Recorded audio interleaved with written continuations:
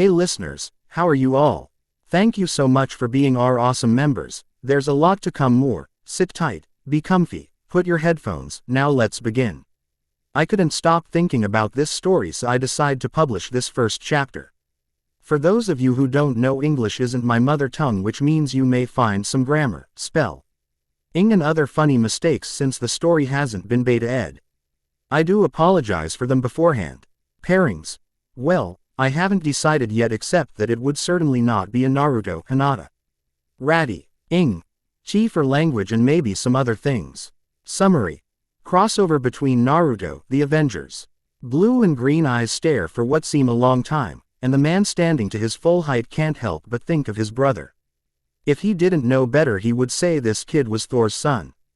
Loki has just fallen into a strange world in which he finds magic works in different ways. He is trying to restore what little magic is left in him, as well as try to find a way back to Asgard. What he finds, however, is something unexpected that makes him think that maybe he isn't a monster after all, and maybe, this time around, the Allfather would finally be proud of him. This story would move between Naruto's world and then would move to Thor's and the Avengers world.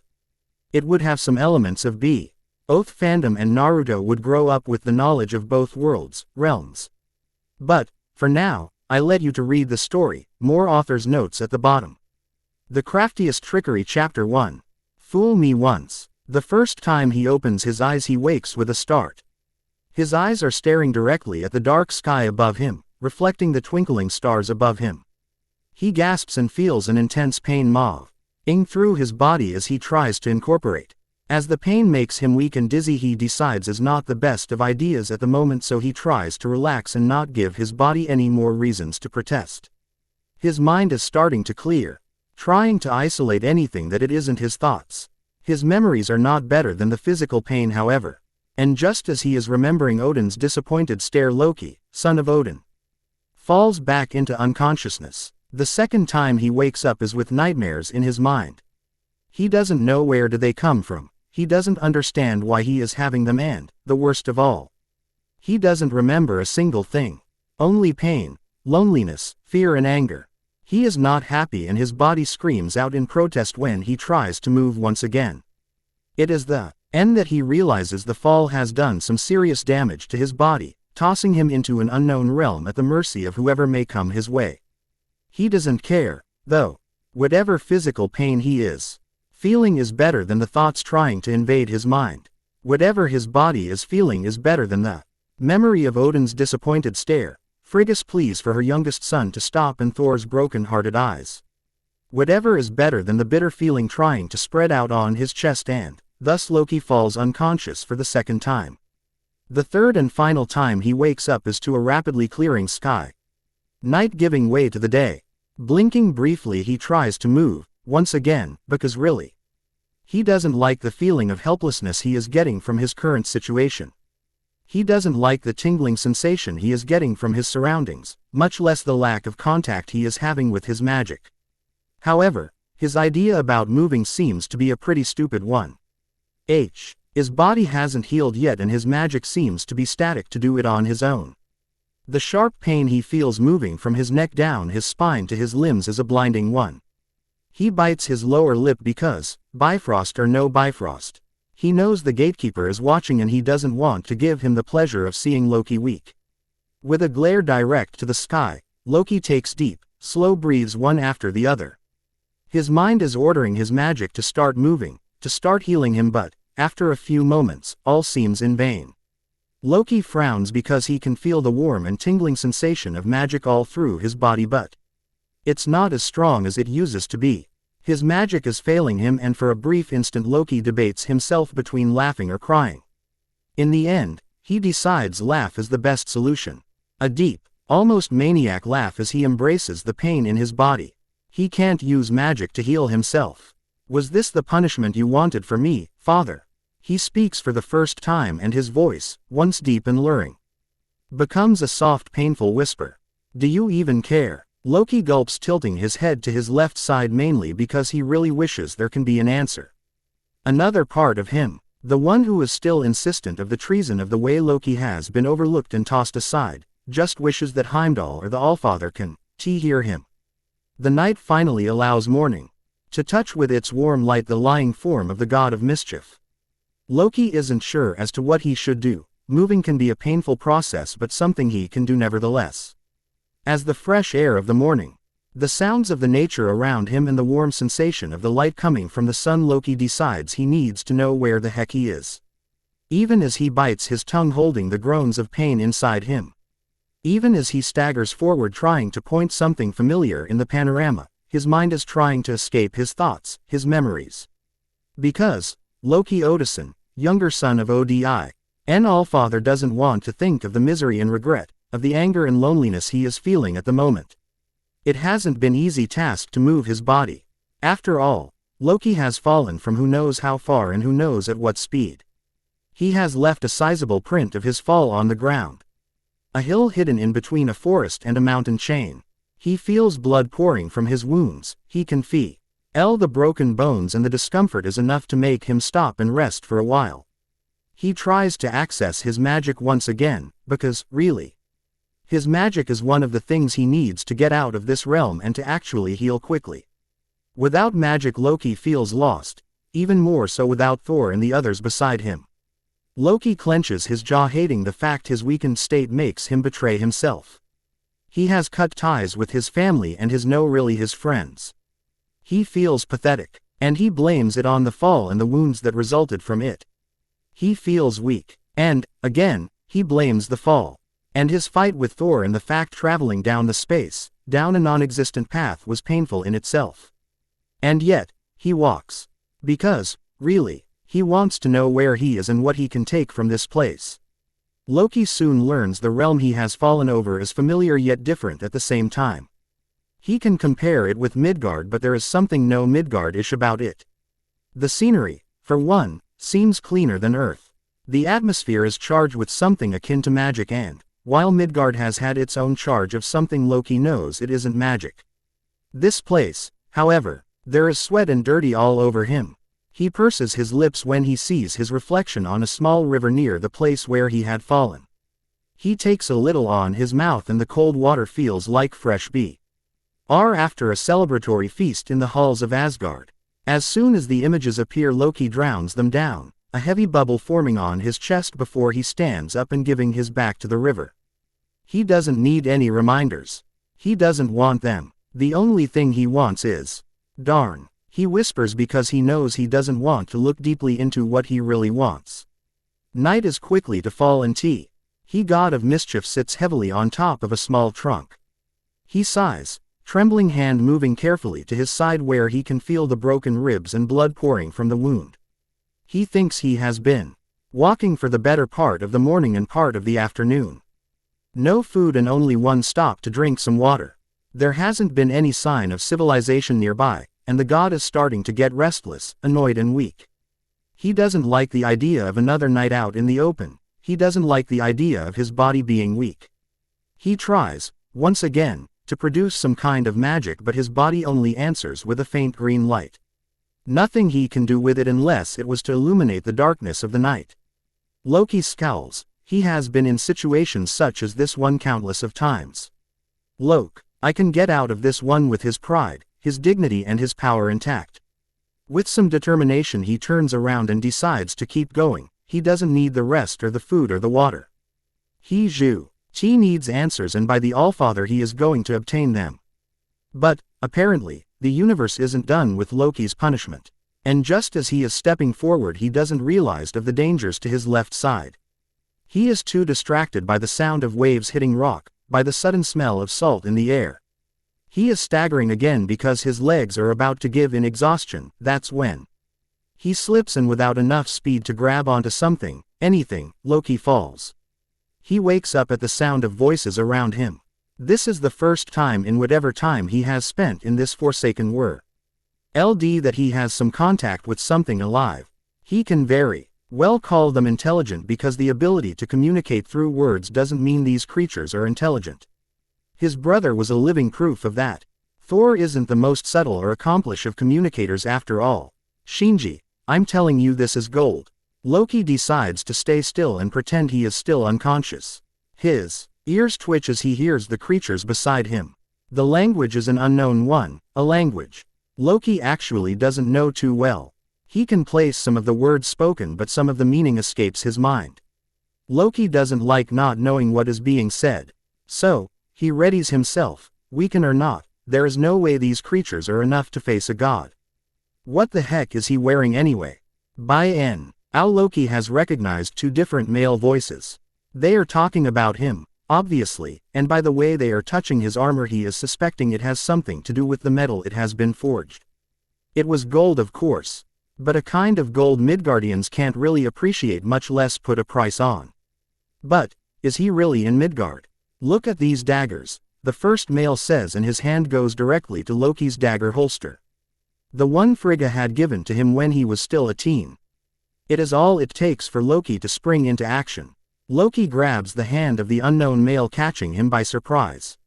Loki can help the smirk drawing on his face as he pushes back while stopping a thrusting punch straight to his head. He knows he is being slow. Has he been at full power these mortals would be dead. But, as it is, he just had enough time to push them back, take a once-over and throw his daggers directly to their hearts. It seems easy enough, but there is a problem. The moment one of his daggers hits the target, the man goes, puff, in a show of white smoke. For a single moment Loki looks surprised because he is sure as heck that Midgardians can't do this sort of sorcery. Loki ducks another attack, a kick coming from behind him, and the god has enough time to stand up and capture his attacker by the neck. The man's eyes are wide, holding tightly onto Loki's forearms. He is mumbling. Gee, something that Loki doesn't really bother to understand. In a situation like this one it's quite obvious what the mortal is saying. The second attack comes silently, is as if Loki is being surrounded, stock, and then, a flash of fire. He uses the other man as a shield, and the screams of pain are an inter-realm language Loki understands. He drops the man and, once again, launches two different daggers. The first one goes straight to the nearest tree. The second one hits its target straight to the head. This time there isn't any puff or white smoke, there's only the smell of burned flesh and blood. Loki looks at the two dead men, his mind already looking on the different places he knows. These creatures have the appearance of Midgardians, yet they aren't. This planet has some familiar aspect to Midgard, but it is only coincidences. If Loki isn't in Midgard, then where the heck is him? It takes him a few minutes to recover, but when he does he finally looks around. There is a smile forming on his face when he realizes there is a fire nearby along with something that looks like food. He turns his green eyes to the bodies and notices the full pockets, the rucksacks, and the weapons. It seems as if I just got myself something to eat. Loki turns around and goes over what the men would probably eat if he hadn't killed them. Later on, Loki would discover an aid kit, and some other humans he intends to find out how they work. He decides to just wait. He already knows there are people with human appearance in this world. Now, the only thing he has to do is to wait patiently before looking for what he needs. His mind is still a whirlpool of thoughts. Some of them are pretty defined, some others evade him. He knows among those thoughts are his memories, the recent events that led him to this place. He knows what he needs is probably not what he wants, and the decisions he must take them carefully. So he waits, eats the food, drinks the water, and drinks the strange beverage these men had with them. It is kinda sweet, and it is soft to the contact, but when Loki feels it settle in his stomach he also feels the well-known effect of alcohol. He looks at the bottle, thinking this is way better than he expect from an alcoholic drink from another realm. His hand works quickly on the pockets and the bags he can see. Some of the instruments are starts, fighting stars, sharp and pointy. There are some kind of knives, long, sharp and pointy. He also discovers scrolls, several of them with some strange writing on them. He wonders about its uses and decides to take them with him anyway. He looks at the bodies, they're starting to reek, and for a moment Loki turns his back ready to go. He hesitates, however. They were warriors, and Loki, traitor or not, it's still an Asgardian, if not by conviction at least in the darkest part of his mind and heart. He can't leave them there, to the scavengers. A few minutes later there are two pyres burning and Loki is nowhere to be seen. As the days pass by, Loki starts feeling better. His wounds are closing, his muscles aren't aching anymore. He can feel the magic in him starting to tingle, to actually pulsate. There is still something that bothers Loki. Even if he can feel his magic, he isn't sure why isn't all of its power there. He is well aware that something or someone he remembers. What Odin did to Thor and wonders. Briefly, if maybe the Allfather had done something to him, is tampering with his magic. He can't have full access to it, which explains the slow recovery. The physical effort he has to make to keep moving. But his thoughts are interrupted by the sight in front of him. A town, people, civilization. Well, as far as this ancient architecture can be called civilization. The buildings seem to be made of wood and rock. The people looks dull. There is no other word to explain how they hold themselves while walking to their different destinations. There isn't either a way to explain the lack of rest into doing something different than the task at hand. Loki wonders if this is common from all the mortals living in this realm. There is something else Loki notices. Once in a while he would come across some of the warriors he had encountered a long time ago. The dressing seems to be different in some occasions, but the way they carry themselves is the unmistakable stance of someone who knows fighting. He also realizes these warriors are pretty good in the art of lying. As Loki makes his way through the main street of the town, he catches some of the lies, he sees some of the deceitfulness behind their smiles, their appearance, their words. His footsteps take him to the busiest part of the city. He frowns, seeing his clothes, his face and his body in general. Dirty, thirsty and hungry. He also needs a place to stay the night, so he starts looking around, not sure how to ask for a place to stay or where exactly he can find an inn. The answer to his predicament comes in the form of a smiling stranger. Young man, are you looking for a place to stay? Loki raises an eyebrow. There is an old man smiling at him. There is eagerness in his tone and posture, his hands open in invitation. He has his head tilt to one side, pointing at decent-looking building. There is pendant with a drawing of a horse, the same calligraphy from the scrolls he has. For a moment Loki contemplates the place. He looks around and sees some people are looking at him, and Loki smirks. Of course they are looking at him. He stands up in the middle of these people. His hair, his eyes, his body and his clothes are remarkably different to what the others are dressing. He knows he is different and he tries to like it, because this time around he would make sure his uniqueness is appreciated. This is what he is looking for. A place where he can hide for a while, where he can recollect information, where he can run away from his thoughts. At least for a while. He glances back to the old man, a place. The old man narrows his eyes. He can't place the abruptness of the accent. The young man speaks as if he doesn't know exactly how to say it. The old man gives the god a once-over before shaking his head, lips quirking up in amusement. You're not from around here, are you? For a quick test, the old man spreads his arms, showing the surrounding area.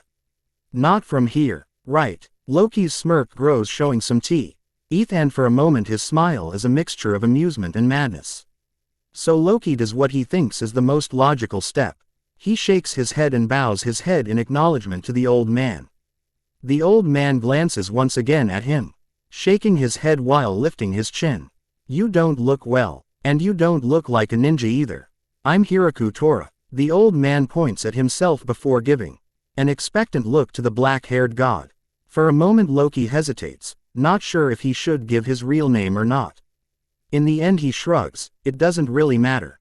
Loki Odysseus. The old man blinks, confused, before shrugging and leading the way inside the inn. And thus, Loki takes the first step that would lead him to chaos or order. A year later, he is running fast as his little legs would take him down darkened, dirty alleys, full with different obstacles that he can't evade properly because he isn't yet at the Ninja Academy. He can feel the tears rolling down his cheeks and he knows he is sweating. His sensitive ears can grasp the sounds of his pursuers, the screams of words he doesn't understand the meaning of.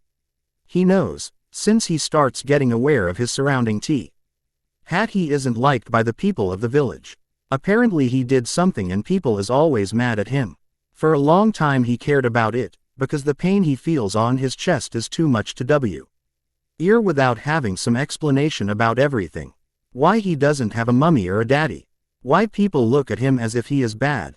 Demon. Monster. Freak. Uzumaki Naruto puts his little hands on his ears trying to silence the screams in his mind, but in doing so he distracts himself, and the next thing he knows his face is colliding against the hard road surface.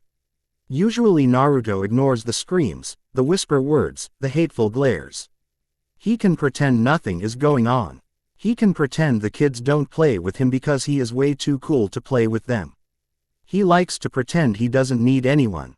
That's why, even if he is whipping, scare look in his deep blue eyes, he doesn't scream or ask for help. He doesn't give his captures the satisfaction because, even at his 5 years of living, he has learned how the world works. Deception is, after all, the best weapon a ninja can have to his favor. Never let them close enough to hurt you. Never let them see you are hurt. So, Naruto stands up. He is still a child, so he doesn't know, exactly, how to guard his feelings. He is trying though, but his eyes are gleaming with terror when the two men circle him. There are laughs, there is me mocking. There is a man lowering his pants while the other hits him in the face. Naruto whimpers, but as soon as he does he bites his lip. The men laugh and laugh, they say to him things he doesn't think their mums taught them when they were kids. Brat, idiot, joke. Everyone hates you. No one cares. He has no one. Not a warm bed, not a warm home, and not even a warm meal. The only one who cares show some kind of interest is too busy ruling the village to come to his help. Naruto knows something terrible is about to happen. He feels it behind the punches. He feels it when his clothes are ripped from him. Naruto feels something inside him stir. It moves violently, it starts burning from deep inside, almost hurting but not quite doing it. His blue eyes tinge with red, his whiskers marks more pronounced. Then, a sound of two heavy bodies falling on the ground. Pretty slowly, as if he isn't sure he wants to see what happened, as if he isn't sure he wants to know who is there, he raises his head. There, in front of him, is a man. The coldness behind the green eyes sends a shiver down Naruto's back. There are no visible emotions on his face, and he is cleaning the strange staff he has in his hand. It's filled with blood, and Naruto gulps as his eyes move to the now dead men, then back to his savior. They look into each other's eyes. Blue and green eyes staring for what seem a long time. And the man standing to his full height can't help but think of his brother. If he didn't know better he would say this kid was Thor's son. Naruto for his part is trying to decide what to do. His mind is only going over the most immediate and obvious answers. He can't think about scapping because this guy has just killed 2 big men. Bad men who were about to do something nasty to him. So Naruto does what comes naturally to him. He deceives. The smile is big, showing most of his teeth, but it never reaches his eyes. The smile may be convincing for some, but for Loki it's just a clear sign of a lie. There is too much happiness behind the intended smile to be anything but a trick. Thank you, sir. The boy lifts his head and Loki sees a strange gleam in his blue eyes. I'm Uzumaki Naruto. And you? Loki lifts an eyebrow. He bows forward to Naruto's height. The god of mischief and lies can't hide the sudden, predatory smirk that appears on his face as he places a soothing hand on Naruto's shoulder.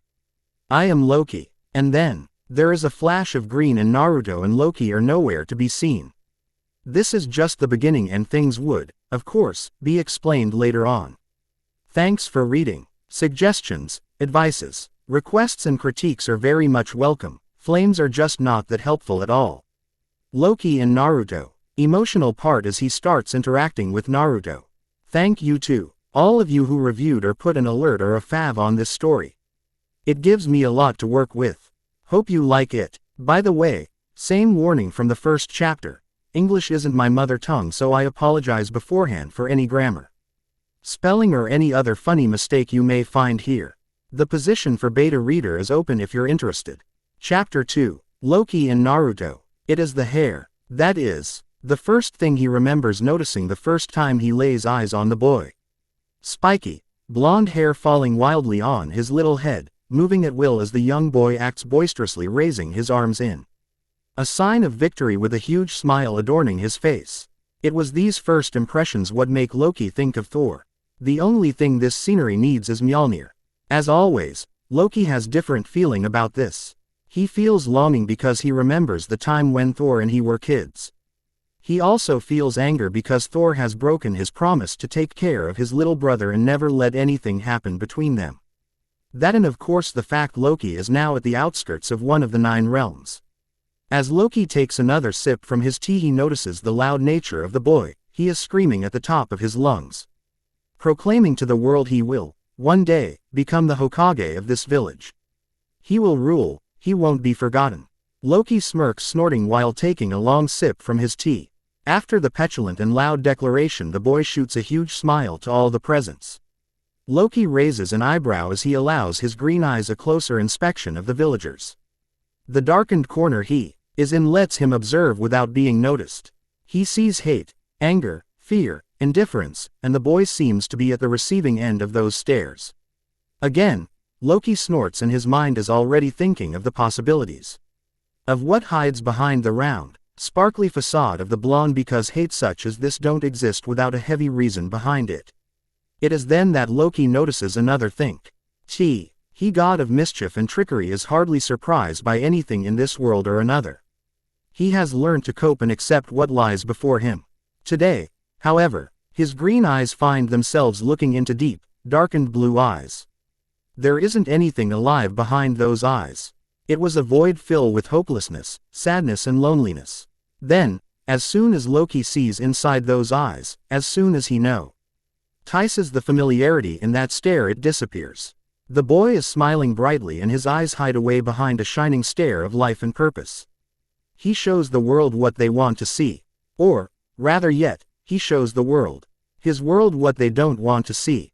It is obvious the happiness and well-being of the boy isn't their main concern, but the boy is having none of it. He pretends he is okay, he pretends to be happy. The blonde knows and understands, even at such a young age, that his acting makes the villagers uneasy, makes them debate between hate and fear. It makes them understand no one can mess with him. Whatever reason they hate him for, the blonde is making sure they wonder every night if it is wise to piss him off. Loki chuckles, ignoring the sudden clench in his chest. He tries to fight the longing and the memory. He decides this mortal is interesting enough and his mission in this forsaken village can wait. His interest has been piqued, but it was more out of curiosity than anything else. The boy was, after all, 5 years old. What is this boy or what he has done to earn such stares? What is the harm into knowing more about the boy who looks like Thor and has eyes like Loki's ones? He remembers blaming Odin and Frigga. It is their teachings about empathy and kindness what makes his heart weak and full of emotions. Everything is a lot easier when someone is to blame. He unravels the secret behind the blonde. He discovers his name is Uzumaki Naruto. Where has he heard the name Uzumaki before?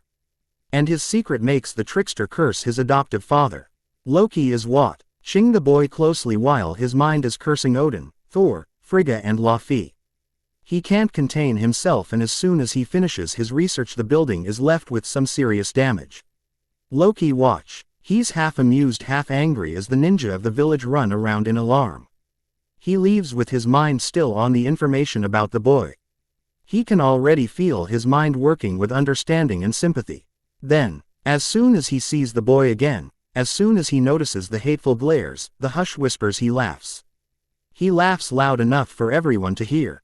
His laugh is kinda evil and maniac and has some people around him scared.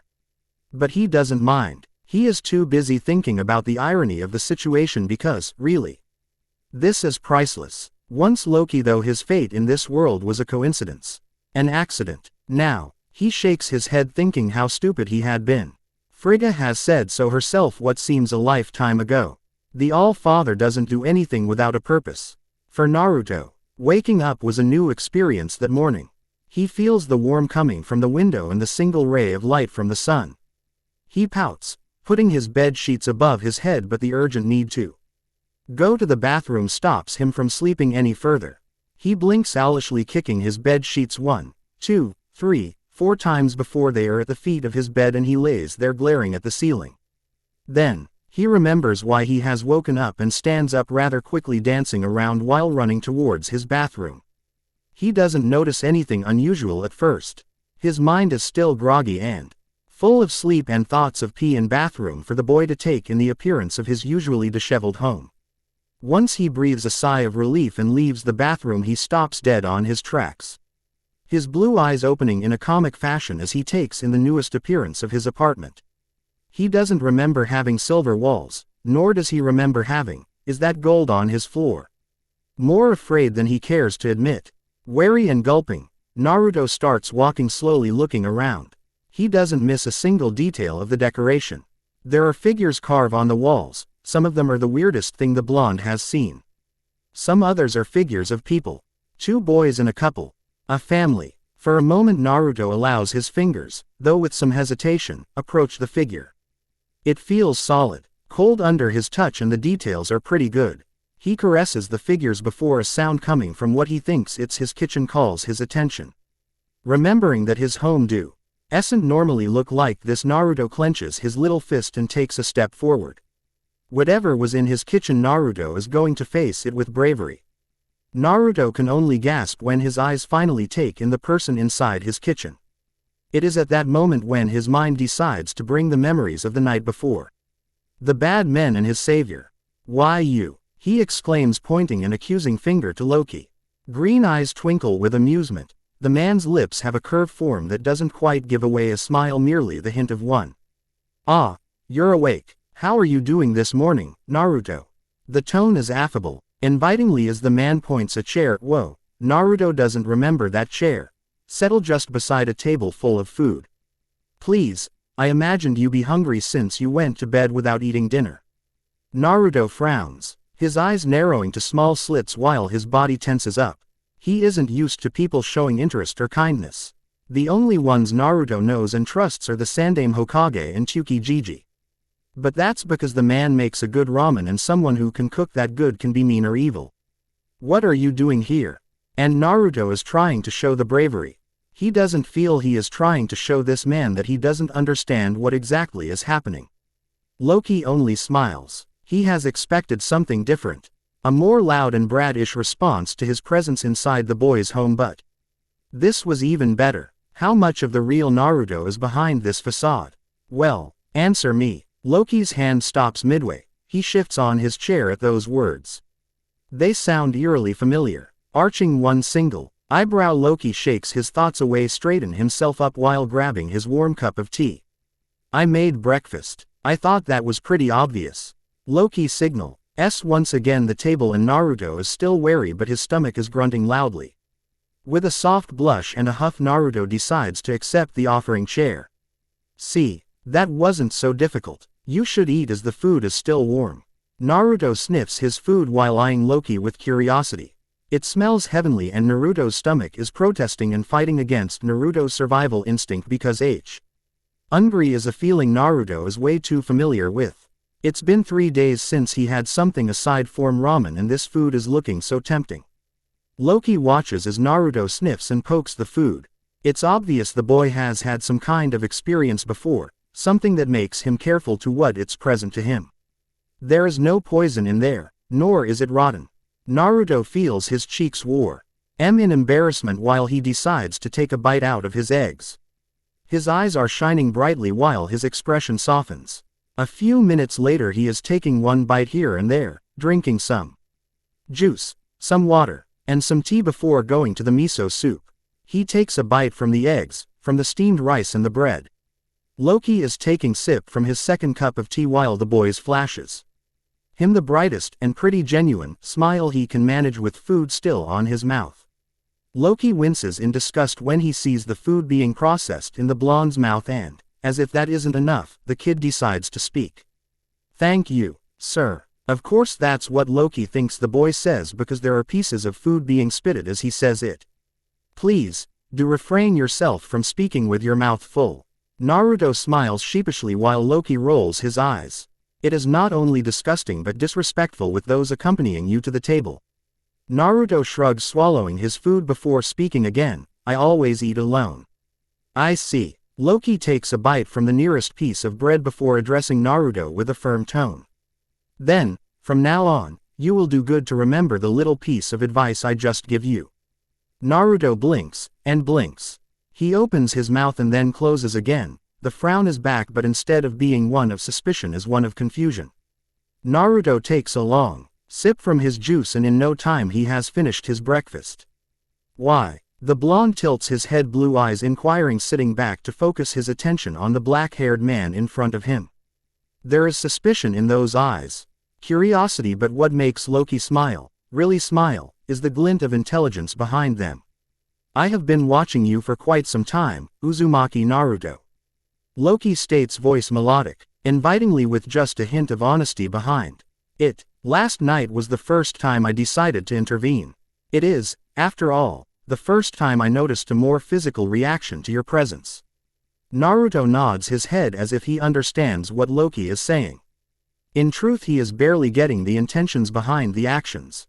He doubts because the act of kindness is so strange in his world. Naruto isn't sure if he should embrace it or fear it. So he decides to play it safe. He crosses his arms and eyes the trickster with narrow eyes. Are you a bad ninja? Naruto asks with just a slightly hint of demand in his voice. Loki smirks, shaking his head. No, I'm not a ninja. But, you're bad. Loki feels his amusement break the barrier of seriousness before breaking into chuckles. Hey, is not funny. Are you bad or not? Naruto crosses his arms and glares in what he thinks is a menacing way, but in reality ends up looking like a petulant pout.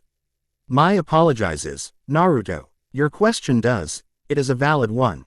Loki is careful with his words. He does need Naruto's approval for his future plans to work.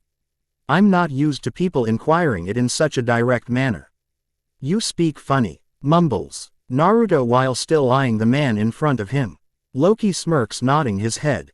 I suppose I do. Loki takes the scepter from the table as he stands up with a wave of his hand. The table is clean once again. Naruto gasps. Startled, he jumps, falling from his chair. How did you do that? In the very same way I make your home look like this. Loki spreads his arms, showing Naruto the wholesome that was his home now. The place that has been small, in decadence, dirty and broken in so many ways is looking like a palace. A really strange kinda of edification Naruto has never seen before. Bewildered, Naruto stands up. His heart is beating fast and he wonders where is the Anbu who is supposed to take care of him. How did you do this? You have to be a ninja. Naruto exclaims with conviction. His voice is louder with the right pitch of fear in it. This is something he has never seen before. He hasn't even heard of it when he sneaks inside some bars to hear ninja stories. The man irks, and something in Loki's smile makes Naruto take a step backwards. I am not a ninja, boy. Loki takes a step forward, his hand outstretched nearing the blonde's head. Naruto winces, fear evident in his eyes. And Loki stops. He eyes Naruto and feels the painful clench of his heart at the rejection. Loki looks aside, all expression leaving his face while he approaches the blonde once again. He takes a decision right there and there. He doesn't completely understand the repercussions, mainly because a part of him still thinks these mortals are inferior. The other part of him knows that, as soon as he is over with this place, he would be gone. So, he takes another step closer to Naruto and places his hand on top of the blonde's head. It is not forceful, but merely an attempt to reassure the boy. He lowers himself so his face is closer to Naruto. I'm not here to harm you. I am here because you need help and I am offering it to you. He speaks with what he thinks is a soothing tone. Naruto is hesitant. His body is tense, but a part of him is giving in the silent invitation. You have piqued my curiosity and sympathy. It takes a whole minute of looking inside Loki's green eyes that Naruto decides the man in front of him is not a bad man. But, he also decides, the man is different and not in a ninja kinda way. I like your eyes, he mumbles, and Loki looks taken aback by the sudden change of topic. Naruto smiles, the full-teeth grin he has used to give people outside his world. Your eyes look like mine, only they're green. Then after a moment of silence, the blonde narrows his eyes, quivering his lips. What are you up to? Loki feels his lips quirk upwards, and for a moment he gives the blonde a small, sincere smile. I think, Naruto, you and me are going to get along pretty well. Arutobi Hiruzen sits in front of his desk, worry lines noticeable as the man places his hands under his chin, elbows on the desk. The news of a homicide happening in the village under the noses of thousands of ninjas. Okay. He is exaggerating, there aren't actually thousands, but still ninjas is something to worry about. He has some of the Chunin captains working on the case, since the ones who died weren't from Konoha. So far the only thing they can tell Hiruzen is about the wounds. They were killed with a kind of knife. There isn't any chakra involved, but whoever did it knew exactly where he was pointing. Danzo eyes Sarutobi, then to the rest of his former teammates. Pursing his lips, the man moves towards the window, eyeing Mount Hokage before speaking. What shall we do, Hiruzen? This can stay unpunished. Danzo turns around, making sure his soul eye is focused on the Sandaime Hokage. What about the other reports, the ones you hear about the Jinchuriki being involved? Sarutobi straightens up, glaring with a fire the man has only seen Sarutobi wear in battle. Don't you dare to bring Naruto-kun into this. Sarutobi slaps his hand on top of the desk. We don't know anything, except what some people who doesn't like Naruto told us. There are no proofs. But there is, interrupts Homura, raising a single eyebrow when Sarutobi directs his glare to him. I'm not saying that boy is the actual perpetrator of this crime, Hiruzen. But maybe he saw something. The guard you put in charge off his protection did tell us about the moment he saw the men following Naruto before losing sighting of them. This brings another serious matter to discussion, replies Danzo. Those guards aren't overly concerned about Naruto. At least Yugao, Kakashi and Tenzo make a decent job, but when they aren't.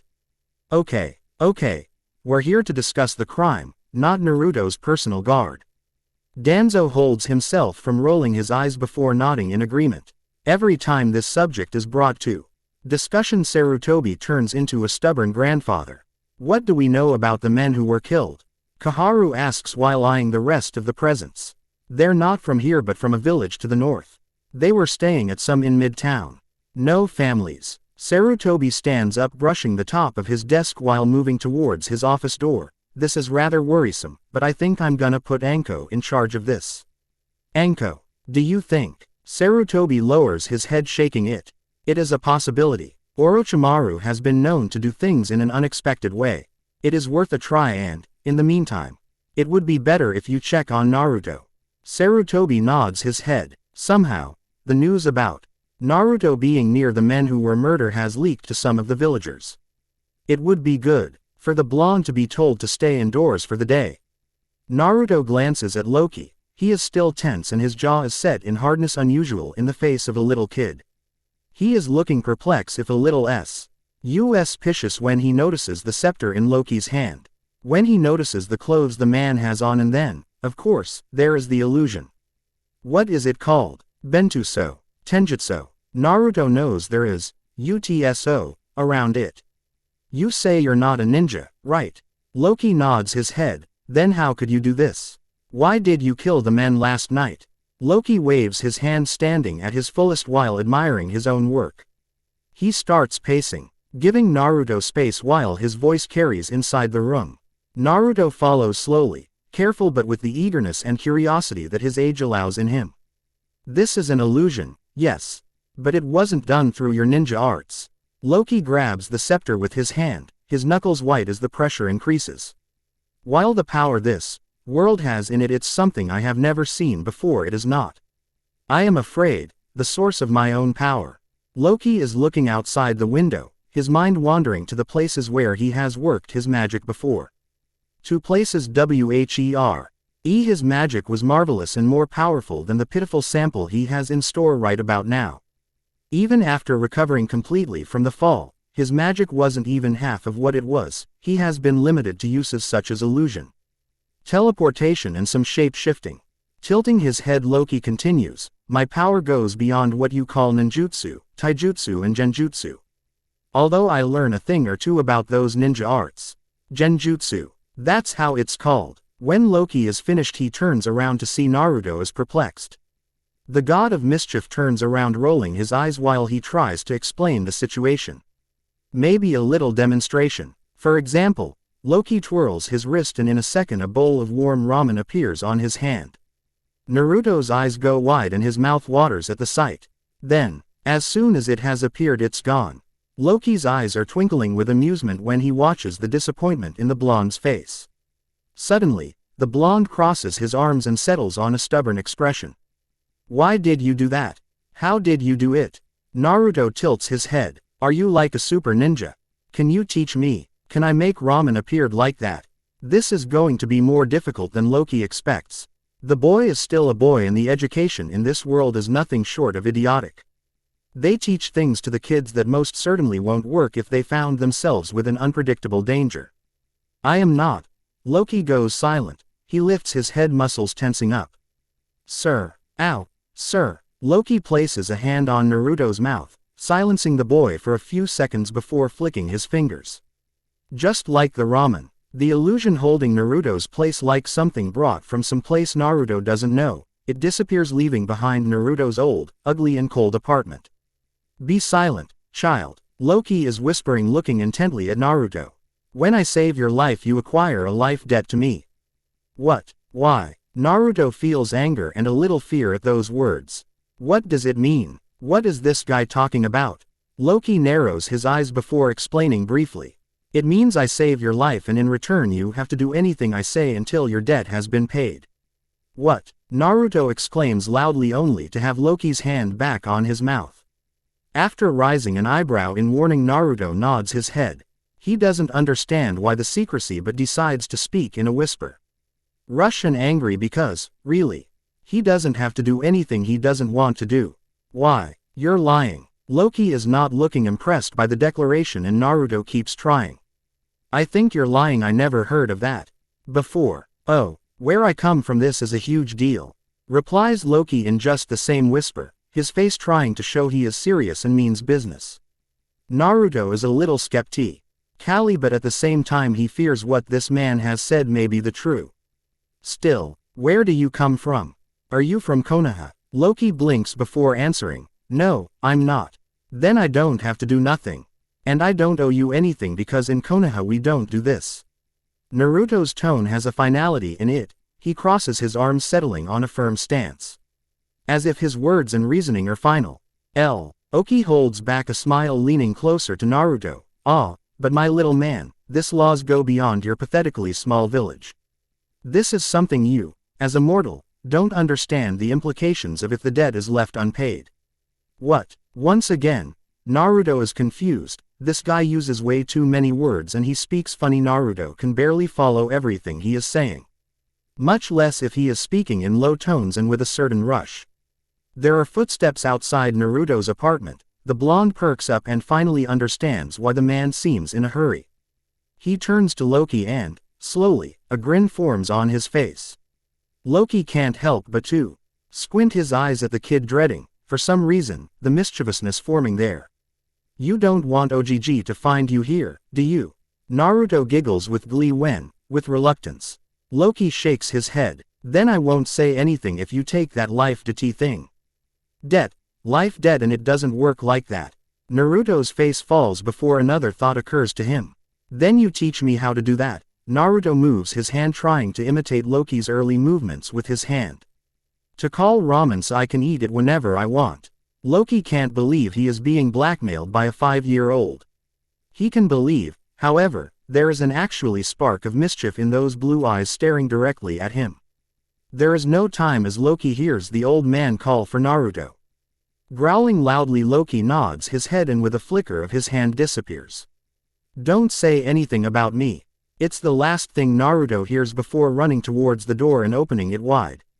OGG. Naruto throws himself at the old man, giving him a huge hug before letting him in. The man smiles at Naruto, but the smile never reaches his eyes. Loki is not gone yet, of course. He is watching, after all.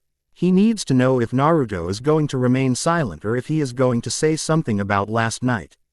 Besides, the boy has just turned out to be more interesting than Loki first thought he would be. Sarutobi eyes Naruto a little confused. Naruto-kun, how are you? I'm okay. There is hesitation in his voice. He evades the Hokage's stare and takes a step backwards. Sarutobi notices this, and he knows Naruto knows something. Really, you don't look okay to me. Naruto stiffens and the Hokage places a hand on his shoulder. Naruto, is everything okay? I heard about last night. I heard 2 men were following. Sarutobi trails off the moment he notices the glistening in Naruto's eyes. There are unshed tears there, and Naruto's face is one of sorrow and regret. He wraps his arms around the Hokage once again. Behind them Kakashi turns to the side, unable to watch the scene longer than need. I was scared. Mumbles Naruto through sobs. They SSI horrible things. Oh, Naruto. The Hokage places a comforting hand on top of Naruto's shoulder while trying desperately to solve this. Why do they hate me? This time Naruto speaks with a small voice. Am I really a monster? What did you say?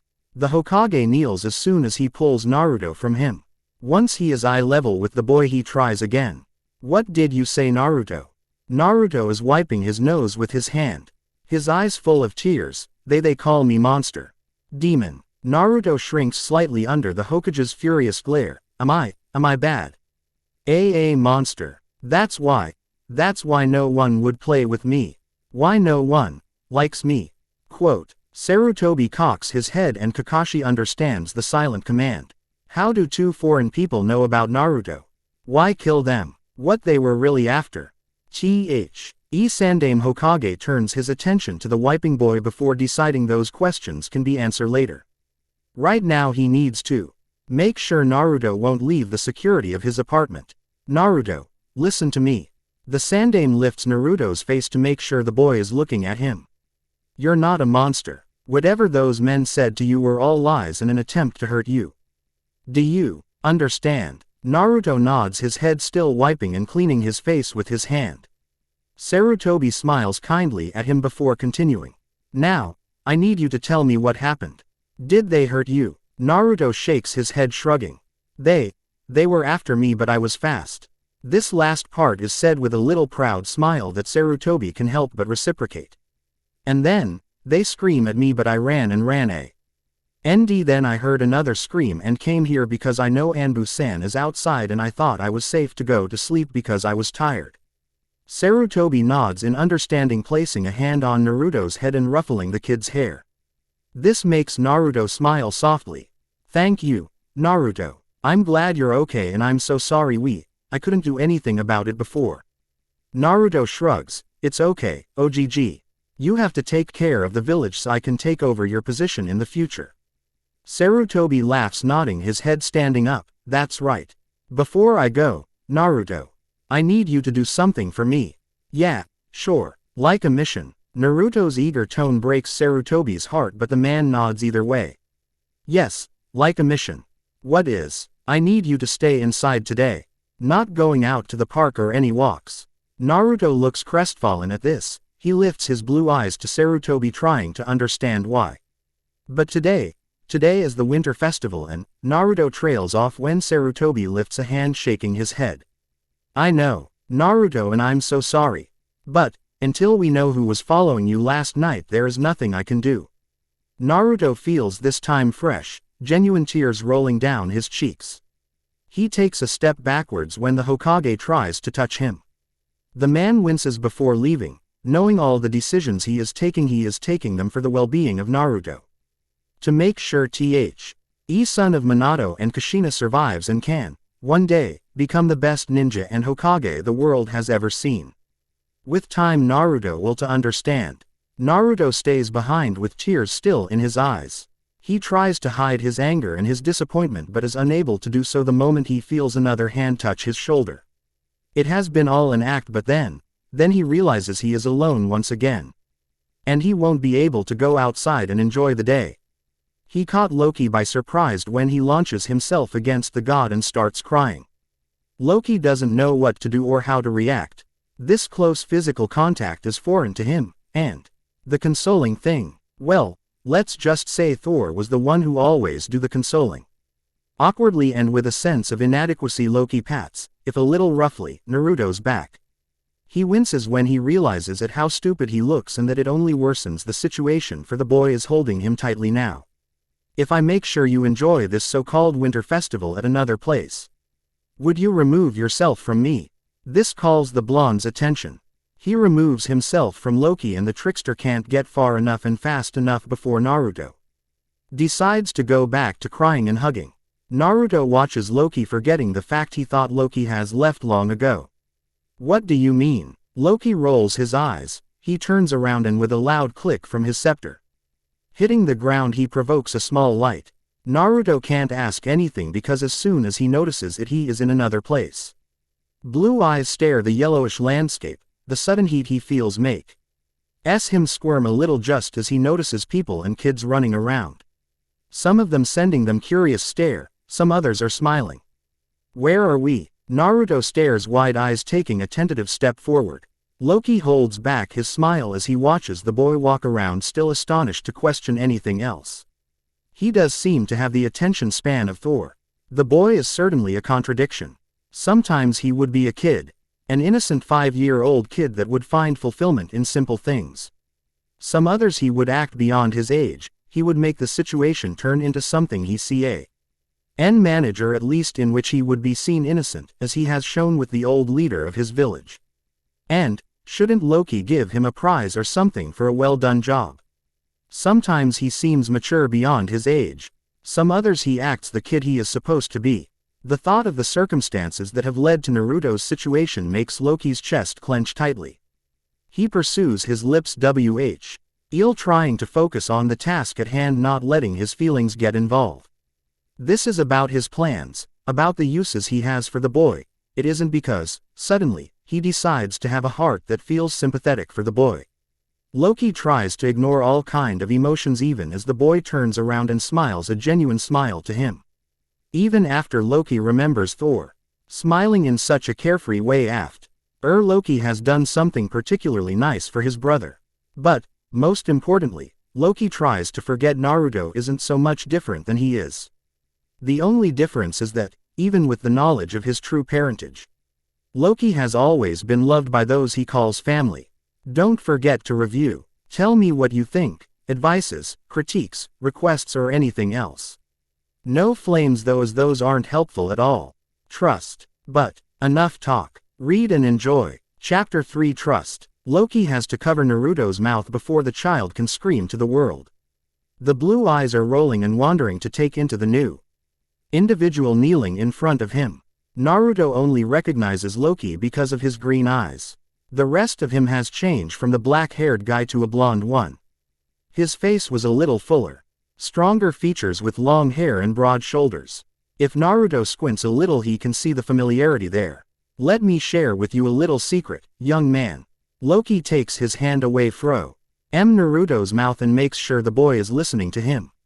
My real form has not been shared with any other mortal but you. Loki sighs, finding confusion in Naruto's face. I can take many forms that allow me to hide from prying eyes. Naruto scrunches up his nose, but there is understanding gleaming in his eyes. Today I'm taking this form so we can wander around and enjoy this winter festival you seem so fond of. Naruto brightens up again and his thoughts drift to the sound of laughter, conversation and music. He nods his head to Loki as a way to tell the man he understands. Maybe he isn't completely aware of what is really happening, but he understands. Besides, in the end, Naruto just doesn't really care because Loki is weird but nice and he looks a little bit like Naruto.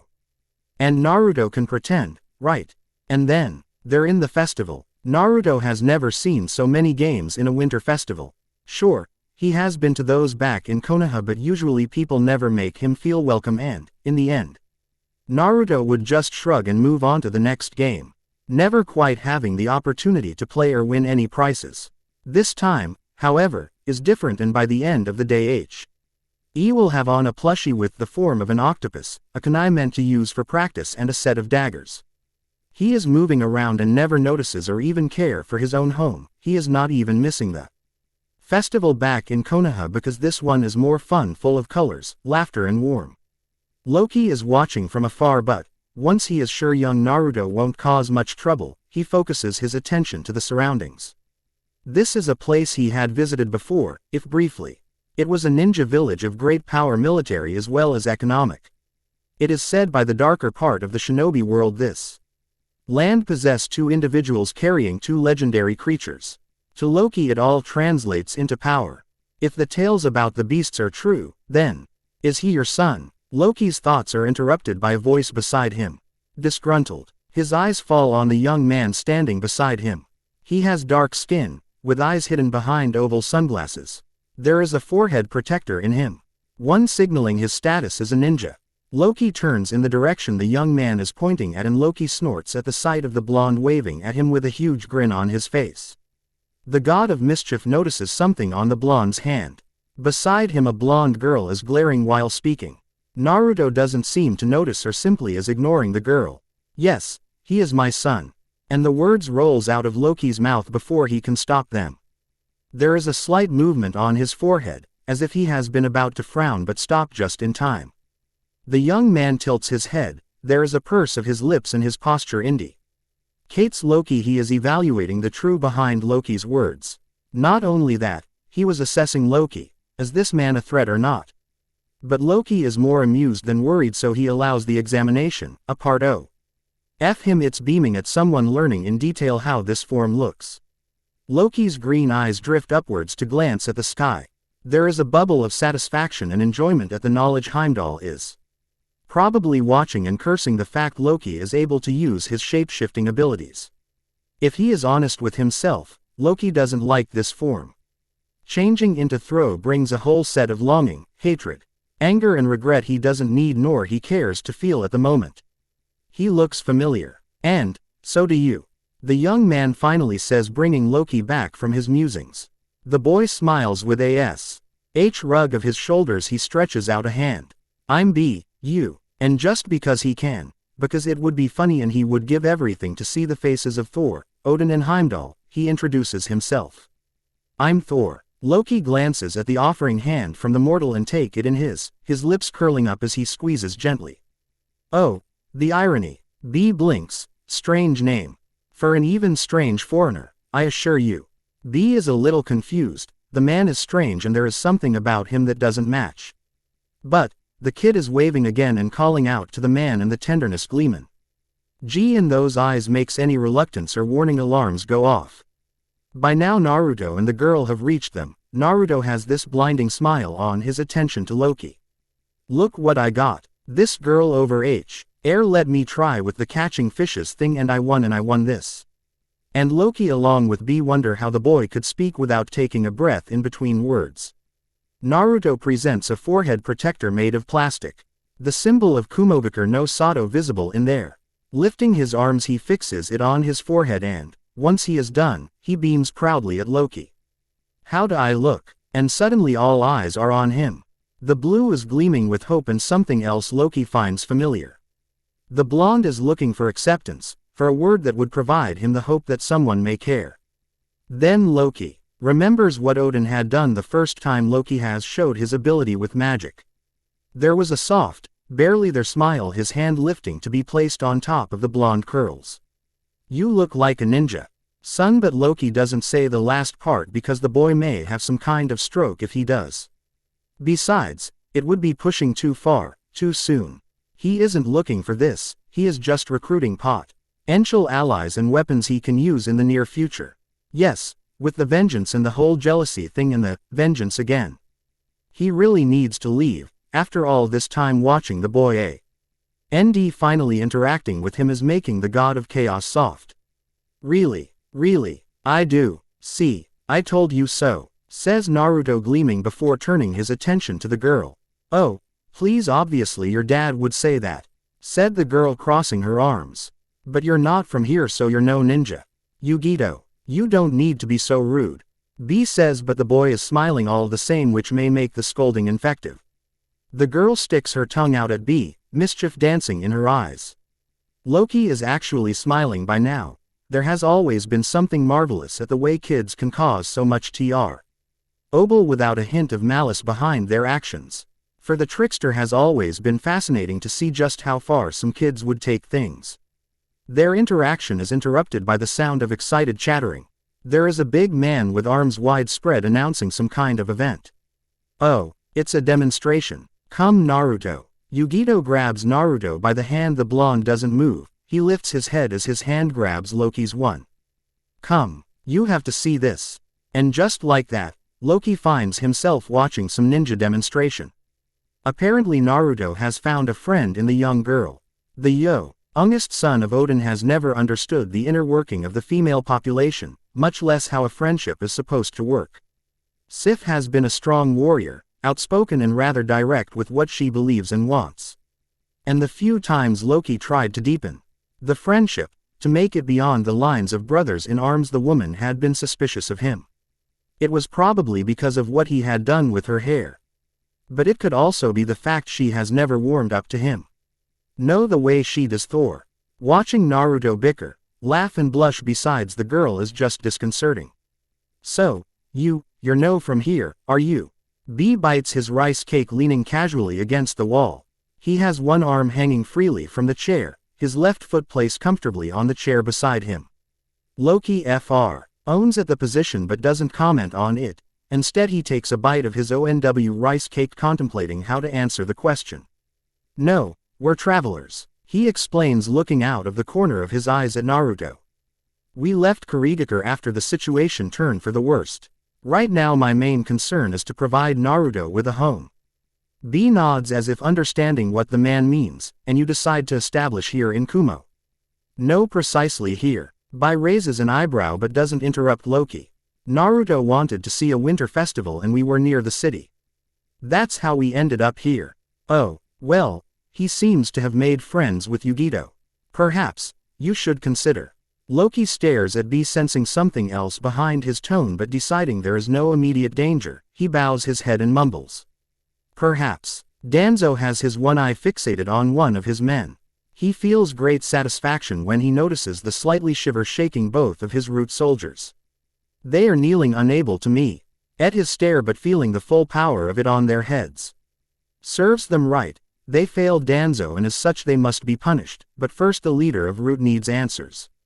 I want to know how TH's well-thought plan came crashing down on us. Danzo hits the floor with his cane, a signal for his men to lift their heads.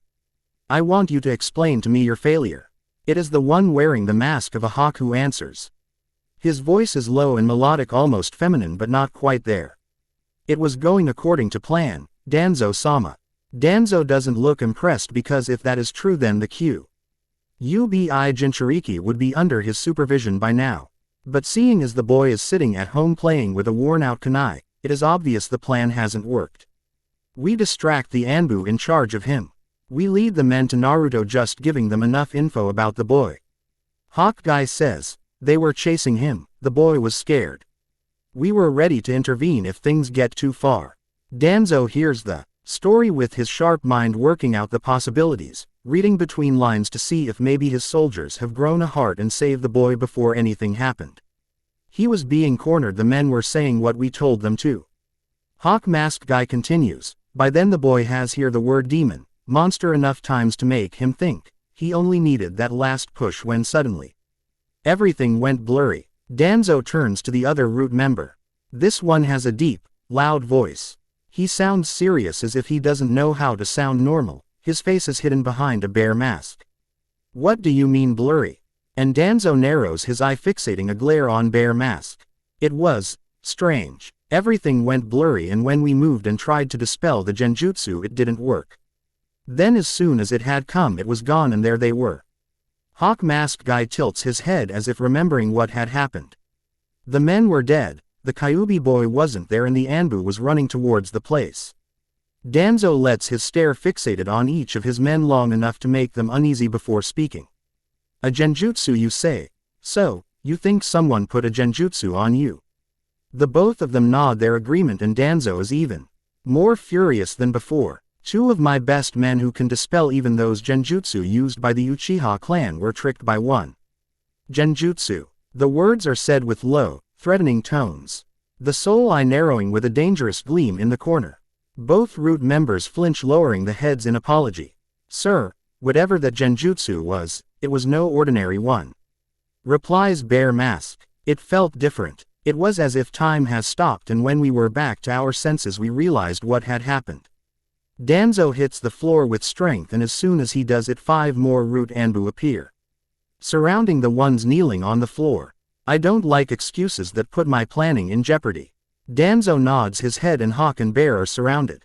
Enjoy your time in punishment and think fully to what you're going to do once you're out. Because you two are going to find this person and make sure he or she either join us or dies. Do I make myself clear? Both Root soldiers nod briefly before they are taken away. Danzo dismisses the rest of his men and sits heavily on his chair. He is tired and thoughtful. This turn on his plans is making him think other possibilities to have Uzumaki under his command. It is rather simple. The moment the kid realizes he has been lied about his life, about what he has sealed inside, he would turn to the nearest source of honesty and acceptance. Anzo snorts because now he needs to do things the hard way. Now he needs to create the need in Naruto. He needs to make the boy realize he can't trust Sarutobi but he can trust Danzo. The man nods, already forming a new course of action. He tilts his head and the man hidden inside his room appears ready to obey orders. Bring Sai and Shin. By the end of the day Naruto is exhausted and it seems he forgot all about Konoha and the incident the day before. If anything, it seems as if he really has been doing this his whole life. He looks up at Loki with a sleepy smile on his face while Yugito is talking endlessly about the good and the bad of living in Kumogakure. Loki doesn't say anything and Naruto seems to follow his example as he keeps the illusion of them being travelers looking for a home. And you can totally become a genin by the age of 10. 10. That's better than other villages. Yugito closes the deal with a huge smile and her arm wrap around Naruto's shoulder. The kid yawns, nodding his head, turning to Loki for help.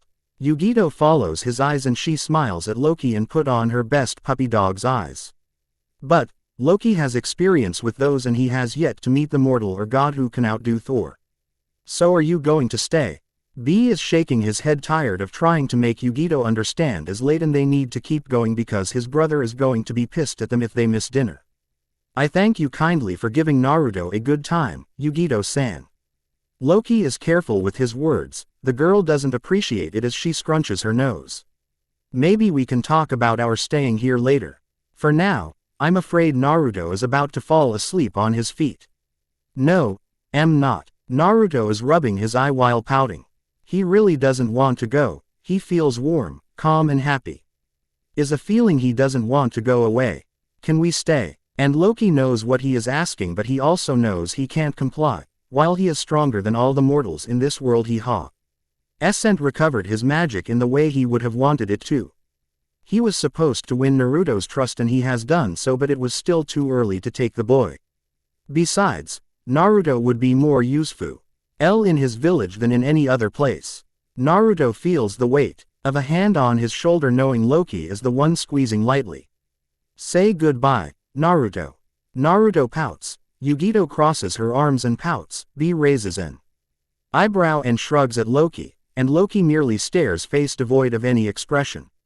Once he knows he is far away from any prying eyes, Loki takes Naruto in his arms and disappears. The journey doesn't take too long, but by the time they arrive to Naruto's home, the blonde is fast asleep, cuddling closer to Loki.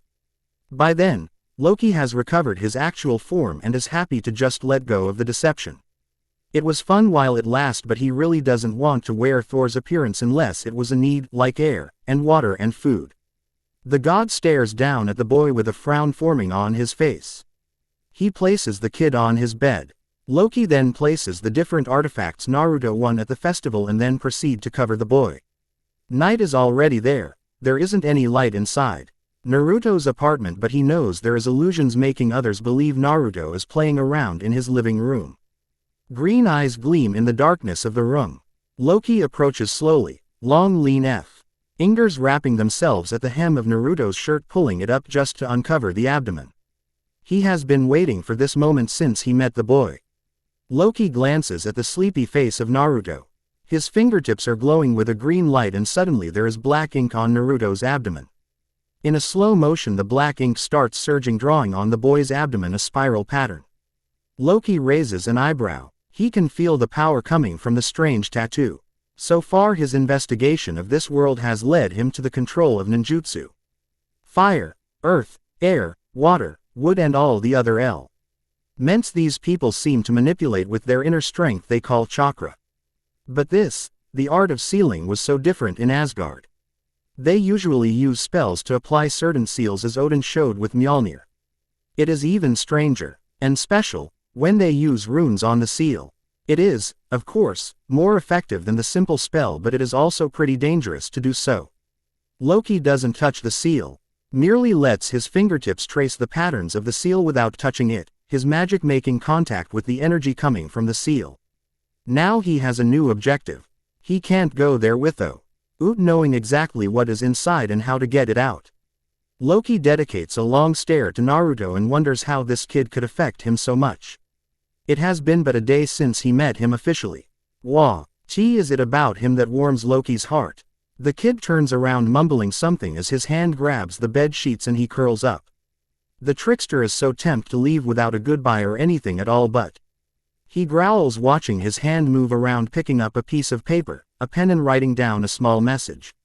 As he does it, he tries to convince himself is for the better. This way the kid is going to thrust him even more, and he would create the exact amount of need he needs the boy to feel for him. With a last glance, Loki disappears into the night, the illusion vanishing with him. Kill. RB may be a lot of things, but he isn't an idiot. He is also one of the few Jinchuriki capable of controlling and working with his own Biju at such a young age. Which is a huge accomplishment because, as far as he knows, the others had been too old or weren't capable of holding their demon inside for too long. As he enters his brother's private chambers, he takes off his glasses as a sign to the Raw Ekage the business he is to speak with him is a serious matter. The Raikage notices this the moment B is inside the room. Darui looks up and he glances back at C, who merely nods, and the both of them leave the room. What's the matter? Are you all right? The Raikage stands up, looking over his younger brother, his eyes scanning for injuries or anything that may point at the seriousness of the situation. B can't hide a smile. He certainly is lucky for having someone to care. Not many Jinchuriki can say they have someone like Yugito. I should probably have come to you early with my concerns. The Raikage frowns and sits on the sofa, waving for B to do the same. What do you mean? What did you do? This time the Raikage narrows his eyes because he knows how troublesome B can get. BSHR. UGS silently thinking how he can say what he wants to say.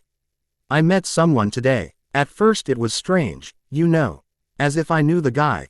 B trails off, thinking about the familiar face of the boy, the familiar feeling he got from him. And then, Hachibi told me. What did he told you? I met the Jinchuriki of the Kyuubi no Kitsune.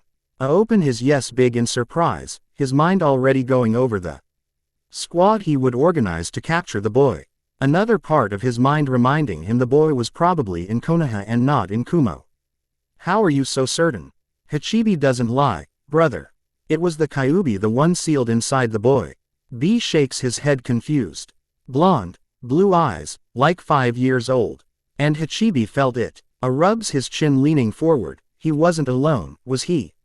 Where is he now? That's the thing. He was with a guy that seems to be his father, and, as to where they are, well, I think they left the village.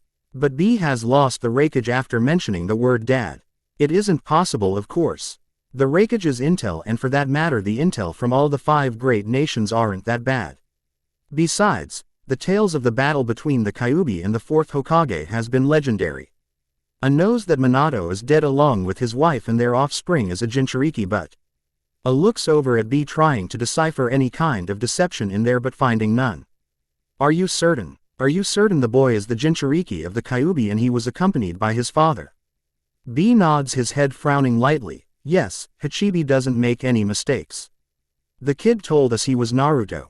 And what about the father's name? Last name? It was something strange, funny even. B looks thoughtful for a moment before exclaiming. Thor. He said his name was Thor. He was blonde as well, big, with a goatee and green eyes. A narrows his eyes because the man sounds nothing like Minato, and, if what B is saying is true, then, someone has kidnapped Minato's son. Very well, B, I need you to call Darui and see back. A stands up, rubbing the back of his neck. And don't say anything to anyone. If I can get a hold on another Jinchuriki, the possibilities would be limitless. Daru. I and C enter the place, and as soon as they are there the Raikage tells them what he wants them to do. 2 months later. He only comes near this place when he needs to think and organize his thoughts. It is not because he feels emotionally attached to the crater, no. It is because in this place he can remember what has happened to him. In this place he makes sure his decisions are the best ones. His green eyes sweep the place where he had fallen a year ago. while his mind reminds him he can lie to the others but not to himself.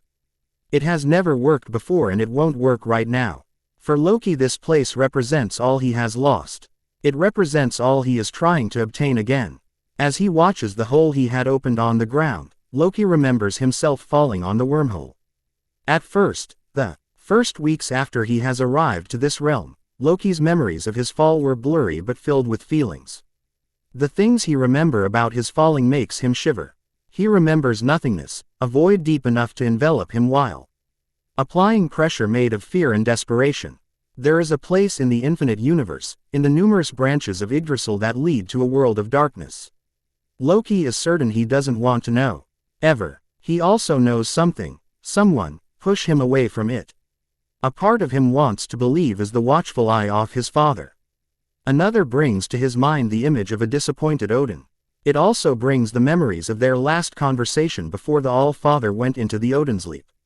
Loki looks down at his hands as a feeling of anger and regret tries to overwhelm him. You have chosen a particular place to meet me, Lysmith-san. Loki turns around. This time he is looking like Fandral but with certain particularities he is pretty sure the man wouldn't appreciate. Loki smirks knowing if the Warriors 3 and Lady Sif along with Thor ever come to this realm they would be in for an uncomfortable surprise. Loki almost wishes Heimdall would street up watching and tell his father all the mischief he is causing in this place. Let them come and let them be the victims of these people. It is far away from prying eyes. Loki eyes the man in front of him before adding. Besides, if I kill you no one is going to interrupt or be alerted by the sound. He smirks dangerously, his eyes gleaming with satisfaction as his informant fidgets uncomfortably. Taking a step closer to the young man he extends his hand raising an eyebrow expectant. I do hope you brought with you what I require. The young man nods, his eyebrows knit together. I did, ISTILL don't understand why you want it so much. It's just old folklore. The man presents Loki with a box.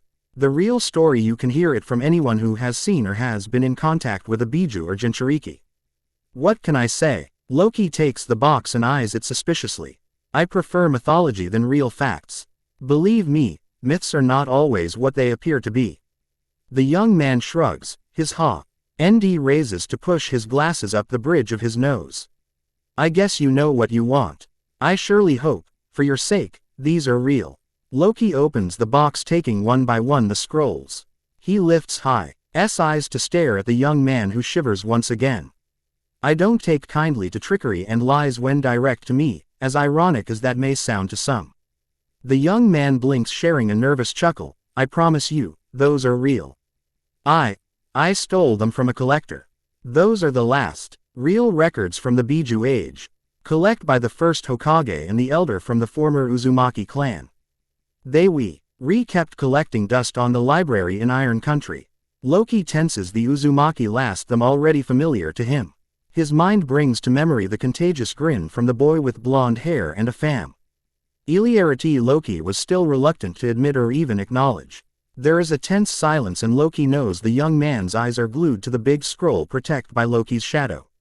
The man may think he is smart but the god of mischief and lies knows he isn't alone. However, he doesn't react, instead he pretends to just be the mercenary Lysmith. I hope you brought with you what we agreed on. Do no worry yourself, Kabuto-san. Loki lifts his face, a half smirk drawing on his face. I brought the scroll. Loki stands up presenting the scroll behind him. The young man Kabuto raises an eyebrow rest taking a step forward eyeing Loki before kneeling down to pick up the scroll. He opens it and his eyes gleam with excitement. I have to wonder how a mercenary like yourself got hold of one of the best guard scrolls in Konoha. Kabuto's eyes are sweeping the words written in the scroll. There is a spark of triumph as he attests the veracity of the scroll. Loki doesn't move or says anything. He pretends to be in his own world examining his own documents.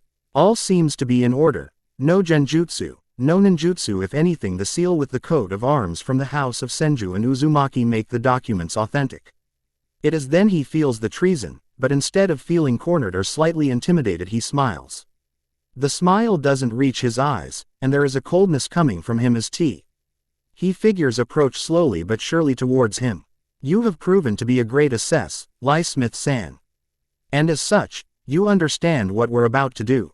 Kabuto smirks, placing the scroll safely behind his back while 3 ninja make an appearance from behind Loki.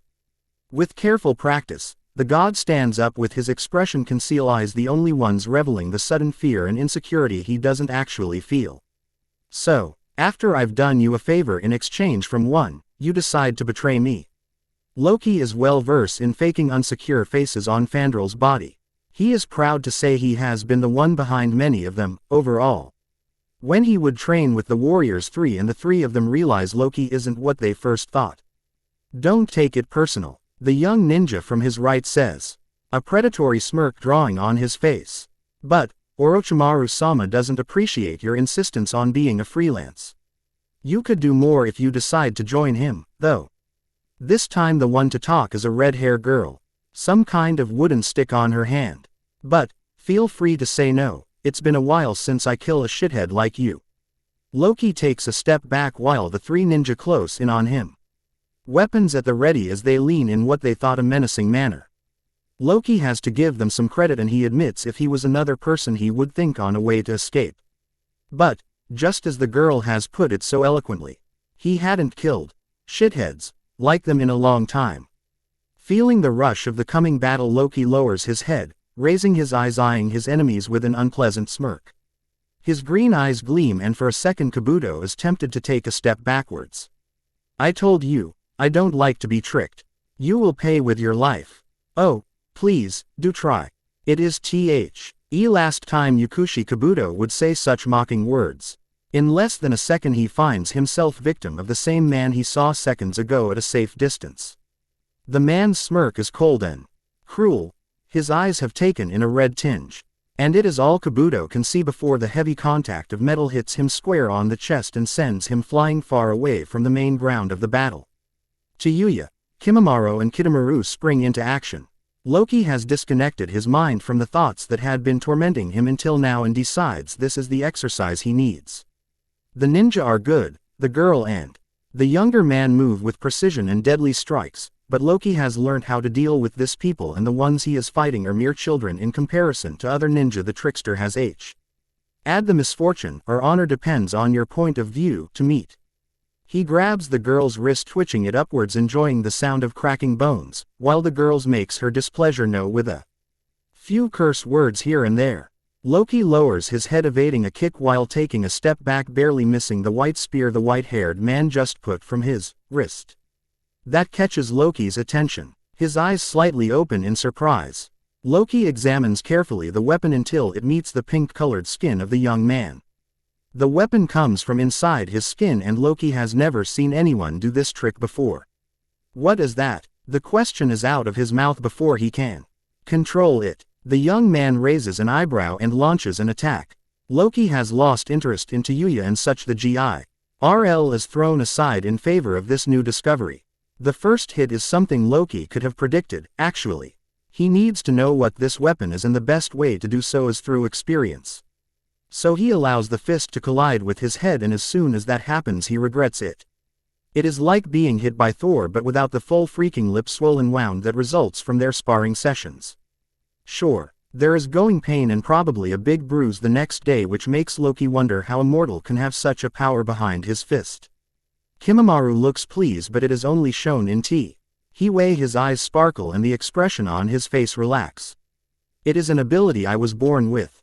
The young man comments while still controlling the fight.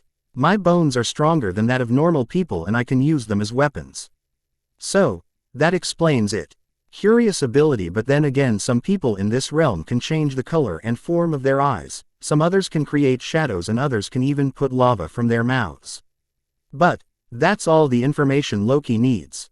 There is the nasty smirk of his hands holding 2 silver blades he cherishes with his life.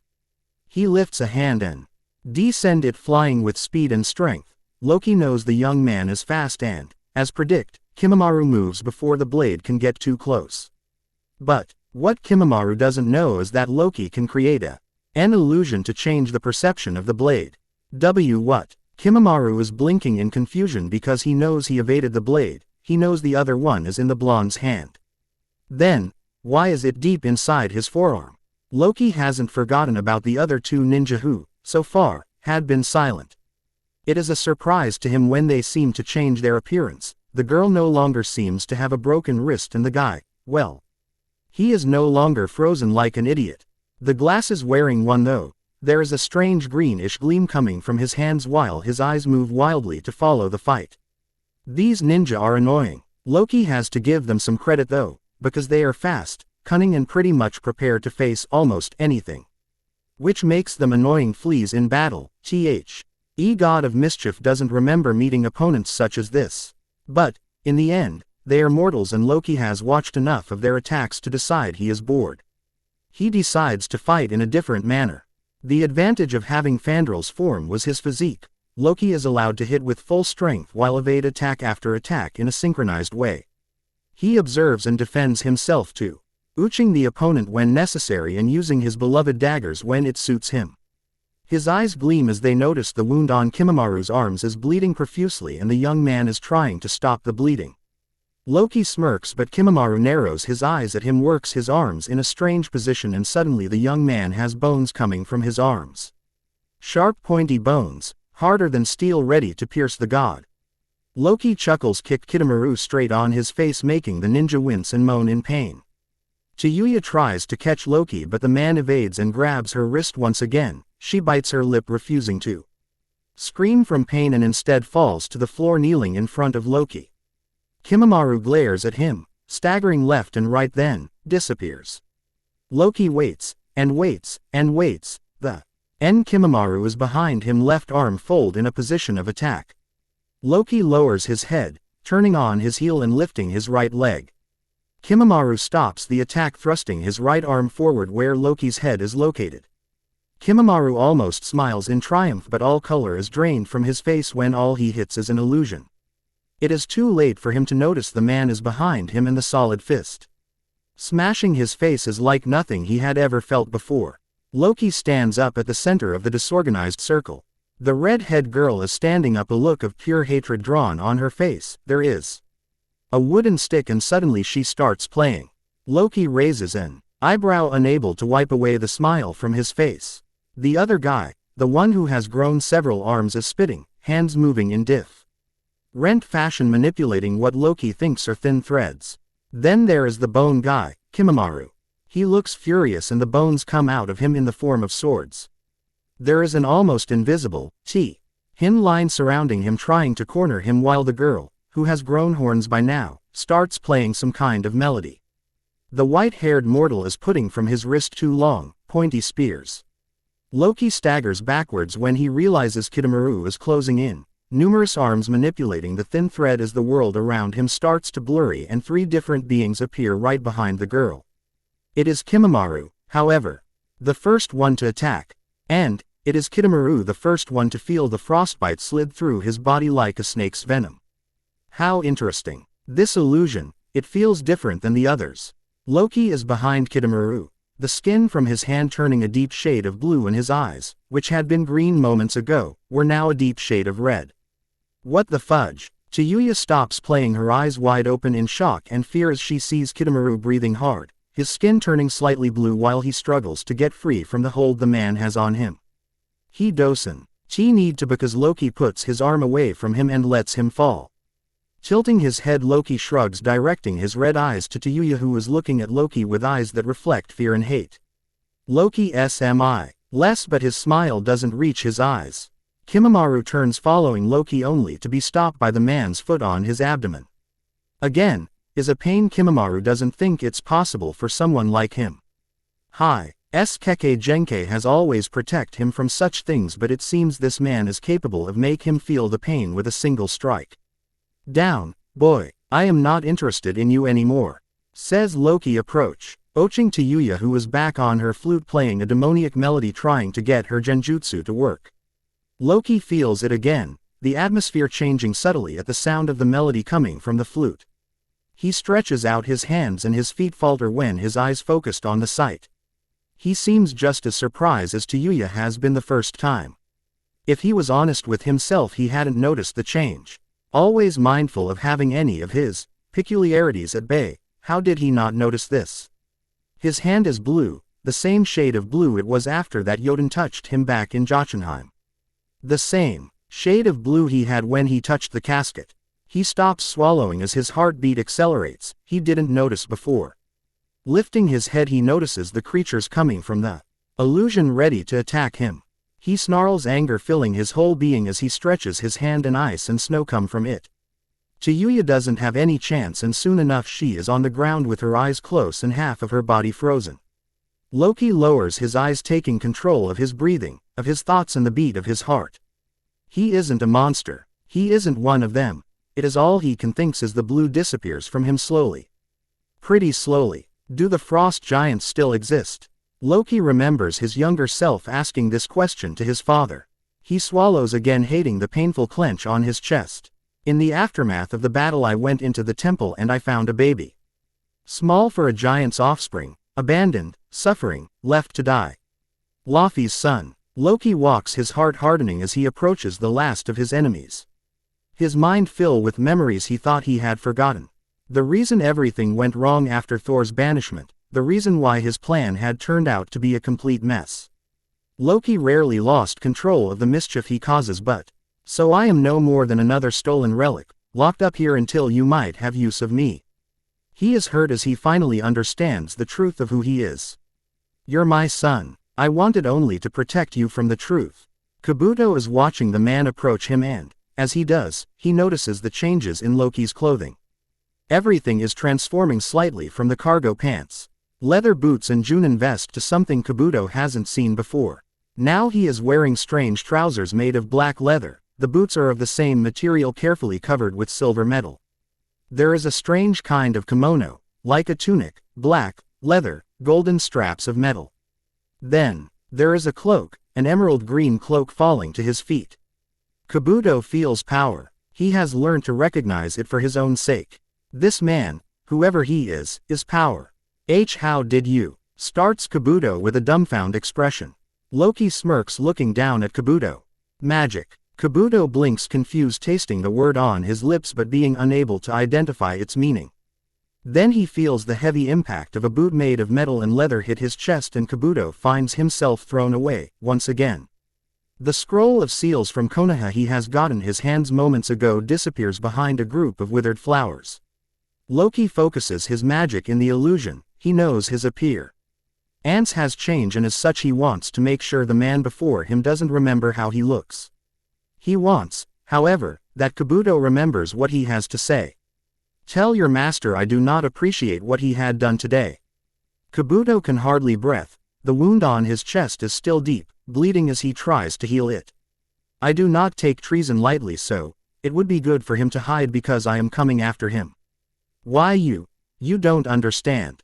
And Kabuto doesn't understand either because this man is making him feel something he isn't familiar with. At least, he hasn't feel like this since he woke up without memory in the orphanage. He feels fear. Orochimaru-sama is not going to like this and your life is the one that's going to be in danger.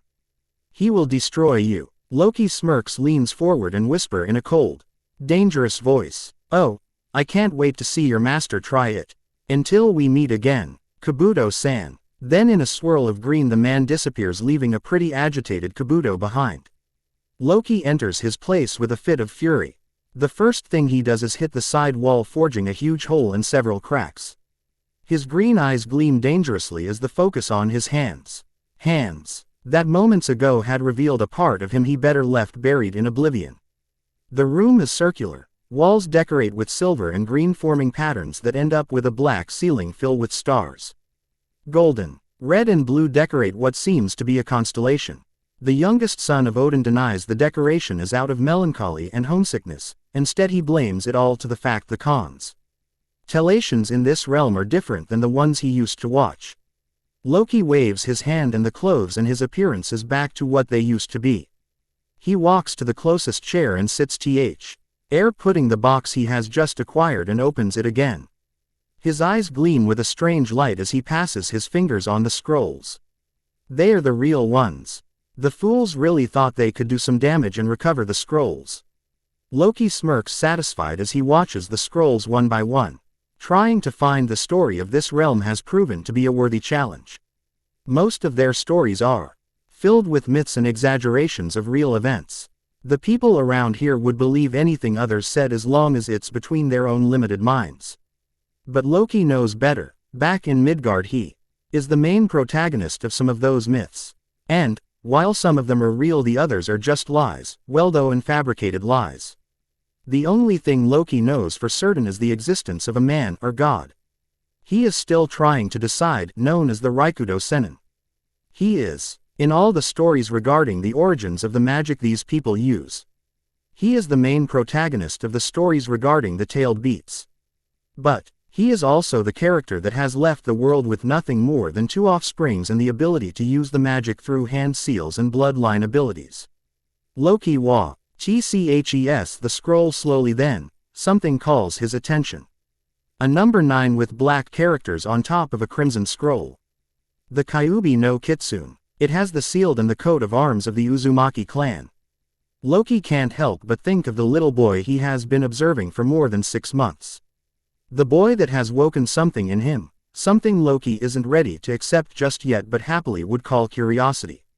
Long, delicate fingers brushes against the scroll. Loki caress the surface and draw the number 9. Lips twitching involuntary as his hand close around it, taking it out of the box and opening it in front of him. He needs to know what he was getting into before he decides how wise would it be to collect the power of the 9 Biju. Naruto is watching carefully at the target. He narrows his eyes and throws the knife straight to the tree, only to have it fall on the ground without so much of a fly from its part. He sighs, frustrate, pouting just a little while kicking the knives. It shouldn't be difficult. The knives were pointy enough. Naruto has already tasted that the hard way. He still has the bandage covering the wound. But Uzumaki Naruto isn't known for giving up. Well, he isn't known yet for anything but the pranks he pulls around, but that's going to change once he becomes the greatest of all the great ninja in the world. Yep, that's going to be awesome. So, he picks the knife off the ground and launches it again, and fails. Ah, you're doing it wrong. The voice is deep and playful. Naruto turns around to see someone he has never seen before. The man is smiling at him. He is resting against the nearest tree with his arms crossed and the rest of his face hiding behind the shadows. Who are you? Naruto's tone is filled with curiosity as he watches the man. He takes a few steps back and picks up the knife he has just thrown. Carefully, he cleans it, but his blue eyes are very attentive to the man. I am hurt. The man pushes himself from the tree, uncrossing his arms and taking slow steps out of the shadows. Naruto narrows his eyes, feet separate and hand grabbing strongly the dagger. I wasn't gone for too long, Naruto. Naruto tilts his head as he takes into the man's form. Then everything starts changing and Naruto's eyes open really wide in recognition. I thought you will at least have the courtesy of remembered me after I make sure you spent a nice winter festival. Then, something unexpected happened. Loki found himself hugged tightly by Naruto. He looks down to see Naruto grinning, a genuine smile, to him. Loki, I thought you forgot about me. You left and then I waited but you didn't come. He says, giving the man one last squeeze before jumping away. Look, I've been trying to use the daggers you got me but, well, I can't use them well. It's hard to do it. But, where have you been? Loki doesn't know what to do with himself. The kid is acting as if he is a lost friend, as if seeing Loki again is what he has been waiting for. He looks aside, feeling a familiar warmth spread on his chest, but his mind betrays him. A few hours ago he has been bent over, destroying the lives of those who dare to think they could harm him. A few hours ago he had transformed into the very thing kids in Asgard had nightmares about. I am the monster parents tell their children about at night. The god of mischief and chaos shakes his head when Naruto takes his hand, dragging him to the target practice he has been using all day. And Loki feels a heavy pressure on his chest and something tugging at his heart. Come, brother, come with me. No one can challenge me the way you do in a combat. Come, Loki, come, I show you. And Naruto proceeds to show Loki. He narrows his eyes, biting his tongue while grabbing the dagger from the hilt. Taking a deep breath he throws it only to fail, once again. Naruto's face falls, evading Loki's eyes while kneeling to pick up the dagger. Loki shakes his thoughts away and places a hand on top of Naruto's shoulder. You are doing it wrong. Naruto flinches and Loki remembers himself to be more kind. Naruto is a kid after all. Here, let me teach you. Really, really, really. Naruto's eyes lit up as he turns hopeful blue eyes to Loki. But you say you're no ninja. That doesn't mean I do not know how to fight. Loki grabs the dagger and proceeds to teach Naruto how to throw it. As a matter of fact, I was the best in all ASG, back home to hit all the targets. Cool, so, you teach me. Naruto looks eager and really excited at the prospect. Loki glances at him, feeling the corner of his lips twitch. Of course, I can't let you be untrained if you are to pay your life debt to me. Naruto stops his antics, turning to Loki as he tries to determine the intentions of the man. There isn't any malice on Loki's voice or expression, actually he seems content. Calm. Naruto crosses his arms, looking aside. You don't have to teach me if you don't want. You don't have to make excuses. Loki is taken aback by the comment. He looks aside the same way Naruto does, thinking over what he had just said. Clearing his throat uncomfortably, he isn't used to this kind of thing. But I apologize if you misinterpreted me. Naruto frowns, narrowing his eyes at Loki. I would help you with your technique regardless of the debt. I was just trying to be affable in our conversation. What's affable? Naruto scrunches his nose, thinking about the word, rolling it on his lips while shooting a lost look to Loki. Loki raises an eyebrow, wondering what they teach kids around here, only to remember Naruto doesn't go to any academy or has any parents to teach him at home. It means amiable. Naruto blinks and Loki raises his other eyebrow. No. Naruto shakes his head. Loki merely sighs. Amicable. Courteous. Friendly. At the last two words, Naruto's eyes lit up. Oh, I get it. Loki rolls his eyes while Naruto merely shoots him a strange glance. You speak weird. Why didn't you say so at first? Do you really want me to teach you how to throw these daggers? Loki narrows his eyes and Naruto nods eagerly. Good. Then let us practice, and after a quick dinner I'm going to teach you how to speak. But I already know how to speak. Quote. Naruto is walking down the street with his shoulders firm thrown back, his chin lift and a brilliant smile on his face. If anyone had bothered before to notice the blonde's smiles, they would know this one was a real one. But, as it is, no one takes notice, and Loki is partly grateful for this. He is walking behind the boy. The sun is about to set, giving space to the night. The streets are full of people walking around, to the market, to the bar, to their homes. Naruto grabs the dagger on his hand. He feels proud. He has done it, has hit the mark several times. And Loki had said it was impressive. With this he can convince the Hokage to allow him in the Ninja Academy the next semester. He wouldn't have to wait to be 7 to enter the academy.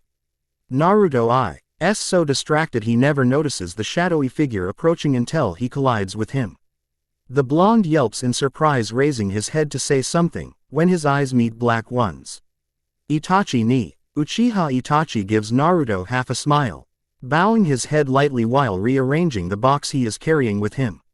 Naruto-kun, it is nice seeing you today, looking so vibrant. The black-haired teen smiled gently at Naruto. Loki observes with genuine curiosity, as he has never seen anyone show this kind of affection to Naruto. I was training today. Naruto makes some invisible movements mimicking his throwing abilities. It was good and I had some help. Nay, Itachi ni, I missed you. Where were you? Itachi chuckles at the pout forming on Naruto's face, and as he is about to answer he lifts his eyes to pin the man behind Naruto. It is. For only a few seconds, those young black eyes are boring into Loki's green ones. There is nothing betraying what Itachi may be thinking, and this intrigues he who can't help it, and gives Itachi a half-wicked smile. The spark those black eyes have when they were watching Naruto is gone the moment they focus on Loki. The smile, the shade of green, the pause. Chure. Uchiha Itachi knows there is something off about this man. I was away on a mission, Naruto. Barely tasking his eyes from the man, Itachi continues talking. I'm glad you are back on your training. There is a pause in which Naruto glances with curiosity the sudden smirk that appears on Itachi's face. The black-haired man leans forward and talks solely to Naruto. I also heard about someone putting a set of traps in the park. Naruto opens his eyes, glee illuminating his face as he takes his hands to his mouth to cover the chuckles. Sasuke is still trying to take the blue from his skin. Naruto covers his chuckles while Itachi merely shakes his head. Loki is standing a few steps behind but he hears everything clearly. He is intrigued and his eyes turn from Naruto to Itachi. The Uchiha lifts his eyes. There isn't anything nice or kind behind them when he glances at Loki, but the god merely cocks his head in defiance. I heard it was Kiba Tem, says Naruto, nodding his head, taking on an innocent appearance. It is his eyes the ones who betray him. I told him not to pull the rope and be a nice little puppy, but he went all mad and pulled the rope. Of course, Itachi looks directly into Naruto's eyes and the blonde feels uncomfortable. They didn't let you play, did they? Naruto shrugs. I didn't want to play with them. The lie is pretty obvious. It's behind every word, every gesture and the intense, crystalline stare coming from Naruto. Itachi doesn't say anything, he just stares at Naruto before turning his attention to Loki. They stare at each other for a long time until Naruto notices and fidgets excitedly. Oh, but I don't care because then I went to train and I learned a lot of things. Really? I remembered you said you have some help. This time I does look at Naruto, who is nodding solemnly. Yep, here.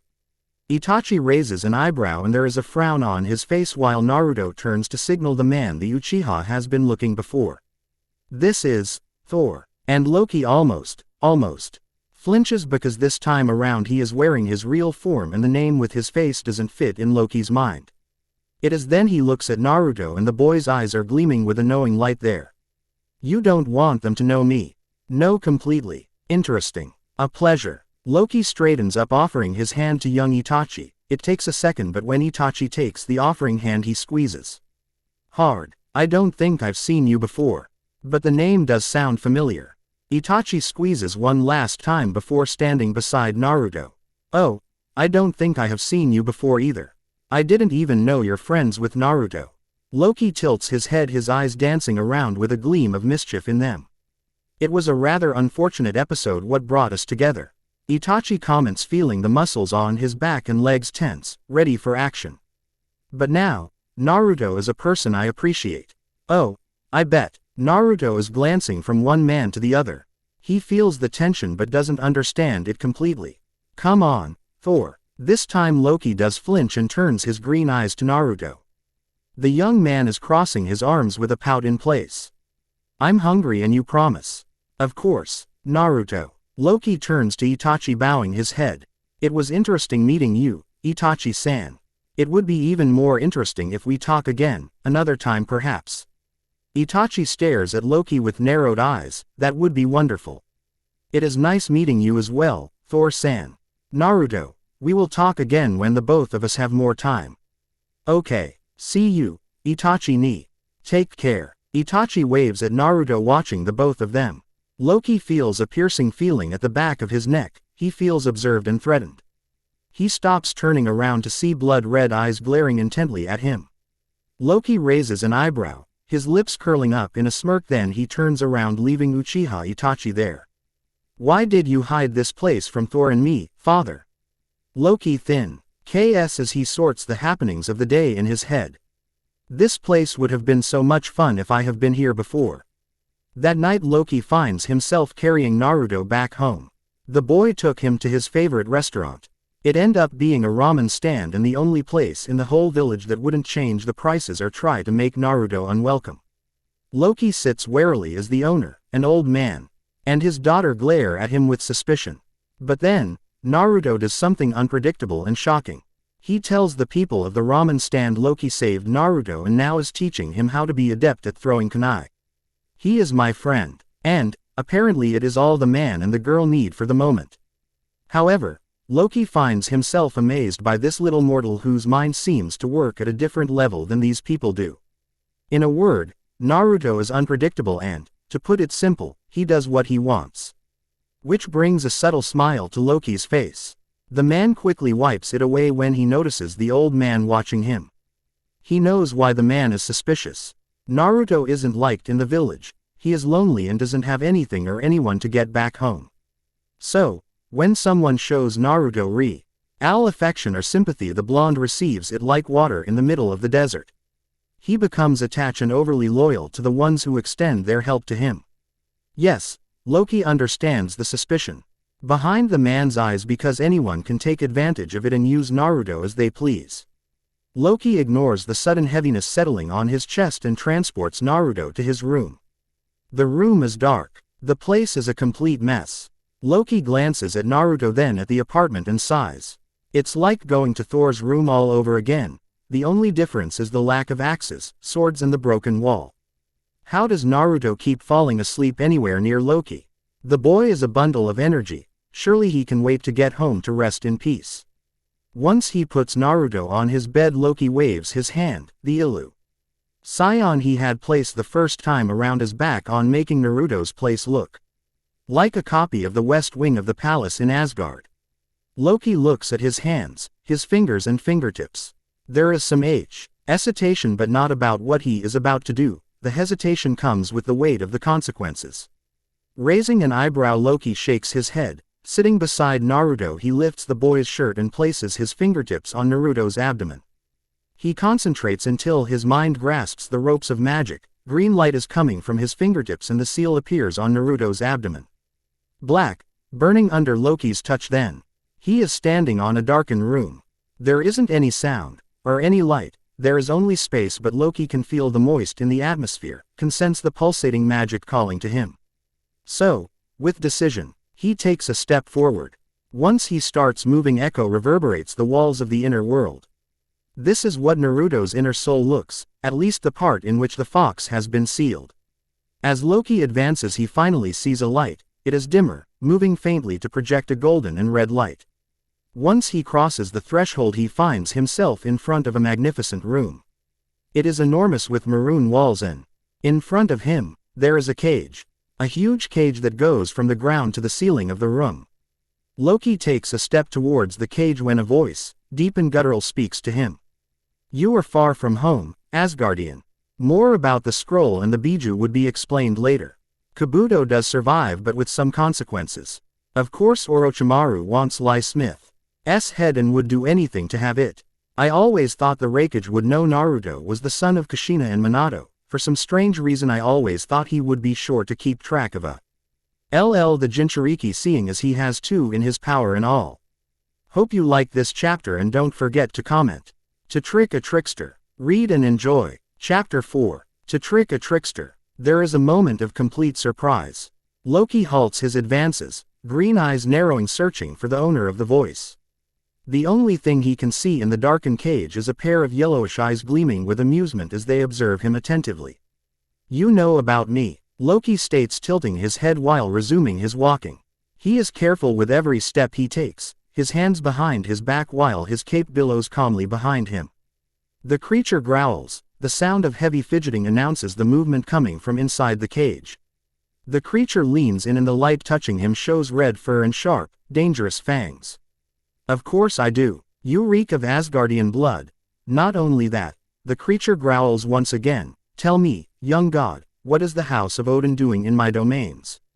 I am not from the House of Odin. Loki turns his face to the side, affronted by the comment. This time the Kyuubi saunters slowly, his face and body fully visible now. Touch a nerve, did I? The fox smiles, his eyes gleamy as he lowers his head to watch Loki more closely. But it doesn't matter how much you denied it, young god. You reek of the All-Father's essence. Loki doesn't look impressed, merely annoyed at the amusement gleaming in those yellowish eyes. The fox tilts his head, chuckling darkly. He is watching closely the god's reaction and is starting to enjoy this conversation. Loki growls lowly, hating the moment of weakness that show the fox he has, in fact, hit a nerve. Loki stares at the creature strolling to stand right in front of the cage. He looks up and there is a smirk on him. You don't seem to be that much of a lord or even a threat trapped inside a little boy. Loki leers as he gives the fox a long stare. The words of an incarcerate beast are meaningless to me. Watch your words, Silvertongue. Daddy isn't here to save you if I decide to teach you manners. Loki laughs. He really does, because it is somewhat funny, the idle threat behind the words of this creature. He laughs because he fox just revealed to him he knows more than he lets on at first. Loki decides to forego the daddy comment for now. So, you have heard of me. Even in this distant world, and in this well-planned cage you have heard of me." The Kyuubi snorts, raising an eyebrow, his ears twitching with anticipation as the god moves in front of the seal of his cage. Who hasn't heard of the famous Loki Silvertongue and his older brother the mighty Thor? Loki clenches his fist, never losing the cold smirk as he glances at the Kyuubi. "Careful there, you wouldn't want to find out what a son of Odin can do to you, Kurama." This time the fox freezes, his eyes betraying the shock he is feeling as he glances at Loki. The god smirks, caressing the metal bars of the cage as his voice drips with innocence and amusement. "Touch a nerve, didn't I?" Loki raises an eyebrow, letting his words echo in the room. Kurama is watching the god in front of him, analyzing before lifting his chin, snickering a little. The surge of magic is potent. Loki doesn't think twice as he prepares for an assault, hands on his daggers, but it isn't necessary for him to fight. The fox merely bows his head, standing his full height as the magic around him starts to react. In less than a minute Loki watches as the creature shrinks, changing his appearance. There, in front of him, is a middle-aged looking man. Dark red hair, broad shoulders, and naked chest with only a black kilt on him. His eyes are the same shade of yellow Loki has seen before, the fangs are still there. The man leans forward, smirking. "Tell me, little god, what do you really know about this world? What do you really know about me?" Loki thinks he has mastered the art of evil laugh. But hearing this creature transform into a more humanoid form and laugh, he realizes he was sorely mistaken. The demon's eyes gleam with mirth as he stretches out a hand in an attempt to grab Loki. Loki is far enough from his reach, but the intent isn't to grab Loki but to show the god. "I have to admit I don't know much." Loki starts a slow pacing in front of the cage, aware of those amber orbs following his every move. "I can only tell you what Senju Hashirama and Uzumaki Kurozu wrote about you." Kurama arches an eyebrow, his features looking handsomely with the gentleness that takes over them. Loki notices he is familiar with the names and, better yet, the creature seems to hold certain affection towards the mortals. "I see, then your information about me is not misguided." Kurama sits on the ground, Indian style, placing his hands on his knees. "If there are any mortals in this forsaken realm that I hold any respect for, are the leaders of the Senju and Uzumaki clan." "Really? What about Raikudo Sennin?" There is a slight tense of the muscles, a twitching eyebrow and impassive eyes. "What? Don't tell me I touch a nerve again." Loki gives Kurama a half smirk as the fox sends a glare his way.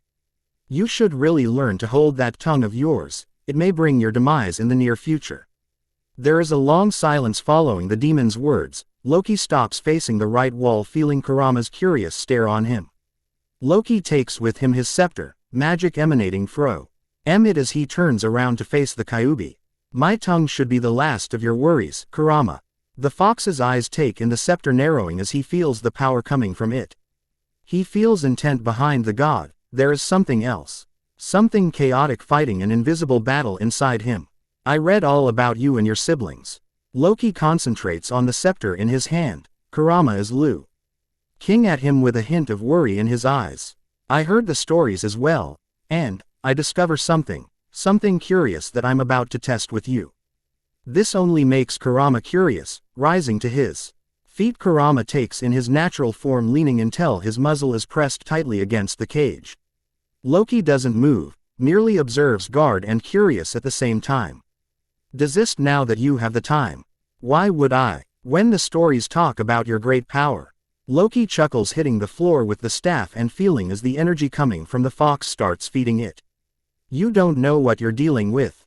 Even after reading the stories, Kurama starts lowering his gaze before growling out. "Is this the protection the All-Father promises us? Is this how he repays us after all this time?" Those words make Loki stop what he is doing. Kurama's face remains impassive, his gaze focuses solely on Loki. The god of mischief doesn't know what to say or what to think. This is the third time the fox has mentioned his father. But what is the relationship between them? The stories don't specify anything beyond this world. "Let me give you a word of advice, little god." Kurama cocks his head, glancing at some point on the wall before returning his attention to Loki. "Do not let ignorance and greed manipulate your actions, or else those around you will suffer more than chaos and mischief." Loki snorts, looking down at the scepter, the red light twinkling for a moment before settling down, returning the staff to its original color. You intrigue me. Loki's voice is soft with curiosity. And the power I just acquire will suffice until I can come back here again and find a way out of this realm. Loki hides the scepter again, sending a disdainful glare to the Kyuubi. I am not interested in your dealings with Odin, and you will well to remember this next time I pay you a visit. Who knows, maybe by then, I will have the key to put you out of this prison without scarifying your powers to favor the boy. You really don't know what you're doing. The Kyuubi chuckles, snorting with amusement as his eyes follow Loki to the entrance of the room. Did you know, little god, that what happens to me happens to Naruto? This stops Loki. He glances at the fox and there is coldness inside his green orbs. Oh, yes, the Kyuubi cantor won't hide the glee in his voice as he analyzes the reaction. If I die, he dies. If I live, he lives. If I'm gone, he won't survive. Is it hard? Isn't it? Loki doesn't turn and the Kyuubi merely keeps on talking. To be near the boy and not feel something for him. To be near him and not want to protect him. There is deafening silence and Loki purses his lips, closing his fist tight. Hear me well, Loki Odin-san, I may be trapped inside the boy. And the circumstances leading to this imprisonment may not be ideal, but, as a promise I will keep, the boy is under my protection. Loki tilts his head to the side, curious as to what exactly KURAMA mean by that. If anything happens to him, you will feel the wrath of the Lord of the Immortals. It is the last thing Loki hears before feeling a pressure rejecting him.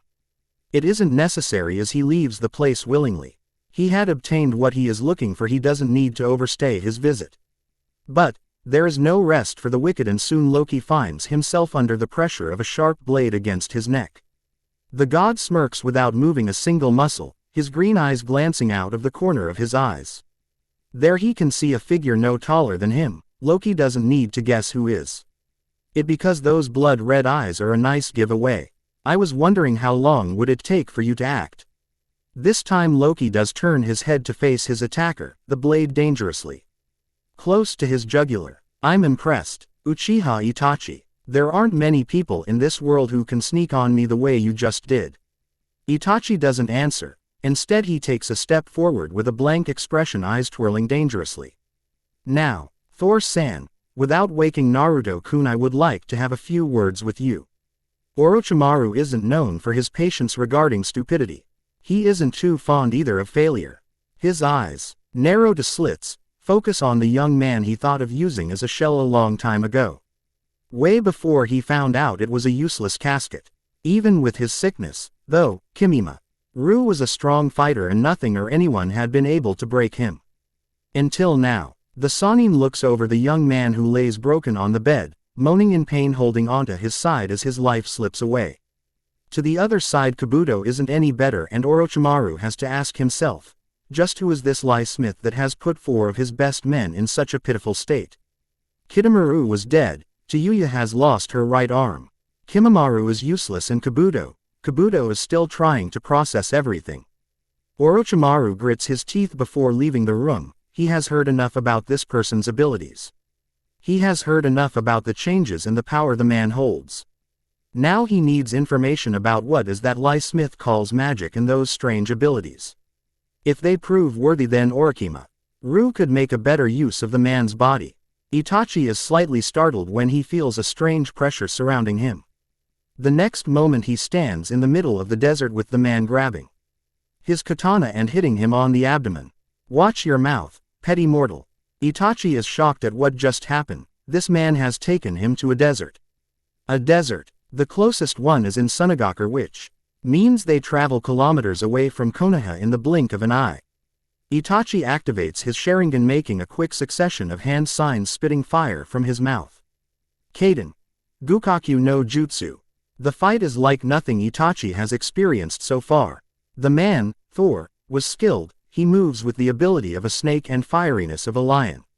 It takes a few moments, but in the end Itachi realizes with a pang of wariness the man is playing with him. The game, however, doesn't last long, and sooner than expected Itachi finds himself on the sand, a foot pressing tightly against his neck. This is your rightful place, mortal. Itachi narrows his eyes because if anything else, he would never give the enemy the satisfaction of his subjugation. Who are you? I am beyond your mind. I'm known as Loki, god of mischief and chaos. There is shock gleaming in Itachi's eyes. There is also disbelief along with a suspicion born of facing an opponent stronger than you. I've heard the name of the god. Itachi grasps holding the ankle as he applies some pressure. Your name has never been. There. Loki snorts, taking his foot away and stretching out his hand, a signal to help Itachi stand up to his feet. It is disconcerting. Itachi doesn't know what to make of such a gesture but glance at the offering hand, uncertain of what he should do. Attack or accept it. Loki takes the decision away from him. You better chose my hand. Mortal, I do not want Naruto to seek retribution from me after I decide to pummel one of the few people who actually regard him with affection. Itachi takes the hand. Red eyes meet green ones and soon Itachi has a kunai pointing at Loki's throat. The trickster smirks, raising an eyebrow at Itachi's hesitance. If I do this, it is possible Naruto would hate me for it. Snarls Itachi, glaring with his Sharingan at Loki. Yes, probably. Loki spreads his arms and presses his neck towards the kunai. But, by all means, try it and you will discover that I lie you not about my status as a god. My gods don't have your looks or your powers. Then, you haven't met a real god. Doubt flickers inside the Sharingan red eyes. Itachi glances at the man or god in front of him and doubts because he feels it. The power he holds, he can feel it, and yet, there is something else. Why show mercy? And the question holds so much more behind it. It isn't only about the mercy. It is about the intentions behind said mercy. Why now? Why him? Why Naruto? You are different, for a mortal. Your eyes. Loki glances at the eyes as he speaks. They're different, sharp, intelligent. I haven't met anyone with such eyes. And with those words Loki answers Itachi's question. He is useful. Whatever this man is planning, Itachi was useful for his purpose. Loki sees the emotions flickering in the red eyes. He knows the young man went to Naruto's place ready to interrogate an individual that represents a threat. He never thought he would be surprised and caught, but he was and is now contemplating his options. Then, just like the fox had done with him, Loki decides to push Itachi in the right direction. You seek Naruto's well-being, do you not? There it is, the emotions Loki has been looking for. He doesn't stop but rather push as far as he can. Do you not despise the way he is treated in a place he calls home? Itachi grits his teeth, looking defiantly at Loki while pressing the kunai. I offer Naruto protection. I'm offering him a shoulder to cry, someone who won't look at him as a monster. Isn't that what you want as well, Uchiha Itachi? Dawn is close. There is a cold wind accompanying it. Loki sits facing the window, his hands closing around a cup of warm tea. In the end, Itachi took the right decision. He doesn't trust Loki, which is okay because he doesn't trust the young Uchiha. But, the young man is a great assess. He means it when he says no one on this realm has been able to sneak out on him. No one but Itachi. And the love he professes Naruto is all Loki needs. Itachi bended to his wishes. Loki grits his teeth, clenching his right fist while he presses against his mouth.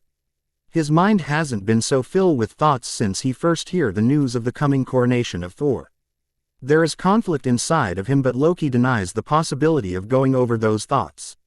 He has already done the planning. Some of the pieces were falling in place. That's all that matters. With that in mind, Loki stands up and with a twitch of his hand he disappears. Up there in a faraway distance, Heimdall narrows his eyes, but not in a suspicious manner. It is more one of perplexity than anything else. He had never liked Loki too much, but he knew behind the lies and the mischief Loki had been good once upon a time. He had care and he had love, but something had changed it all. Now he was starting to see the old Loki with some new improvements.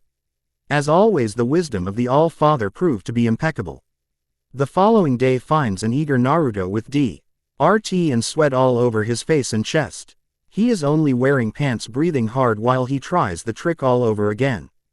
There is a gleam in his blue eyes. The concentration is something Uchiha Itachi has never seen before.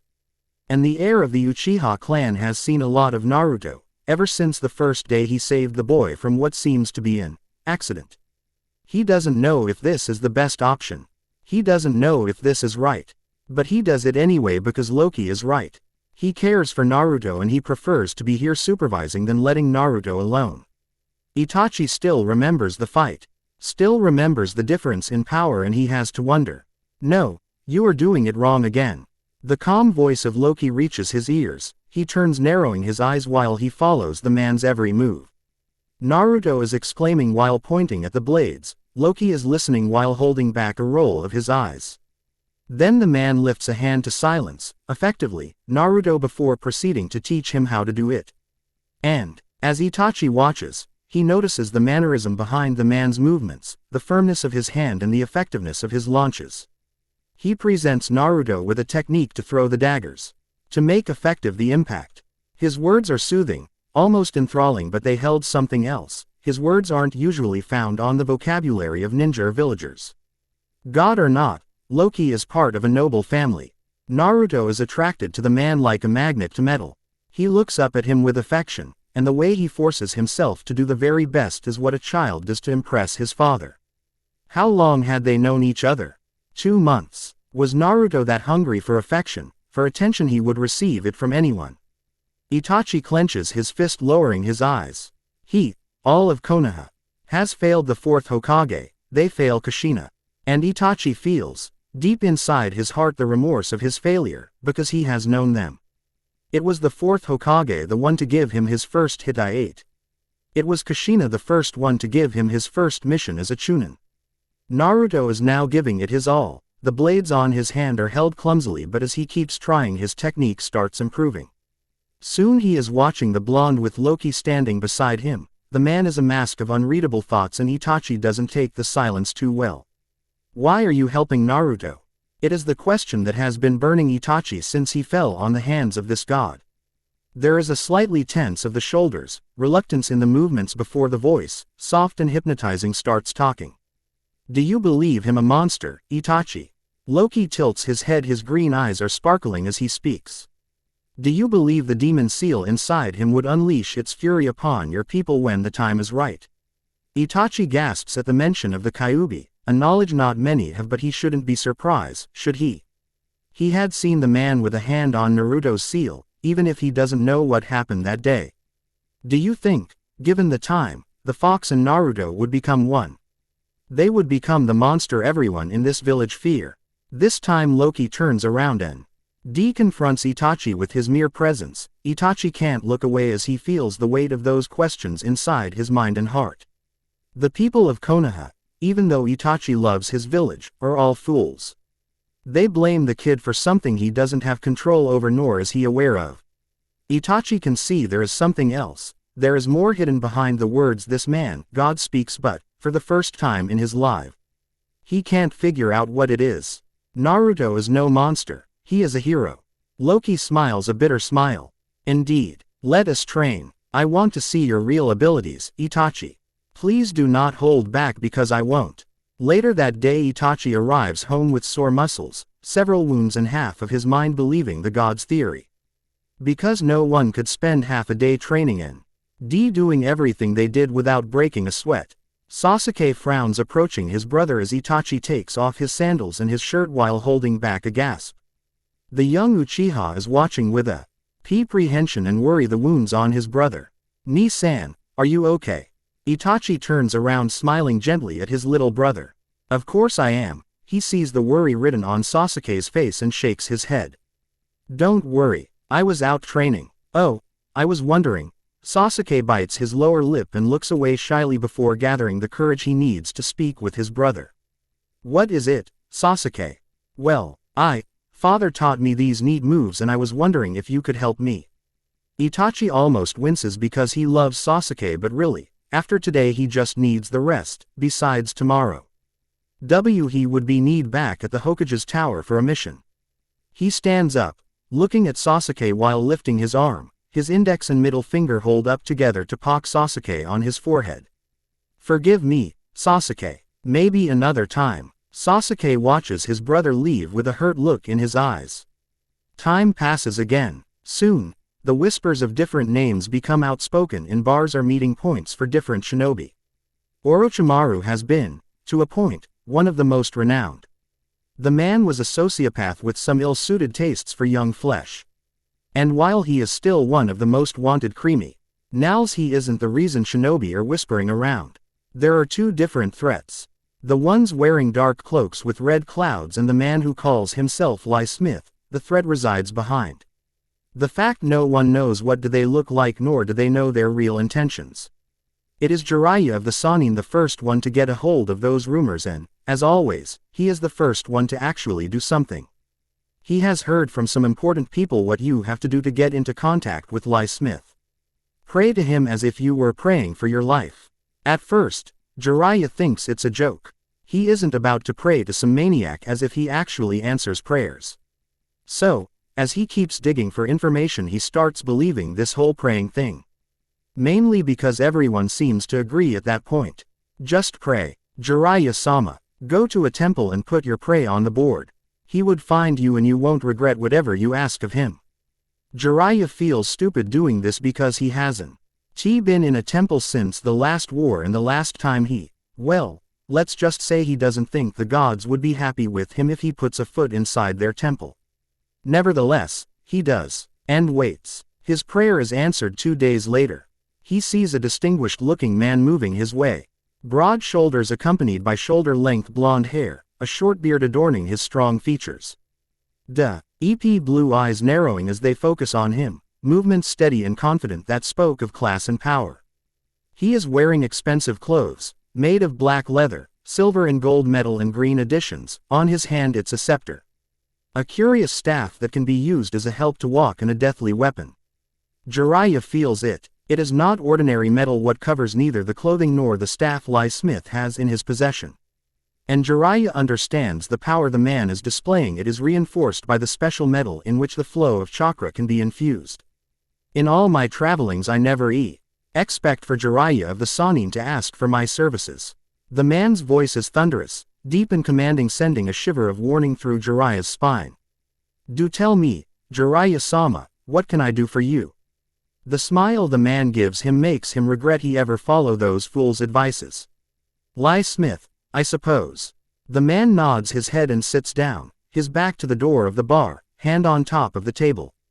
Jiraiya just stares at him for a long time, lowering his gaze to the bottle of sake resting patiently at his side. I thought the rumors were a lie, or maybe something someone invented.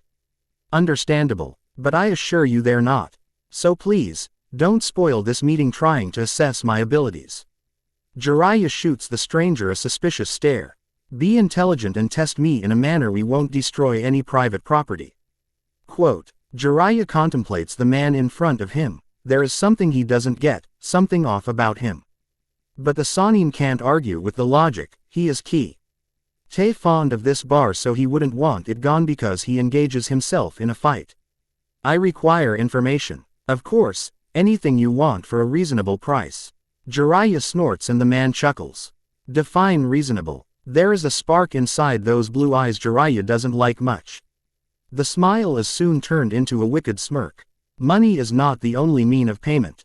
Loki leans backwards, full aware of the coldness behind Jiraiya's eyes. How about a favor for a favor? Favor? What kind of favor would you want? Jiraiya leans forward, placing his hand firmly on the table. You should know I won't betray my village or any other kind of secret. Jiraiya trails off when he hears the laugh, the dismissing hand coming from the man. No, nothing of that. I won't require that kind of favors. Loki smirks as he leans forwards as well. Just a favor, I won't require it immediately, but I would let you know when it is time for me to collect my part of this bargain. The man is dangerous, pretty dangerous indeed. Jiraiya has half of his mind made to just strike the guy and capture him. The other half is just asking him to be prudent and test the man. He needs more information. Besides, the man may as well be bluffing. What if I don't think your price matches the results I need? Loki shrugs his shoulders. That won't happen, but if it does, then you owe me nothing. Then the atmosphere around Jiraiya changes. It is cold and chilling. The man's blue eyes transform into deep, green ones. But know this, Jiraiya of the Sannin, I don't take kindly to betrayal. Then a half smirk is directed his way.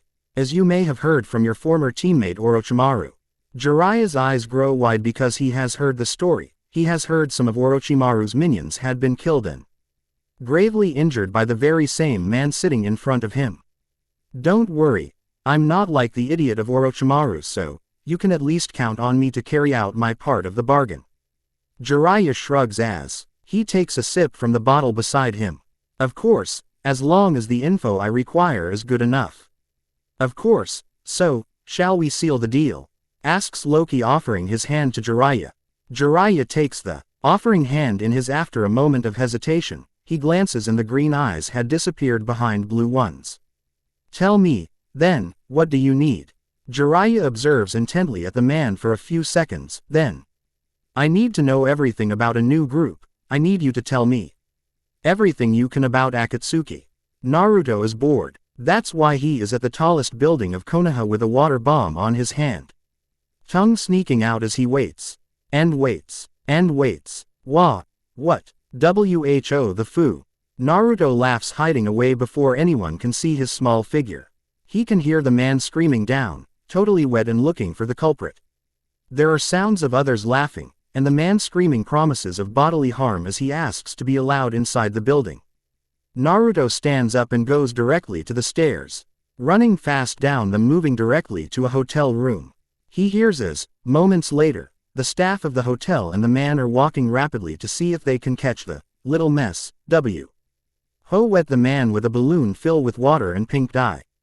He waits until he is satisfied no one is around to exit the room and run down the stairs. He is wearing a huge grin, escaping the watchful eye of the guard and the rest of the hotel staff to the busy streets of Konoha. He has been bored without Loki or Itachi around. But today is a happy day. He looks up at the Mount Hokage and presents. The face is carved on the stone, his thumb up. He promises he would do the very best and become the best Hokage ever. He wouldn't allow people to ignore him anymore. He wouldn't allow them to call him names or question his intelligence or abilities. He walks around the village aware of the stares he is receiving, of the whispers behind his back. He doesn't understand it, but it had, long ago, stopped to be an issue for him. For, even if these people don't like him, Naruto has people who do. The welcoming ceremony is nothing like what Naruto imagined. He is asked by the Anbu with the dog mask to situate himself on the front row. He looks around curiously and there is a pang of longing and envy in his heart. He sees kids his age with their parents, all of them smiling, mothers fixing their children clothes, fathers ruffling their kids' hair, all wearing proud stares, all wearing happiness. Naruto tries not to care, but it is evident some of them don't want him here. He watches out of the corner of his eyes as a kid with lavender eyes staring at him with an obvious look of disgust and annoyance in his face. He passes Naruto just as the woman holding his shoulder mumbles something in his ear. Naruto lowers his head. He is the only kid alone in the middle of the ceremony. There isn't any father giving him a proud smile. There isn't a teary mother proclaiming how big his little boy is.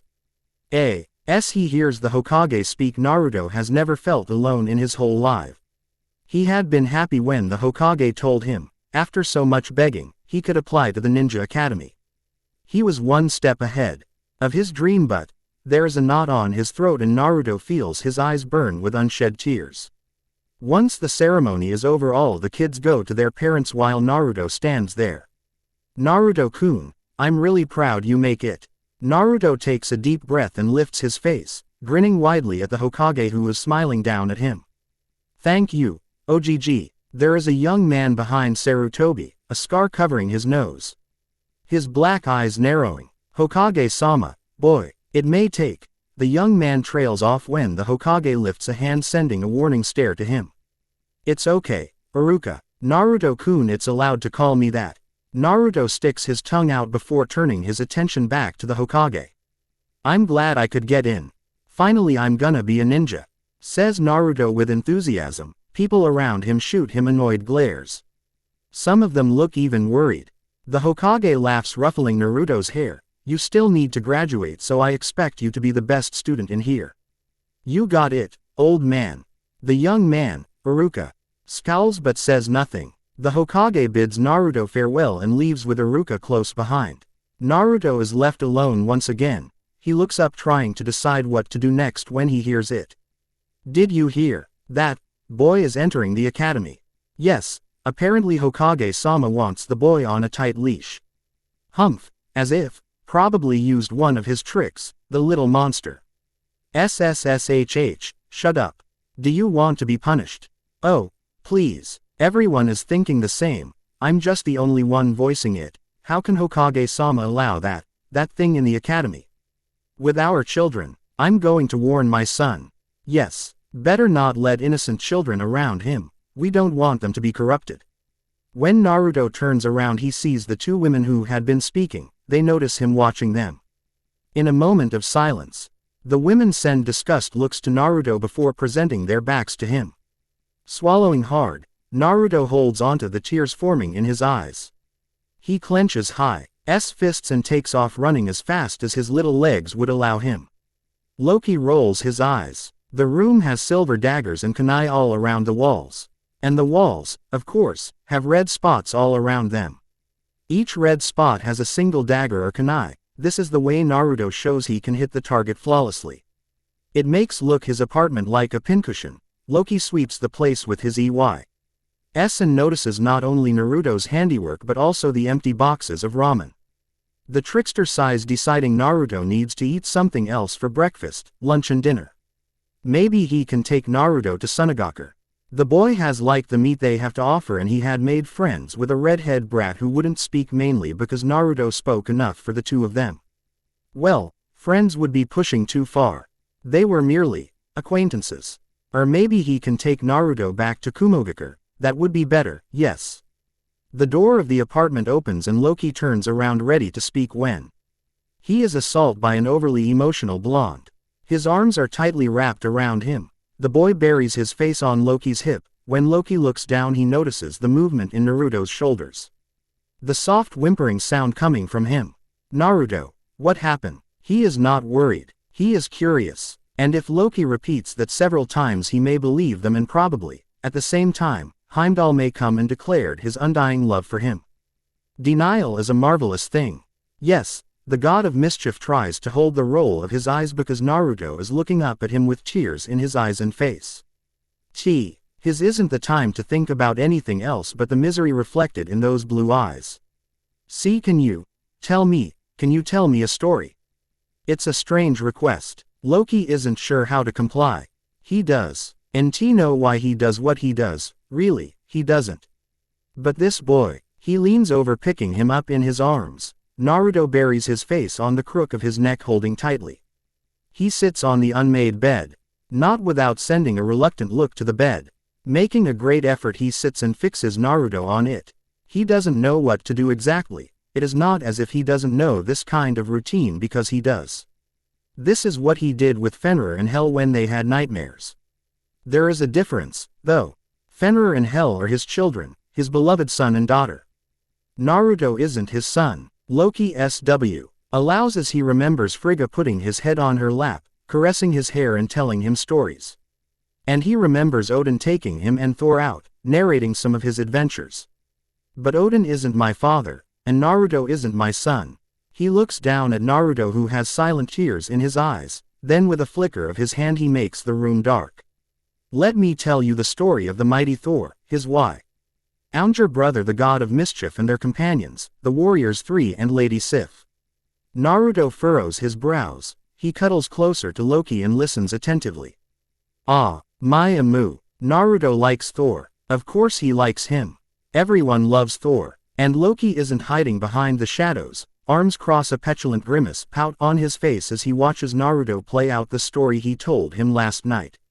It's Mjolnir. He mumbles, not really caring too much in correcting Naruto. Naruto of course doesn't listen, he is too busy running around all excited while narrating his own version of the adventures.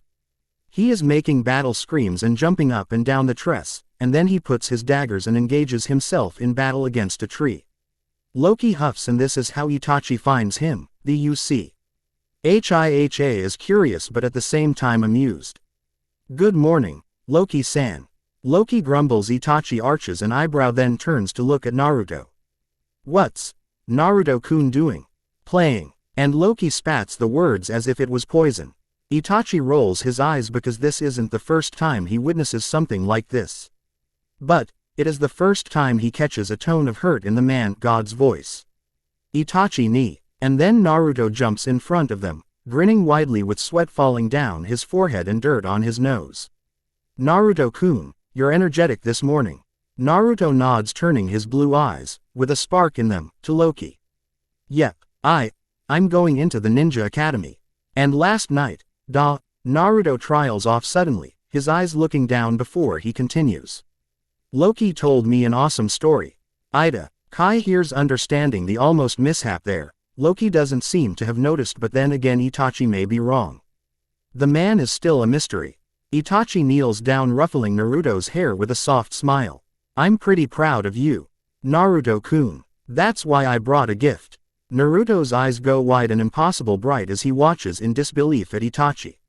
A gift? Why? Itachi furrows his brows. Loki leans forward, looking curiously. Why? Because entering the ninja academy means you're a big boy now. Naruto.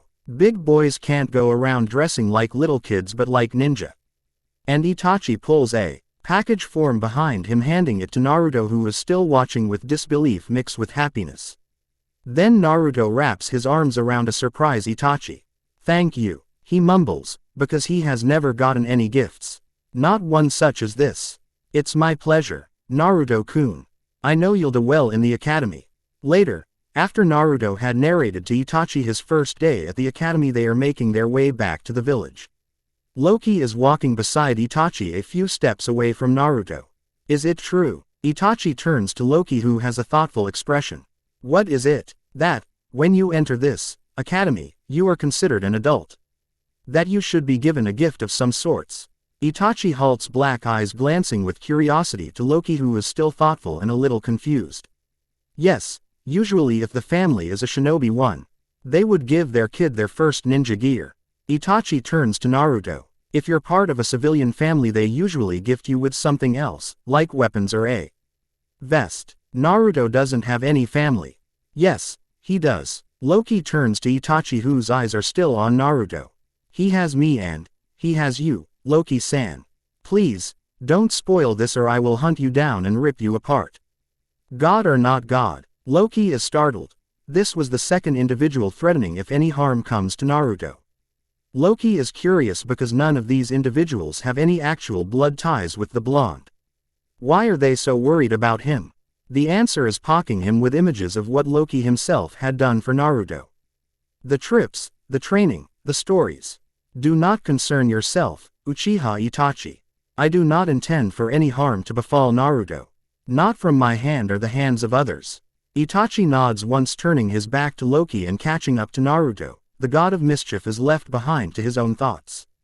He can't believe this puny mortal would threaten him, would even suggest bodily harm to him. And Loki can't believe he believes the young man is capable of doing so. Snow. RTING. With amusement, Loki leaves in the hopes to find a suitable gift for Naruto. Naruto fixes the shirt as well as the vest. He is looking at himself on the mirror with a critic eye. So far, his clothes include a rather large supply of hand-me-down articles, usually tear at some parts or with permanent stains. It wasn't a problem, since Naruto spends most of his day running around the village, anking people and hiding when older kids decide to play punching bag with him. So, usually his clothes end up dirty and torn. He watches his reflection again, feeling a warm inside his chest. The black cargo pants are perfectly comfortable, with enough pockets for Naruto to hide away his daggers and other curiosities. The vest has the same design as those used for the Chunin and Junin, only his is dark orange with a red whirlpool design on the back.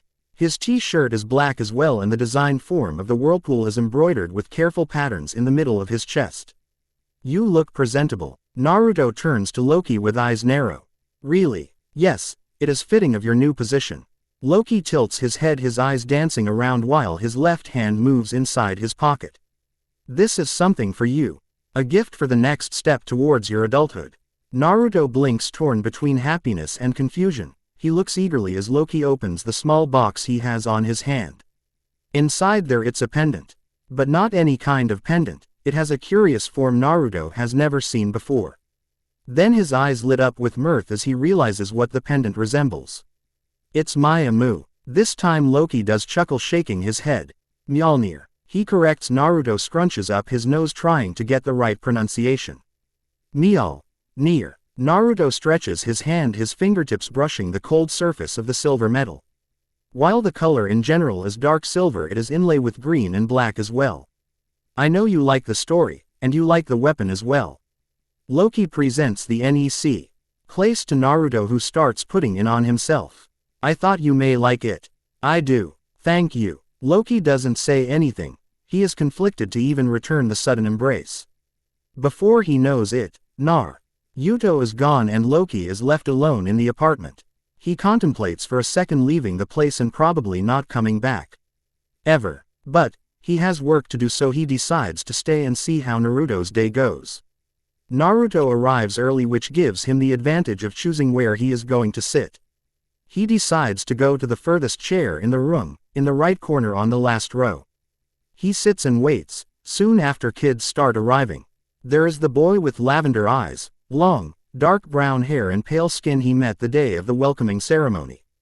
Just like he had done that day, the boy sends Naruto a look of disgust accompanied by a sneer. He lifts his chin and sits on the first row. Naruto rolls his eyes, crossing his arms. He knows he is the younger in the group. They usually start the academy at age 7 and Naruto is soon to be 6. It is almost expected for all of them to look Naruto like a nuisance. Naruto merely shrugs and leans against his chair, waiting for the teacher to show.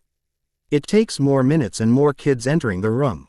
Naruto's eyes turn to Fuzzy Brows, an exuberant kid which is always enthusiastic and quite kind with Naruto. The blonde likes him because it's one of the few kids who actually speaks to him as if Naruto is an equal, no, some kind of insect. You must be Uzumaki Naruto, right? Naruto tilts his head, turning to the source of the voice. To his left there are two kids who he doesn't remember meeting before. The one who spoke to him has gray, short hair, his eyes are a light shade of black, he has a round face and a kind smile in place. Behind him, there is another kid, this one with dark, short hair and equally dark black eyes. His skin is pale, contrasting with the black of his hair and eyes. The blonde eyes them with curiosity, so far aside from Lee. These two are the only ones to address him amicably. This is why Naruto after a little while narrows his eyes, lifting a single eyebrow. And what if I am? I'm Shin, this is my brother Sai, says the gray-haired boy. He offers his hand to Naruto. I only want to meet the youngest student allowed in the Ninja Academy since the Third Shinobi War. Naruto's eyebrows shoot upwards at those words. He eyes the offering hand for a moment before taking it in his, giving a smug grin to Shin and Sai. Really? I am the youngest. OGG never say anything. A pleasure to meet you, Shin and Sai. I'm Naruto. Shin takes a seat beside Naruto and Sai takes his beside his brother. Naruto eyes the both of them while wanting for Shin to tell him more about Naruto's status as the youngest member of the Ninja Academy. So, how do you know I'm the youngest? Shin sends him a half smile while speaking. Our guardian explained to us that after the war they decide to put a law so only when we turned 7 we would be able to enter the academy. It was so we weren't made to go to missions and stuff so young, since there isn't any war. Wow, I didn't know that. This time Naruto's smile is off. Shin notices the sudden gleam in those blue eyes. Well, then I would make sure everyone remembers that when I graduated. That's the spirit. Shin shares a laugh with Naruto while Sai seems completely at lost. Then, Yumi no Iruka arrives and their laughs are cut short as the class starts. Let's see, Naruto enters the academy a year earlier than in canon, which means his classmates are Neji, Lee and Tenten rather than the original Konoha 9. They are going to appear later on, of course, but for now Naruto would interact with Neji, Tenten and Lee. There is Shin and Sai that would play an important part in Naruto's formation. Loki just find out about the Kyuubi and later on more would be revealed about them. Thank you for reading and don't forget to comment. Tell me your doubts, your requests, your opinion. And of course your critics, no flames though, as those aren't useful at all. Leap of Faith. Enjoy. Chapter 5 Leap of Faith. When they were kids, it was Loki the one who always got them out of trouble. He would speak while Sif, the warriors 3 and Thor would put on miserable expression on their faces. Frigga would smile subtly, Odin would look impassive, the ones who had been at the end of their pranks would be screaming. Red in the face looking for punishment. Loki always had good excuses, perfect words, even at his young age he would confounded their accusers which, in the end, would make Odin forewent any punishment and free the kids to their games. It's what earned him the name Silvertongue. Some of the courtesans gave him more nicknames, none as well-intentioned as the one Thor and the others had given him. But Loki didn't care. This was something he was good at, something that made Sif and the Warriors 3 held a moderate amount of respect for him. It made him a part of their group, of their adventures. All of Asgard trembled when they heard the two children of Odin laughed with mirth. Their friends close behind making Asgard trembled under their footsteps. This usually meant they were up to not good. Thor smiles wishfully. Morning is approaching fast. Thor has his back against the wall watching the sky from the balcony. His blue eyes are focused on some point while his mind wanders around the realms. Thinking and longing for Jane, for Loki, for an answer. I've seen, my prince, you spent a lot of time in my father's quarters. Thor gives a start turning around to see the form of a young man standing at the door. Thor looks pleasantly surprised, taking in the slender form of the young man who is approaching slowly, almost methodically. The young man has a half smirk on him, showing off sharp fangs. His eyes are adorned with a hint of green and black, always gleaming with mischief and desire. He has dark hair, as dark as the night, with fangs falling on his yes, giving him a curious yet dangerous appearance. His clothing is composed by simple trousers and a tunic of gray and red. There is also a golden and silver collar around his neck with a single gemstone twinkling blue. I see you have adopted the same manners as my brother, nephew. The smile the young man has only grows as he finally stands beside the god of thunder. You have improved with age, Fenrir. My brother has been the only one capable of such a feature without me realizing it. Fenrir feels the heavy hand from Thor on his shoulder, squeezing lightly while the blonde god gives him a gently smile. Thor is the only one always pleased to see him, the only one who would offer a smile and extend an invitation to train or to eat. Frigga and Loki are the ones who always invited him over for a talk. Or long walks. Fenrir lowers his eyes feeling the longing in his chest. He misses his father's stories. He misses the warmth at seeing his two favorite people beside him. Are you well, Fenrir? You look sorrowful, aren't we all?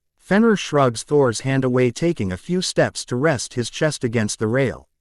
Aren't we mourning my father's dead? Isn't that why you're always here, uncle?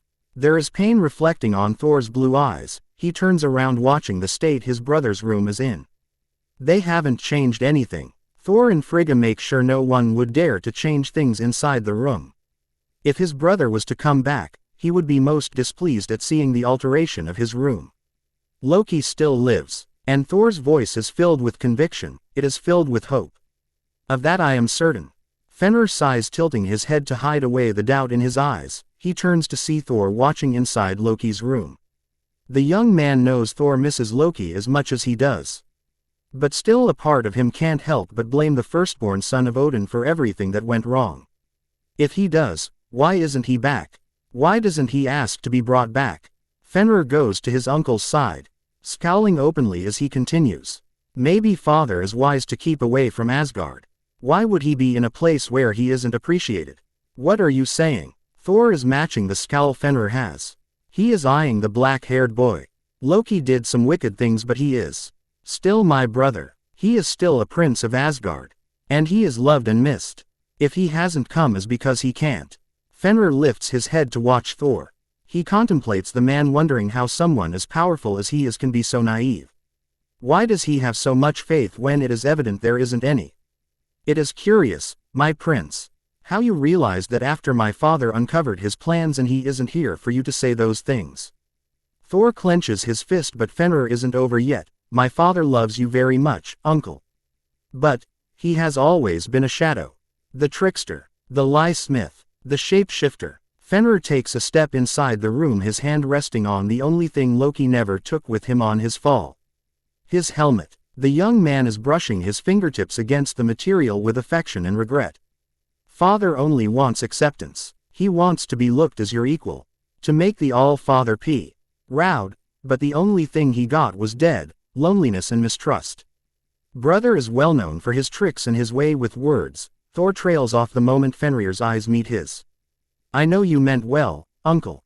Perhaps you didn't know how to do it before, but now that you know how, Fenrir shrugs and Thor feels the weight of those words ripping away his heart. Now that you know how to make father understand he is love and need, he isn't here. He is gone, and whether he is alive or not, there is nothing you can do. Fenrir tenses up as Thor approaches him. There isn't anything on his face to betray why his intentions, but Fenrir has been at the end of Thor's infamous hammer, so he doesn't trust completely. Suddenly, something unexpected happens. There are two big hands on each of his shoulders, and there is warmth inside Thor's blue eyes. My brother taught you well, Fenrir. Thor shares a genuine smile with his nephew, wrapping his left arm around his shoulders. You speak like him, although you still need practice. Fenrir feels a bubble of pride inside of him. He chuckles, looking to the helmet. Well, someone has to fill the void father left behind. At least, until he is back, replies Thor, and Fenrir feels sympathy for the conviction in Thor's voice. For now, let us train. Today I feel like honoring brother in a training session with you. I don't think I could handle it at all, uncle. Thor laughs, shaking his head while dragging at his reluctant nephew down to the training grounds. Odin stands beside Heimdall, his eyes to the horizon, watching the darkened sky filled with stars and constellations. The many worlds spreading out in front of him.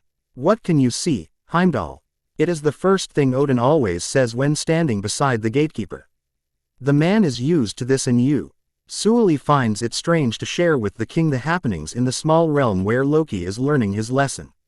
Odin straightens up, his own eye trying to glance inside the realm he hasn't had any contact with since he first became king. Heimdall knows what the king is asking. What is his real interest? Without taking his eyes from the sky, he answers. Prince Loki hasn't hid away from me in a long time. There is something in Heimdall's tone, something that brings to the surface Odin's curiosity. If anything, he enjoys showing me his dealings in this world. To Odin it almost sounds as if Heimdall himself enjoys the visions his son is allowing the gatekeeper to see. Odin feels strange, is a mixture of dread and pride. It is all mixed with the hope that his younger son would soon understand the same way Thor did. I also see shadows. Odin turns to Heimdall with a frown. Shadows darker than anything I've seen before. The rumors of shadows in this realm worry Odin. Lesson or not lesson, Odin doesn't want to jeopardize his younger son's life or his resistance to power and more mischief doing. This world can be quite the temptation for anyone who understands it. Loki has always been the most intelligent of his children. What is it then, Heimdall? What do you think is hiding in these shadows? And the concern is there, behind the king's tone. It is subtle, almost imperceptible. It is no wonder Loki never picked it up when it was directed to him. That I cannot tell, my king. These are shadows I am not used to see or decipher. Heimdall furrows his brow, concentrating in his eyesight. But the young prince is always near it. He approaches it with suspicion, but ignorant of the dangers hidden behind them. Odin turns his body to the edge of the bridge, his soul eye narrowing to observe in the distance. There is conflict inside Odin's heart. Trust is not easily given, but it is easily broken. He loves his son dearly. It doesn't matter what Loki thinks or believes. Odin's feelings have always been of love for his son. Odin feels for him the same kind of love the All-Father has for Thor. And while trust may have been shattered, Odin wants to believe in Loki once more. He wants to believe, the way Frigga and Thor do, Loki is capable of doing the right thing in the end. The All-Father had meant it when he said, a long time ago, both his sons were born to be kings. He had raised them to take upon the mantle when the time was right. Even if only one of them could ascend to the throne, the both of them were just as capable. Odin knows, if he so wants it, he can take care of this the old-fashioned way. Send the destroyer, or even send some of his men to take care of Loki, to bring him back home away from temptation.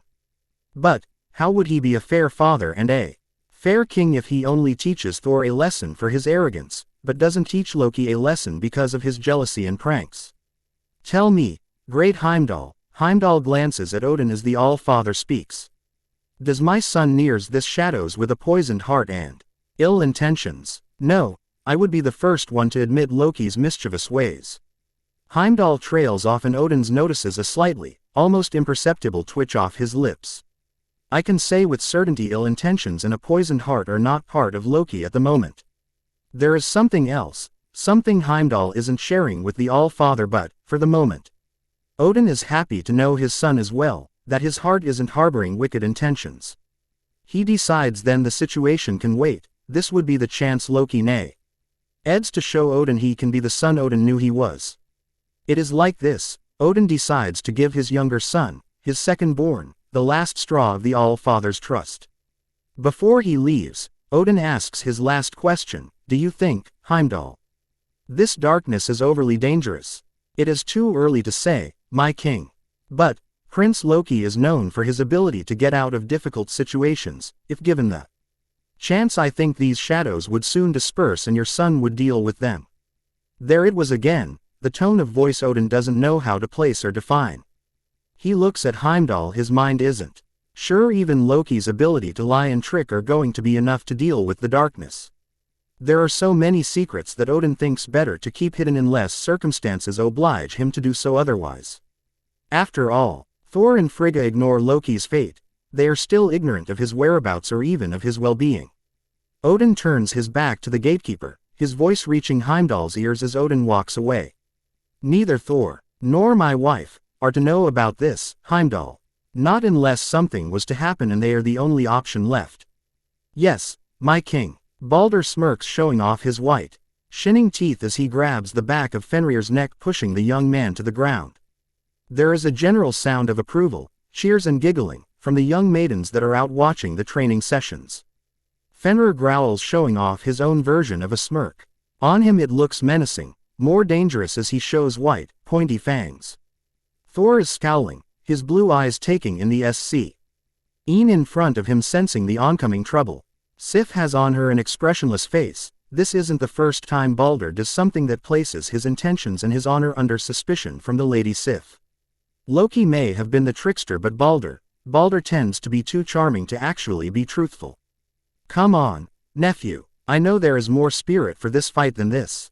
Balder spreads his arms, presenting himself to Fenrir with a trace of mockery in his blue eyes. Or, could it be possible, you are like your father? Better with tricks and knives instead of fighting like a true warrior. Balder's eyes are gleaming with the same mockery as before. Sif actually looks horrified while the warriors three look uncomfortable. Some of the maidens laugh openly, and Thor is cracking his knuckles. But, even as he stands proudly and defiant, Balder is incapable of prevent the strike direct to his always shining face and teeth. Don't you dare to mock the name of my father, Balder. Nrir growls, his fist still close to his side. He takes a few steps forward only to be stopped by a hand on his shoulder. He doesn't need to turn to know who is stopping him from creating more trouble. It was but an innocent comment. There wasn't any ill meaning behind my words. Fenrir. Sif narrows her eyes while Hogun tenses up. There is something off here, even if Balder looks genuinely apologetic. I apologize if I have offended you. Balder bows his head. Fenrir grits his teeth even if he feels a silent satisfaction when he sees the brown-haired man wipe away the blood from his nose and mouth. I do not believe your words hold no malice. It is a well-known fact you don't like father. Fenrir spats out with as much venom as he can muster. Your words have offended and wound us deeply, Balder. The man winces as he heard Thor for the first time. The blonde-haired god isn't happy and he is hovering near Balder as he speaks. You, who mourn the loss of our brother the same way Fenrir I did should know those words are unfit coming from a family member. I know, brother Thor. I know. Balder, again, bows his head. I apologize, I feel sorry, I don't understand what happened to me. Be sure it doesn't happen again. Balder, or next time you're going to wipe blood from the slash I'll place on your throat. Fenrir. The young man frees himself from his uncle's grasp. He evades Thor's eyes, giving his back to the man. I am very sorry, my prince. I thank you for the invitation, but, as of now, I feel undisposed. Balder follows with his eyes the retreating form of Fenrir, ONC. He turns his stare to Thor. He realizes the warriors 3 and Sif are looking at him. It is an uncomfortable moment. He realizes, even after a year, it is too early to play with the LOKI problem. It would take time but, in the end, all of them would forget all about the trickster. He holds on to his feelings, being careful to reveal anything that may betray what he is thinking or feeling. He straightens up, smiling tentatively while offering the arena to Fandral and Thor, urging them to show off his fighting skills. With some reluctance both men take upon Baldur's words and start their own fight. In less than a few minutes they are engaged in the training, laughing and taunting the other. Baldur turns, flashing Sif a blinding grin, but this grin soon falters under the scrutiny of her gray eyes. Is it something the matter? Lady Sif. Sif glances one more time before turning around. No, nothing you should concern about. Sif never notices the shadow crossing Baldur's blue eyes, not the sudden coldness in his face. Elemental World Fire Country, Konoha. Naruto is watching bored as Iruka and Mizuki explain the mechanics behind the form of the kunai and the correct way to throw them. That day is target shooting day and all of his classmates are excited. So far, Naruto has discovered the Ninja Academy isn't what he dreams it would be. Half of their classes are theory. They study history, how the world he lives in came to be. He learns about the Biju and the different clans, he learns about the bloodline limits and the sealing techniques. He learns about the Kage, the Junin, the Chunin and the Genin. The academy turns into a never-ending 6 months until, one day, their teachers decide they are ready. Finally they were to learn ninjutsu, taijutsu and genjutsu. Hence, the target shooting. Naruto yawns, Shin chuckles, Sai shakes his head and Iruka has a nervous tick on his left eyebrow. Now that I taught you what you should do, why don't you try it? Iruka eyes the class before settling his eyes in Neji. How about you, Neji? Want to try? Neji looks as if the mere question is offensive, as if the exercise is a useless piece of teaching material. Naruto has to agree, he can throw straight to the target without even looking at the target. Not that Iruka or Mizuki know this, they look at Naruto as if Naruto is a fly entering forbidden territory. The only ones who seem to enjoy Naruto's presence are Shin and Lee. Naruto hasn't decided what Sai feels because the boy is a complete lunatic when social activities are involved. There are 3 targets. The idea of the exercise is to score a bull's eye. Even if Neji is considered a prodigy, it is not highly probable he would get them all. So, Naruto watches with his arms crossed and a skeptical expression on his face. Neji raises an eyebrow and proceeds with the exercise. Shin notices the satisfied smile on Naruto's face when Neji only gets 1 bull's eye and the rest are close but not quite there.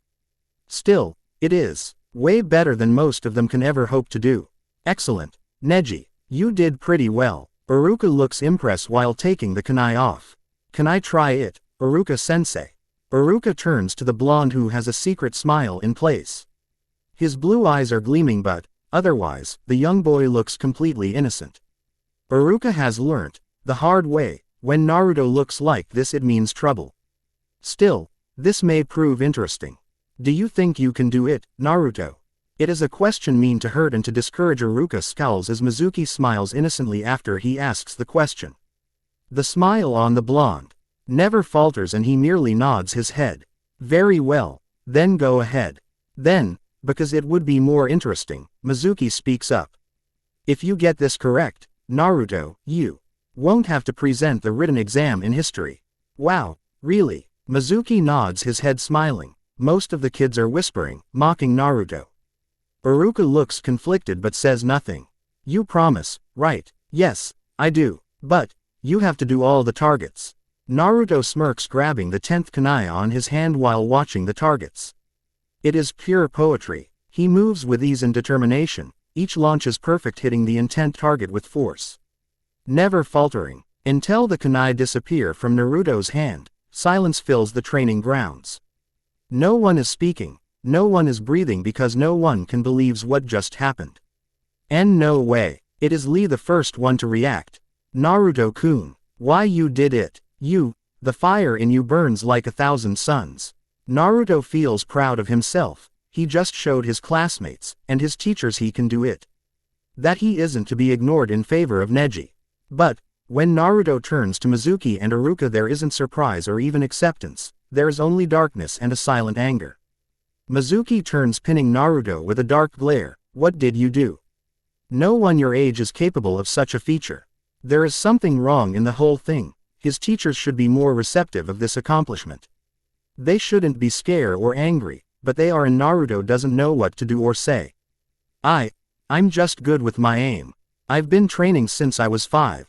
The only one capable of this at your age was Uchiha Itachi, and that was only because he had already awakened his Sharingan. Iruka speaks, still looking at Naruto with strange eyes. What did you use? Naruto blinks. Half the class does, because they don't understand completely the implication of such a question. Naruto frowns, crossing his arms and pursing his lips. I use my eyes and my hands. It's not difficult to hide. The bullseye once you know how to throw a kunai. The class is suddenly dismissed and Naruto is walking away angry. Shin is following close behind him. He has a small frown and Sai seems occupied with some of his drawings. I don't get it. Naruto sits on the stool in the ramen stand. Shin and Sai follow his example. I did it perfectly. All of them hit straight in the target. Why is Iruka and Mizuki angry with me? Maybe they were expecting Hyuga-san to be the perfect one. Sai thanks Chuki while taking a small bite of his food.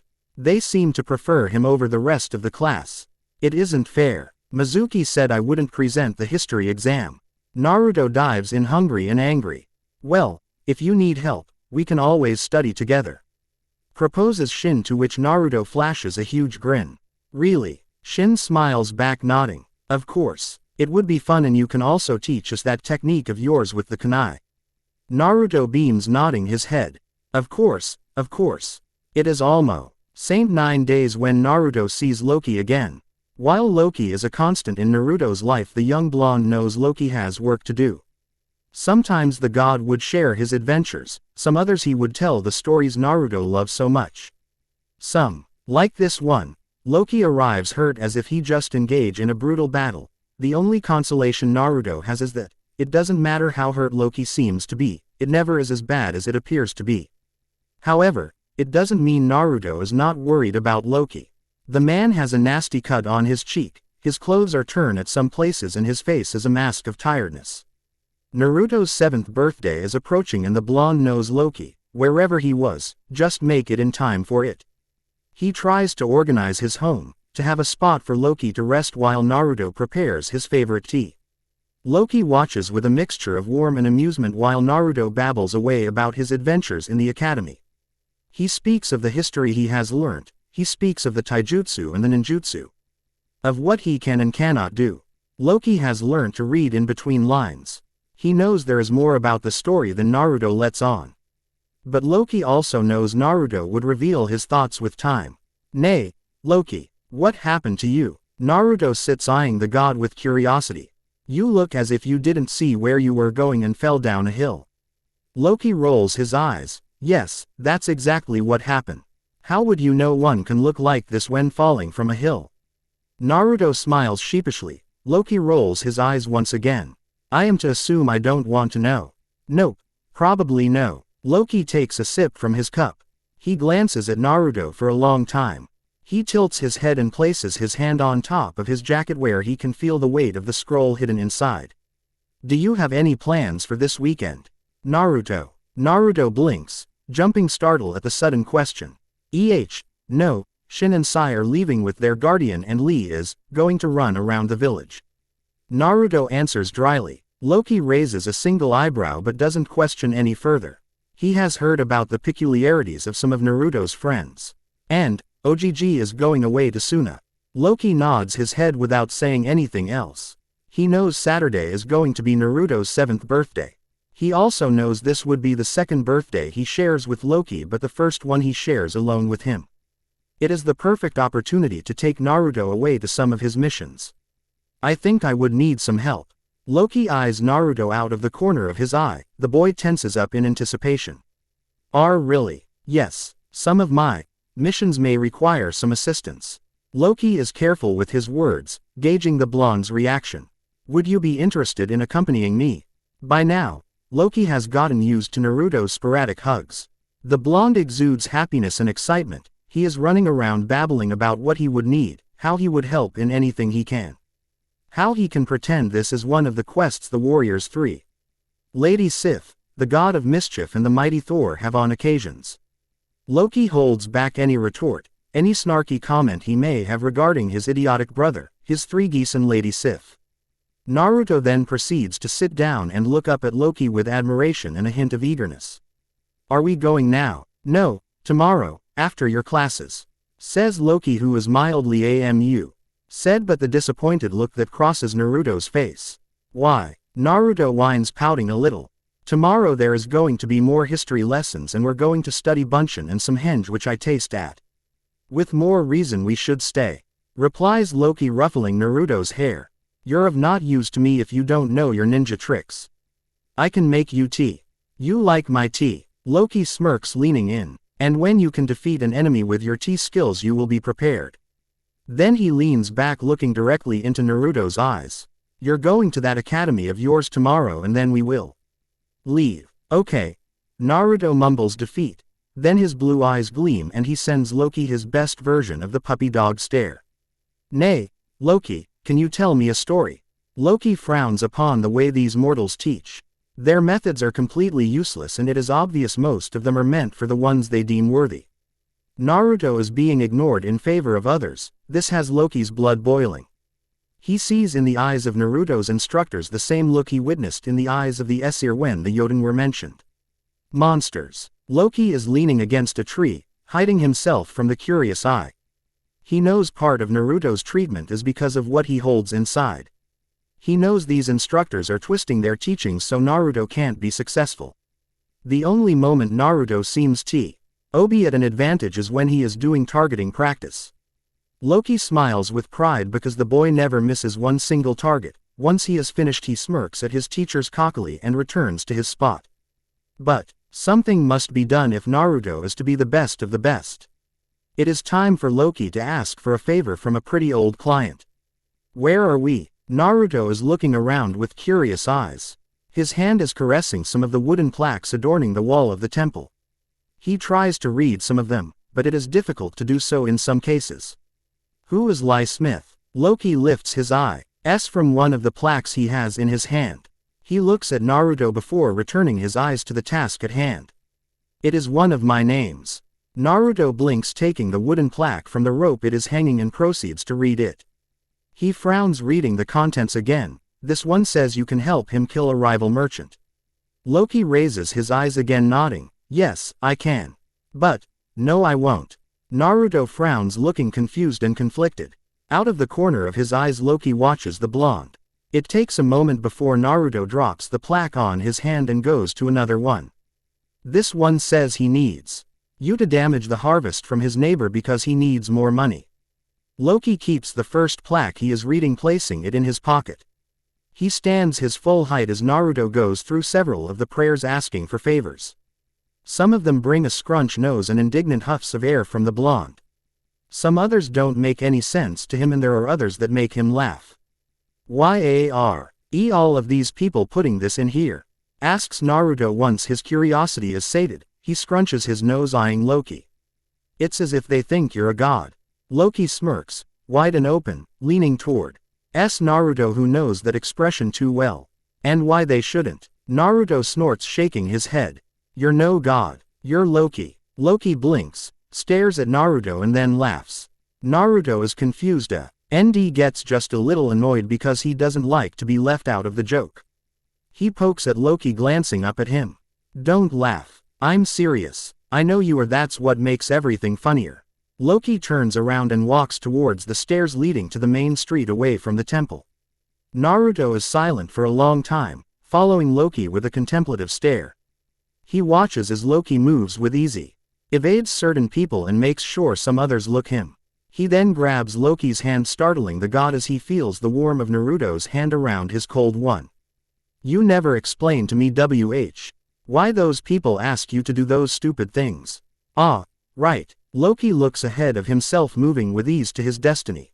"You see, my work here is free of any attachments to any village. You may say I'm a freelance." Naruto frowns, tasting the word. You mean, like a ninja who works for anyone or everyone?" "Yes, that's exactly what I mean." Naruto opens his mouth but Loki continues. "I do not take all the jobs. Only those that amused me or interested me. So, have you killed? Loki doesn't stop, but he feels the tensing coming from Naruto. Suddenly, Loki feels the need to be agreeable to Naruto. For Naruto to know, hate him. Loki doesn't glance at Naruto, he readies himself for the worst. Yes, I have killed. Countless of times. Oh, Naruto gulps, squeezing Loki's hand tightly. Is it hard? The question is so innocent Loki has to stop himself, turn around and kneel in front of Naruto. There is curiosity in those blue eyes, but there is also determination and acceptance. Yes, it is always hard. Because, really, Loki can't lie about this. It is hard, it never gets easy, but he does it and sometimes enjoys it. That's the truth behind someone who was raised in a place that loves war. Someone who loves fighting as much as he enjoys his magic and his books. Naruto grins shyly at Loki. I want to be as brave as Thor, Sif, Volstagg, Fandral, Hogun, and you Loki. I know it's gonna be difficult. But I wanna be like you guys. Naruto lets go of Loki's hand and takes off running, laughing happily while Loki stays down, totally shocked at the unexpected revelation. He turns to see Naruto standing in front of an ice cream stand, completely unaware he left a dumbstruck Loki behind. In all his years, Loki narrows his eyes, his lips quirking upwards. Naruto is certainly someone special, unpredictable, and has with him a sharp mind. Loki is very tempted to ask when Naruto discovered. Loki is part of those stories they share at night, but decides against it as they arrive to their destination. This is a bar, says Naruto, taking a long touch from his ice cream. Yes, it is. I can't enter a bar. Loki rolls his eyes, waving his hand in front of Naruto to change his appearance. Naruto gasps, looking at his reflection in front of the window glass. He is an exact copy of Loki, only much younger, with black hair and blue eyes. See, you can enter now. Naruto follows Loki inside. The blonde gasps when he notices Loki changing his form as well. This time he is looking like Thor, holding on his right hand a scepter while moving swiftly through the numerous tables. Naruto is close behind, looking around with big, shocked eyes at the men drinking, the woman and the men kissing. Among other things, he turns an interesting shade of red when his eyes fell upon a pairing doing things Naruto never thought possible. He covers his eyes, almost crashing against Loki. The god turns to see Naruto and he has to bite back a chuckle. Maybe this isn't one of his best ideas, but he really needs to contact the man. He wraps an arm around Naruto and leads him inside a room. Took you long enough, I was hoping you changed your mind. Naruto's eyes fall upon the form of an old man. He has long, white hair. Some strange marks on his face. The man is smiling while signaling Loki and Naruto to sit down. I didn't know you were coming accompanied. Yes, well, it seems it is time for you to repay my favor. Jiraiya tenses, his eyes narrow with suspicion. I see. Jiraiya takes a sip from the bottle beside him. He eyes Loki, then at Naruto in disguise. He knows he can't deny Loki anything. They have met regularly as Jiraiya's hunger for information about Akatsuki grows. Ly Smith has proven to be one of the best sources of information.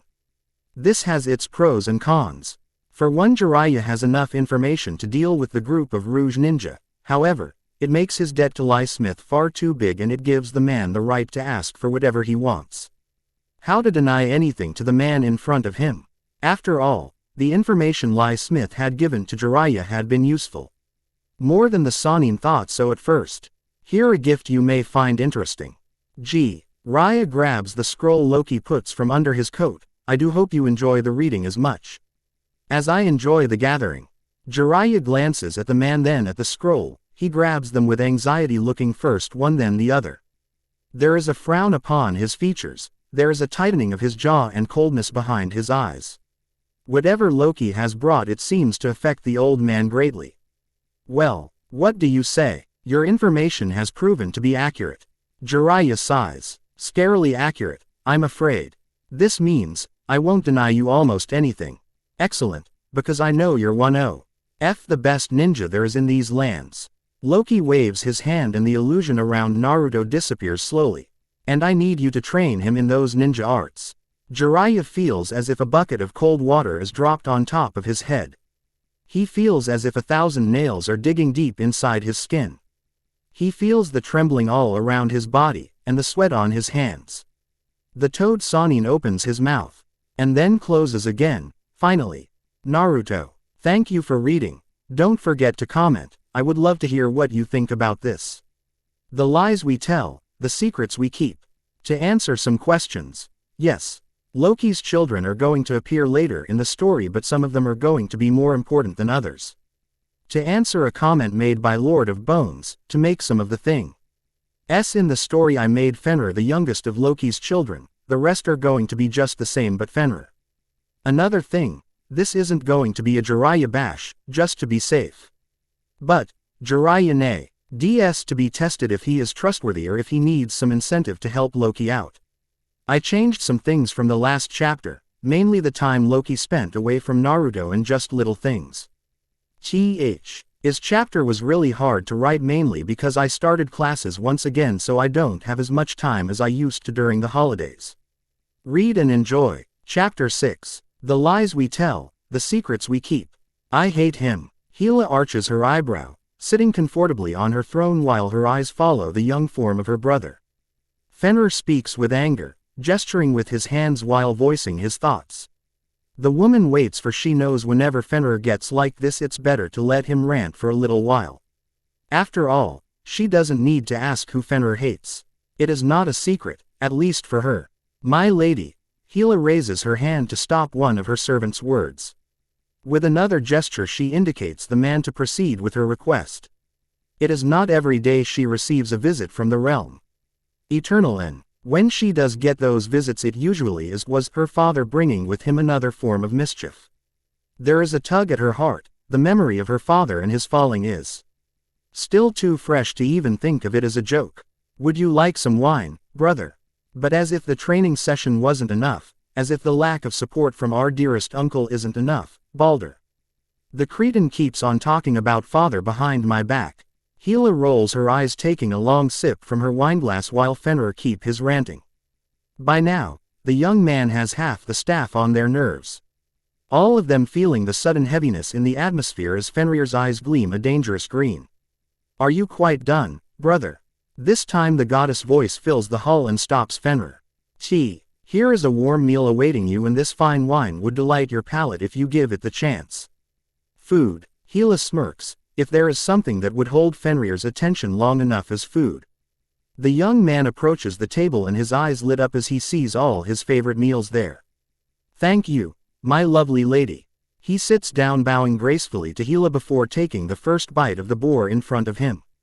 Hela watches with some nostalgia, the soft smile drawing on Fenrir's face as he tastes the different dishes in front of him. His eyes, so much like his father's ones, dancing around while enjoying the meal. With a glance to the closest servant, she signals for their glasses to be filled with wine.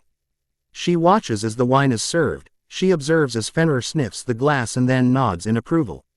She notices, as she always does, the gleam out of the corner of his eyes. That glint that indicates he is still mourning, he still feels pain, and whatever happens the last few days with Balder the Cretan and Thor has just reopened the wound in Fenrir's heart.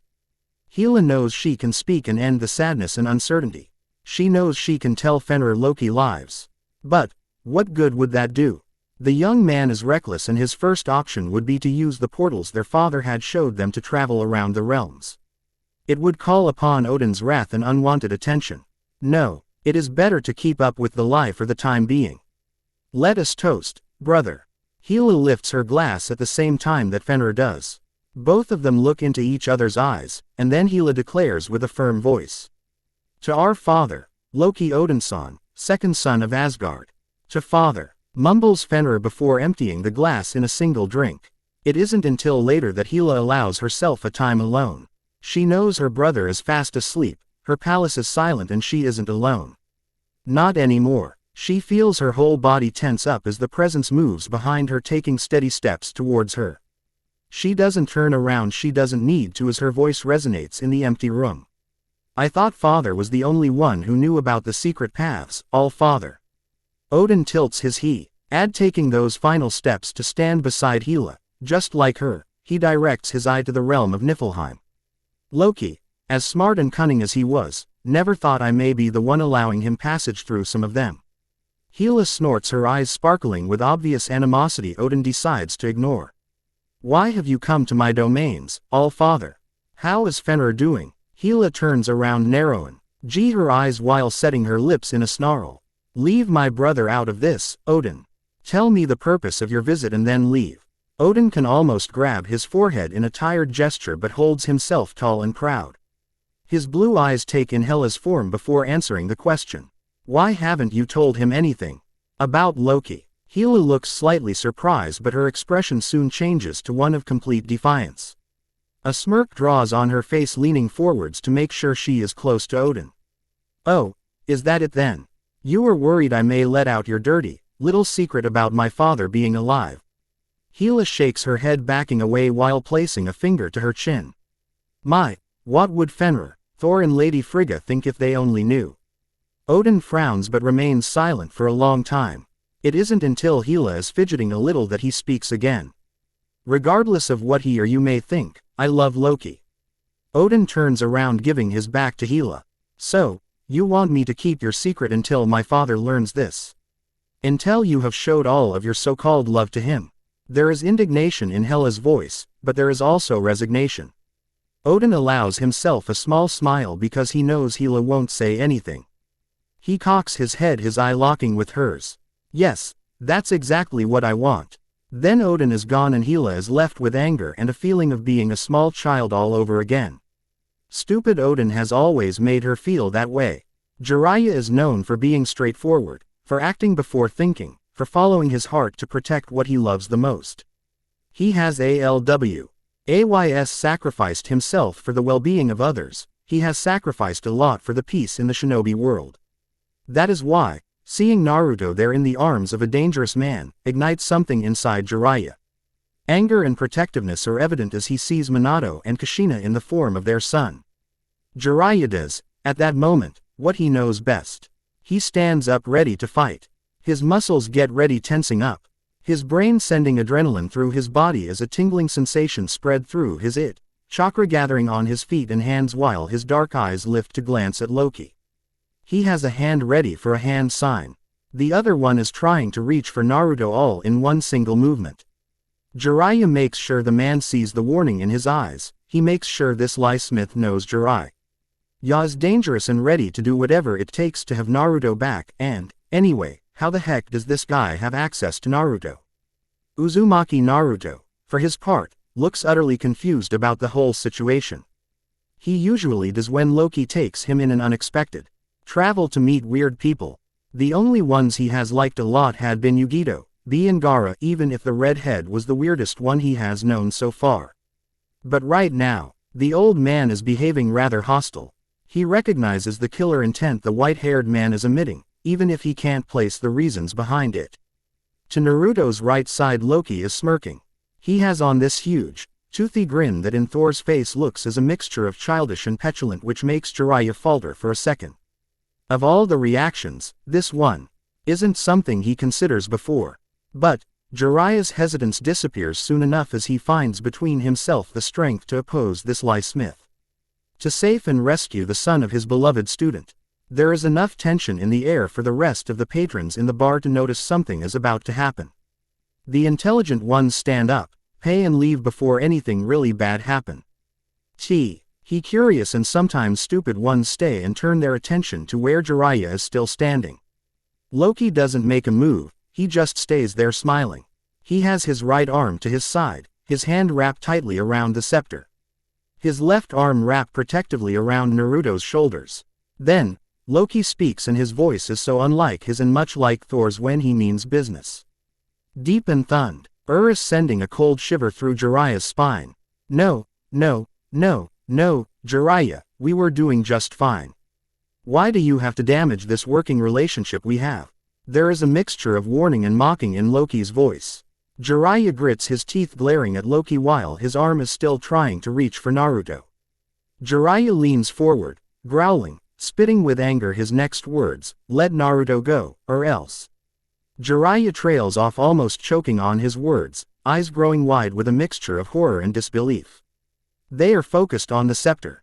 Loki has in his right hand. It is gleaming a familiar blood-red color. It is not only the color, however, what makes him react in such a way.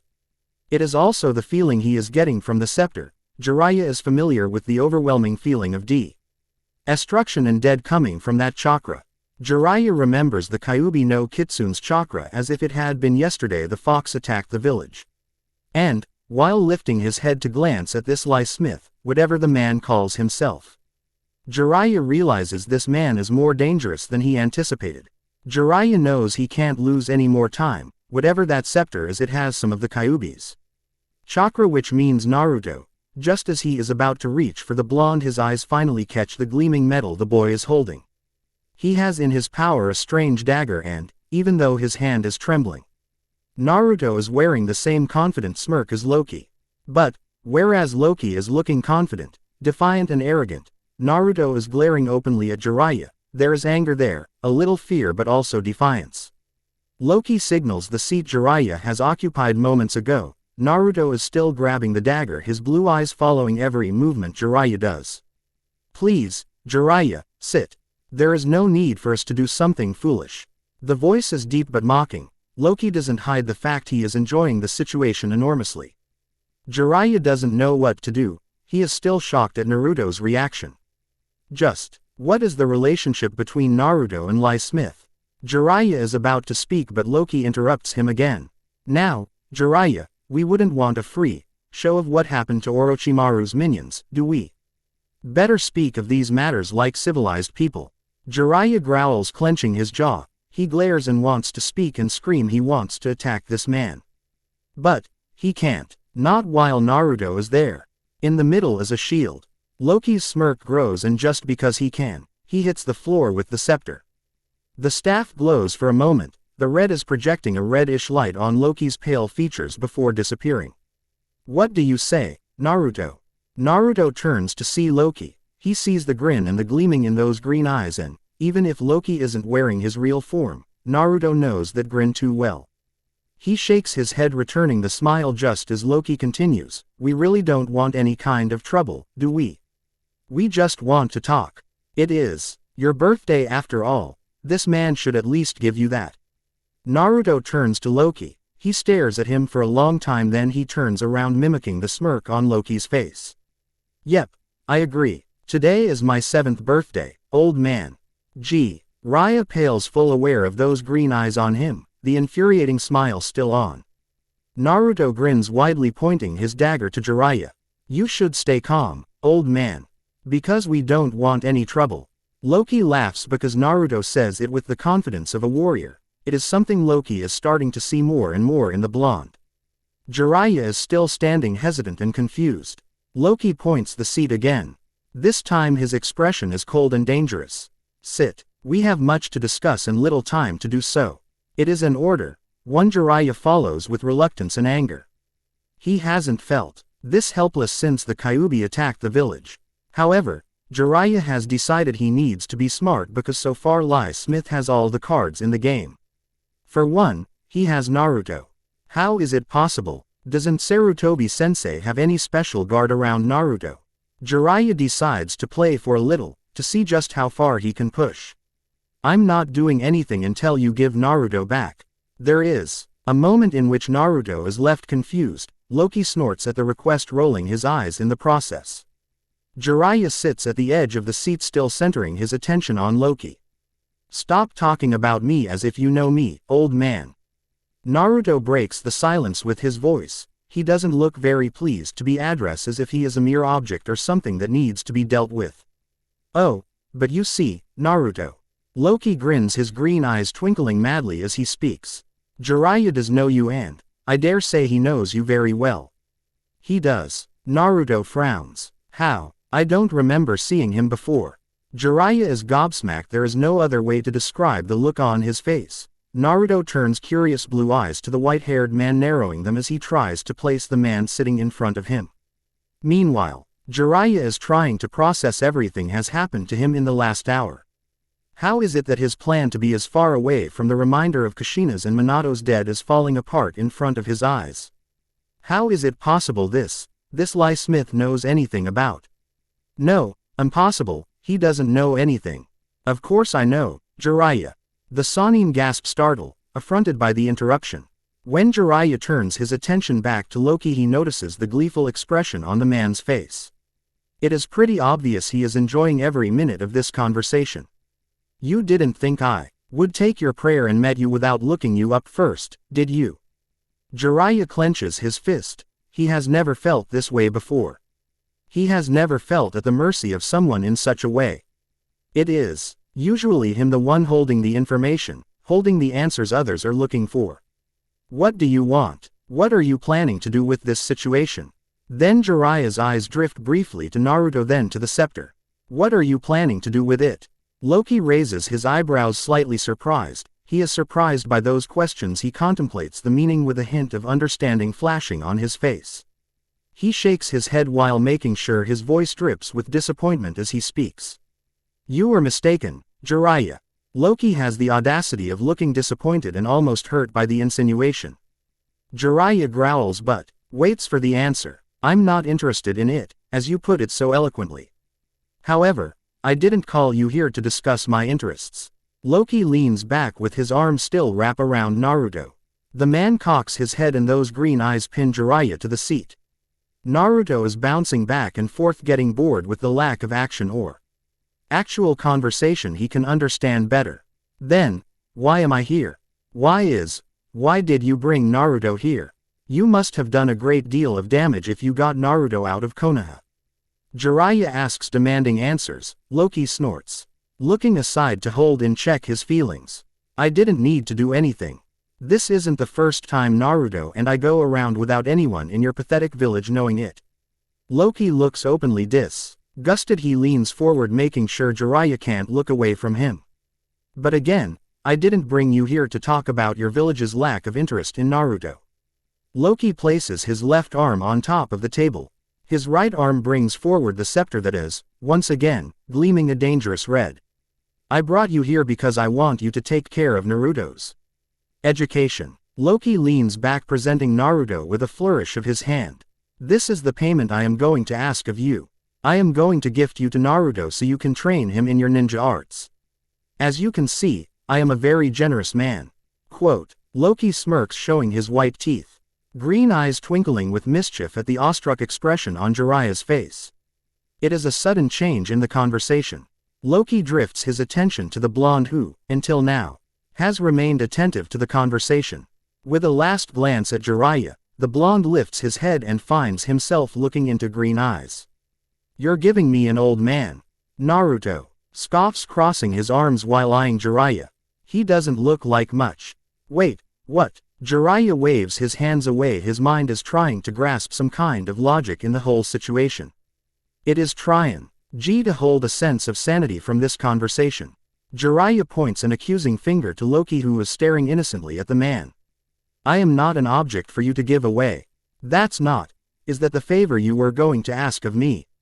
Really? Then, Jiraiya turns to Naruto, pointing the same finger.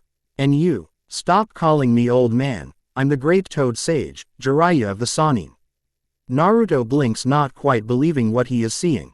Then he turns to Loki with disbelief written all over his face. He points at Jiraiya with his thumb. Seriously, this guy? Jiraiya feels an eyebrow twitch at the lack of respect and recognition from Naruto.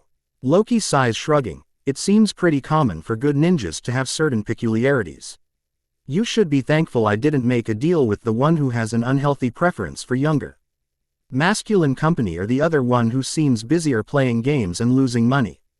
Jiraiya's reply is cut short by those words. The man stays still for a few seconds, then, you have seen Tsunade.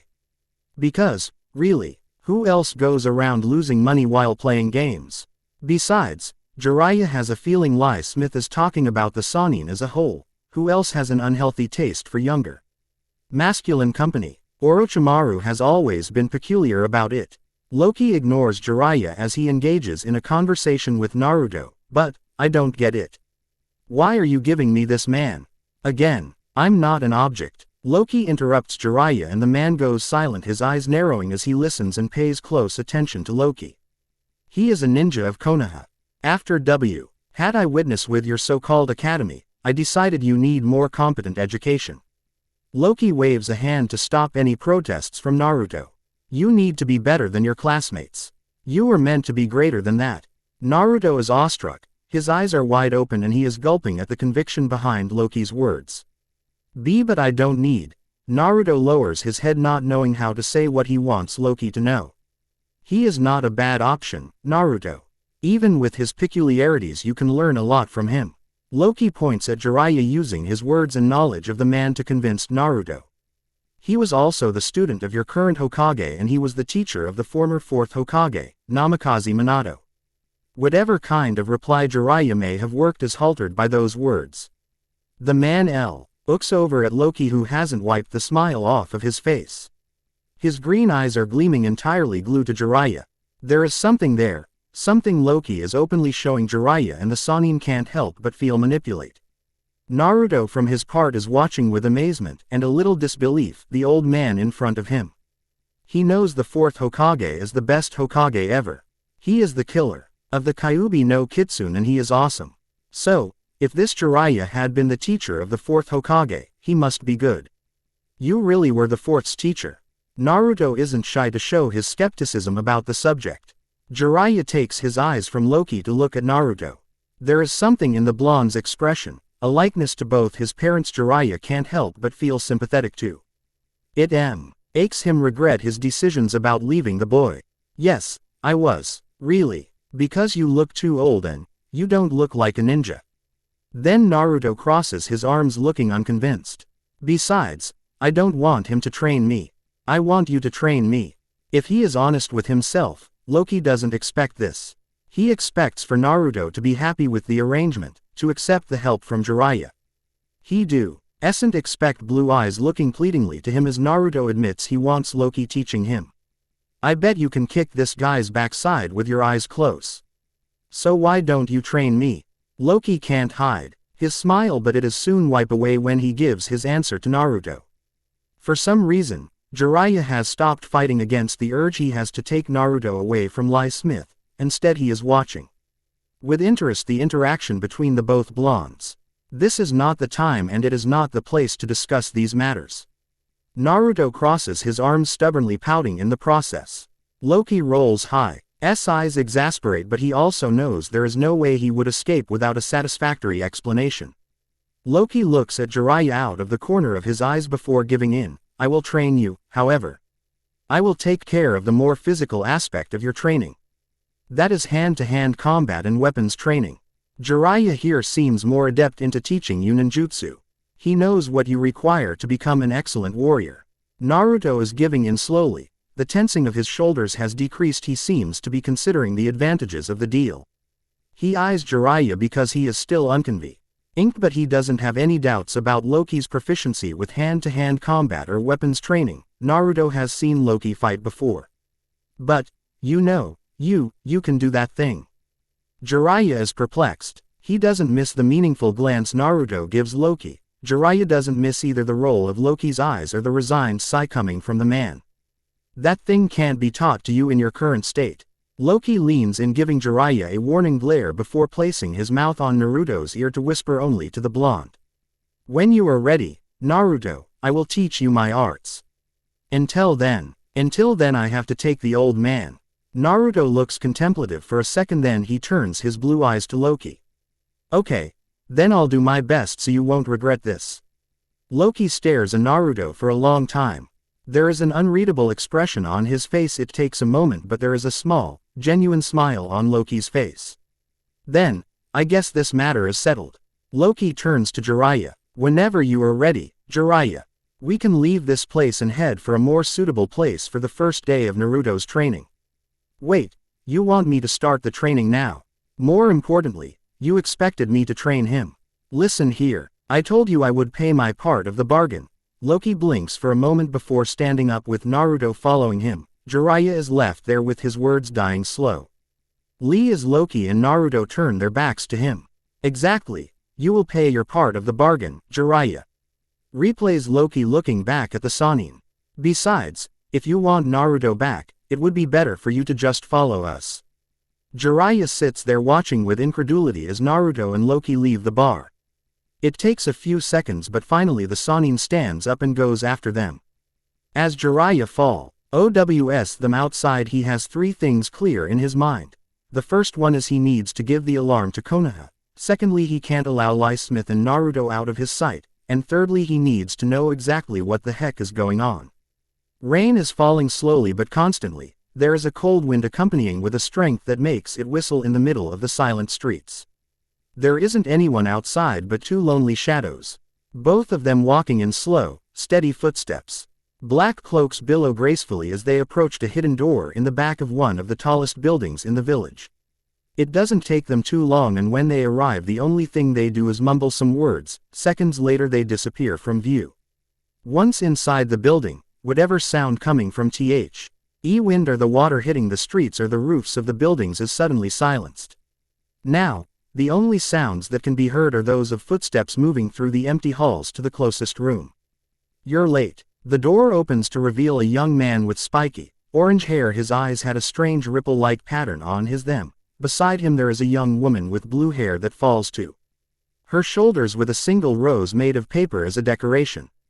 Yeah, well, shitty head over here decide he needs the bounty of the man scouting the group. Hidan replies, glaring at Kakuzu.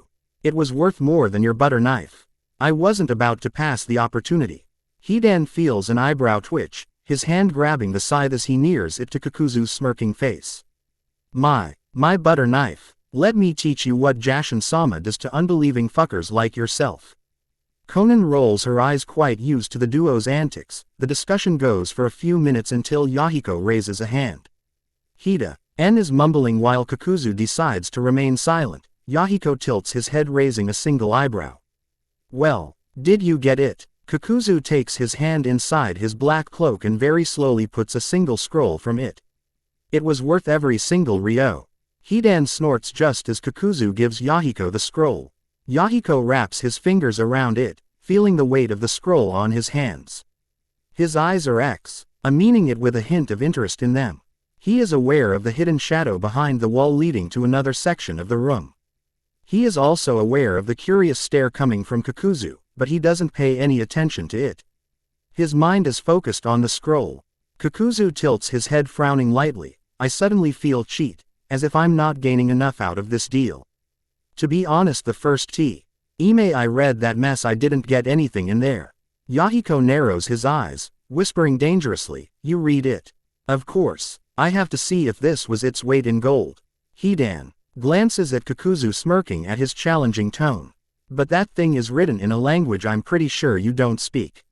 Now, that's something you will have to wonder, wouldn't you?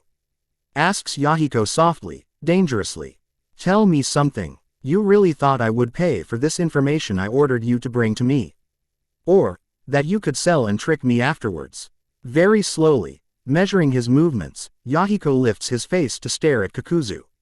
Silence fills the room and Hidan raises his eyebrows, impressed by the challenge behind his partner's words. Conan is scowling but decides to step aside and watch the situation play off safely. Have you done it? You wouldn't be alive, Kakuzu. It doesn't matter if you have 1 or 5 hearts. Yahiko stands up, moving past Kakuzu. You wouldn't even feel it when I end your life. For today, I'll forgive your words. Rest assured I won't do it again. Yahiko leaves the two men behind and enter the adjacent room, with Conan following close behind. Once he is inside, a solid wall made of concrete raises out of nowhere and closes the threshold from where Yahiko and Conan just enter. They make their way to the very end of the room and enter into another one. It is here where they find the person they have been looking for. Sitting in the middle of the room with a hand on his face is a strange man. Short, spiky, dark hair is the only visible feature from his head. His face is covered by the hand, but as soon as the man hears Yahiko and Conan, he stands up. The hand is replaced by a mask with a single hole at the right eye position. Oh, they found it. Yahiko nods his head, presenting the scroll to the man. Right where you say it was.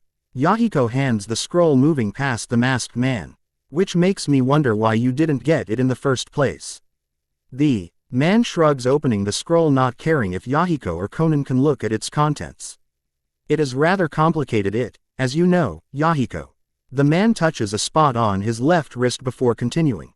Besides, If we have people who can do the work for ourselves then, why don't use them? This scroll, is this the one about the gauntlet you speak of? Yahiko stares out of the only window in the room. The one powerful enough to reunite the Biju in it. Inside the mask the man smirks, the only visible eye gleams a dark red. Yes, this is the scroll that will lead as to the gauntlet capable of holding the power of these demons. In retrospective, he didn't think the price would be this high. He remembers, not without fear, the void spreading out in front of his eyes. His mind never fails to bring back to memory the coldness, the emptiness, the darkness his world had become after his fall. It is a sensation he hates to rememorize because it shows how weak he had become, because it reminds him of his current path. He is no longer a great ninja, he is no longer the head of a proud, powerful clan, he is merely a tool. Despite his pride, his power and his intelligence, Uchiha Madara can't escape his savior and his captor. And Madara hates the power this man, creature, monster has on him. Madara's thoughts are leading him to dangerous paths when he feels it. The coldness burying deep inside the marrow of his bones. The sudden desperation as darkness and emptiness fill the room. He knows what it is to come. He is the only one capable of summoning him like this. I hope you have news. Good news for me, my pet. The voice is like a roar in the middle of the emptiness. It is both dangerous and luring. I do. My men found the scroll you spoke of. The laugh is even worse. It makes you feel as if thousands of needles are piercing through your skin. Good. Madara shifts uncomfortably, which the presence doesn't miss. What is it? Tell me. We weren't the only ones looking for this. But we were the first one to find it. I also know this. This person holds the rest of the scrolls. Madara feels the pressure in the air as he speaks. I'm afraid this new character is not from this realm. A deep powerful growl can be heard and Madara almost flinches. Yes, I've seen him. The little god that fell from the realm eternal. He calls himself Ly Smith, but we have heard the name of Thor, Fandral. Sif.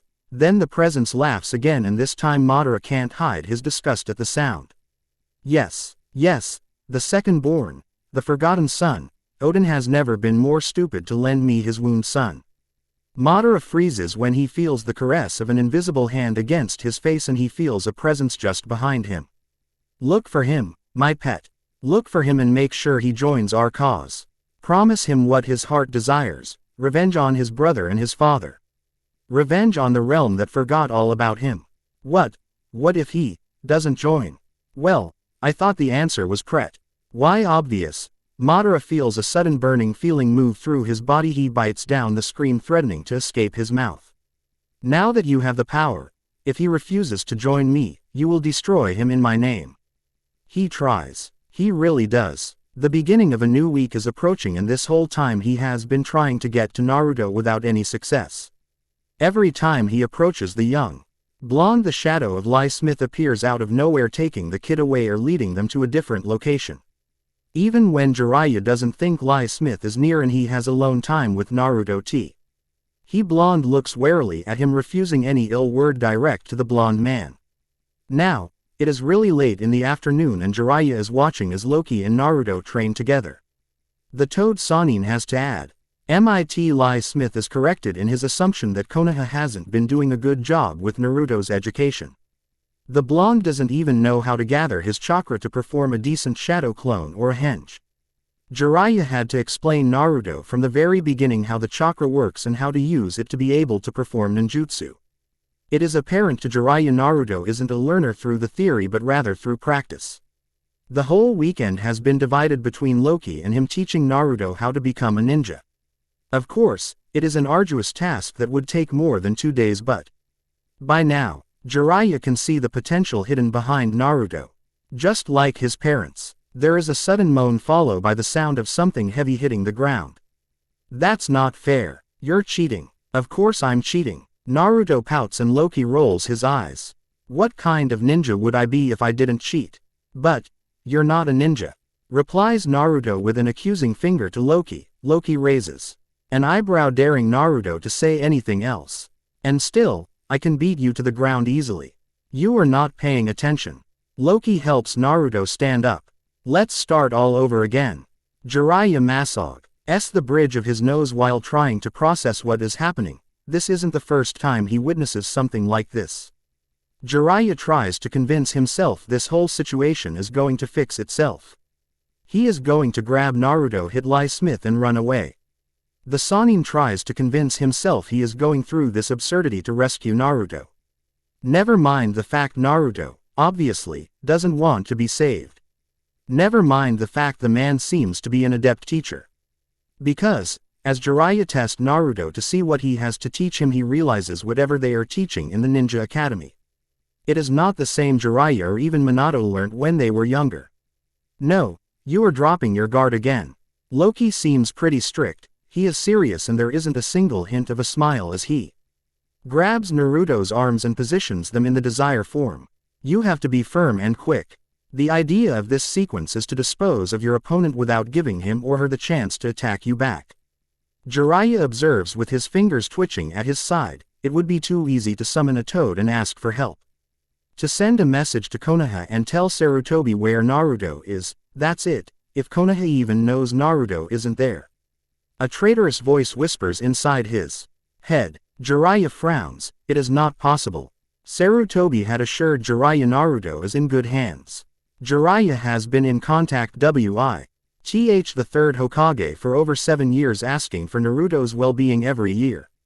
The Hokage has never hinted to something being strange or amiss. He has never hinted to Naruto being gone a month ago. Excellent. You're grasping the main principles of hand-to-hand combat. This time Loki smiles and Naruto is returning the smile with a hint of warmth and pride. Jiraiya yelps and runs towards them. Loki suddenly hits Naruto in the face. What the heck are you? Jiraiya trails off as he sees Naruto stand up, moving at a speed Jiraiya doesn't think possible for someone his age. Naruto doesn't show any signs of the punch, but he does look gleefully as he tries to hit Loki back. The both of them are fighting now. Loki plays with Naruto, evading and blocking, flipping and throwing to the ground. In return, Naruto is kicking, hitting, running around fast, attacking sharply in swift movements. It is sloppy, it doesn't have a complete form, but Naruto is a fast learner. Loki grabs Naruto's wrist, turns him around and makes him bend over. The blonde gasps in surprise and, little by little, starts gasping in pain. Do you give up? Jiraiya is close and seeing the sweat roll down Naruto's face, seeing the pain flashing on his eyes, the Sannin approaches them both. And no. Naruto gasps out stubbornly. Loki smirks while Jiraiya frowns. He is about to grab Loki when a glint catches his eye. It is a blade, sharp and dangerous, sliding out of Naruto's sleeve and making its way to Loki's thigh. Naruto hesitates, however, and Loki is fast in taking it away from Naruto and letting the blonde drop to the ground. Jiraiya sees the sudden movement from Loki and he grabs the man's arm, but it is shocked at seeing the genuine smile on his face. Then, as one, Naruto and Loki start laughing. Why your face? Naruto points at Jiraiya and holds his abdomen as he keeps on laughing. Loki smirks, glancing at Jiraiya's hand, which the man realizes is still holding Loki's arm. Oh, your face, old man. Naruto chuckles, trying to calm himself. What do you mean? Jiraiya is certainly puzzled as to why both blondes are laughing at him, why they seem to find the situation hilarious when moments ago there was a tension leading to a certain death. You have such a funny face. You really thought. Here Naruto laughs some more, sitting up while glancing at Jiraiya with a huge grin. You really thought Loki was going to hurt me and I was going to hurt him. You were like this. Naruto then goes to demonstrate the expression Jiraiya has been wearing when nearing the two blondes. Loki snorts in agreement, glancing at Jiraiya with the same hint of mischievousness Naruto is wearing. You did have quite a peculiar reaction, Jiraiya. Loki nods to Naruto, who is still making faces. Well, you can't blame me, can you? Jiraiya growls out, crossing his arms while looking aside. He feels like a fool, and with reasons to feel so. And just how many names you have? Loki drops his smile, shrugging. Too many for you to care at the moment. Jiraiya narrows his eyes. He is starting to get used to the different answers this Lie Smith uses to evade a straight, truthful answer. Loki gives Naruto back his dagger and places a gentle hand on top of his shoulder. You did well today, Naruto. Naruto grins sheepishly, glancing at Loki, then at Jiraiya. Thanks. But it's only because you and the old man are teaching me. Jiraiya feels his eyebrow twitch at the old man reference. He has been trying to say Naruto to stop the nickname without any success. And, since we couldn't celebrate it as we should, how about a dinner in your honor? Loki turns to Jiraiya then to excite Naruto. You turned 7 years old after all. You're becoming in quite the warrior. Oh, can we have ramen? And natto. I want a lot of natto. Naruto starts walking without waiting for the adults. Loki shakes his head as his thoughts are reminded of another individual who, as soon as he was done with the training, would be thinking about food. It isn't until he feels the hand of Jiraiya wrap itself around his arm that Loki decides to address the problem at hand. Yes, is it something the matter, Jiraiya? The old man scowls, hating the nonchalant tone and the innocent stare coming from Loki. It is obvious to Jiraiya whoever trained this man did an excellent job in teaching him how to conceal and to lie. I'm not leaving Naruto with you. Even if I have to fight you, I will take him back to where he belongs. And to prove his point, Jiraiya tightens his hold on Loki's arm. The god of mischief grins, lowering his head slightly while his green eyes gleam in the afternoon light. Jiraiya swallows, feeling the sudden coldness on his hand. Whatever makes you think Naruto belongs to Konoha? Have you actually cared for the boy's well-being, Jiraiya? As if you do. Jiraiya leans closer. You show me yourself, don't you? The power from your staff. I don't know how you get the Kyuubi's chakra there, but I won't let you use Naruto. Again, you have a misconception about my desires, about what I am doing or what I want. Loki grabs Jiraiya's arm and squeezes hard, making the old man let go of his hold and wince in pain. Even though you have been named his guardian, his godfather, you haven't been quite the protector. You have failed to do your duty. Loki is snarling, making sure Jiraiya is the only one hearing him, even if Naruto has long ago left their sight. You don't understand, starts Jiraiya, but Loki cuts him by pushing him away. Naruto is mine to protect, to care for, to make sure he has. Then Loki trails off, his face shish. OWS attention that isn't there moments ago. His eyes turn glassy. Loki swallows as his mind starts catching up with something it is best left forgotten. You were my son. You were an innocent child. Loki purses his lips, shaking his head to scare away those thoughts, those memories of Odin's words. He lifts his head and sees Jiraiya watching him with his brows knit and a curious gleam in his eyes. I'm going to be a better guardian than you would ever be to him. Be thankful I allow you to teach him, to give to him what is rightfully his. You're the one who is mistaken. I'm not going to let you take Naruto away. One way or another I'll save him from you. Jiraiya is now raising his voice, showing his anger and his intention to the man in front of him. It is true Lai Smith is someone he doesn't know well. His fighting style is still a mystery to Jiraiya, but Jiraiya is a Sannin, and he never backs down from a challenge. Do mind you words, pitiful mortal. Loki turns Jiraiya's hand, making the man wince. Do not threaten me or try to intimidate me, because I can obliterate your existence if I so wish to do. Then Loki lets go of Jiraiya and pushes him away from him. You owe me, Jiraiya of the Sannin. Do not forget, because I will not, and you won't like me if I am displeased with your lack of cooperation. Why are you doing this? Why are you so interested in Naruto if you're not after the Kyuubi? Jiraiya needs to know. He would never admit, but the look Loki just gives him is scary. It feels as if he was facing a giant while he is merely a flea. Nevertheless, Jiraiya needs to know. He needs to gather as much information as he can to retrieve Naruto safely. My reasons are my own. Loki turns around and leaves in the same direction Naruto has gone without giving Jiraiya any other word of explanation. Loki feels a clench in his chest. His body is shivering at the intensity behind his words, behind his thoughts and behind his memories. It is in the middle of nowhere this stranger he has come to this realization. Loki, are you okay? Loki turns to Naruto, who shows his concern with a serious face, and then he proceeds to grab Loki's hand and drag him to the main road. Come, there is a village there, and then you and the old man can celebrate my birthday. Loki glances at Naruto and feels a tug at his lips. A soft, genuine smile forms on his face as he allows the blonde to drag him away. Loki knows Jiraiya is behind them. He is pretty close, but Loki doesn't care. With a strange feeling invading his chest and mind, Loki follows Naruto. Jiraiya is running fast. He doesn't have any time to do the summoning to warn Konoha, but he does have the time to send them in different directions to people he knows. By the time he gets to Konoha, his summoning would be there. Hopefully with news of Naruto's and Lie Smith's whereabouts. Jiraiya of the Sannin curses out loud for what seems to be the 100th time. He doesn't get it. He makes sure to spend every single minute beside Naruto and Lie Smith. He makes sure to have them under his watchful eye, and then, puff. They're gone. Gone. How? Well, Jiraiya is still trying to figure that one out. He feels his muscles protest silently as he speeds up, having been running for over 3 hours. Jiraiya is starting to feel the tiredness getting to him, but he needs to keep going. He can't allow the son of Minato and Kushina to be abducted and be taught who knows what by who knows who. The problem is, Jiraiya doesn't really understand any of it. It doesn't make any sense. Why would Lie Smith bring Naruto to him if he knows who Jiraiya is? What was Lie Smith's goal when he chose Jiraiya to teach Naruto? And then, why disappear? It takes Jiraiya another 2 hours before he makes it to the village. The gatekeepers are not just shocked. They are flabbergasted to see the Toad Sannin breathing heavily, sweat rolling down his face and urgency gleaming in his eyes.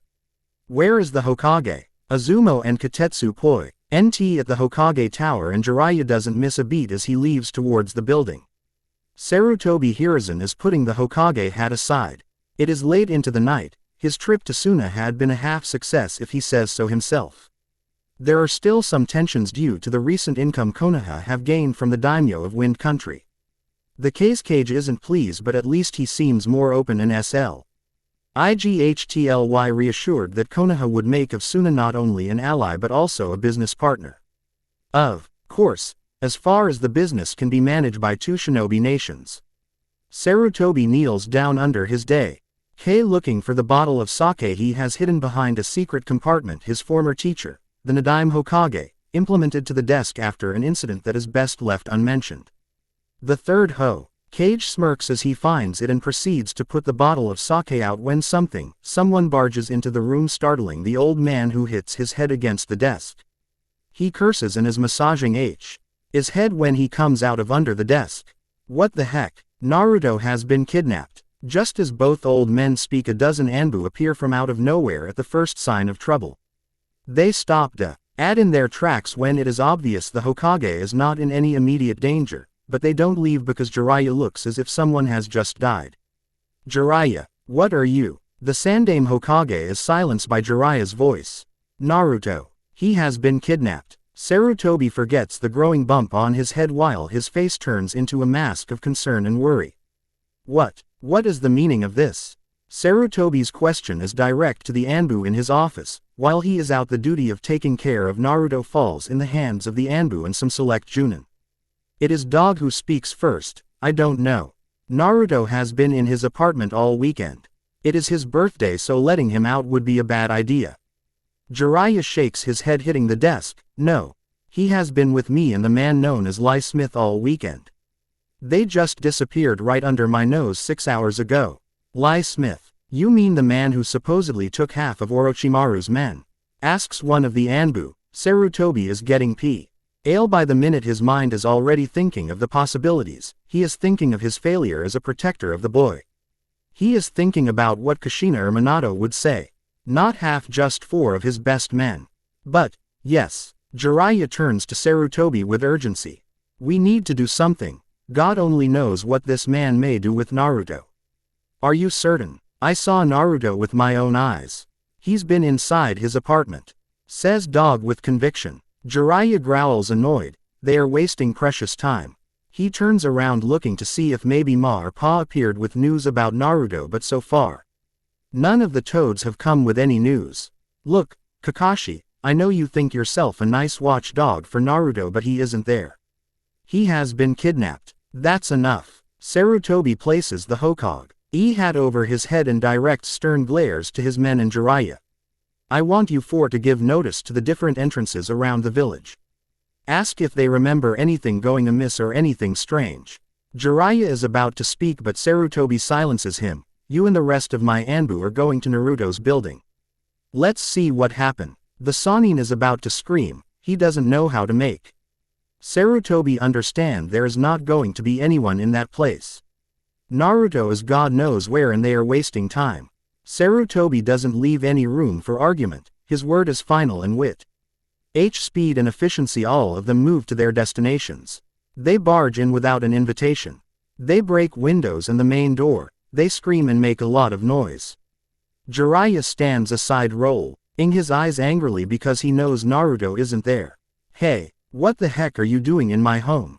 Jiraiya feels as if a bucket of cold water has fallen on top of him.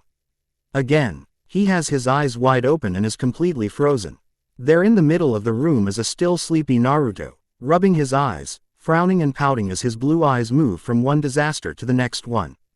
His hair is disheveled, he is wearing a white t-shirt and blue shorts. It is pretty obvious the boy has been asleep.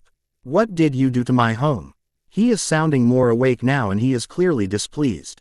Naruto. Jiraiya takes a few steps forward but Naruto doesn't look as if he recognizes Jiraiya. The blonde stares at Sarutobi and then takes a step back. OGG, what happened? Sarutobi stands in front of Jiraiya and kneels down. Naruto, are you okay? Where were you? Naruto blinks confusedly, tilts his head pursing his lips a little. I've been asleep until you enter my home like a bunch of rabid dogs. He crosses his arms and pouts. Sarutobi frowns lightly mainly because rabid dogs doesn't seem as something Naruto would say. I am very sorry, Naruto. We heard you've been kidnapped. Naruto scrunches up his nose pulling funny face. Kidnapped? Why? Naruto, how did you get here?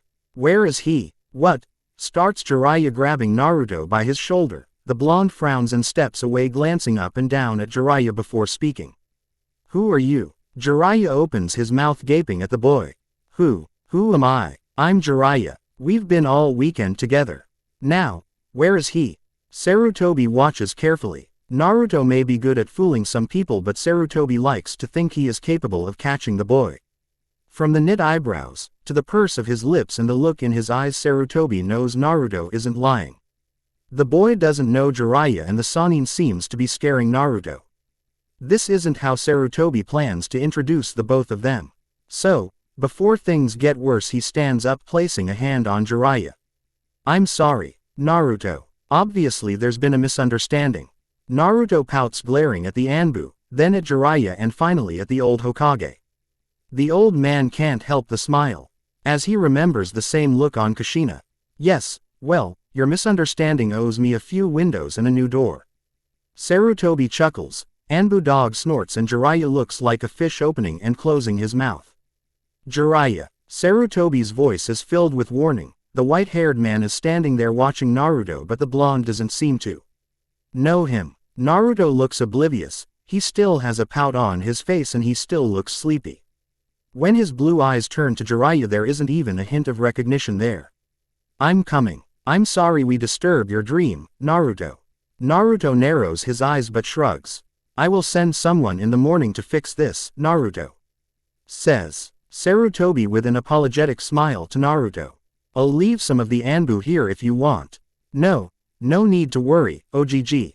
It'll be fine, says Naruto waving his hand. Sarutobi narrows his eyes. Are you sure? Naruto nods and Sarutobi nods back. Even if the blonde is sure he decides to leave someone nearby to watch over Naruto. The blonde fixes the door a little before he moves back to his room. He walks around picking some of his clothing and fixing his bed before going back in. He waits, pretending to be asleep. 20 minutes later he smiles. Then starts chuckling and finally ends up laughing really hard. Jiraiya of the Sannin makes the most amusing faces Naruto has ever seen. It seems as if the man always falls for Loki's and his pranks. Loki is watching from outside. He smirks as he sees the look on Jiraiya's face. It had been quite amusing to see the so-called Anbu enter Naruto's place and act as if the blonde is in an imminent danger. Only to discover there hasn't been any danger at all. Loki wishes he can do something about the door and the windows in Naruto's place but, to keep with the facade, he has to leave it like that. Tomorrow would be another day and then he would ask Naruto what exactly had happened with Jiraiya. For now, Loki is going to wait before teaching Jiraiya why Loki lies Smith do. Isn't like to be threatened or play for a fool. The next morning Naruto has some difficulty waking up. He has spent half the night laughing at Jiraiya's faces and thinking the man is a fool. He should, have broken his promise to Loki about not saying anything. Naruto waves happily as he approaches Shin and Sai. Both kids are smiling back at Naruto, but it is Shin the one waving back. They had Idle side box on their bench and Naruto's eyes drift to it for a moment before he turns to Shin. Hey, how was your weekend? Naruto grins widely and Shin can't help but do the same. It was okay. But, how was yours? Happy birthday by the way. Sai grabs the box and handles it to Naruto with the same impassive smile the blonde has seen on him since the very beginning. Naruto feels his cheeks warm up. He lowers his eyes to the box, then to Shin and Sai. Sai is the one to speak as he presses the box against Naruto's hands. Here, this is a gift from us to you. Happy birthday, Naruto. A gift. For me, really? Of course. Our guardian made sure we brought you something useful. Shin replies, nudging Naruto so he opens the box. Naruto turns the box on his hands. His eyes are taking in the form before measuring how heavy it is. Finally, Naruto opens the box and finds inside a deluxe kit of kunai and shuriken. The set is made of black metal and Naruto is half listening to the explanation Sai is giving while he observes the set. Our guardian heard your aim is the best in the academy. We told him you can hit a target without trying for it twice. Shin is smiling excitedly as Naruto grabs the kunai and the shuriken, waiting them in his hand. This is awesome. Thank you guys. We're glad you like it, Naruto. Comments Sai while approaching the blonde. Because Danzo-sama would like to meet you. He told us to invite you to dinner this Friday. Naruto is slightly surprised. This is the first time he has friends. This is also the first time his friends invite him over to their homes. It is certainly the first time a grown-up invites him. He is reluctant mainly because his experiences with grown-ups have not been quite nice. But Shin and Sai are waiting for his answer, and they bring a gift for him. Sure, I would love to. Shin is about to speak when he notices a black-haired boy glaring daggers at Naruto. The blonde tilts his head and follows Shin's stare to find himself watching the boy. He narrows his eyes for a moment, until he finally recognizes him. He is Itachi's younger brother. The boy watches for a few seconds and then starts making his way towards Naruto and his friends. Naruto is trying to remember what the name of the kid is, because he doesn't remember. He does remember that time he turned his skin blue, but that has been ages ago. And Naruto has found people who cares since then. He doesn't have the time for those who humiliate him. The black-haired boy is now in front of him, scowling with his eyes showing his clear animosity towards Naruto. Those black eyes roll from the box. Naruto and then to Shin and Sai to finally settle on Naruto. The boy sneers, eyeing Naruto up and down. I know who you are. Naruto snorts, raising an eyebrow. By now all he kids who are waiting for classes to start are watching with curiosity. The black-haired boy has a group of girls making moon eyes at him, all of them waiting patiently to see what is about to happen. Good for you. I'm sorry to say, but I don't know who you are. Naruto grins. Shin snickers. Sai keeps on smiling. Some kids from Naruto's year laugh while the ones from the black-haired boy gasp. The boy's scowl deepens. Hips quirk up in a half grimace. You're the nobody that thought it was funny to paint my skin blue. The orphan nobody likes. Naruto feels Shin stepping forward to his side. He smile on his face is totally wiped away and he now looks completely serious. Sai's own smile has deepened and it looks strange in the face of an 8-year-old. Out of the corner of his eye he sees Lee, Neji and Tenten approach along with some other boys from Naruto's class. Okay. Naruto purses his lips, shifting them from left to right. He eyes the boy, shaking his head in the end. So, what do you want me to do? To paint it blue again? Some kids laugh. The girls are mumbling furiously while glaring at Naruto. The boy just takes another step towards Naruto. No, I'm here to make you beg me for your forgiveness. Uchiha Sasuke has never forgotten about that day. He has been humiliated in front of his brother and his father.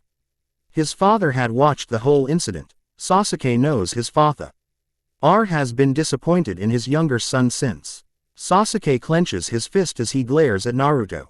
The young Uchiha still remembers the look in his father's eyes, the disappointment on his face and lack of interest in the young Uchiha after it.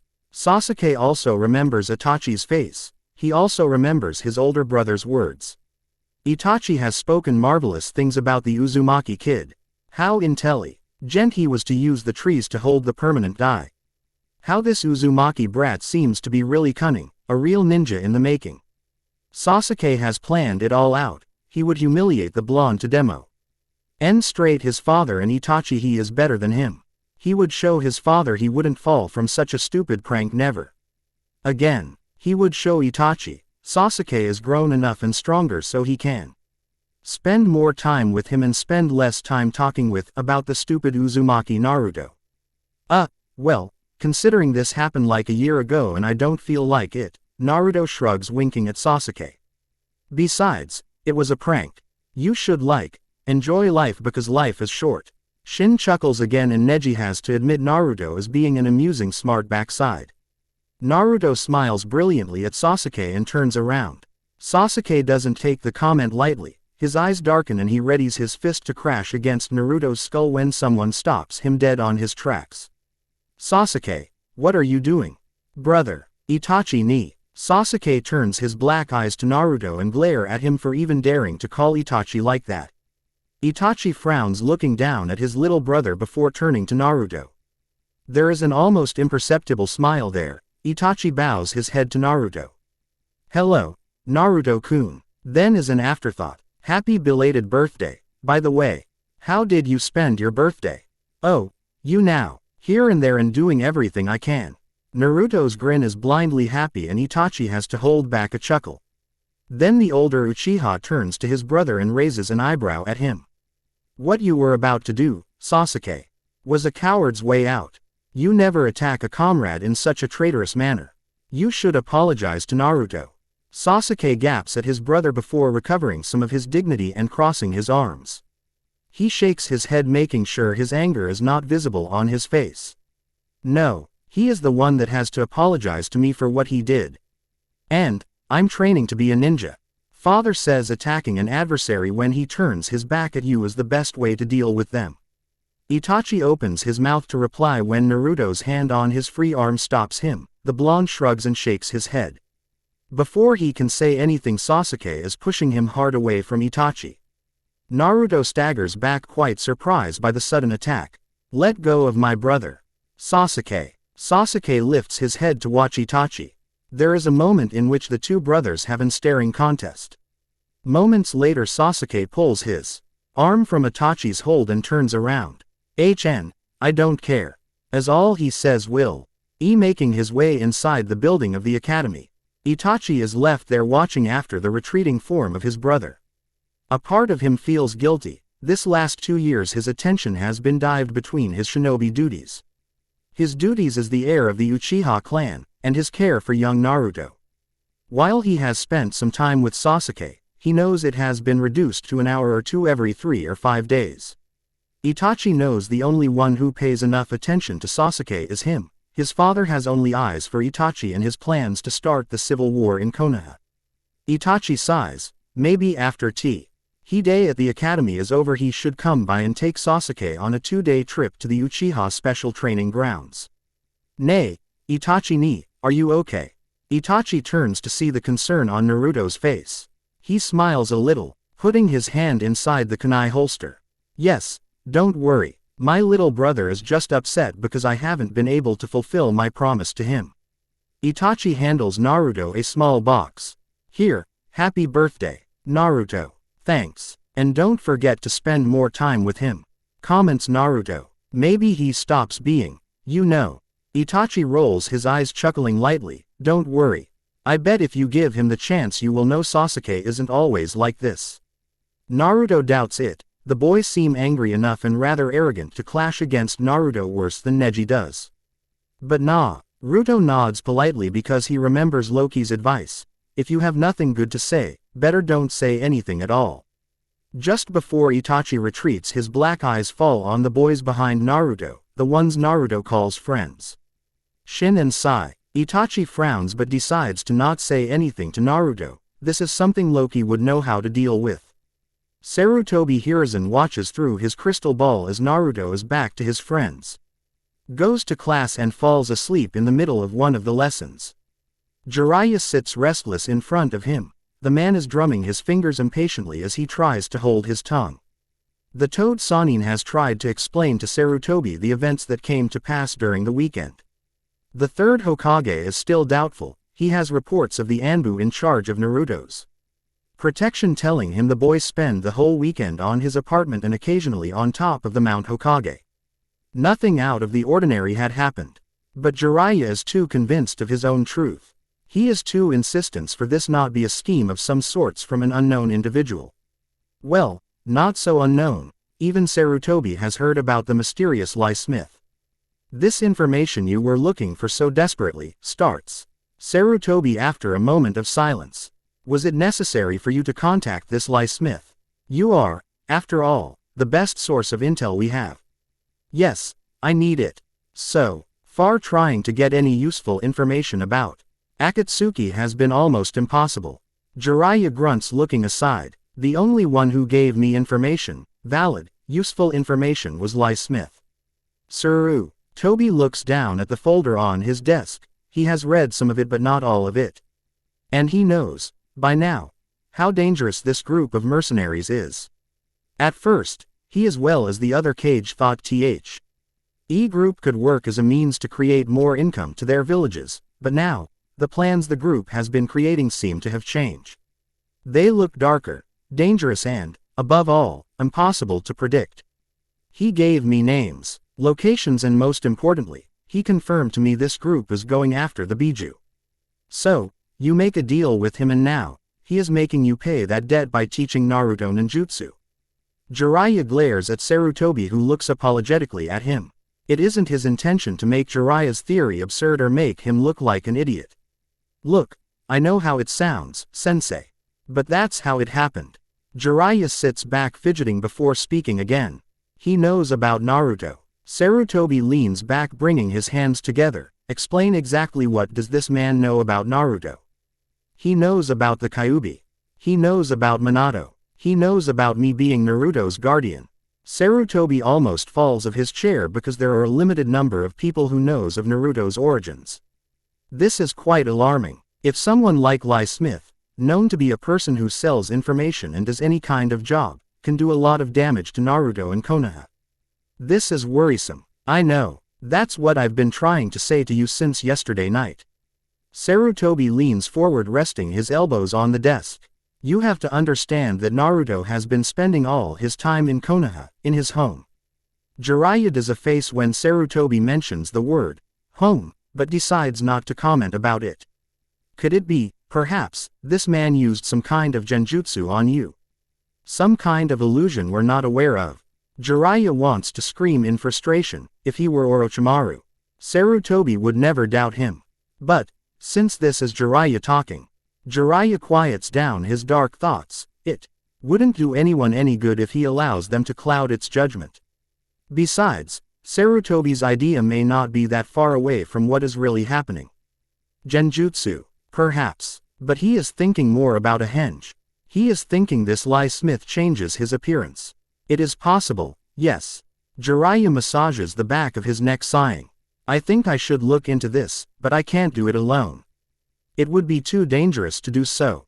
I agree. What do you need? Jiraiya thinks for a moment. He needs to know if Naruto knows something but he doesn't want to risk everything by maybe intimidating the boy. He needs to approach Naruto kindly. He needs to make the blonde to trust him before he can ask for information. Then, he would look for Lie Smith and have some words with him. Among your lapdogs, who is the one who knows Naruto the best?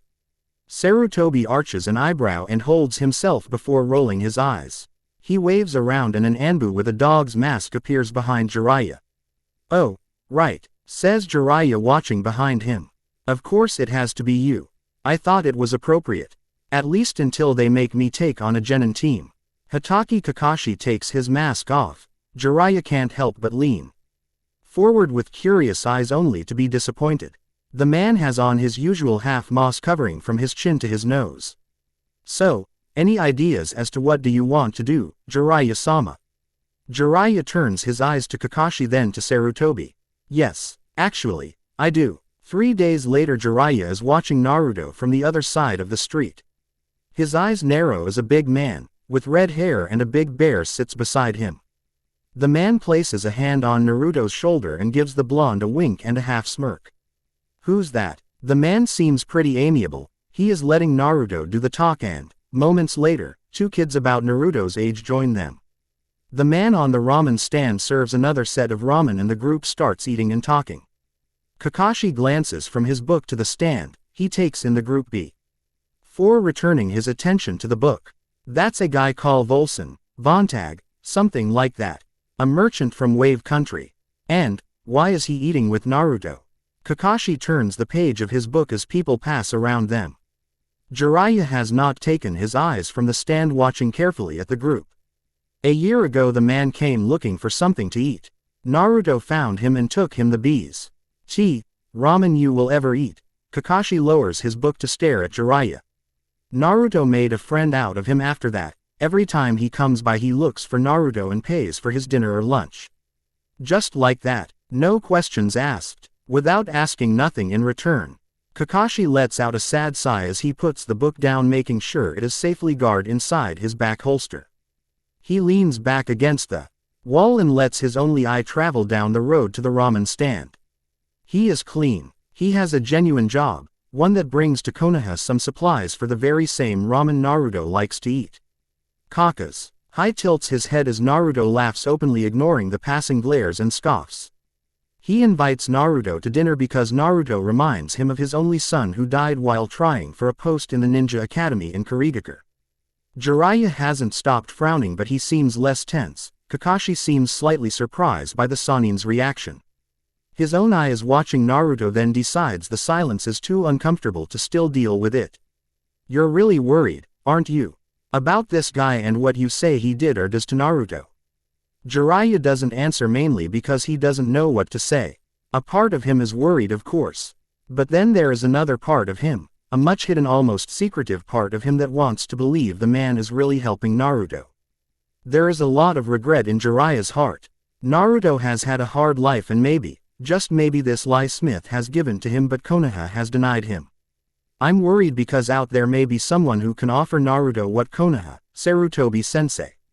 You and I have denied him for so long. Jiraiya turns to make sure Kakashi is looking at him. And what is that? Love, understanding. Jiraiya watches as Naruto's smile softens at the sudden ruffle of his hair from the big man. A family. It is that very same day Jiraiya decides to intercept this merchant. There is something off about the man, about his relationship with Naruto. About the story of his appearances. Kakashi is slightly confused, but he trusts Jiraiya's judgment. They form a team of 5 Junin, all ready to capture the man if need. They wait, because the road turning to the right just a kilometer away from Konoha is the right path towards Wave Country.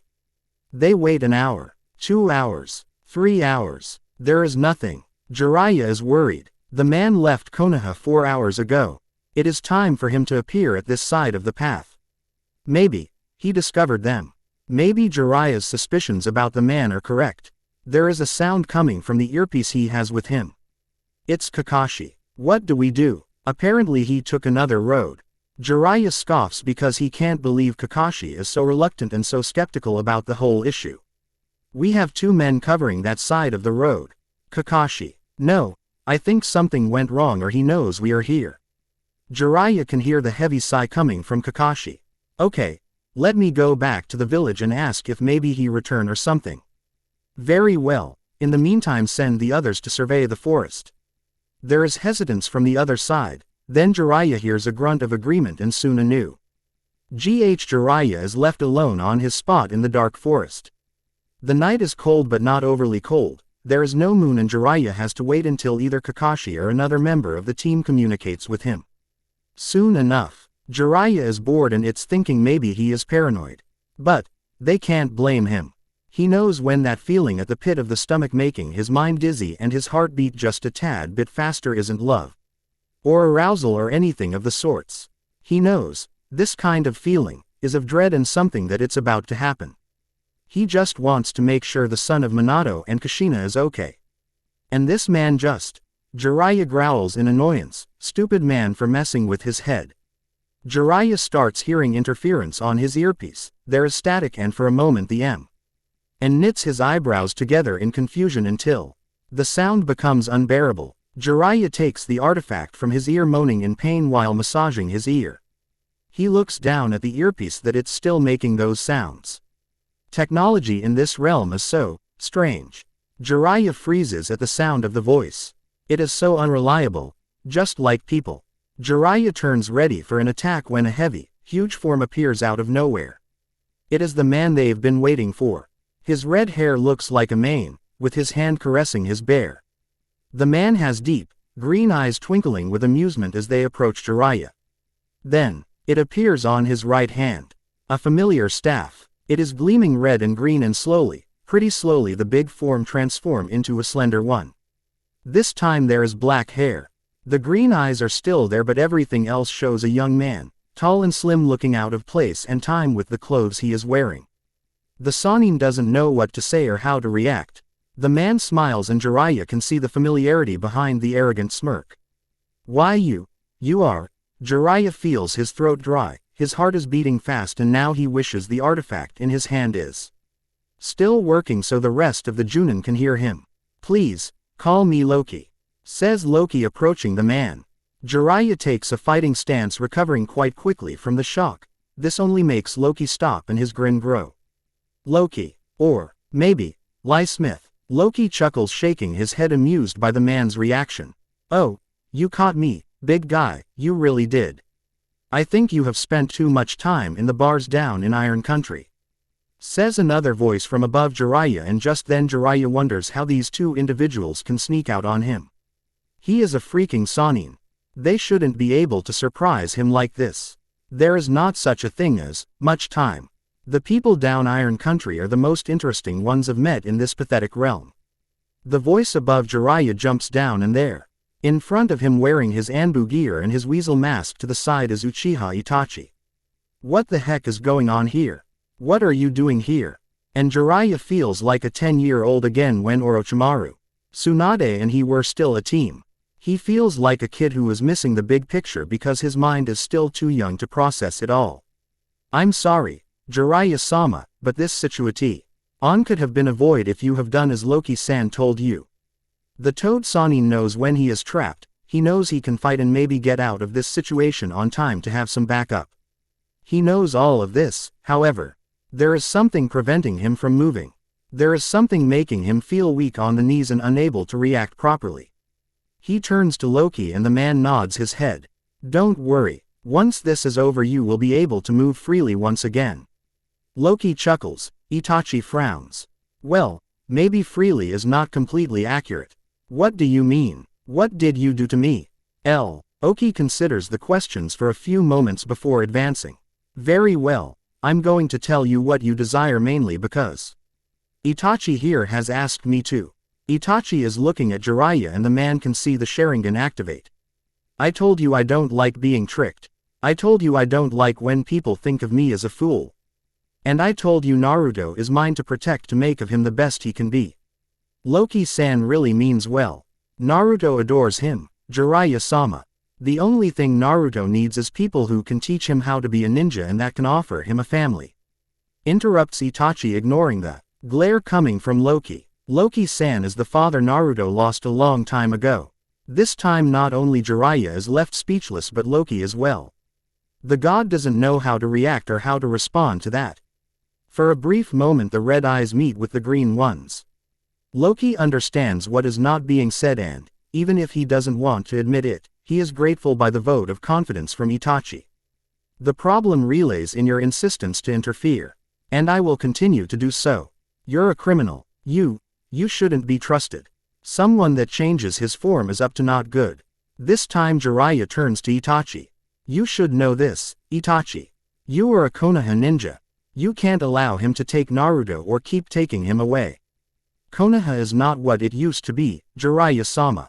You should know this. Itachi looks sorrowful. He lowers his eyes evading the Sannin's glare.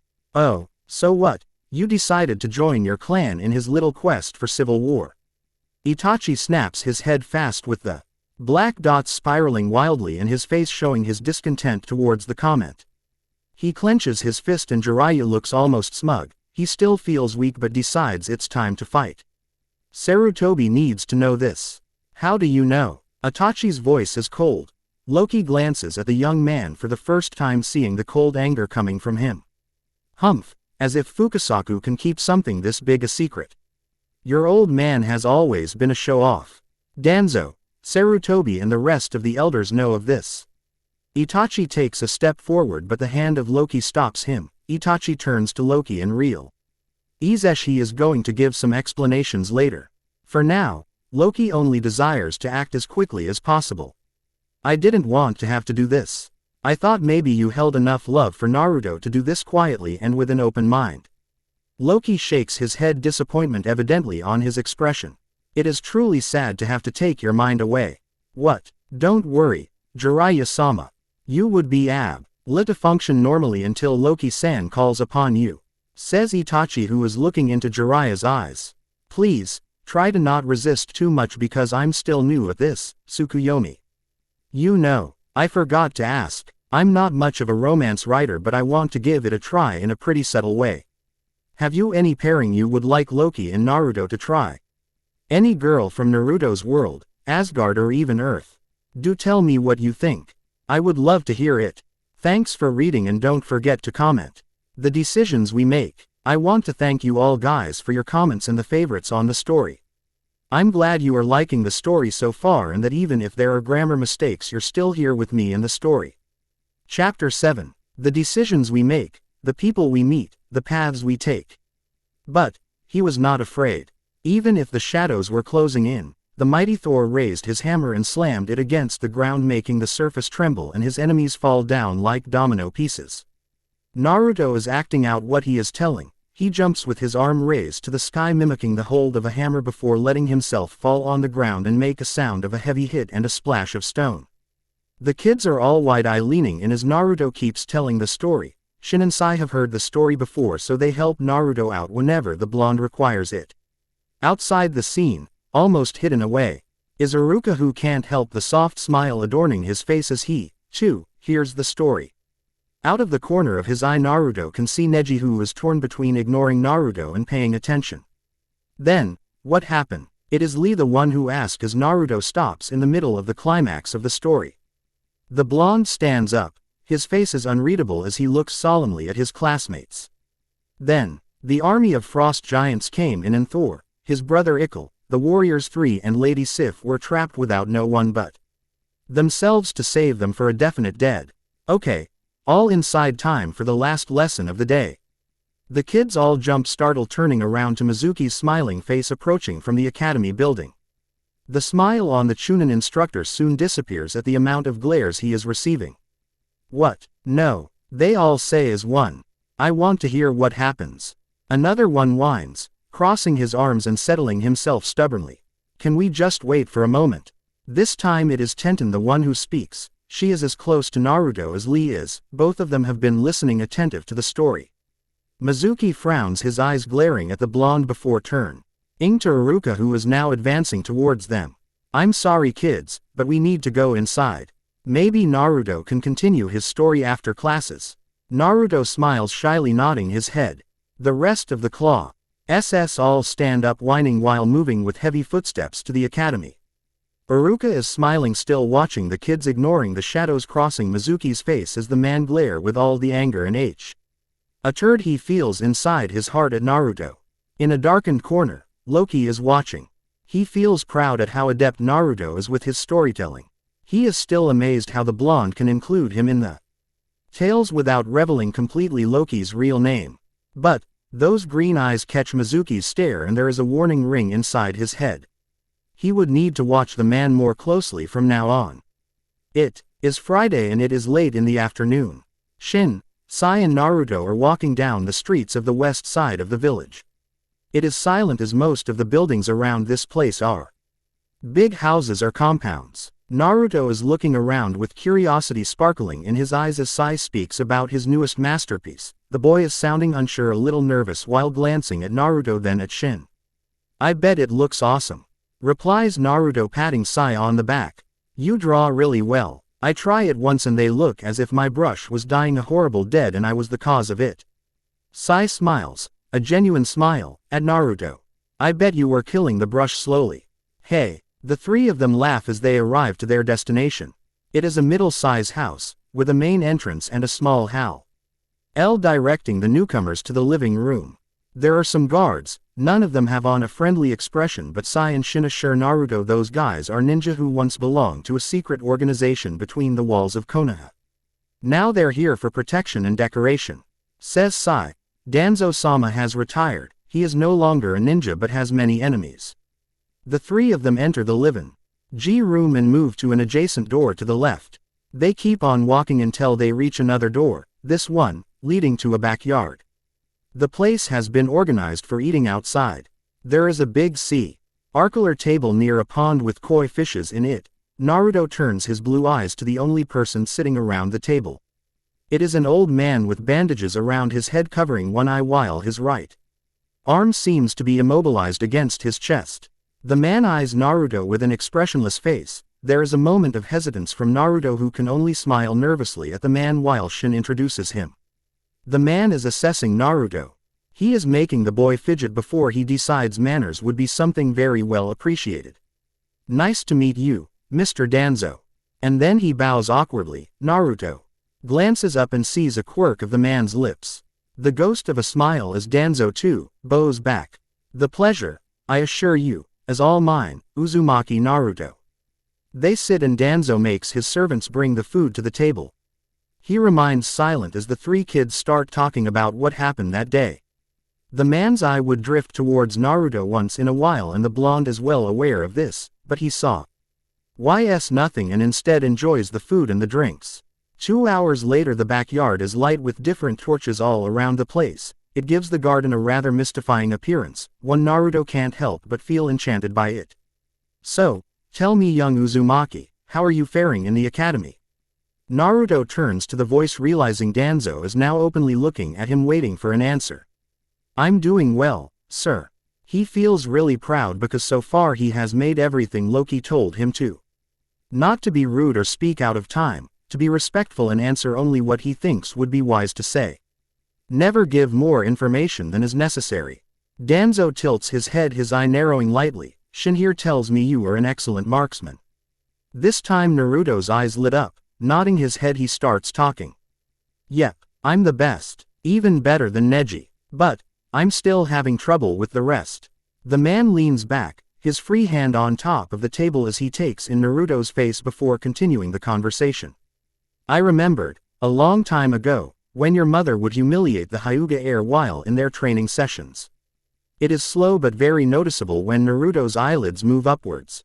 The Bond's eyes are gleaming with surprise and curiosity. My mother. You knew her, sir. Danzo arches his eyebrow. His lips are twitching in what Naruto can interpret as amusement, or maybe it is disapproval. Naruto doesn't notice the small glance Shin and Sai give each other before returning their attention to Naruto and Danzo. Yes, I knew her. He replies, his voice is calm. He knows he is playing with fire on this one. The fact Sarutobi is foolish enough to not say anything to young Naruto is going to play perfectly in his plans. She was quite the ninja. Cunning, fast, a great strategist and pretty dangerous. Danzo signals for one of his men to fill his glass. She was what every ninja should be, but of course she also had her flaws. A very temperamental kunoichi, there weren't many who would dare to cross her when angered. Naruto lowers his head, a frown appearing on his features while he pursues his lips. Ogg said he didn't know much about them. About my mum. He said they were killed the night of the Kyuubi's attack. Naruto doesn't say Sarutobi also told him his parents were villagers. Simple and nothing out of the ordinary villagers. This is where Danzo's planning should go perfectly. He can't give Naruto too much information. He needs for the boy to need more and look up for Danzo for the answers Sarutobi will not give to him. I'm sure whatever Izen's Hiruzen has to keep this a secret or his own. Danzo lowers his head, glancing at Naruto. I hope this can remain between ourselves. I would hate to have Hiruzen angry at me for my imprudence. Sure, no problem, as long as I can get some more information about my mum. Danzo looks taken aback.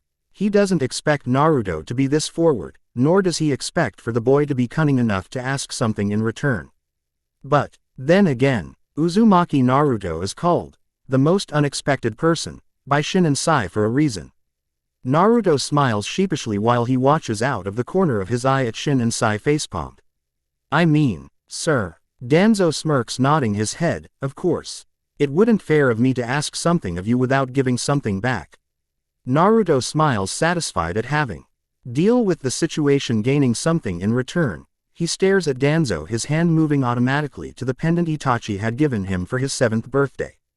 So, what else can you tell me about her, sir? However, before Danzo can answer Naruto, his sole eye focus on the pendant Naruto is playing with. The man frowns because he knows the symbol the pendant represents, and he also knows Uzumaki. I doesn't have enough money to buy something so expensive looking. That pendant, where did you get it? Naruto blinks, looking down then up again. Oh, this, says Naruto, presenting his necklace. It was a gift from Itachi ni. He said I would appreciate it with time. Uchiha Itachi, how smart of him. Naruto is getting used to the tone the man uses. There is an insinuation of knowledge behind the man's voice.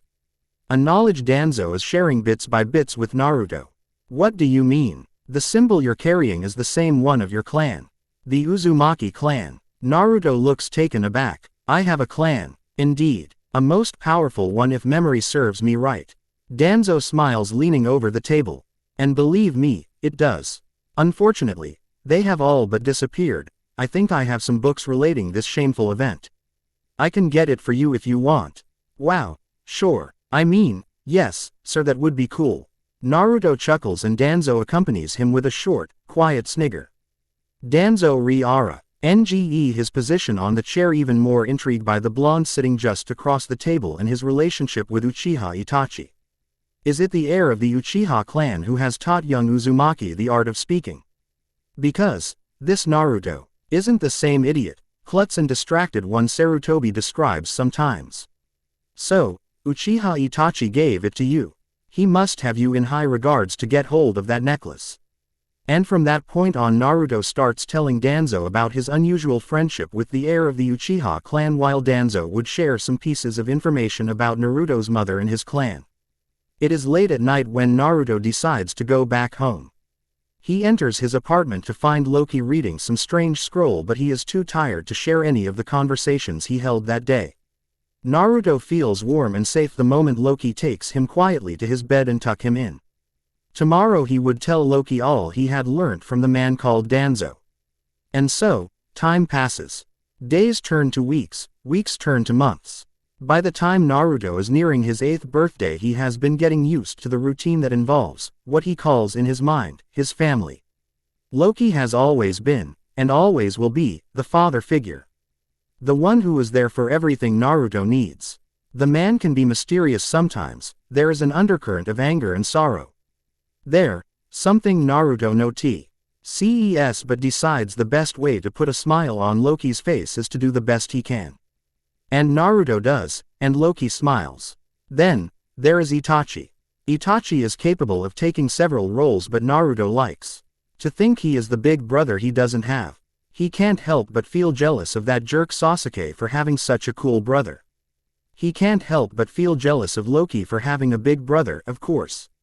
Naruto doesn't mention this after that one time he did, and everything, out of nowhere, turned to ice. Itachi loves Naruto and treats him like a ninja. He respects him and believes in him. For that, he has Naruto's loyalty, friendship, brotherhood and love through and through. And finally, and pretty much least because Naruto still can't decide. How convenient this is it. There is Jiraiya. Now, Jiraiya is many things to Naruto.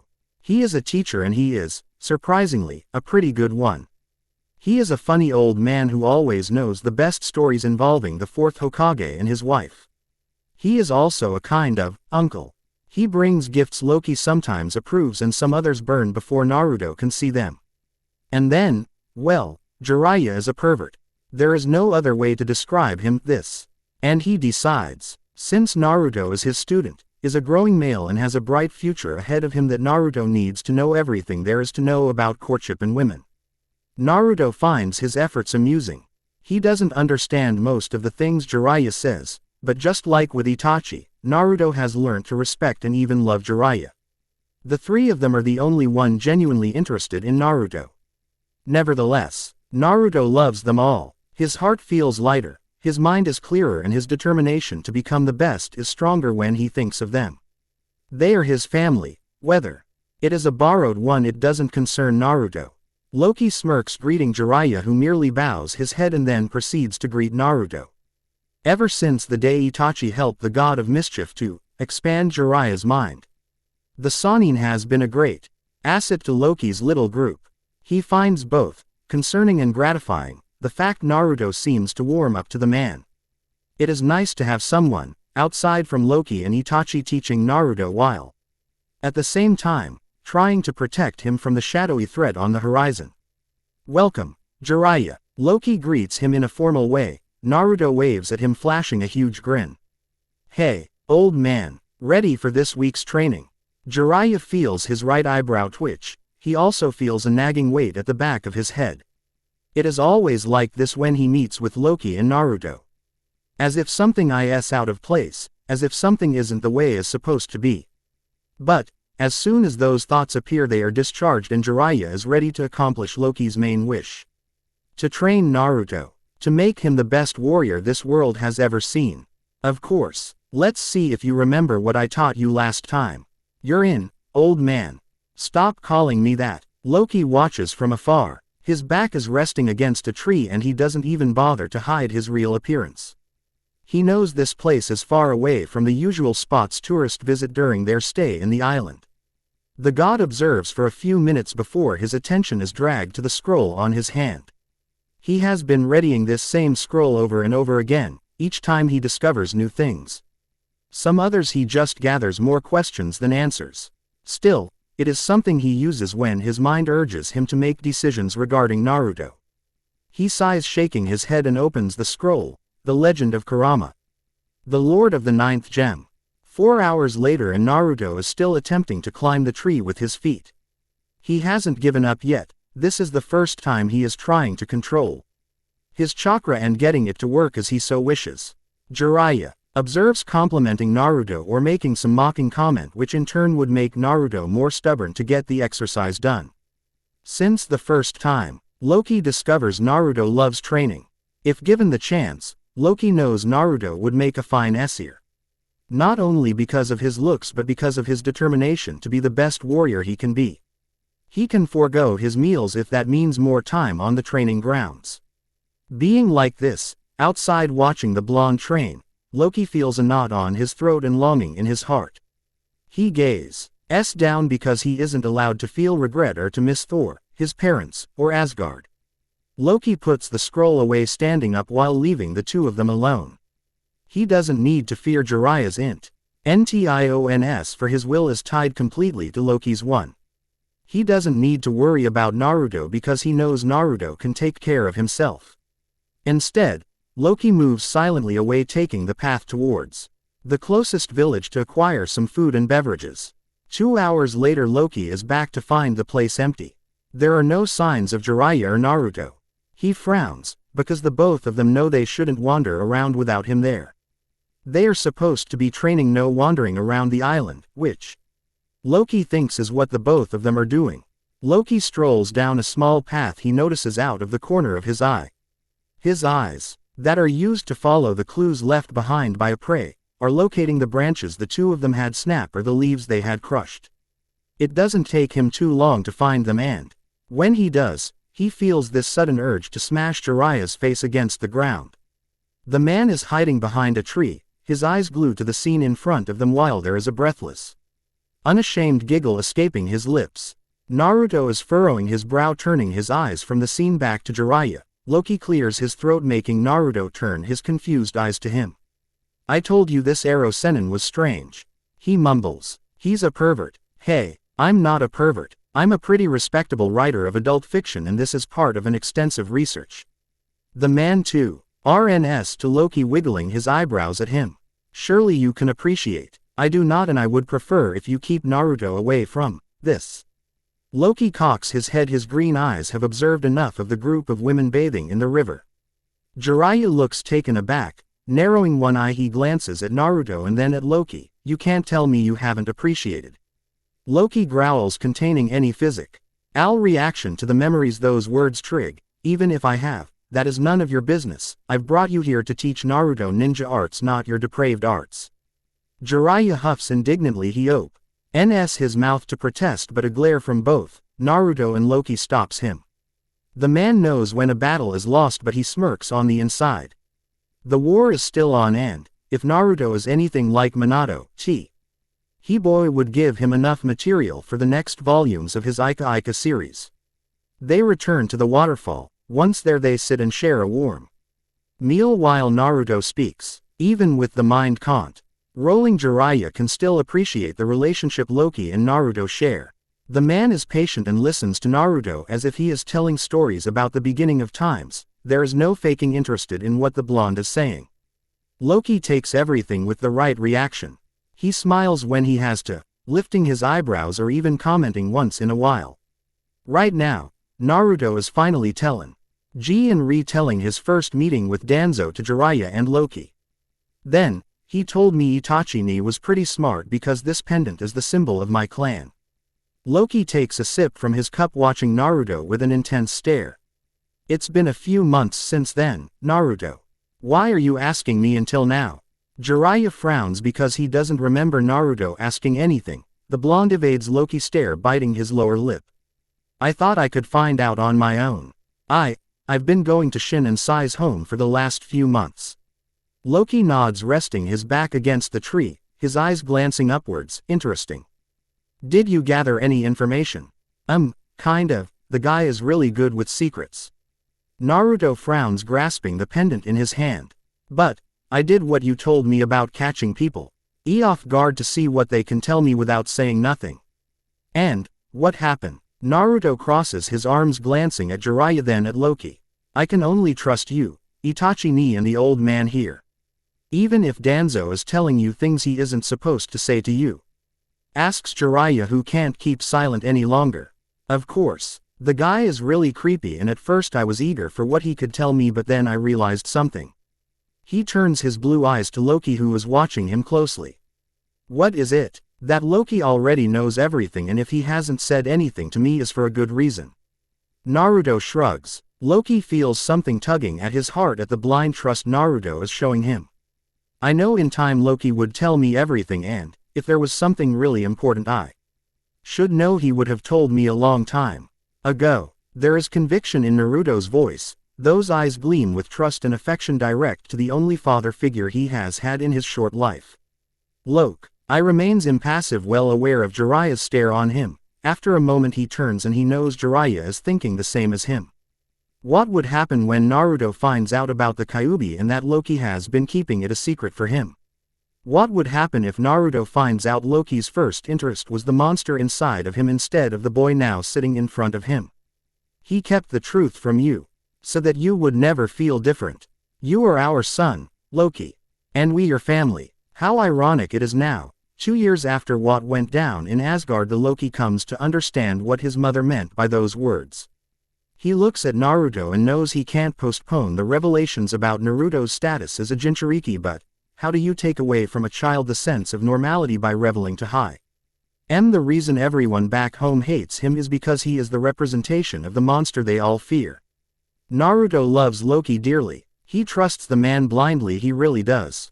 Still, there are times he just doesn't think Loki is as wise as he thinks he is. For example, Loki should know better than to leave Naruto and Jiraiya in a town where onsen are the main attraction, much less in a place where Jiraiya has enough material to work with. Of course, there is also the fact Jiraiya should know better than to try and get Naruto to do something for him free. Naruto does nothing for free, much less to Jiraiya. But, I'm your teacher and I command it. Jiraiya is really close to begging. He narrows his eyes when he notices a glint in those blue eyes, the twitching of lips drawing a mishivo. A smirk on the young face of Uzumaki Naruto. Nope, I'm not doing it again. Naruto crosses his arms and closes his eyes. He turns to the side, ignoring the faces Jiraiya is making. Jiraiya's eyes roll. To the nearest onsen, then back at Naruto. He loves the boy, really, and he knows Loki would skin him alive if something bad happens to him, but sometimes the little brat make him sweat like right now. Fine, fine. Naruto opens one eye staring winningly at Jiraiya. You win, I'll teach you how to summon toads. Yes. Naruto raises a fist to the air excited at the prospect of using those toads to prank people around the village. Let's go then. You can. Oh, no, I know that look. Jiraiya narrows his eyes. What else do you want? Naruto beams at Jiraiya before placing his hand around his chin, thinking carefully about what he is going to ask in return. Jiraiya is counting how much money he has if he is going to spend it on Naruto's eating habits. Oh, I know, and there it is, the same twinkling he has only seen on Loki. Jiraiya smiles nervously because he decides he is going to do whatever Naruto asks, if for the sake of the information he can gather. For the sake of his research and his books. I want to learn that thing you used the other day. With those bandits. Jiraiya blinks for a moment trying to remember what Naruto is talking about. You say that was one of the fort's techniques. How cool would it be if I know how to do it? Oh, you want to learn the Rasengan. Jiraiya leans his head back in realization. Naruto nods and Jiraiya contemplates Naruto for a moment. Then he smiles. But this time Naruto notices something different in the pattern of the smile. It is softer and wishful. Naruto knits his brow the moment Jiraiya ruffles his hair and leans in. Okay, I'll teach it to you. Really? Naruto glows with happiness and excitement at hearing this, and then he smirks widely and looks back at Jiraiya. So, what do you say, Ero Sennin? Jiraiya sighs knowing he has been defeated by a 7th-year-old brat. Oh, the things he does in the name of research and good material. Stop calling me that, mumbles Jiraiya as he closes the deal with a handshake. 5 meters. A noot later Naruto is sneaking inside the place. He is looking around, his expression is that of a lost child who doesn't know where exactly is he. He bites his lower lip, his eyes are getting watery. While he massages his left arm with his right hand. Hey, what are you doing here? Naruto turns to see a beautiful woman. He looks so astonished he doesn't care, his cheeks are burning. He looks away shyly, taking his hands to his eyes. The woman is slender and busty. She has green eyes and ankle length, auburn hair all put up in a ponytail. Even though a towel is covering most of her body, Naruto see and help but feel aware of her presence when she kneels down and takes his chin in her hand. You're not supposed to be here, little man. The woman says in a gently tone. Naruto is cursing Jiraiya for having him agree with this. I got lost. He whispers and the woman chuckles, standing up while placing a hand on his head. Well, that's too bad. I'm Mei. What's your name, little guy? Naruto gulps, glancing up at the woman. His mind working hard while thinking about a name. I'm Balder. The woman arches her right eyebrow. Balder. That's a nice name. Thank you. Naruto mumbles and the boy almost winces care at the squeal coming from 3 young women coming their way. Oh, look at him. How cute. They were 3 young women, companions of Mei, each one of them commenting on how cute Naruto look. How adorable are those whisker marks, how sad he is lost. Well, Balder, we were about to take a bath. How about you come with us and later we will look for your parents? Naruto feels a sudden tight knot on his throat and he decides he is going to make Jiraiya-sensei pay much more after this is over. I'm not supposed to be here, Lady Mei. Naruto says in a rather respectful manner. This is a girl's bath and I'm a boy. And the young women squeal again while Mei is looking nearly amused. There is something strange about the sudden appearance of the little kid. There is also a sudden awareness in Mei. Something that makes her feel watched. She decides the boy does have a point, so he reassures him and herself no one is going to show anything, but they all are going to go inside the water with their towels still on. After 15 minutes, Mei decides the little kid is not secretly a little pervert. If anything, the little kid is an amusing, rather clever person. Who enjoys airing their tales about their travels and telling them his own tales. Jiraiya is outside, writing like crazy with one of the summons beside him. Jiraiya giggles when one of the girls talks about her boyfriend and they seem beyond their mind when Naruto says he doesn't understand. Oh, this kid is a mine of gold. You shouldn't be doing this. Jiraiya glances at the toad then goes back to his writing. I make a deal with him. Besides, if Loki doesn't know, Jiraiya grins again, I haven't had this much to write ever since Minato stopped doing this for me. Humph, you mean ever since Tsunade-sama and Kushina-sama found out and almost kill you for it? Jiraiya cringes, he still have the scars of that day. That was entirely different. I'm still doing what Loki ordered me to. Which is, teaching Naruto how to be a ninja. The toad looks skeptically at Jiraiya, it turns to the closest window and watches as Naruto chuckles while the rest of the women laugh openly. The boy looks comfortable around them. A little kid among 4 strong female who can pummel him to death if they find out they are actually being observed. How exactly are you accomplishing that? Jiraiya looks offended by the tone the toad is using. He huffs indignantly while pointing at Naruto and the woman sitting beside him. You see that lady there? That's Terumi Mei. She is a ninja from Kurigakure and one of the leaders of the rebellion against the Third Mizukage. I'm teaching Naruto how to gather information about how she would like to be courted. The tone is cold and it sends shivers down Jiraiya's back. The Sannin gulps while putting on a tentative smile as he turns around. There behind him is Loki. Green eyes flaming with a familiar coldness, his jaw set in a tight grip and a single, elegant eyebrow raised demanding answers. Care to tell me, Jiraiya, what is Naruto doing inside this place asking inappropriate questions to the maidens surrounding him? Well, I wouldn't say inappropriate, starts Jiraiya laughing nervously. The toad rolls his eyes but stays, interested in what Jiraiya is going to say next. It is 2 hours later, and long explanations to Loki that both, the god of mischief, and the toad Sannin watches Naruto shares a table with the group of women. Naruto sits at the edge of the chair taking bites from the dango in front of him. One of the women is telling them about her first love. But he was just a kid, and after that, suddenly the tone of the story changes. There is a shadow crossing the group when a memory hit their minds. Naruto glances curiously, his legs swinging playfully while he considers what to say. I like a girl, he says suddenly, and the females turn to him with a glint of interest in their eyes. Really? Now, do tell us, Balder-san. So far you have enjoyed our stories of love and missions and even heard about Kurigakure, but we know nothing about you. Replies Mei, placing her chin on the back of her hand while her elbow rests on the table. Her eyes are twinkly while taking in Naruto's embarrassed expression. Well, she is not from my village. I met her on another village a year ago. We write letters to each other that my father takes to her sometimes. Naruto speaks without thinking. He is being honest and he forgets the women aren't the only one watching.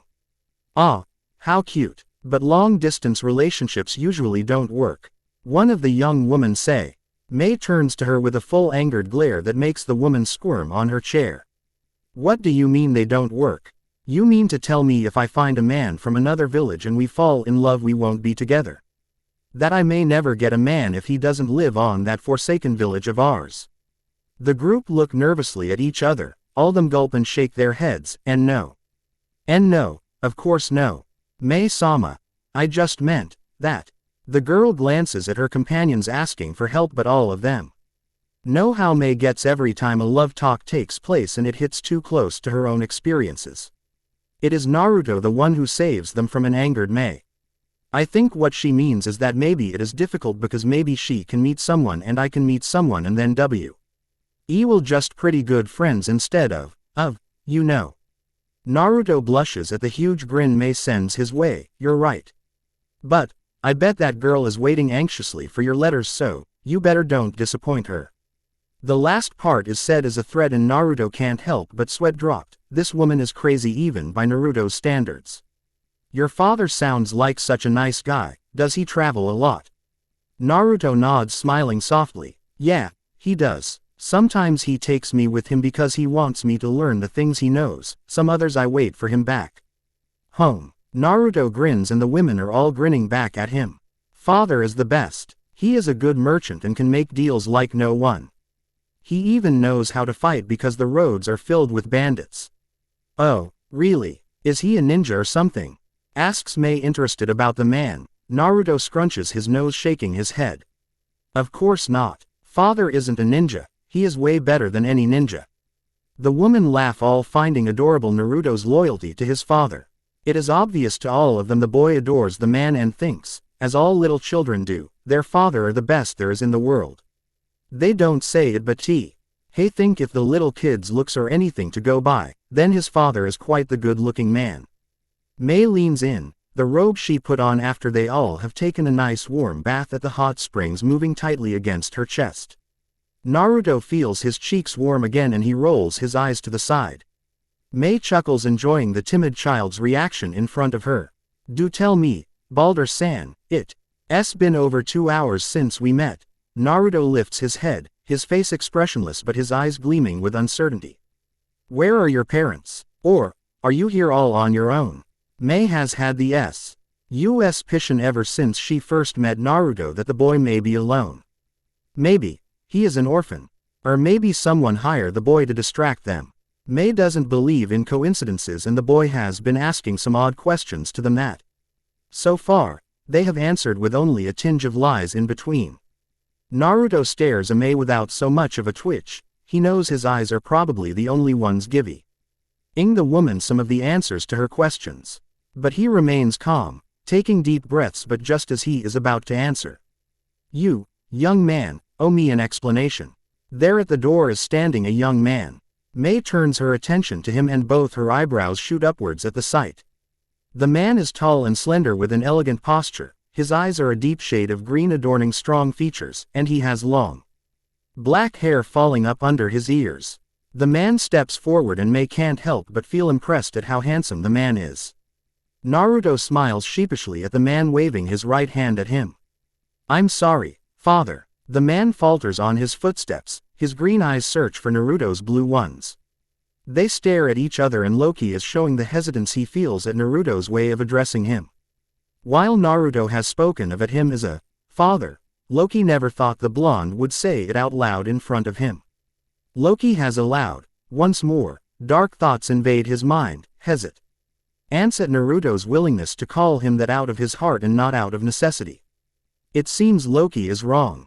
The women in the room are silent, their eyes are glued to the striking form of the newcomer.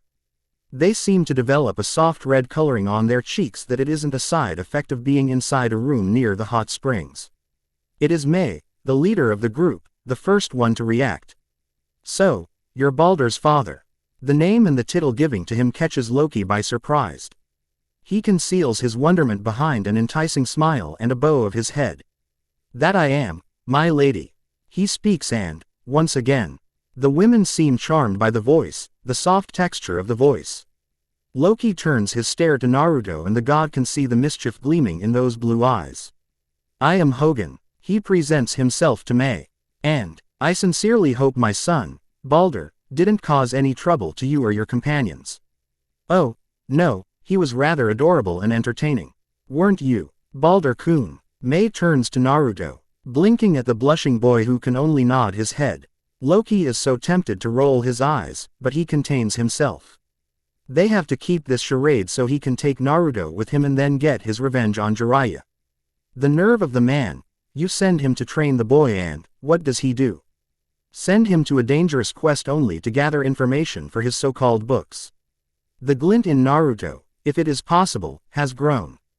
It is now a matching to one of Loki's beast gleams of mischief. There is something at the pit of Loki's stomach, something he isn't familiar with. Dread as to what the blonde has planned out, this only urges Loki to try and take Naruto with him. Right now, I thank you for watching over Balder. Loki is containing himself from making any faces. Balder has never been a favorite of his and trying to relate the name with Naruto is proving to be difficult. But, I think it is time for me and my son. "Oh, no, no, no, no," interrupts Mei, waving her hand while hooking her other one with Loki's right arm. The woman is leaning dangerously close to Loki and the god can't help but remember the time Amora and those harpies she called friends tried to lure Thor into a rather inappropriate party. He feels trapped and without any options. This is new for Loki. He has never been prone to females' attention. It is Thor and Balder the ones who deal with women fawning over them and trying to lure and trap them. Loki has always been Loki. A part of him feels bitter by this. There is a part of him that remembers the woman owner of his attention and how said woman merely ignores, and even despites, his existence. "Come on, Hogan-san, Join us and share at least a cup of tea. May smiles charmingly at Loki while trying to take him to the table, and then she drops her smile and looks conflictive from Naruto to Loki. Unless, of course, your wife is waiting for you in Balder. I don't have a wife. Mother is no longer with us. The both of them, Loki and Naruto, answer at the same time. They look at each other, then at May and the rest of her companions, but the group of women is glancing at the floor rather uncomfortable. Once again, it is May the first to speak and address Loki and Naruto. I'm sorry to hear it. I apologize for my comment. Loki waves away her apology, smiling charmingly at her. His green eyes move from his arm to May's one and the woman Faye. Else her cheeks warm at the realization she is still clinging to Loki. She lets go of him slowly. There was no way for you to know about it, comments Loki smoothly. Then, with more reason you have to accept my invitation to share a drink, says May, indicating the table. There is Naruto patting the chair beside him and winking at Loki. So, I can apology more properly, or else, I don't think I can't rest in peace tonight. Come on, father, it would be fun, says Naruto, grinning widely. Loki narrows his eyes at him. I've been telling father he should go out more often. Naruto comments, all be usiness like, and the young women around him giggle. Loki snorts, arching a single eyebrow, only now catching up with Naruto's intention. He nods his head and proceeds to accept May's invitation. Once EY are all seated and the food and beverages are brought, May places her elbow on the table and rests her chin on the back of her hand, her eyes twinkling as they glance at Loki. So, tell us, Hogan-san, how come you and little Balder-kun end up in this part of the world? Asks May with a winning smile and a flirting glint in her eyes. Loki is looking confused while Naruto sniggers quietly. This conversation looks promising. Outside, on the side window, Jiraiya can't believe his luck. What is happening is amazing. It is such a good material for his next book. Who wouldn't love this kind of love-sex story in the Ika Ika series? A single father meeting the woman who rescues his child, only to find out this woman is a princess. Jiraiya giggles perversely. Oh, the possibilities. Jiraiya really. Z's as Loki and Naruto keep talking with the group. He is where he is supposed to be, following Naruto and Loki around, teaching Naruto the paths of the ninja and, at the same time, getting advantage of Loki's and Naruto's unexplainable charm with women. Once back in Konoha, both Loki and Naruto are unusually silent. Loki sits close to the window, glancing up to the sky where he can distinguish few stars adorning the black firmament. He is thinking. His thoughts are direct to what happened during his weekend with Naruto. Cocking his head, Loki can see Naruto out of the corner of his eye pouring milk on a glass and drinking it in one sip. The boy wipes his mouth, yawns and hesitates. He stands there for a few seconds, then lifts his head and those blue eyes focus on Loki. Good night. And then, Naruto hesitates again, sighs and turns around only to be stopped by Loki's voice. Today, with Lady May and her companions, why did you refer to me as father? Some would say Loki is a fool. How can he ask that to the boy who obviously adores him? Some others would say Loki is a fool. He really expects someone like Naruto to love a monster like Loki.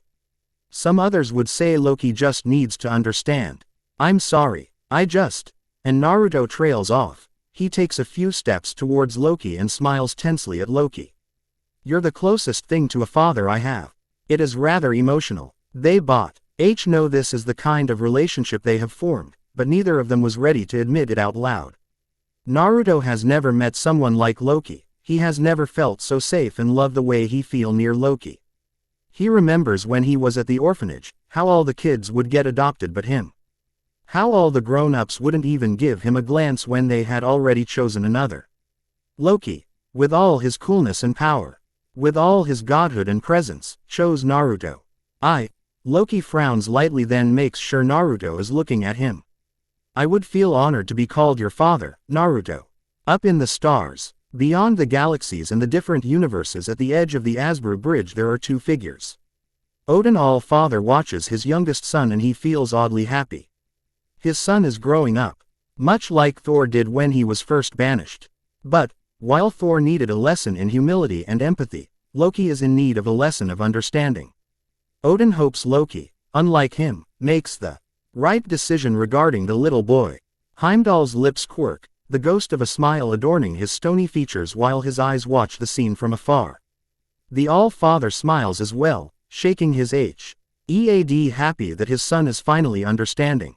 Ero Sennin. Jiraiya of the Sannin twitches, Enko and Kuranai glare at the man while Sarutobi chuckles openly at the nickname.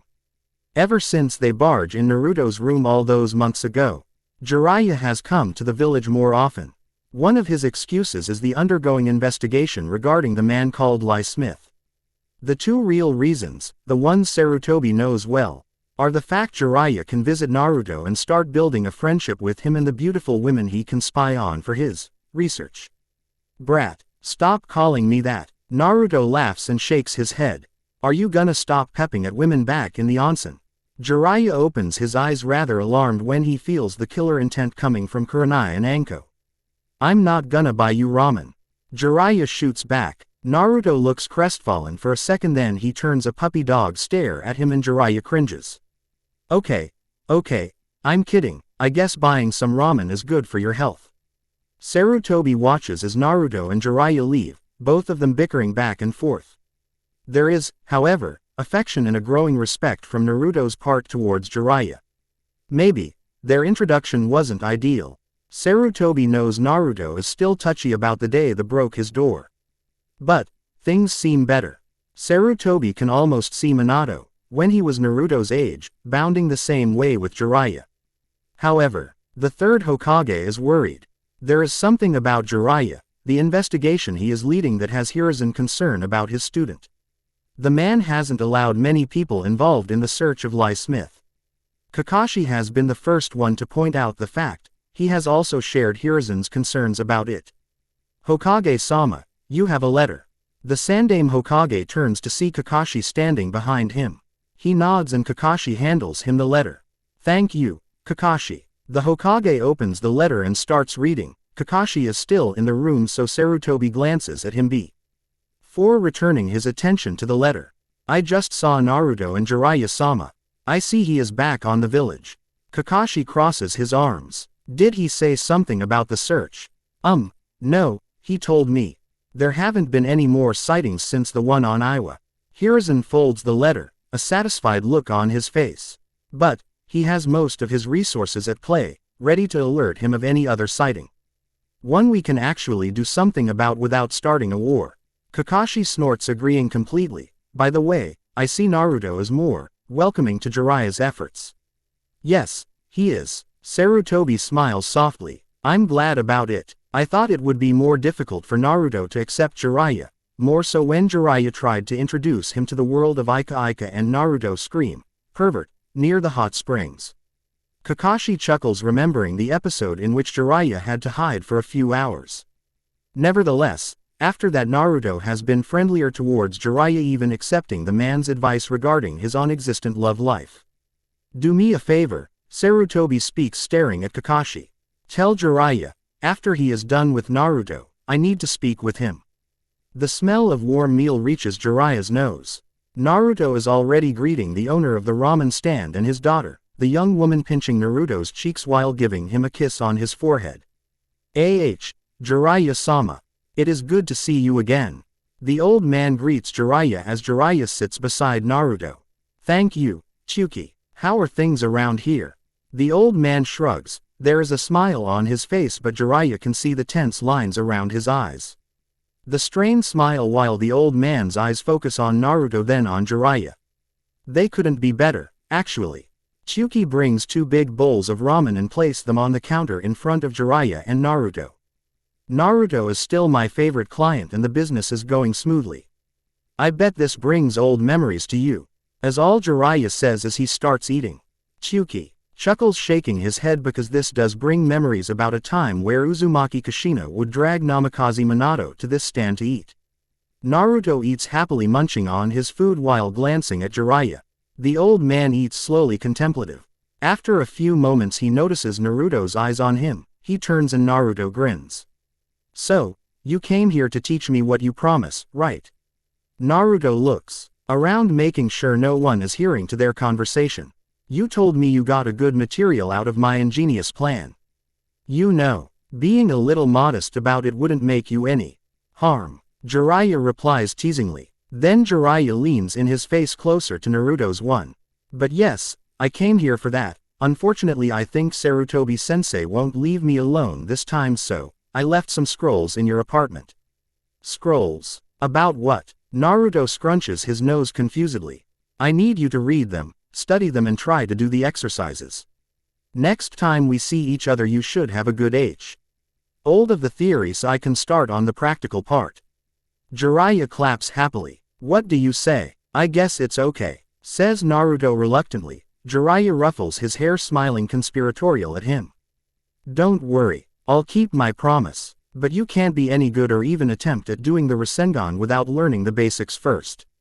Then Jiraiya says as an afterthought, I know Loki would want me to teach you this first. Okay, then I'll read it and when we see each other I'll have it all mastered. Naruto is a mask of confidence and the sight makes Jiraiya smile. Good, then let's finish tea. And then I'll drop you home on the way back to Sarutobi-sensei. Kakashi tells Jiraiya he needs to leave. Apparently, something happened and he is needed in Tanzaku quarters. Jiraiya knows there is something more behind Kakashi's message. But he nods his head and leaves.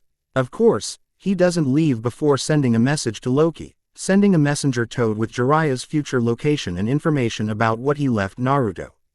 Once he is sure Loki is going to receive the right news and that the toad wouldn't stop until he has located the god of mischief, Jiraiya leaves. Tanzaku quarters is a town remotely close to Konoha. It is built in a circular fashion with walls surrounding the city. The buildings are a mixture of gambling rooms, inns, hot springs, and other adult entertainment facilities. It is called the Sin City for a reason, and, once inside, it is highly improbable you find any innocent kids between its walls. It is in this place Jiraiya finds the person he is supposed to meet. He has learnt, ever since Loki has expanded his mind, how to play with life's surprises. He knows how to conceal those feelings that would put him or Loki in danger. It is something handled to him by Loki. Something he is grateful for at the moment. He is surprised, he opens his eyes to show it, but then his features soften and there is a slowly leer forming on his face when Jiraiya takes in all of Senju Tsunade's body. Looking good there, Tsunade. The woman is scowling openly at the leer coming from the man. I don't think I can say the same of you. Then Tsunade smirks and nods her head to the chair in front of her. Jiraiya sits with the same goofy smile Tsunade has come to both, love and hate, since they were kids. Jiraiya starts shaking the bottle of sake on the table, one by one, to see which one of them is the fullest. So, Kakashi said something about a situation down here and that my presence was required. I take it you're the situation. You could say that. Tsunade watches Jiraiya while the man drinks from the bottle. Tell me, what the heck did you do that Sarutobi has to look me out? Oh, Tsunade, you make me sound like a naughty boy. Tsunade snorts and turns away from the grinning Jiraiya. You make another comment like that and I gonna pummel you to the ground. Hey, peace, peace. I was just teasing. Jiraiya says, waving his hands in a placating manner. Gee, you haven't lost your temper, have you? It's been 3 years since we last saw each other, Tsunade. Try to relax a bit. Tsunade snorts, sprawling on the chair she is sitting at, her eyes are OAM around the establishment, sipping sake from the saucer on her hand. Jiraiya narrows his eyes. There is something strange about this meeting and suddenly it all fits. Tsunade doesn't turn and Jiraiya leans over the table. Why are you here? Last time you spoke with him you tell him in a rather colorful language where he should go and what he should do with the scroll. Tsunade flinches, waving her hand, sending a warning glare to Jiraiya, who soon enough shut his mouth. The gesture doesn't stop the smug smile on the white-haired man's face. He told me about this, Lie Smith. Tsunade is trying so hard to not sound interested. She is really trying to get away of the life of a ninja and, more importantly, she is trying to get away of the life of a Konoha ninja. There are some things, however, that you cannot change. Tsunade was born a ninja, whether she like it or not. Seems like a neat character. We should invite him to a nice, warming reunion along with Orochimaru and maybe the Tsuchikage. Now those are the meeting I miss. Glad to know you still have your humor intact, replies Jiraiya dryly. They go silent for a few minutes, hearing the people around them, the drunk chatter from the table to their right, the heating argument from the couple behind them. We all hear the rumors, Jiraiya. But for this guy to actually make you and Orochimaru freak out. Orochimaru sends some of his pets to look for me so I could help heal one of his other pets. And you, this guy sent you running back to the village. Well, Tsunade shrugs. Wait a sec, Orochimaru tried to contact you? Asks Jiraiya. Tsunade nods with a frown and a purse of her lips. Darn right he did. The idiot. I almost killed the rat he sent as a messenger. Tsunade smirks. I haven't heard from him since then. But, you Jiraiya, you, who usually are stupid and fearless enough to continue with these things. Tsunade shakes her head and glances at Jiraiya. Sensei just wants me to ask you if you sure you're okay and why. Oh, or not being all fool and trying to be a hero or things like that.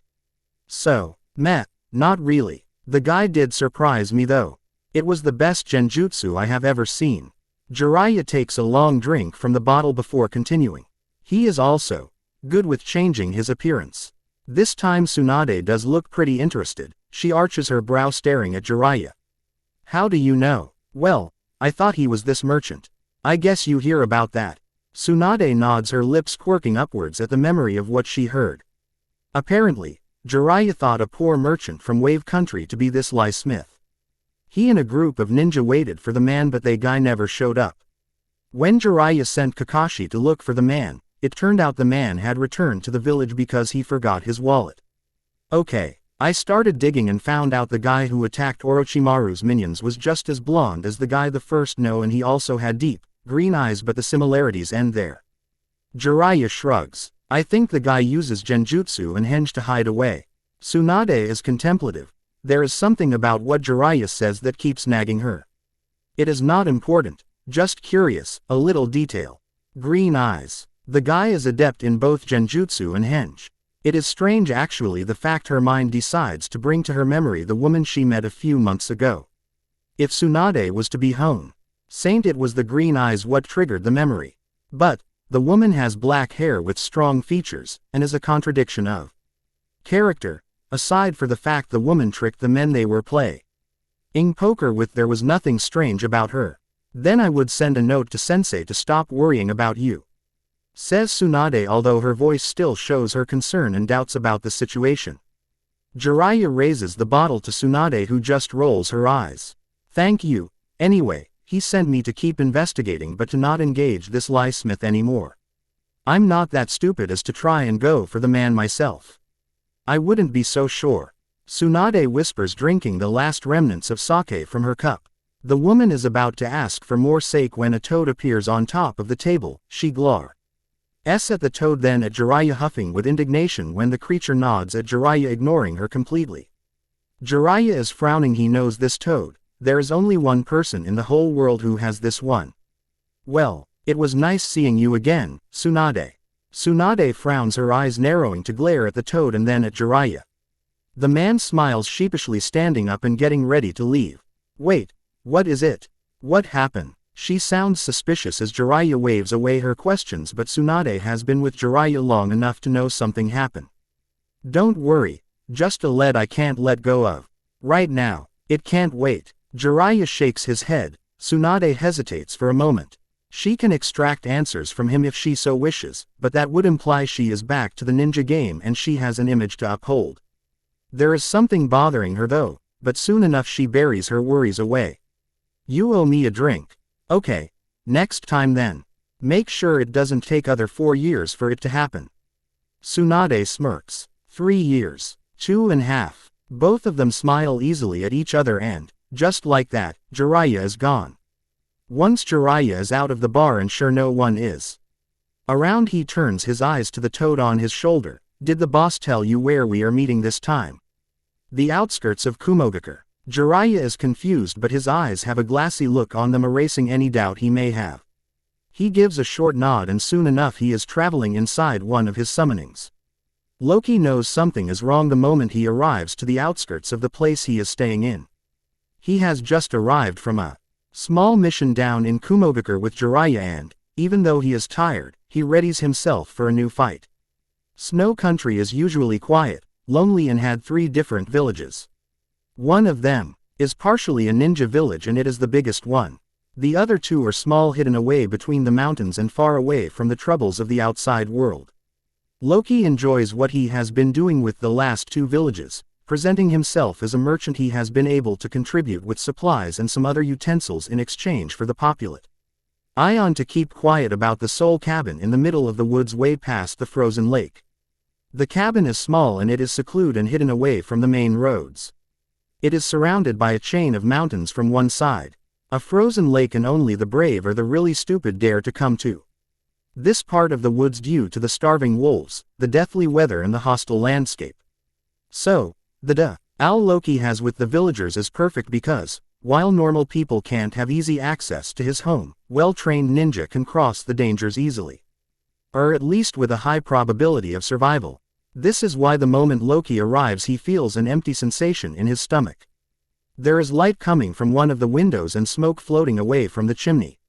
He approaches carefully. He won't kill the intruder right away, instead he is going to ask him how he got there and why he is there before killing him. It seems surprises aren't over. As soon as Loki is inside he is greeted by an unusual image. Uchiha Itachi is there, sitting near the chimney, his eyes glancing at the wild flames, his hand grabbing a cup of steaming beverage. The young man cocks his head, the ghost of a smile adorning his features. Welcome back, Loki-san. How was your weekend with Naruto-kun and Jiraiya-sama? Loki is rarely startled. He likes to think there are few things in the 9 realms that can shock him to the point of silence. Arriving to this world has showed him how little he knew about the little worlds shaping the branches of Yggdrasil. Apart from Naruto, it is Uchiha Itachi the one who can shock him the way he is right now. How do you know about this place? I don't recall having telling you about it. Itachi shrugs. No, you didn't, but it wasn't that difficult to find out once I make sure to follow your footsteps. I haven't had the need to look you out to this place until now. The wind is blowing outside, brushing against Loki's neck. The god turns around, closing the door behind him, while placing his cloak and the scepter on top of the nearest table. He doesn't know what to think about this, but Itachi is not a threat. There aren't any signs of hostility on him. What Loki can say, in the air of the Uchiha clan is sorrow and desperation. Do you happen to have more of the beverage you are drinking? I wouldn't mind a cup of something warm right about now. 15 minutes later and Loki feels restless. The young man has been playing with the cup on his hand and hasn't said anything yet. This is strange. Loki is used to loud people. All his life he has been surrounded by those who speak even after their mouths have been covered. He is not used to the silence, even if he does appreciate it from time to time. It is when he decides to break the silence Itachi decides to speak. They ask me to kill my family. The flames of the fireplace are dancing around, making sparkling sound from time to time. Yellow, red and orange fill the darkening room while the only window has been closed previously. The god of mischief doesn't need to look outside to know it is getting dark. The fact the place feels colder even with them near the flames of the fire is an obvious giveaway. Itachi doesn't show any emotion. His black eyes reflect the flames while his mouth twists. Loki has never seen a look such as the one Itachi is wearing. It is the look of defeat, of hopelessness. There is a single will of fight in Itachi. And Loki looks away, not knowing what to do. Again, he is accustomed to the ones around him ready to fight whether the odds are in favor or against them. Again, Loki is about to speak to ask for explanations, but Itachi interrupts him. He turns his dead eyes to Loki and the god of mischief stops dead on his tracks. It is the first time he realizes he considers the young man in front of him a friend. His first real close friend. I need your help. I need your help to kill my clan, Loki-san. For the greater good. More author's note at the end. For now enjoy and read. Chapter 8. For the greater good. Loki doesn't say anything, he just stares at Itachi, who has lost any expression from his face. His eyes are now gleaming red, showing the spiraling Sharingan. Loki leans back on his chair, both hands resting on each armrest. He cocks his head to the side, contemplating Itachi for a long moment. He lifts his chin and his eyes turn cold and emotionless. There is nothing human or warm in the god of mischief's face. The request has awoken some forgotten feelings Loki ignored since he arrived to the shinobi world. Why? It is but a simple question, but it holds everything Loki needs to know. Itachi suddenly sees the power. It is different than the first time he told Itachi he is a god. There is a history behind every gesture, behind the deepest of the stare. Loki is dedicating the heir of the Uchiha clan. There is something in his posture, the way he is holding himself and just staring at Itachi as if he isn't more than a subject, a beggar asking for a favor. Which, if Itachi is honest with himself, he is. You have power. I can see it every time I see you. Itachi turns to Loki. I can see it gleaming in your eyes, in the way you move. So, it is my power what you are looking for. Itachi isn't sure, but he believes he sees some disappointment in those green eyes. It is what I can do. What makes you come to me? Loki doesn't know why. Doesn't want to know why this revelation hurts. Loki is used to being alone, to not having friends. This never stops him from thinking maybe in this realm he could. It is not only the power. Although, it is a great motivator. Itachi smiles at this, unaware of Loki's thoughts. I've seen you and I know you're the only one I can trust. You're the only real friend I have. Loki is startled. There is a slightly opening of his eyes and an intake of breath Itachi doesn't notice. The god of mischief feels stranger than before, and his only reaction is to blink and frown. Itachi then puts his elbows on his knees, holding his face on his hands while letting his Sharingan twirl wildly. And, you're the only one who I think would understand and who cares about Naruto enough to do something. Itachi clenches his fists, lowering his eyes while he mumbles, something must be done, and, I cannot let them live. The fire cracks and suddenly the wood of the house trembles under the pressure of the wind interrupting Itachi's speech. There is a storm out there hitting with its full force the small cabin in the woods. A window snaps open, calling Loki's attention. The cold of the weather enters the cabin, making Itachi shiver. Loki stands up slowly. Methodically he approaches the window, a few snowflakes brushes against his skin. He watches while his mind reminds him why he isn't shivering under the cold. Why he feels comfortable under it. Tell me, Itachi, why should I help you? Why do you sound eager to kill your kin, your family? Loki closes the window while still facing the outside. The storm is making it difficult to watch anything beyond the smallest tree growing right in front of his window. The trickster hears someone move behind him. He feels eyes on him and then a voice that starts talking. My clan has great ambitions. My father, the leader, has been planning a coup d'état. He plans on destroying Konoha, reformed it and then transforming it into something suitable for the great Uchiha clan. The last part is said with irony and disgust. Itachi is not inclined to hide his real feelings towards the matter.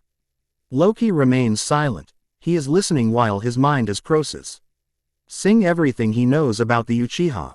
Their techniques, why they are called a clan, what is their specialty, what does he know about their history?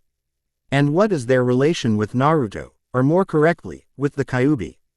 They have joined forces with some of Konoha's enemies. They have great plans for the rest of the clans in the village, and then, Itachi trails off and his mouth draws a bittersweet smirk. And they have great plans for Naruto. Loki tenses, his head tilts back, looking out of the corner of his eye to the figure of Itachi, who is focusing his attention on the fire from the fireplace. I was raised to be one of my father's weapons. Itachi smirks, glancing wryly at Loki. My eyes have always been special. Sharper, stronger than others in our clan. My father has the belief I can obtain the ultimate power of the Sharingan, that I can obtain the power of Uchiha Madara's eyes. The fire crackles and the shadows project by the movements of the flames creates a mysterious atmosphere. Loki fixates his eyes on the Sharingan, and he watches as Itachi changes from his normal Sharingan to the one called Mangekyo Sharingan. Of course his attempts were a total failure. He read an ancient text, but his eyes would get him so far. He would need more than a simple Sharingan to see the rest. But he didn't know this. Loki frowns because Itachi has this strange smile on his face. As if there is a secret he knows but his father and Loki ignored. I met someone. Or, more correctly, someone met me a few days after my father tried to make me obtain the Mangekyo by his own means. Itachi looks out of the corner of his eyes. He can notice there is some confusion in Loki's expression, and Itachi knows he is the only one, at least in Konoha, that has been contacted by this strange man. Who are you talking about? Quote, a man, wearing a Sharingan, wearing a Mangekyo Sharingan. Itachi shakes his head as he keeps explaining. It was strange, I didn't trust him at first, and to be completely honest with you, I still don't trust him. He wears a mask and his right eye is the only visible one. Our meeting was planned by him and he made sure to tell me things about my clan I already knew and some others I ignored. Itachi waves his hand. But, the important part is, he told me how to obtain the ultimate power of my eyes and he made me an offer. Loki grabs his chin, his eyes gleaming with understanding but at the same time with the same amount of confusion he showed to Itachi. An offer? Just who is this man? He claimed to be Uchiha Madara himself. Loki raises his eyebrow and Itachi smirks. Yes, I know, I'm not sure his claims are real, but either way, the important part about that meeting was his offer. The Mangekyo Sharingan on Itachi's eyes turned to Loki, swirling slowly as the young man continues his speech. He told me soon enough the village would ask of me the ultimate proof of loyalty. Itachi's smile drops and here he looks actually sad.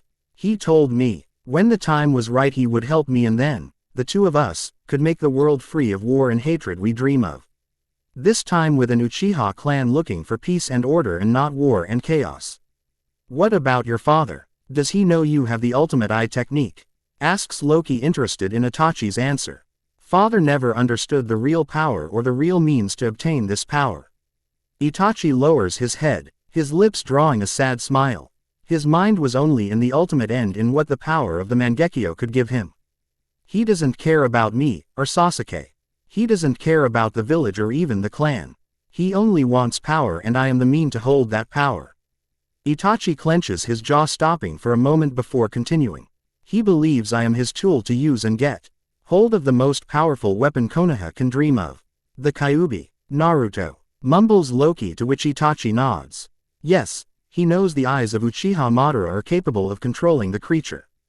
Now, imagine you gain this control not only over the creature but of the human form holding it inside.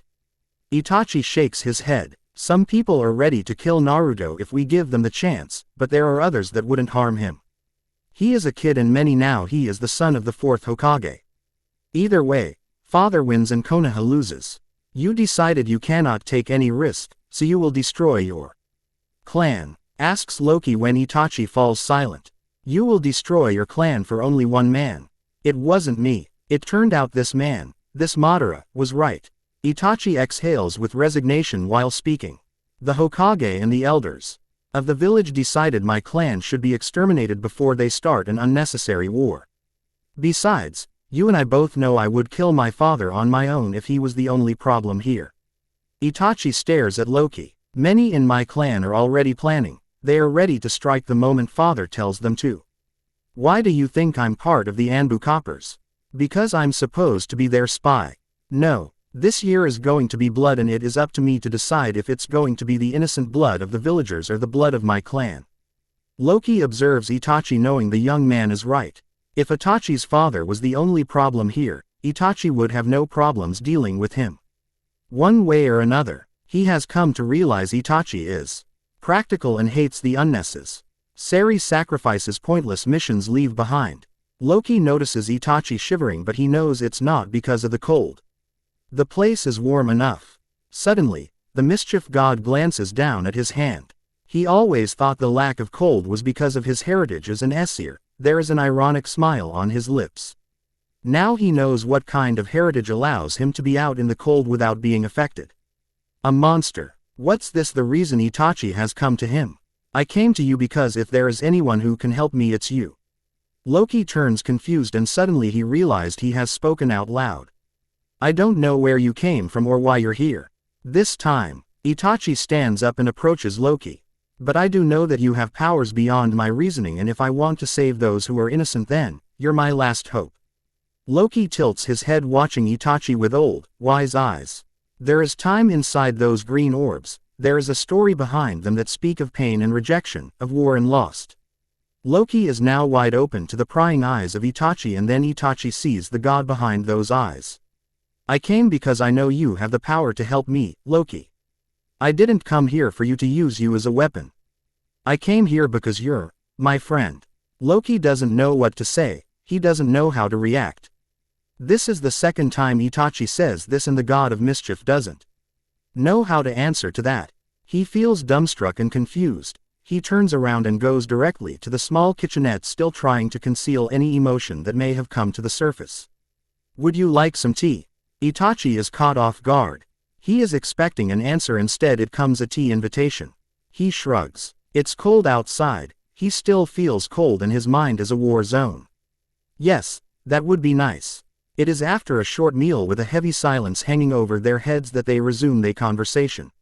Loki has had enough time to think what to answer. He has enough time to consider all the options and their consequences. Finally he looks up and shakes his head. You came here claiming I'm your friend and acknowledging my powers. Itachi stares at Loki intently. You are correct in your assumption that I could help you in destroying your clan without so much of an effort from my part, but you're mistaken if you think your reasons are enough for me to destroy a whole clan.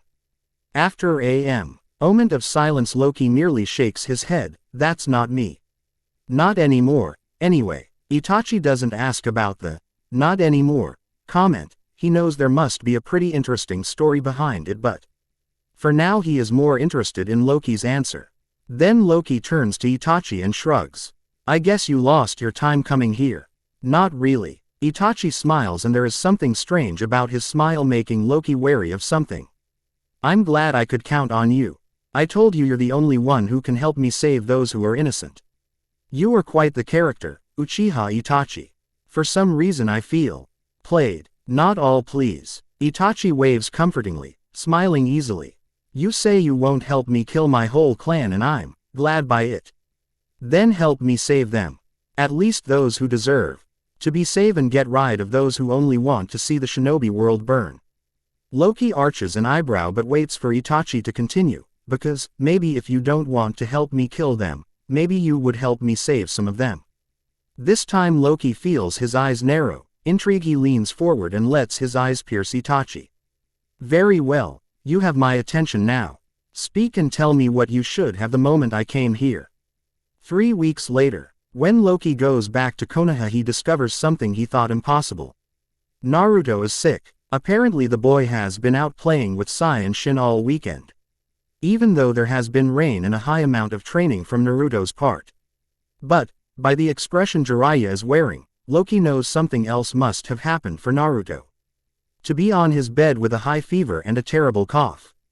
The boy is happy to see Loki, as he always is, and Loki returns Naruto's smile with a tense one. What happened to you, Naruto?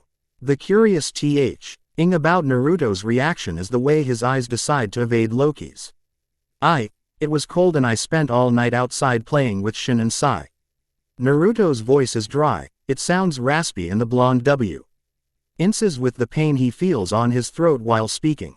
Really? Are you sure you don't want to tell me anything else? Loki raises an eyebrow, but Naruto clenches his lips and shakes his head, hidden under the covers. Soon after, he is fast asleep. Jiraiya approaches Loki from behind, shaking his head while making sure there is only one window ajar. Loki turns to the man, dropping the illusion and putting the scepter out of thin air. It comes as a surprise to the Sannin when he sees Loki in full battle gear. Going somewhere? He asks, to which Loki only stares at him for a long moment until Jiraiya fidgets nervously. No, I was just wondering how someone like Naruto could get this sick. Tilting his head to the side, Loki arches an eyebrow at Jiraiya. Care to explain this to me, Jiraiya? Sannin winces because he doesn't want to say anything. It is something Naruto made him promise, and he doesn't feel comfortable with breaking his promise to the boy. It's slightly complicated. I makes a sound of impatience, and Jiraiya hurries to explain. You see, what Naruto said, it's true. He was out with those rude boys and was playing until he came home all wet and cold.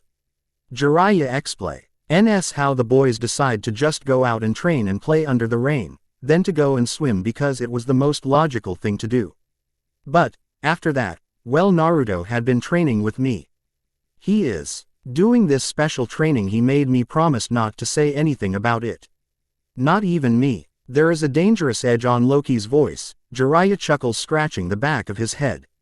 No, especially you. Loki frowns and allows Jiraiya to continue. You see, what he's been doing is to show you what he can do. It's Complicated, but he ended up more exhausted than he thought he would be. Suddenly, Naruto wakes up breathing hard. There is cold sweat rolling down his forehead and back. His whole body is arching, hurting and trembling as the night wind hits his warm arms and face. Suddenly he feels something cold but refreshing against his forehead. Lifting his eyes, he finds himself staring into deep, green eyes. Loki smiles softly while pressing Naruto gently towards the bed. "That's okay, Naruto. Sleep." Loki's voice is soothing, comforting. Naruto opens his eyes, barely seeing the form of Loki beside him. "I have a nightmare. It hurts to speak." He coughs and winces in pain. "It's just the fever. Go back to sleep." Naruto mumbles something intelligible and then goes back to sleep. Jiraiya appears from behind Loki wearing a worried frown. Loki places another wet cloth on top of Naruto's forehead and starts singing in a language Jiraiya does not know. "He has been pushing himself too hard lately," mumbles Loki, turning to look at Jiraiya. "He has been trying the summoning again, am I correct? What else has he been trying to learn?" Jiraiya stays still. He confronts Loki's stare but says nothing. Loki arches an eyebrow, looking slightly annoyed while standing up. He approaches Jiraiya and the Sannin feels like a prey ready for slaughter. "For your own good, Jiraiya, I hope Naruto isn't trying anything dangerous." Jiraiya gulps, shaking his head, a nervous smile drawing on his face. "Not at all. He is just pushing himself too far." Jiraiya chuckles and takes a step back. "But, don't worry, I'll make sure he doesn't do it again so he doesn't end up with a cold again. I will hold you to that." Loki turns to Naruto. The boy has a red nose. His face is wearing a soft tinge of red due to the fever. He is shivering and mumbling in his sleep. Sometimes he would sneeze or some others he would curl up and shiver. Loki has never seen Naruto sick and it makes him feel useless to not have something to calm the illness in Naruto. There is movement outside of Naruto's window. There on top of another building is a lone figure. It is standing on top of the ceiling, kneeling slightly with the light of the moon right behind it. Loki's green eyes focus on the figure and he knows it is time. Loki thinks about what's about to happen. He knows things won't be the same. He is about to reveal his real face in all his glory, no shape-shifting and not wearing others' faces. For this to happen, Loki is going to be Loki. He waves his hand and suddenly, without any warning, Jiraiya drops to the floor deeply asleep. "Are you sure you have to do this?" Itachi is beside Loki in the blink of an eye. He has worry marks on his face while his red eyes focus on Naruto. "Believe it or not, Itachi, my strength is not what it used to be. Something is tampering with my power." His Loki closes his mouth and sits beside Naruto, placing his hand on the boy's stomach. "This won't take long, and when this is over we both can go and take care of your clan." Itachi nods and steps eyed watching with certain fascination as those green eyes gleam in the darkened room and the seal on Naruto's stomach is now visible to the Uchiha's eyes. Loki soon finds himself in a familiar setting. The sewer hasn't changed one bit. It is as it was all those months ago. He takes a few steps forward, hearing the echoes of his footsteps as he moves closer to the entrance. It doesn't take long, and the sight that greets him is something that brings a half smirk to his face. Well, look at this, a mighty creature defeated by a simple cold." The god of mischief approaches the cage with amusement written all over his face. The creature lifts his head and growls, annoyed but do nothing else. "Go away, little god." The voice sounds strange, there is a slightly raspy tone in it and it looks painful for the Kyuubi to even talk or try to remain as annoyed as he seems to be. "Oh, and miss the chance to see this extraordinary scene. Never." The Kyuubi opens his mouth to growl and reply when a loud sneeze escapes him. He looks mortified whereas Loki looks amused. "I would rip you to pieces." Kurama sneezes again, lowering his head, conforming himself to glare at Loki. "But, I am not in the mood." Loki snorts, then proceeds to lean against the cage, raising an eyebrow and watching the pitiful sight in front of his eyes. Kurama's amber eyes move slowly to the scepter Loki is grabbing on his right hand. The blue gem is gleaming dangerously and the Kyuubi's eyes open slightly in comprehension. "No, you certainly aren't." Loki plays with the scepter, observing carefully while speaking. "I didn't know Biju could get sick." "We don't." The Kyuubi winces and lowers his head, narrowing his eyes at Loki. This idiotic child has more influence on me. It's embarrassing to have such a pitiful mortal affecting my being in such a way. Kurama growls but rests his head in a comfortable position to keep watching Loki and stop the pulsating headache. The god of mischief doesn't say anything. He merely ponders about the Kyuubi's words. The seal, he knows it, works to feed Naruto the Kyuubi's chakra, but if this creature is affected, could it be possible for Naruto to affect him as well? What other things can be possible? He will need to see the complete notes of Naruto's father after this is over. Tired of the silence, Kurama speaks again, this time showing in his voice the tiredness he feels. What has brought you here? Son of Odin, you have not come since you stole from me a minimal part of my power. Then, as an afterthought, I hope you haven't come here to ask me to cure the boy. For I cannot fight against this mortal sickness. Besides, the boy just needs time to recover, it won't kill him. Loki shakes his head, placing the scepter on the ground. The Kyuubi's amber eyes follow the form of the object, and suddenly he feels it. The small, invisible connection between the power of the god and his power. The Biju smirks, knowing exactly why Loki is there. No, I'm not here for that. I know Naruto will recover. He is just not used to this kind of affliction.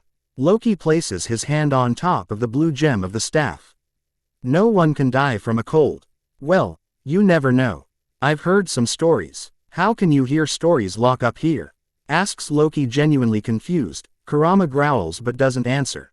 Tell me quickly what you want and be over with it. I'm tired and want to sleep.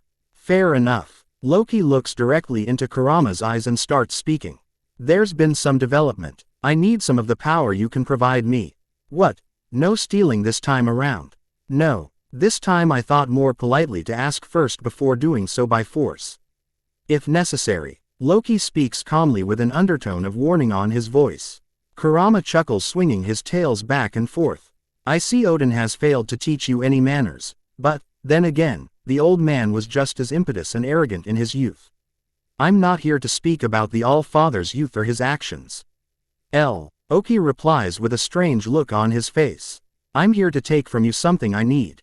Kurama watches and sees there is something different in Loki.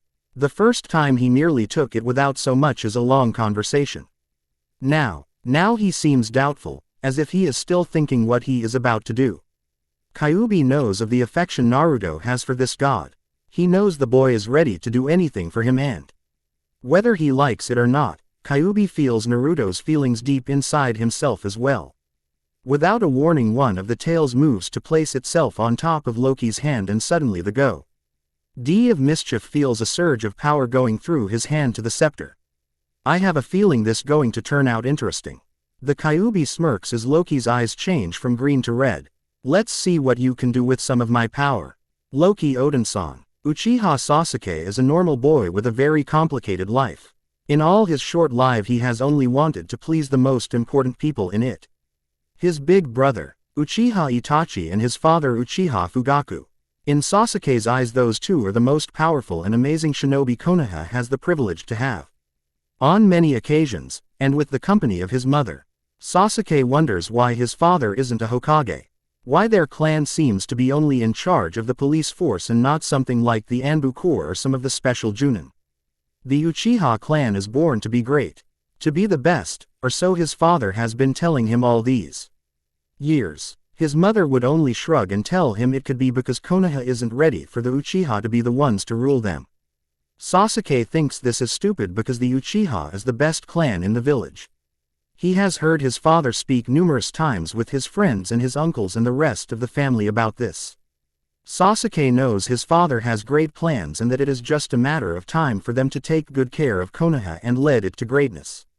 But, for now, the only job Sasuke seems so keen to accomplish is to make Itachi and Fugaku proud. For that he has been training like crazy, even more so since his father taught him the fire jutsu, and Itachi has been joining him all afternoons in special training sessions for the last few months. Of course, Sasuke seems rather upset by the idiot's participation. The one called Uzumaki Naruto, the boy is a disgrace to the ninja world, but Itachi, for some unknown and crazy reason, seems to be attached to the boy. Well, not for too long. As soon as Sasuke shows them he is the better fighter, Itachi would, once more, return his complete attention to him. It is a cold and quiet night. Sasuke walks late at night towards his district after an afternoon of training and spending some time of his own at the other side of the village. He doesn't notice as late until he hears his stomach growls. Sasuke is half worried and half happy.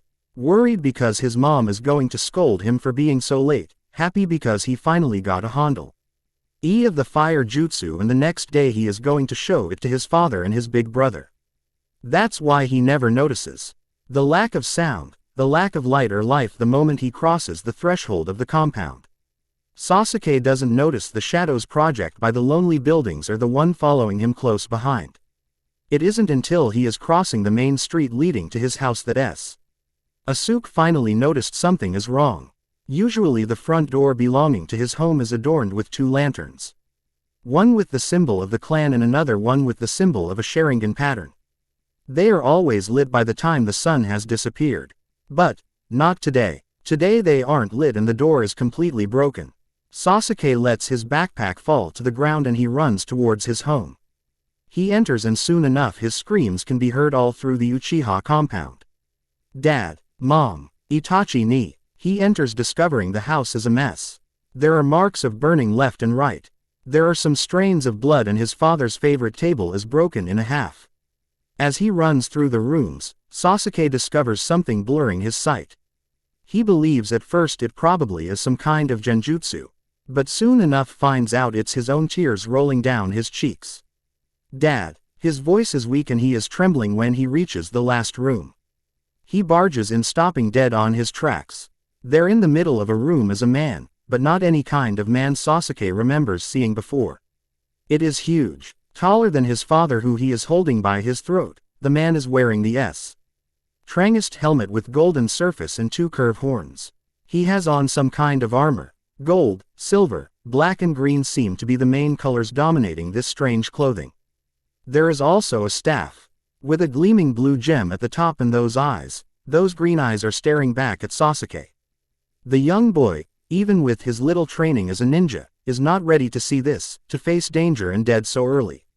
He is trembling, tears rolling down when he discovers the dead form of his mother on the floor and the agonizing one of his father's on the man's hand. Dad, he suddenly mumbles, and it's surprised to hear his own voice. So weak and fearful. Saw Sasuke.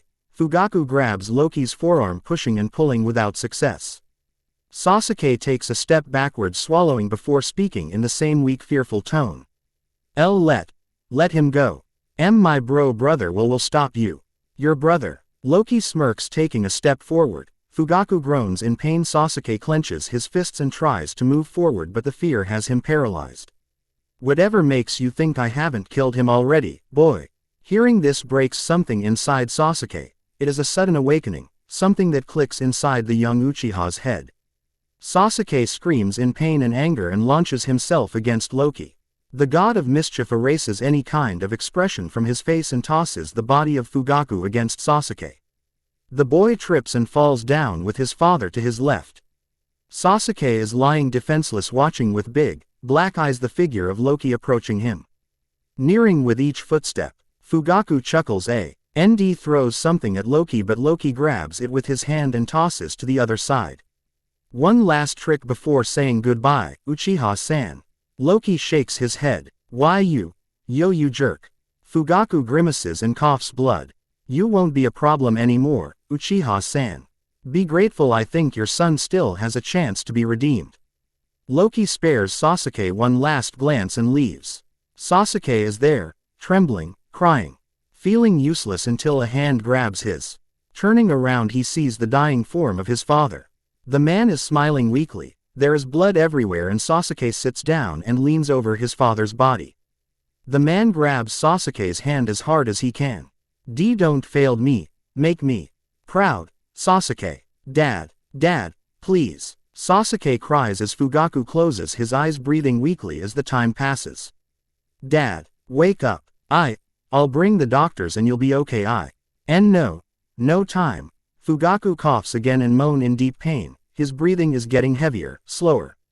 Just remember, those are the Saint words of Uchiha Fugaku to his youngest son.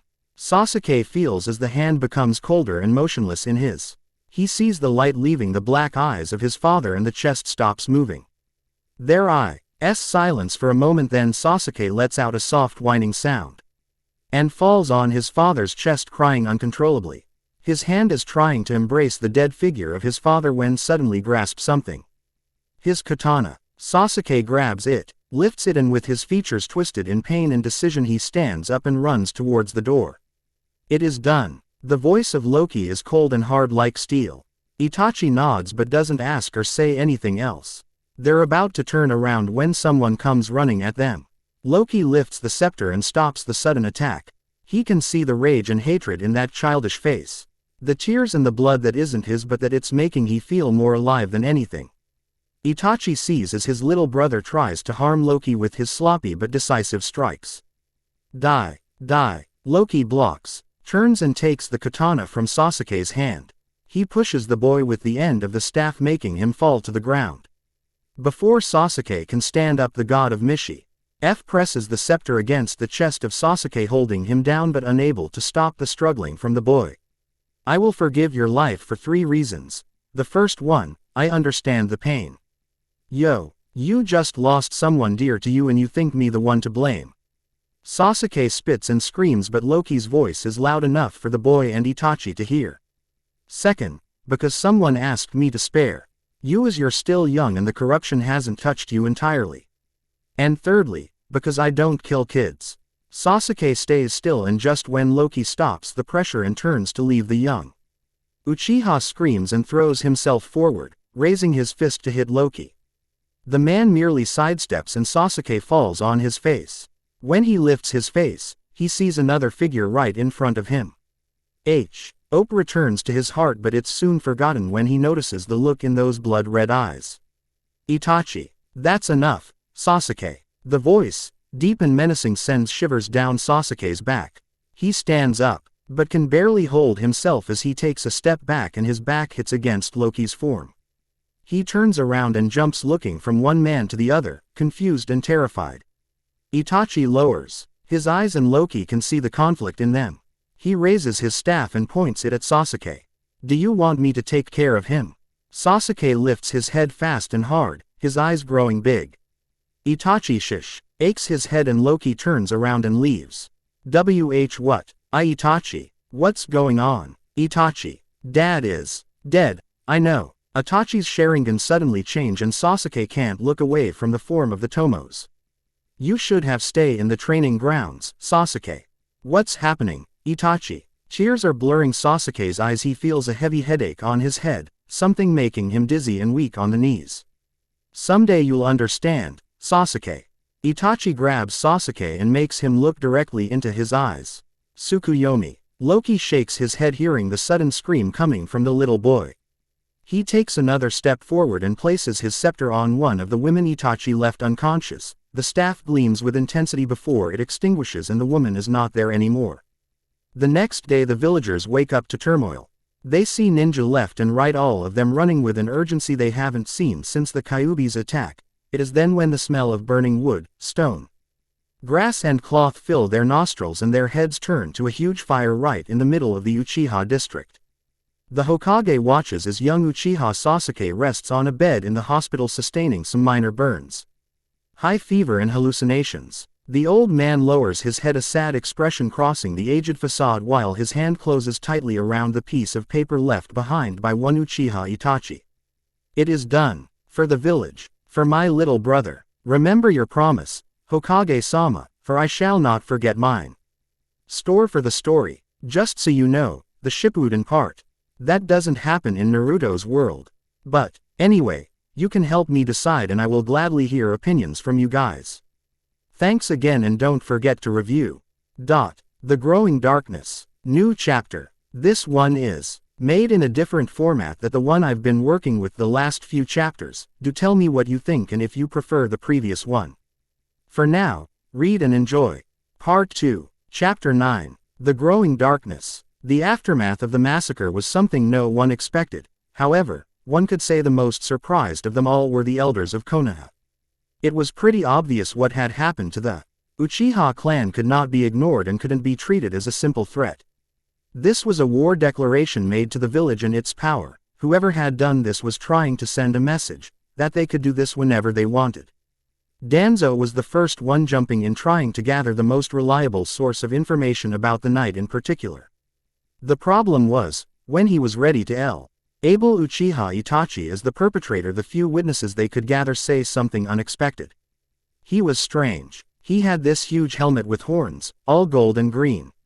He just looked at me and suddenly I was unconscious. I don't know. I've never seen the guy before, but I've heard of him. Lie Smith. But the only one who could actually give some light to this matter was Sasuke. And even his answer was confusing and worrisome for Sarutobi and the rest of the elders. The boy was confused, tired, but most of all frantic and slightly demented when he spoke with Sarutobi and the others. My brother didn't do it. I think he was being controlled. Yes, that's it. That man, he killed my family. He took my brother away. After these declarations, it was obvious Konoha wouldn't label Itachi as a missing nin without taking into account what Sasuke had said about him. It would be too risky to just mark him when there was more than one eyewitness coinciding with the same details of the attacker. Konoha decided then to put a picture of the man they all recognized as the murderer of the Uchiha clan and the possible kidnapper of the eldest son. But, of course, Itachi was also wanted, if only for an interrogation that would prove his innocence. The turmoil wouldn't pass any time soon. Other ninja countries would try their luck and test Konoha's strength, some others would just analyze and watch from afar. Besides, there were more forces in the world at play, forces lurking in the dark and growing in strength, waiting. And the time for them to act was coming closer. 4 years later, Naruto looked himself in the mirror. His face was expressionless as he took in the baby fat still decorating the edges of his face. Those blue eyes sparkling as they looked back at him. His mouth twitched in a half smirk while his hair, longer than it should be, fell on top of his eyes. He had grown up, indeed, from the little boy who Loki had found so many years ago. Now, he was becoming a teenager, and soon he would be a full-fleshed shinobi. The blonde fixed his vest and tied his hitayate around his neck, making sure everything was in place, his kunai holster, his daggers, and the vambraces Loki had given to him for his birthday. Once again, Naruto took his hand to his forehead protector. Should he wear it on his forehead or let it around his neck? Would stop trying that out. You've been playing with your hitayate since it was given to you. Just put the darn thing on a visible part of your body and let's go. We're gonna be late, again, pointed out Sai from the corner he had been reading. Shin was looking ready to drag Naruto by force, if necessary. Naruto turned around, flashing them a half smirk as he tapped the silver plate with his thumb as he, once again, changed it to place it around his forehead. Hey, I've to look good. Today we're officially shinobi. I'm a step ahead to become a hunter nin and then Hokage. You're a step ahead to stop being an idiot and probably become smarter than the average slug. Naruto glared at Sai, who dedicated him his best smile. Shin could only roll his eyes, for this was an old argument between them. No cool, Sai, no cool. Naruto shook his head while heading to the door. He placed his hand on the doorknob, stopping for just a moment. This new step he was about to give was filled with a meaning neither Sai nor Shin understood. Today, just as Loki had pointed it out, he was becoming an adult. He was reaching the portals of adulthood, in which case, Loki would give him two things: answers and training. Something he has been demanding since he found out Loki was behind the Uchiha massacre. Naruto, Shin asked quietly, not being used to this sudden change in his friend. For Naruto was his friend, AF. All these years the young man could feel it in his heart. Naruto had become someone important, someone he was ready to protect and follow. Shin looked out of the corner of his eye as Sai frowned, focusing his attention on the blonde as well. What are we gonna do, Sai? What shall we tell Danzo-sama? How can we tell Naruto the truth without hurting him? Sorry. Naruto tilted his head, grinning foolishly at his friends. As just after we crossed this door, we're officially genin. I'm just excited. Well, if you continue this contemplation, we are not going to be anything. It's already past 9. Naruto and Shin turned to Sai, both wearing stunned expression, whereas Sai smiled calmly at them. What? Why didn't you say so? The both of them exclaimed, to which Sai shrugged. You didn't ask. Naruto was the first one out of the door, with Shin closed behind and Sai shaking his head. The morning in Konoha was suddenly interrupted by the trio running down the roads, passing through the streets and top of the buildings. Some people would move almost immediately, fearing another prank from the three boys.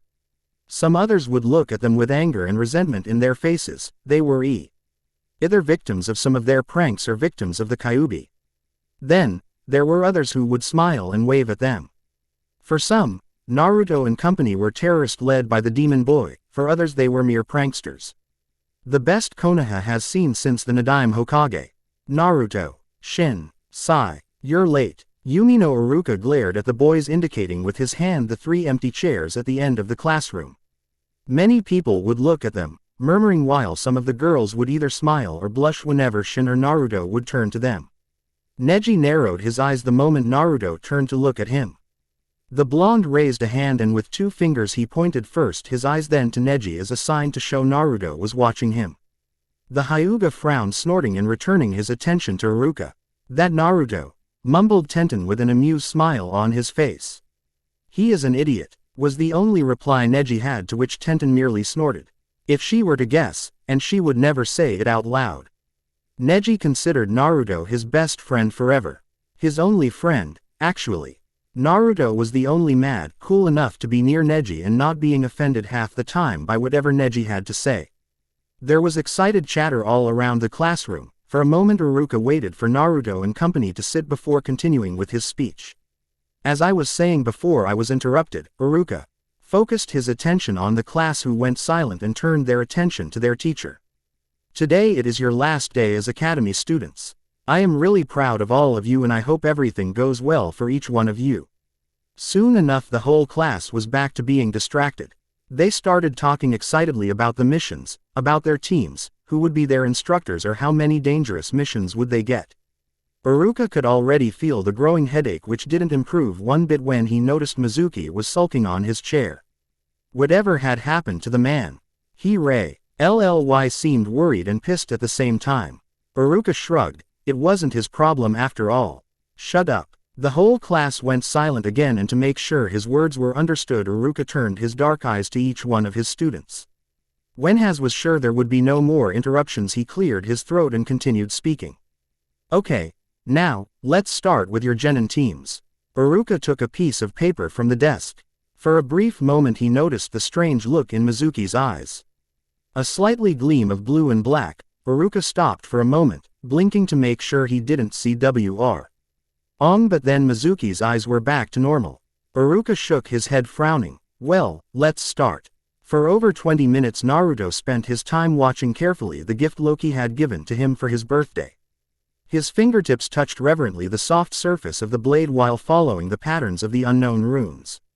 Unknown to some, of course, for Loki had made sure Naruto would recognize them. He still feels butterflies on his stomach every time he read the words. Naruto Lokusen. Naruto couldn't help the smile appearing on his face.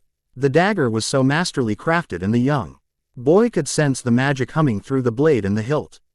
However, and if Naruto were to be honest, the value of the dagger wasn't in the material or its own power. The real value lied on the person who gave it to him. Loki had told Naruto the dagger was a customary gift, something a father gives a son the moment he passed from childhood to adulthood. The young Uzumaki had a lot of fun mocking Loki squirm and tried to explain exactly what he meant by father, and how that involved him and Loki himself. Naruto also took way too much pleasure in the fact he was looking and behaving like Loki with each passing day. And the dagger, more than a ritual of adulthood and parenthood, was a symbol. A promise, a chance of a new family. Something Naruto took without thinking twice, even after the terrible things he heard people whispering about Loki. Even after Loki himself told him some of those things were true. Team 10 Hyuga Neji, Rock Lee and Tenten. Your Junin instructor is made a guy. That brought Naruto back to the situation at hand. He turned around only to see the strange, sympathetic smile Iruka directed the newly formed Team 10. It seemed as if Neji and Tenten also know Ced it for them were glancing back at the other with dread in their eyes. Shin snickered while Sai snorted. Naruto turned to them frowning slightly. He was about to ask about this reactions when he felt Iruka's eyes on him. Turning around, the blonde gave his teacher his most charming and innocent smile, to which Iruka merely rolled his eyes. Finally, Team 11 is composed by Uzumaki Naruto, Shimura Sai and Shimura Shin. Your Junin instructor is Azuki Yugao. No sooner had Iruka stopped talking than the room started its exited humming again. Iruka opened his mouth but in the end decided against it. Every single one of them joined their respective teammates talking animatedly about their oncoming meeting with their Junin instructors. It is such a shame, Naruto-kun. I was really looking forward to working with you. Naruto smiled at Lee, shrugging. I know, Lee, I know. It would have been awesome, the two of us becoming legends. Naruto wrapped his arm around Lee's shoulder. His free hand drawing an arch as he spoke. Lee and Naruto, the Awesamest team in Konoha. I don't think Awesamest is even a word, Uzumaki. Naruto turned to glare at Neji, who was looking at him with a condescending stare. Then again, your vocabulary is so limited, I'm not even surprised about it. Humph, you're just mad I beat you in the taijutsu exam. Don't worry, Neji-hime, you'll get better as you grow up. Neji twitched, but soon enough he looked horrified as Naruto winked at him, blowing Neji a kiss. Tenten rolled her eyes. Lee was torn between being fascinated and confused. Shin laughed and Sai preferred to not get involved. Neji, apparently, didn't take lightly the comment and stood up, grabbing Naruto by his jacket and bringing the boy closer to his face. Naruto for his part smirked, still amused, and this only made Neji angrier. Oh Neji, here, in front of everyone. But, so soon? Naruto taunted. Neji felt his anger grow as he narrowed his eyes. There was something about Uzumaki that seemed to always thick him the wrong way. I'm going to fix that face of yours, Uzumaki. By now, the rest of the class was pretty much paying attention to the discussion. For them, Neji and Naruto were the source of the most epic battles. Well, Neji and Naruto and the last of the Uchiha. Perhaps, the only difference relied in the fact that whereas Neji and Naruto didn't have a fan club, the UCHIHA boy seemed to have a bunch of rabid girls following him everywhere. This usually made those fights slightly annoying for some. Oh, what a youthful group of genin you have here, Iruka. The loud voice coming from a newcomer made the whole class turned around. There, dressed in a horrible green jumpsuit, was this man smiling brightly at the students while the rest of the Junin teachers eyed him with amused smiles. Now, tell me Iruka, which ones are going to become my dear students? Iruka smiled sympathetically at the group, and Neji had a sinking feeling that today wasn't just going to be his day. Iruka waved to his students and stared directly at Neji, Tenten and Lee. Here is Team 10, Hyuga Neji, Rock Lee and Tenten.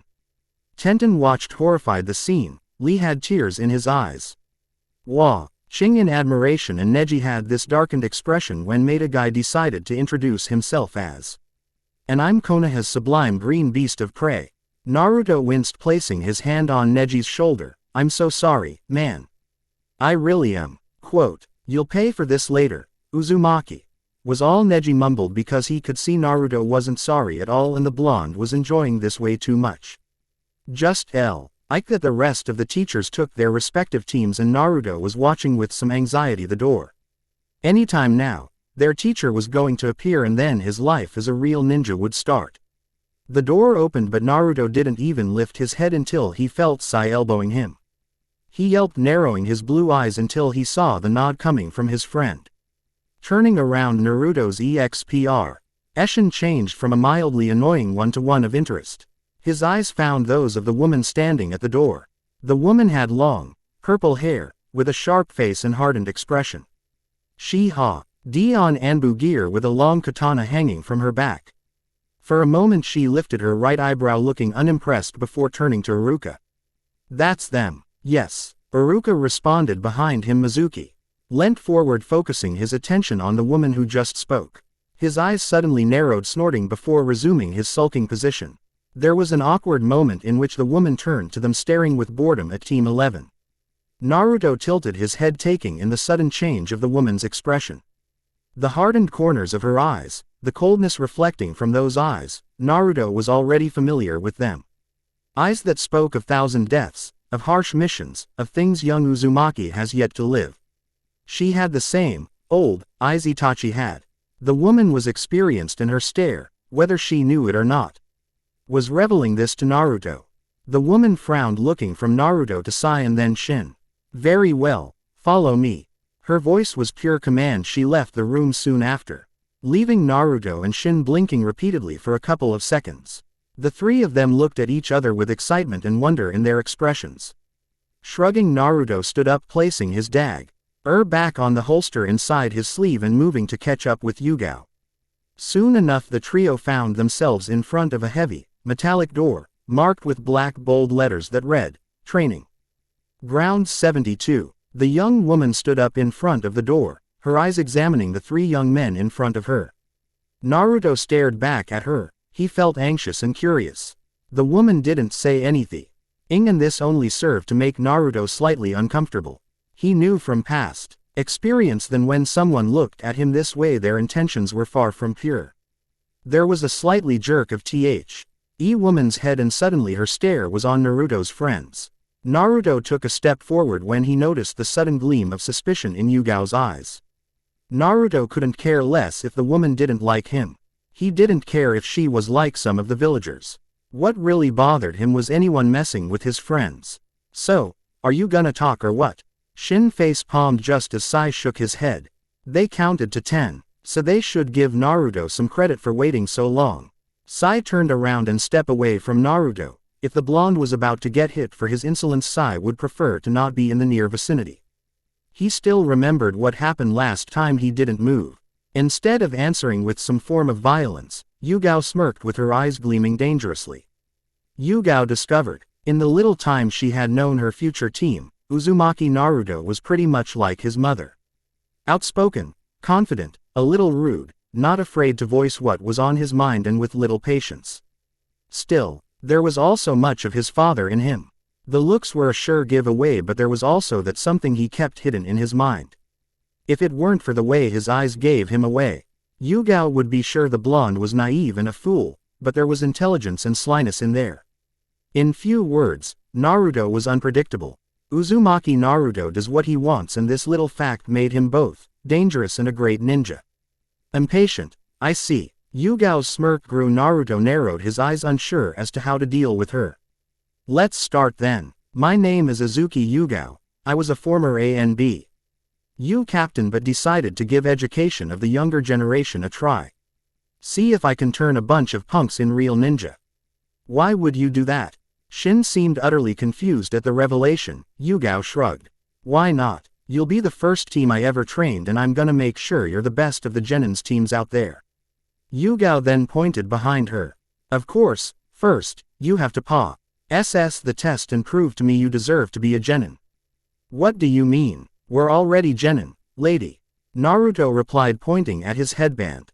See, that doesn't prove anything. To become a real ninja, you have to pass a personal test from your Junin instructor first. Naruto frowned, crossing his arms. Are you sure this isn't a scheme of some kind? I'm pretty sure. Yugao smiled at the looks on the three boys' faces. But cheer up. Even if you don't pass, there is always next year. The heck it is. Naruto jerked his arms forward, and out of his sleeves appeared two different daggers. He ate a rolling and turning of them on his hands and set them in an attack position. What do we have to do then, Anbu-san? Yugao didn't look impressed. The Sandaime Hokage and Jiraiya had warned her about his. Naruto usually had mood changes. Sometimes he seemed pretty conscious about them. Some others it seemed as if the boy hardly thought what he was doing. And yet, Yugao wasn't sure which was this time around. For she was starting to get a real headache trying to guess what Naruto was about to do and how to get a nice control of the situation. The moment Naruto prepared for an attack, Sai and Shin moved slightly. Both of them in the background at each side of the blonde, ready for whatever Yugao may do. Yugao arched an eyebrow, impressed. They already knew how to work as a team. Good. One thing less to teach them. Let's see if they can apply it in a combat situation. First, you'll have to trap me. And I mean trap me, not giving me an option but to surrender. Yugao pointed behind her once more. This is a dangerous training ground and you'll have 3 days to catch me. In there you'll find things to eat and drink and you'll have to demonstrate you're capable of more than classroom activities." Naruto smirked along with Shin. Sai seemed mildly interested. Yugao decided there and then there was no more time to lose, so, before either of the boys could say or do anything, she started her attack. They didn't see her coming. Naruto only felt the heavy contact of a fist against his cheek. Sai felt a sudden pain on his abdomen and Shin lost his balance when a knee hit his chest. The 3 of them fell to the ground and, by the time they recovered, Yugao was gone. Naruto stood up massaging his face, his eyes wide open in surprise. "Did you see that?" "No." Sai incorporated as well, grabbing his abdomen while eyeing suspiciously the training grounds in front of him.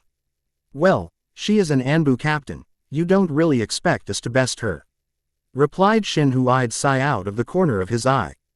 Naruto raised his fist with a feral smile on his face and a strange gleam in his eyes. "Then, my dear friends, let's show this lady what the 3 of us can do." Naruto turned around Florida's, hing his enthusiastic expression to both Sai and Shin. The boys could only reply with shakes of their heads. To victory. Naruto was gone in the blink of an eye. Sai and Shin watched him disappear inside the training grounds before turning to look at each other. "Does he even understand what we have to do first?" "I don't think so. Naruto is usually doing things first, and then thinking them over." Shin shrugged, jumping up, standing on top of the railing. "Let's go before Naruto gets lost. Or he gets killed." This wasn't what he had in mind for his life. He always thought the All-Father would forgive Thor the way he always did. He never expected for anything to go the way it did. He never expected to fall from the Bifrost and land in a world like this one. But he did, and now he was SP. Ending his energy, making this illusion possible. Loki felt the cold wetness of the drop of water hit his forehead. Once he looked up, the water started falling as the storm soon caught up with him. He lowered his green eyes to the ground where the blood of the 2 ninjas sent to assassinate him lied still. Out of the corner of his eyes, Loki saw the dark shadow of a person approaching him. There was a mask of a weasel covering the man's identity, but for Loki it wasn't that difficult to know who it was. "You seem to be getting more and more attempts on your life." The shadow shook his head, finally standing right behind him. "It seems whoever is behind this is getting better shinobi for the job." "No one is better than me." Loki turned around, facing the shadow that under the light coming from the lightning revealed dark ninja gear and a black cloak. Red eyes were staring back at Loki from behind the mask. "An ant has no quarrel with a boot. These assassins are nothing more than a joke." "Then, why do you sound so nervous?" Uchiha Itachi hid the smile behind his mask, but his eyes reveal how much he enjoyed the irritation Loki felt at the comment. Loki let out a snort, pushing past Edik. I am walking away, well aware of the older Uchiha following him close behind. "I'm not nervous, as you said. However, I cannot deny I feel uneasy." "Why?" Loki put the hood of his own cloak up on top of his head, stopping enough for Itachi to stand beside him. The rain was by now a storm. The wind was blowing with force, removing anything in its path. The thunder and the lightning would illuminate the valley they were in. A second one was taken away. Loki clenched his fists, a spark of green coming from it. "They're getting closer, and I'm still wondering who may be behind all of this. Who is King the Jinchuriki, and who knows about me? And when is going to be Naruto's turn?" Loki gave a nod. Itachi sighed, moving to stand beside Loki. "Madara wants the Kyuubi to be the last one we captured." Itachi spoke softly while his eyes search on the horizon for a sign of the sun. "What else have you found out about this sculpture you spoke of?" Itachi tensed, suddenly remembering the screams of pain coming from the 2 Jinchuriki they captured months ago. He still remembered the vivid colors of green and purple coming from them as the Biju was extracted, then the lifeless bodies of the 2 men after the demons were taken away. He could see Naruto there, suffering the same fate. Then, there was the sculpture.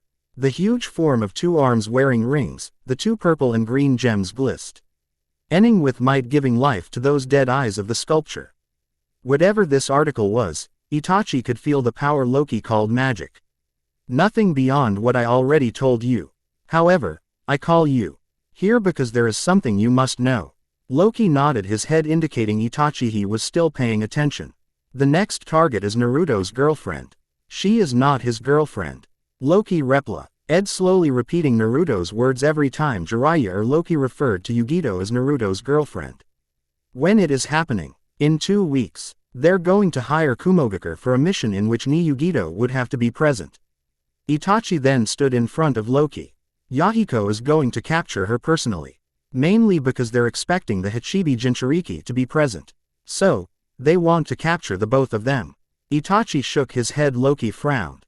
No, B-san knows how to control the powers of his Biju. It would be highly dangerous to capture him and place its power on the statute before having the others in our possession. They still don't know which gem the Hachibi has inside. Exactly. There was a moment of silence in which Loki contemplated his options. He would need to visit Naruto soon and arranged a meeting with Killer B. Loki felt a hand on his shoulder. When he turned around he saw Itachi had taken his mask off and was looking at Loki with his Sharingan deactivated. Are you okay with this? Are you sure we should? Yes, I am. You should stop asking me the same thing over and over. Loki smiled and Itachi found it hard to return it. Are you okay? You seem tired. I am, but I'm okay. Once again Itachi put the mask on. Take care of them for me. Loki nodded his head. I will. I'll see you soon. Itachi waited until the illusion finally fell and he was back in the forest. There was no rain and not storm. His conversation with Loki had gone just the way he expected it. There was movement out of the corner of his eyes but Itachi didn't need to turn to know who it was. So, tell me Itachi, did he believe you?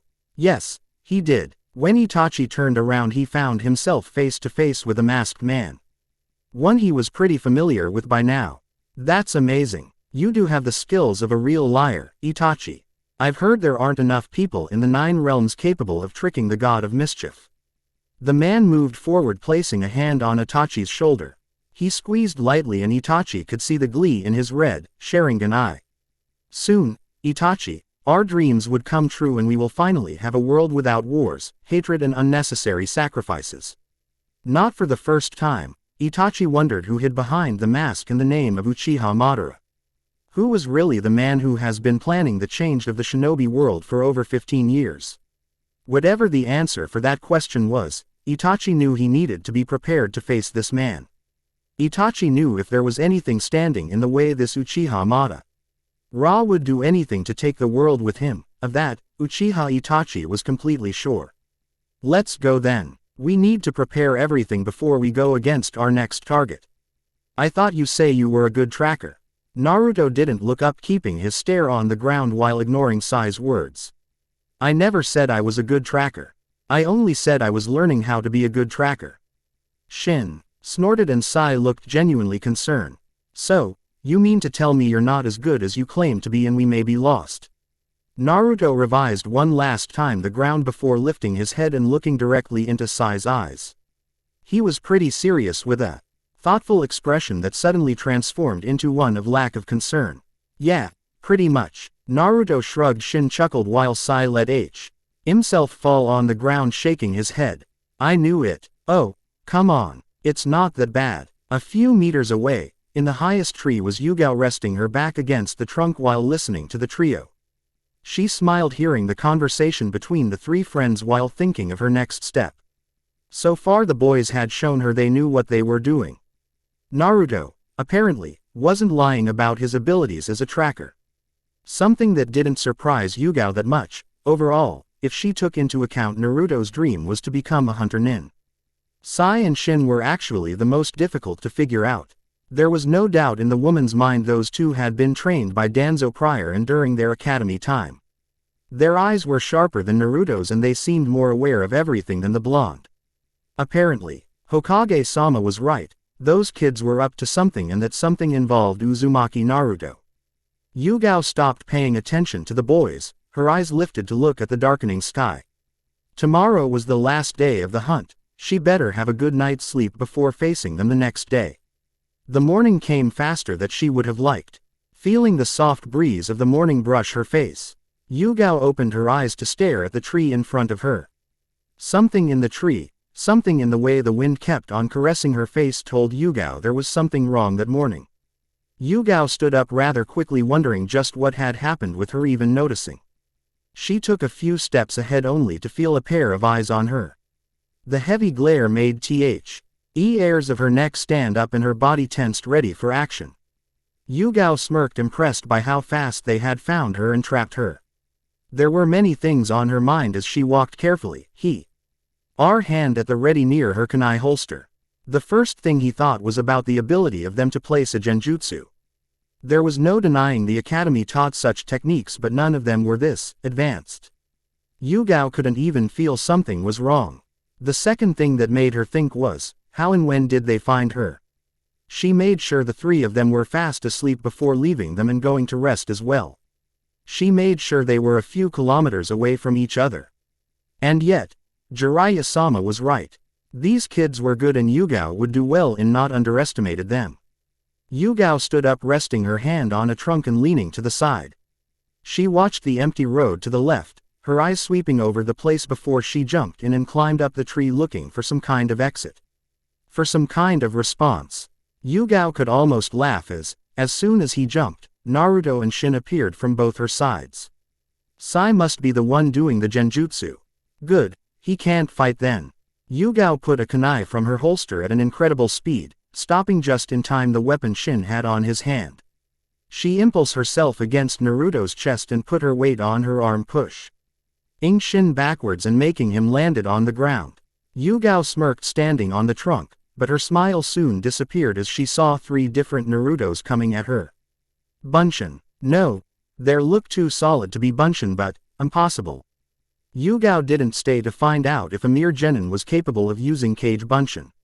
She evaded the knee aimed to her head and moved down to try and pin Shin to the ground.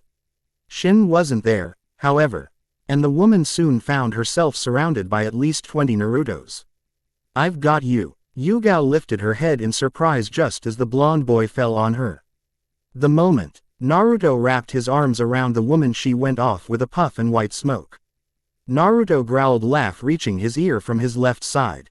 Good, very good, but it's not enough. I'm still free. Yug. Ao smiled cockily at the blonde, but her smile disappeared when another blonde appeared to her side, then another and another and another. The smile turned into a smirk. Shaking her head, Yugao went to disperse the Kage Bunshin with her sword, but the sword moved past them. The Naruto clone smiled, grabbing the woman's, and Yugao opened her eyes, stunned, never seen this before and clearly shocked as to what just happened. The Naruto clone grabbing her hand smiled with an approaching fist towards her head. Yugao evaded the fist and hit the boy on his stomach, but then the other one, the one he thought was a mere Bunshin, grabbed her by the ankle. Impossible. Where did he learn that? You can't do a solid clone a minute and then an illusion the next. How? Shin didn't make himself wait. Throwing a couple of shuriken, he caught Yugao's attention, engaging her in a close-range fight. Now, Yugao was fighting Naruto and Shin at the same time. The woman was really impressed. She had read about them, of course. She knew everything she needed to know about Shin, Sai and Naruto. But it was apparent the boys hid some tricks under their sleeves from their teachers. She never read the part explaining Naruto's ability to use the Kage Bunshin, or the fact they could use genjutsu, or just how skilled was Naruto and Shin in a close-range fight. Those movements were not academy standard ones. There was experience and hard training behind every punch, every kick, and every evasion. You guys are good, but you have to do better than this. With a quick set of movements, Yugao sent Shin flying away, only for him to crash against a tree. She grabbed one of the Narutos and sent him down to the ground while dispatching some kunai to the ones who remain. Yugao landed on the ground just as another 3 Naruto came to her. Suddenly, they stopped and smiled. You're trapped. And then, she understood. She tried to move her feet, but they now were covered by what looked like the dirty ground climbing up his legs. Everything was a trick, and she fell for it. Yugao felt the trees around melted slowly, taking the form of oil ink and giving way to the real trees hidden behind the illusion. She watched as Sai appeared from behind one of it, brush and a scroll on his hand. Shin came at them limping with a satisfied smile on his face, and Yugao could see several copies of Naruto still surrounding the scene. The woman shook her head, partially amused, partially wondering just how it turned out like this. She knew there was something strange, she sensed something going on, but, if she were honest, she never imagined something like this. She never thought whatever genjutsu these kids used would be this strange. So, did we pass? Yugao laughed, nodding her head. But even as she did so, her eyes, sharp and cold, were focused on Naruto. With flying colors. Looking in retrospective, Yugao should have said no when she was asked to train a group of genin. She should have screamed no when she was asked to look after Sai, Shin and Naruto. Yugao looked around the room at the three men looking at her, waiting for her word on the boys and her judgment of their abilities. Perhaps, later in the solitude of her room, Yugao would think about Naruto. About the smile, the way he held himself, how easily the words fell from his mouth, convincing even when those words seemed to be a deception. Yugao believed him. She believed when he told her it was all Shin's idea. She believed him when he told her Sai was the one who came up with the idea of colored ink for his illusions. She believed him when he told her Jirai the Sannin was the one who taught him the Kage Bunshin no Jutsu. Yugao merely believed him, even after her instinct told her not to. And now she has to say what she thought of them. Of the son and heir of the fourth Hokage, to the very same people who love him as if he was family. So, what can you tell us about them? Yugao shifted, startled by the interruption. She was so deep in though. She almost forgot she had been summoned to the Hokage's office. She lifted her eyes to find herself looking directly into the Sandame's ones. The young woman was well aware of the others occupying the room. She knew the black eye of Kakashi was focused only on her, and she was aware of the unnerving stare coming from Jiraiya, all of them waiting for her final verdict. Are these kids dangerous for Naruto? How far has Danzo gotten to them? Yugao remained silent, thinking over the question. Were Shin and Sai dangerous? Yes, they were. Pretty advanced for people their age, it was pretty obvious. Danzo had bothered into teaching them some of his tricks. Were they dangerous for Naruto? No. They were blindingly loyal to the blonde. If anything, Naruto was the most dangerous of them all. Yugao knew, sort of less, what to expect from Shin and Sai, but she was confused and lost when trying to figure Naruto out. They're good. There is no doubt in my mind Danzo trained them. Well, the Hokage shoot Jiraiya a worried glance. But Yugao noticed the lack of reaction from the Sannin. What about Naruto? Asked the man leaning in. Yugao shifted again, thinking carefully as to what she should say. He is good. No one told me he knew how to perform the Kage Bunshin, so that gave him a clear advantage in the test. Wait, he knows the Kage Bunshin. This time the question came from Kakashi, who seemed just as confused as the Sandame. Yugao turned her eyes to Jiraiya, but the man was showing no reaction. Yes, and I said he knows how to use it pretty well. Yugao shook her head. Why didn't you say anything, Jiraiya-sama? Jiraiya, you taught him that jutsu. Jiraiya shrugged. The kid has enough chakra to do so without any harm. Besides, he couldn't do a normal bunshin even if his life depends on it. Then, the Sannin turned to Yugao, and the woman saw a glint of amusement. There, tell me, on a scale of 1 to 10, how shocked were you at his proficiency with the technique? Yugao snorted, not liking to be taken for a fool or a newbie. The kid is good, but not that much. He still needs a lot to learn. Oh, yes, I agree. Jiraiya smirked, making Yugao glared at the old man. So, I take it you were really impressed. I thought we were here to discuss if those kids from Root were a threat to Naruto. Kakashi intervened, advancing towards the Hokage's desk. Personally, I don't like fact Naruto is in the same genin team as them. I still think you should have given me the opportunity to take him as my student. No, that wouldn't be any good. You were chosen to try and help with Uchiha Sasuke's training as soon as he graduates the academy. Kakashi. The Hokage turned to stare at Kakashi as he spoke, his voice grave with command.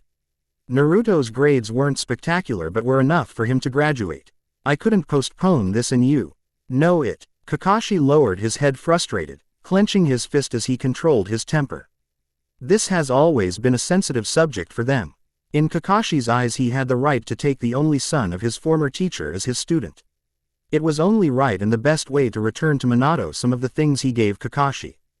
If it is any consolation, Kakashi-senpai, started Yugao, making the former Anbu captain lifted his head to look at her. I think Naruto is going to be okay. He is not what you expected him to be. What do you mean? Asked Jiraiya, letting his eyelids droop a little. Yugao stared into the Sanin's eyes and suddenly she saw a glint of warning there. Yugao then turned her head wondering just what the heck was really happening before answering.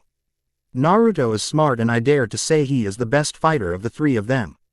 This caught the Hokage and Kakashi by surprise but not Jiraiya, whose lips curved upwards with the hint of a smirk. Besides, like I said, Shin and Sai had developed a sort of blind loyalty to Naruto. Whatever Danzo is planning is not going to work. Or at least, it would be more troublesome than he realizes. Yugao sighed relief once she left the Hokage building. Her eyes lifted to the sky to see the approaching afternoon. She took a step forward when a voice reached her from behind. What did you hide from Sarutobi-sensei and Kakashi, Yugao? The woman turned around to see Jiraiya right behind her. The woman glanced at the Sannin, feeling uneasy for a moment. Whatever you mean, Jiraiya-sama. I told you guys everything.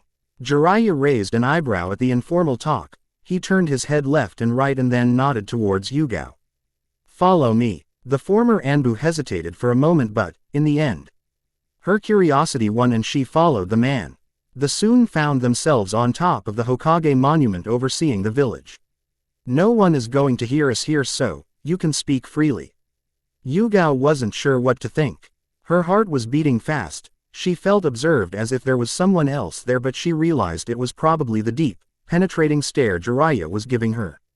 So, I know you were dying to say more, but I wasn't sure if you wanted to share it with Sensei, Kakashi or me. Jiraiya spread his arms. I'm here, so, go ahead.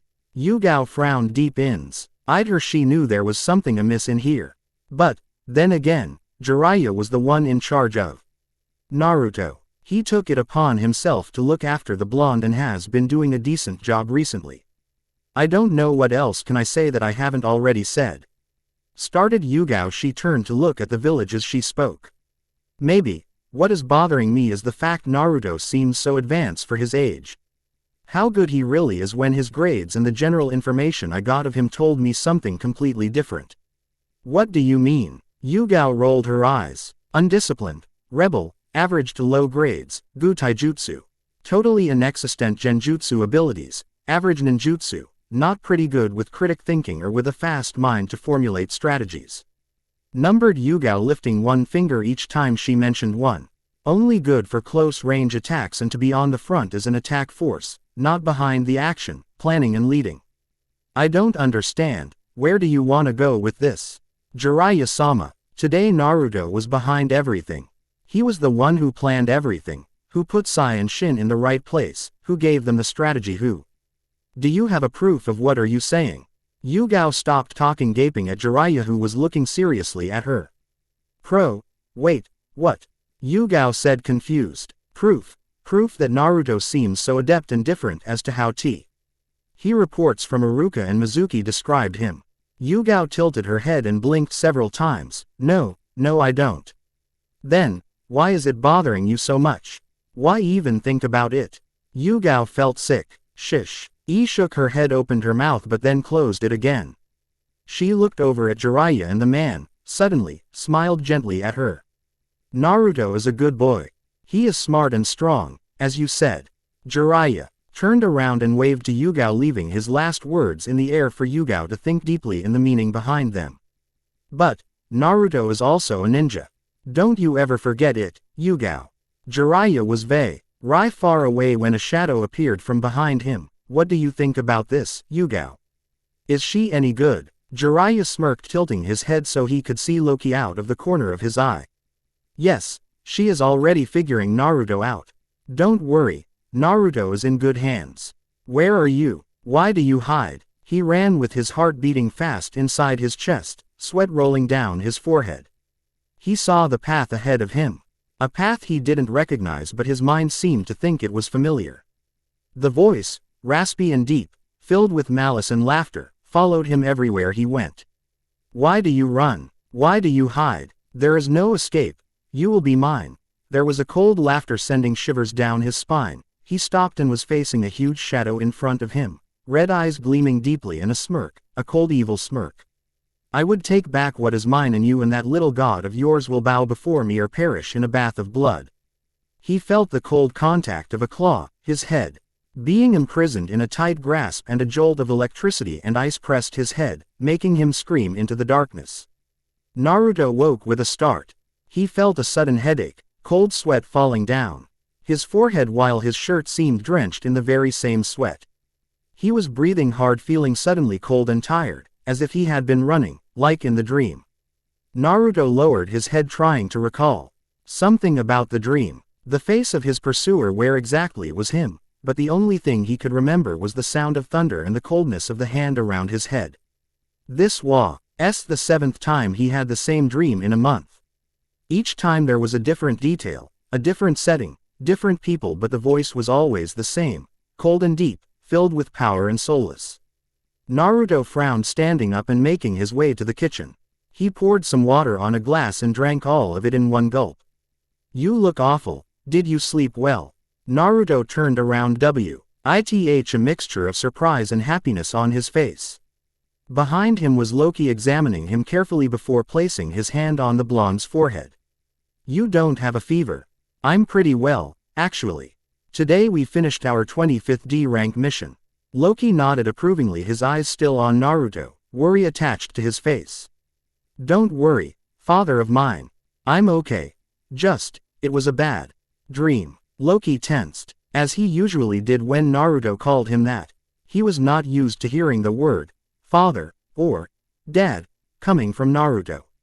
It still felt strange and pleasant. However, it also brought to Loki's mind the memory of his children, the ones he left in Asgard. What are you doing here, anyway? I thought you were going to be out doing whatever it is you do. Naruto waved his hands in the air while looking at Loki. You don't have to sound so pleased to see me, Naruto. Oh, I am just surprised, that's all. Loki nodded his head while taking a sit on the closest chair. I came here to see how it had gone with your new position. Did you receive my gifts? I did. Those daggers are awesome. I'm dying to try them out in a real mission.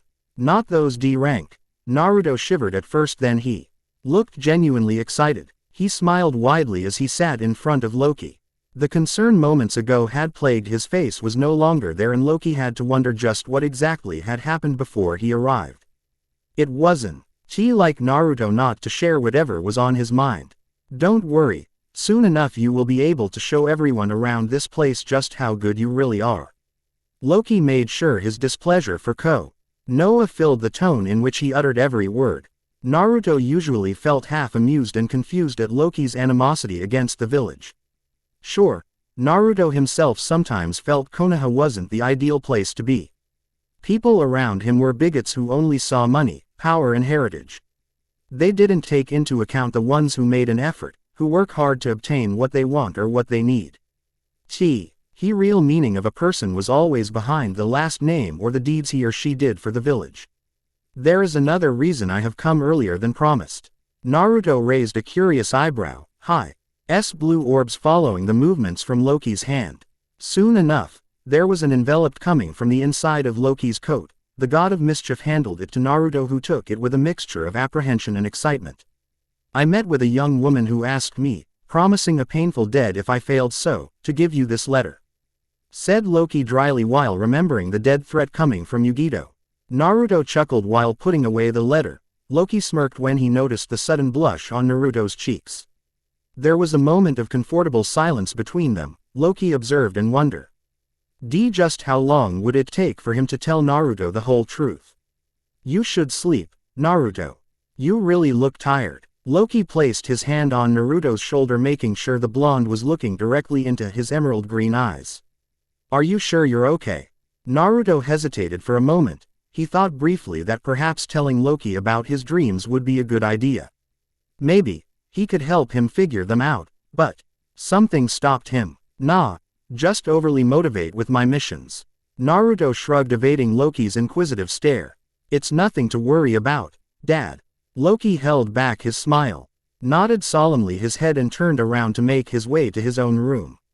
Naruto stood there for a long time before he too went to sleep.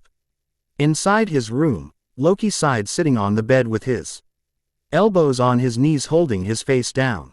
Did you tell him? The voice of Itachi reached Loki's ears. He kept his face down, his green eyes glaring at the floor. Did it sound as if I told him anything? Itachi took off his mask and sat on the floor. Loki rolled his eyes, sighing, shaking his head. No, I didn't. I couldn't. You have to tell him. Soon, they will come for him and he needs to know. Itachi trailed off the moment Loki turned to him. He felt suddenly cold, pinned to his spot as a green light involved him. Do not dare to tell me what I should do with my own son, Itachi. Loki's voice changed at that moment. There was pain and anger there, and Itachi understood by the slip of Loki's tongue just how much this meant to the god. I'll deal with this when the time is right. For now, be ready. We must save Naruto's girlfriend before he finds out about the oncoming attack. Whatever happened to, she is not Naruto's girlfriend. Loki stood up, rolling his eyes. The moment had passed, but neither of them forgot what had just happened. Do you really believe there isn't any kind of sentiment there between them? No, both seemed smitten enough with each other for the girlfriend reference to work. The god of mischief placed a note on top of his bed before going over Itachi. Loki grabbed Itachi and soon enough the both of them disappeared from Naruto's home. Uchiha Sasuke read at the trio sitting on the ramen stand. His black eyes gleaming with a mixture of anger and resentment, all of it directed to one person only. Uzumaki Naruto, the young blonde who was smiling and joking, flashing around the hitai on his forehead while enjoying his meal. The moron who dared to have a peaceful life, to not think of anything beyond having fun, the moron who knew his brother. Sasuke huffed, turning around to set his glare on the plate of food in front of him. Suddenly he didn't feel as hungry anymore. It had been 4 years. 4 years since he was left alone, since he watched his family being slaughtered by the man with the strange clothes. The man he had heard many referred to as the Lie Smith. After he woke up he was interrogated, over and over. Anbu and the elders of Konoha asked him stupid questions about what had happened. Sasuke told them over and over. The idiots even thought it had been Itachi the one behind the attacks, but Sasuke knew better. The chopsticks he had on his hand broke as Sasuke tightened his hold on them. Putting some money from his pocket, Sasuke threw it on the table and left the restaurant. He heard the voice of Naruto, and the black red boy couldn't help but feel his resentment grow inside of him. He tried so hard to speak with the blonde after what happened. He tried to make him understand he needed to know whatever his brother may have tell him. Because of something Sasuke was completely sure, Uzumaki Naruto knew something. Itachi spent most of his time with him, so Uzumaki knew something. He had to, and Sasuke would always look for that one chance to make him speak. You look upset. Sasuke stopped suddenly, startled by the sudden interruption. He turned to face the voice and found himself face to face with one of his academy teachers. Mizuki. The man smiled at Sasuke, lifting his face towards the direction Sasuke had come from. You don't seem so fond of young Naruto. Sasuke observed carefully at the man in front of him. Frowning, he tilted his head, not giving an answer for the moment. Mizuki smiled gently at Sasuke, a smile that didn't reach his eyes. I get it. You know, I don't like him myself. Sasuke lifted an eyebrow, mildly interested in what Mizuki was saying. The man was still staring ahead of him, frowning. Naruto is the kind of person that signifies a menace to everyone around him. Mizuki the shook his head and returned his attention to Sasuke. But the boy is pretty good. Given time he would become a powerful ninja. I don't care. Sasuke narrowed his eyes. Why are you telling me all this? Mizuki made sure no one was around. He leaned in and whispered in Sasuke's ear. Because, if you want to find your brother or the man behind the slaughter of your clan, you will have to go after Uzumaki Naruto. Naruto turned around confused. He could swear someone was looking at him, but once he turned there was no one there. What is it? Shin turned as well, looking around before focusing on Naruto. I don't know. The blonde went back to their former conversation. It had been 2 weeks since they became official members of the Shinobi Corps of Konoha, and they were already bored out of Air mines with the D missions, which was the reason why Yugao got them AC rank 1. Anyway, I'm just glad we got a chance to leave the village. Naruto took another sip from his bowl. Do you know where are they sending us? Nope, not a clue. But, since his AC rank mission probably someplace that has dealings with us. Nothing too dangerous or far away. Not too far, indeed. Yugao appeared FR-own behind her students smiling as she sat down beside Sai. Yugao-sensei, are you going to tell us? Naruto blinked battling his eyelashes, to which Yugao merely shook her head amused. They're sending us to Sunagaku on an escorting mission. Naruto's eyes opened wide, gleaming with happiness. Really? Who are we escorting? A princess? Some important lord? Who? A scroll, replied Yugao, stealing food from her students' bowls. Naruto looked confused. Shin and Sai narrowed their eyes. A scroll, repeated Shin. You mean, they're sending us on a mailing mission? We're going to be postmen. Sai commented with his voice low and filled with confusion. Yugao winked at her students and nodded. That's right. But, cheer up, if it serves as any consolation, the Hokage wrote the official letter and needs us to take it to Sunagaku promptly. But, started Naruto. Yugao raised an eyebrow at him, challenging him to speak back at her. Unless you want to keep chasing after Tora the cat. No, the three of them answer at the same time. Yugao smirked and ruffled each one of their heads. That's the attitude. Go home, rest and be ready at 4 am on the eastern gate. Yugao left, leaving her students wondering for a moment. Then after a prolonged silence, Sai spoke first. Wait, Suna is to the other side. This is so going to be a long walk. Hope you like this chapter and I would really appreciate the comments. Critics and opinions. The monsters our parents warned us about. Chapter 10. The monsters our parents warned us about. Fate had a strange way to play its cards. It not always happened the way we expected it to play. It never played the game in a fair fashion. We usually fell for its tricks and our lives end up in turmoil of emotions and circumstances that we needed to overcome. Sometimes these situations are fair. Some others they're not. This was one of such times. The mission to Suna had been a success. Yugao didn't have to worry much when she took her team inside the foreign city. Strange as it may be, Naruto and the others behaved according to their rank and enjoyed the exotic scenery that was Sunagaku with a curious and open mind. The only thing worth mentioning was the strange meeting between Naruto and the youngest son of the Kazekage, Gaara. Yugao knew, because of the reports, that the redhead was the carrier of one of the Biju. This worried her as she didn't know how an encounter between Biju would bring. She found herself quite relieved when Naruto didn't react in any alarming way. Still, the redhead observed Naruto in a strange, almost puzzling way. A familiar glint that had put Yugao nervous and made her move the blonde out of the young boy's sight. As far as anyone knew, Naruto knew nothing about the Kyuubi and it being sealed inside of him. Once outside the city of sand, Yugao felt even more relief and allowed her students to roam freely ahead of her. If she had known something would happen, she would have never chosen the long way back to Okonoha nor let them get away from her sight. It happened on the second day of them returning home. The sky was gray, threatening with storm and lightning. The wind was not blowing, which in itself as strange, but Yugao was slightly distracted by the sound of Naruto's laugh. She felt her lips quirked upwards, already used to her students' antics. She never felt, not even sensed, the sudden explosion that sent her and the genin flying away. All of them hit square on their sides by the blast. It was a complete surprise for all the presents. As soon as the explosion reached them, Yugao felt the presence of powerful ninja around them. The fight was ferocious and the young woman tried to stand up to see what was happening. Naruto didn't know what happened. One minute he was joking and talking with Sai and Shin and the next he felt an unexplained pain on his side, the deafening sound of an explosion on his ears right after he hit his back against a tree.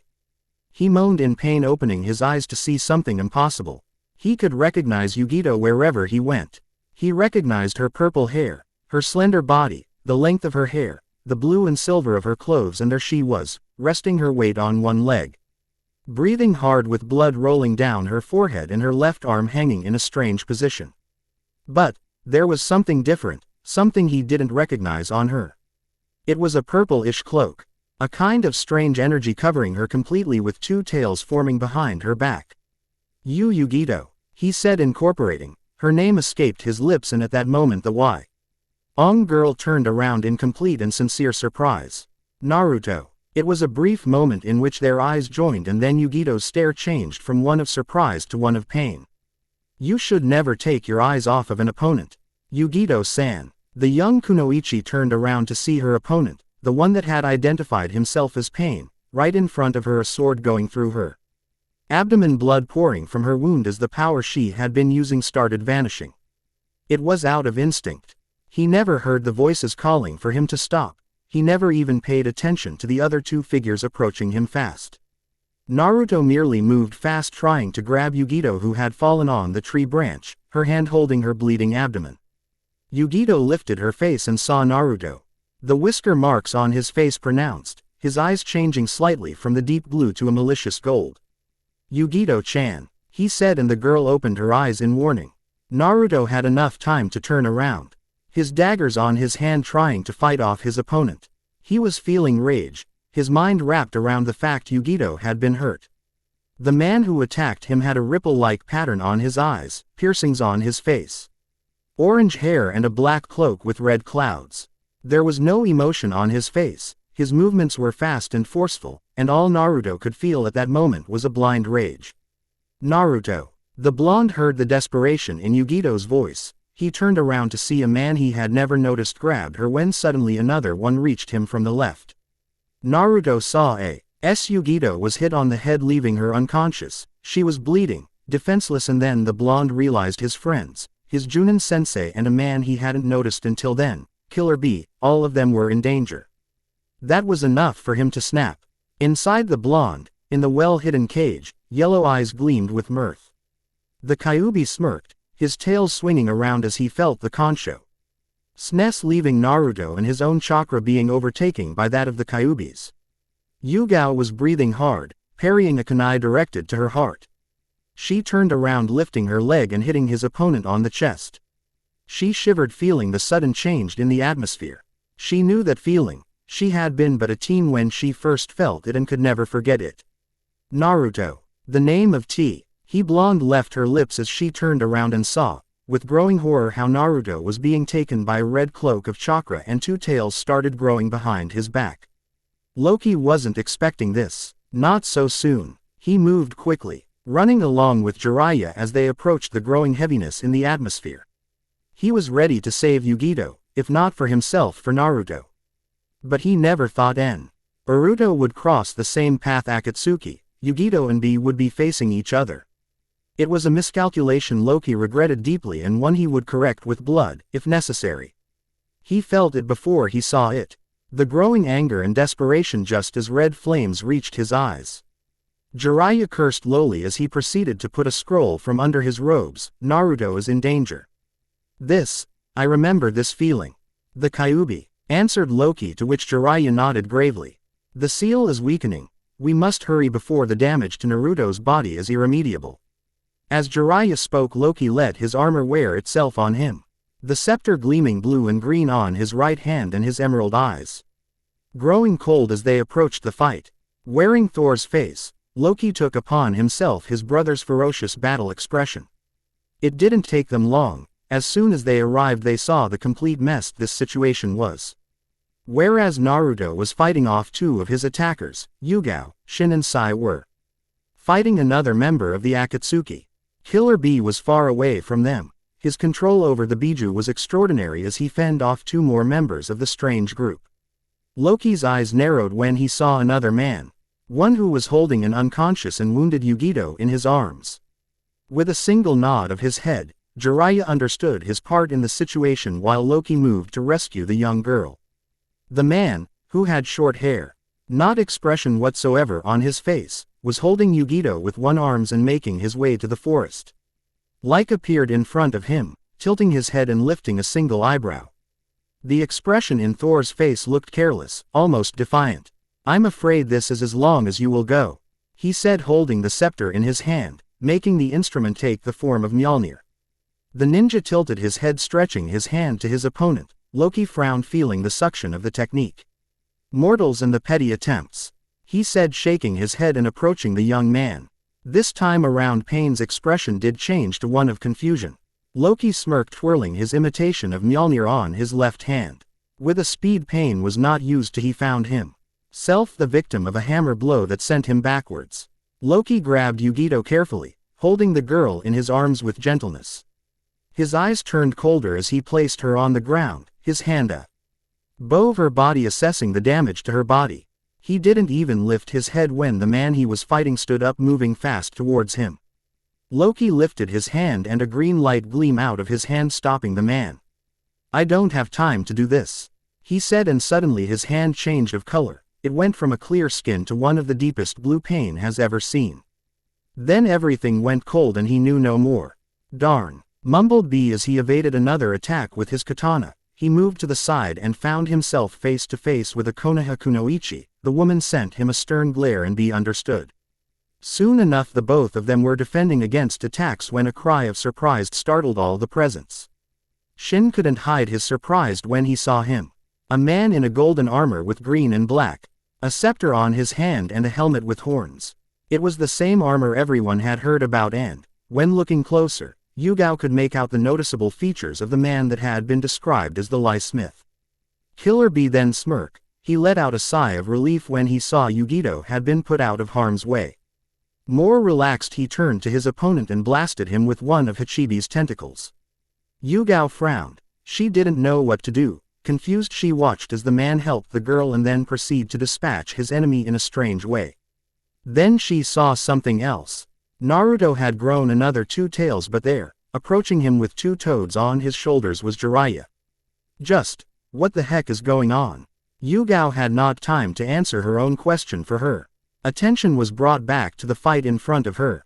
"What is it, Jiraiya-chan?"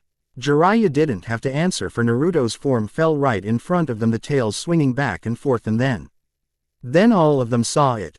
Whatever those tails touched, it went rotten, dying right before their eyes.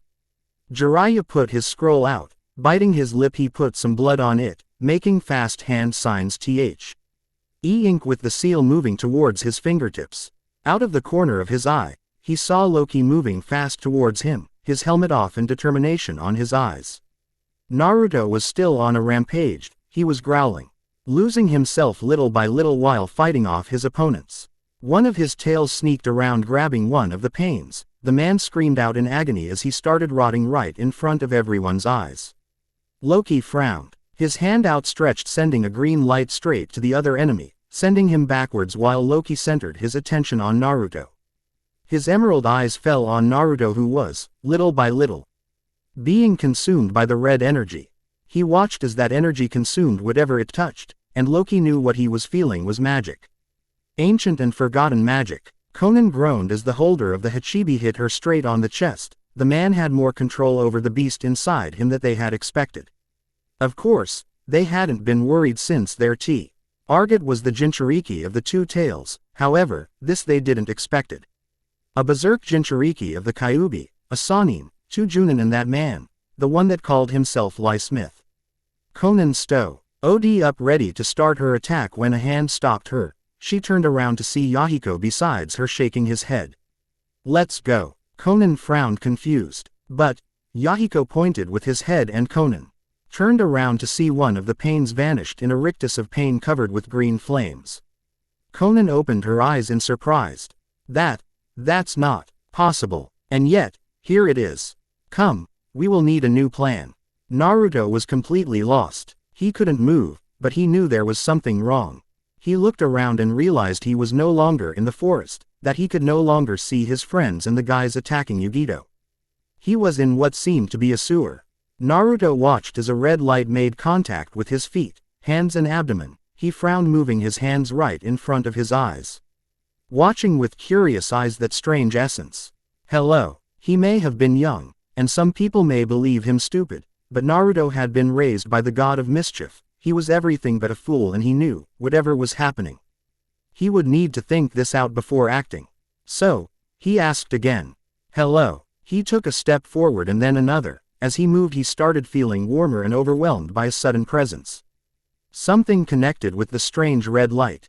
Well, look what the fates had brought to my doorstep. Naruto shivered as he crossed a threshold to a big room with a cage at the other side. He stopped any movement, his hand moving fast to his kunai holster, blue eyes narrowing with a glint of intelligence very few had seen on the 12th-year-old. My J. Ilor has finally come to see its prisoner. The voice was strange. It felt inviting and yet it held a deep, guttural tone that sent shivers of warning down Naruto's back. There was something old behind the voice. Something that spoke of unknown ages. Jailer, who are you? Come out from the shadows. The creature chuckled and Naruto heard the heavy body moving until finally the blonde saw him. It was a huge, red fox. His yellowish eyes gleaming with amusement and something else. Naruto gasped when he saw the huge form of the fox. Out of curiosity he moved forward, his dagger and his kunai on each one of his hands. He took in the form of the fox and then on the cage, his eyes falling on top of the seal at the cage's door. Naruto then locked eyes with the fox, tilting his head to the side. Who are you? Where are we? The fox pressed his face against the cage, his eyes gleaming maliciously, one of his tails wagging back and forth, his energy coming slowly and engulfing at a still distracted Naruto. Oh, do not tell me the son of Odin has not told you yet. Naruto changed his expression. It turned from one of curiosity to one of coldness and uncertainty. How do you know about father? What do you mean by that? Naruto fixated his dagger, moving into a fighting position. Speak, fox. Kurama laughed loudly, his laugh echoing in the room. Naruto looked confused but didn't waver as he took in every detail his eyes could catch in the room. The fox stopped laughing, making his tail slid right outside the cage and nearing Naruto. The blonde made his dagger and kunai gleamed with his chakra, a warning for the fox to stop his advances. Kurama did so, amused at the valiant yet futile attempt from Naruto's part to stop and intimidate him. Oh, no boy, I'm not going to tell you anything, this is something I'm going to enjoy your father telling you.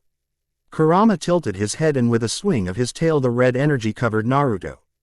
Do ask Loki of Asgard to tell you about the monst. Parents tell children about Konoha. Ask him about the Kyuubi no Kitsune and his Jinchuriki, Uzumaki Naruto. Quote. Kurama chuckled again at the shocked expression on Naruto's face. Here, let me show you why people in your pathetic village is afraid of you. Naruto didn't have the time to react as he suddenly felt an unbelievable pain in his body. He screamed, and screamed right after he lost consciousness. Loki felt the slash moving right beside him. He frowned, feeling the magic brushing his armor. There was something strange about this, something he had never felt before. His green eyes lifted to see Naruto engulfed in the red energy, his eyes devoid of any sign of intelligence or understanding. Right now, he was mindless, being dominated by his emotions. Naruto, listen to me. Loki stepped forward. He tilted his head and realized the attention of the blonde was on him. Loki could observe the change in the blonde. There was not a single sign that Naruto recognized him. Loki felt a lump on his throat. And for a second he felt lost. This was the first time Naruto watched him without any emotions in his eyes. He didn't wear the happiness or fondness he used to wear every time he saw the god of mischief. And this fact hurt Loki in ways he never thought possible. Naruto, listen to me. I need you to hear my voice, concentrate. Do not let this thing dominate you. The Crimson Naruto growled and launched himself forward. Loki narrowed his eyes, evading the attack, barely missing another brush from the red magic. The green eyes drifted for a moment and observed as Jiraiya got ready. It was brief, but the movement of the head didn't go unnoticed by Loki, who understood it was time. He stretched his hand and his own magic hit Naruto on the chest. The blonde screamed out in pain, turning wildly, ready to attack again. Loki opened up his hand, green light forming ropes that tied around Naruto's limbs. The blonde growled loudly, trying to free his hands, struggling against the bonds. Jiraiya, Loki called out to the Sannin, who jumped to join Loki, passing to him a piece of paper with strange markings on it. Okay, on 3, 1, 2, 3, both. Loki and Jiraiya ran towards Naruto. Loki stepped on the trunk, jumping behind the blonde and placing the seal on his back on the same spot Jiraiya was placing his fingertips of the seal on Naruto's abdomen.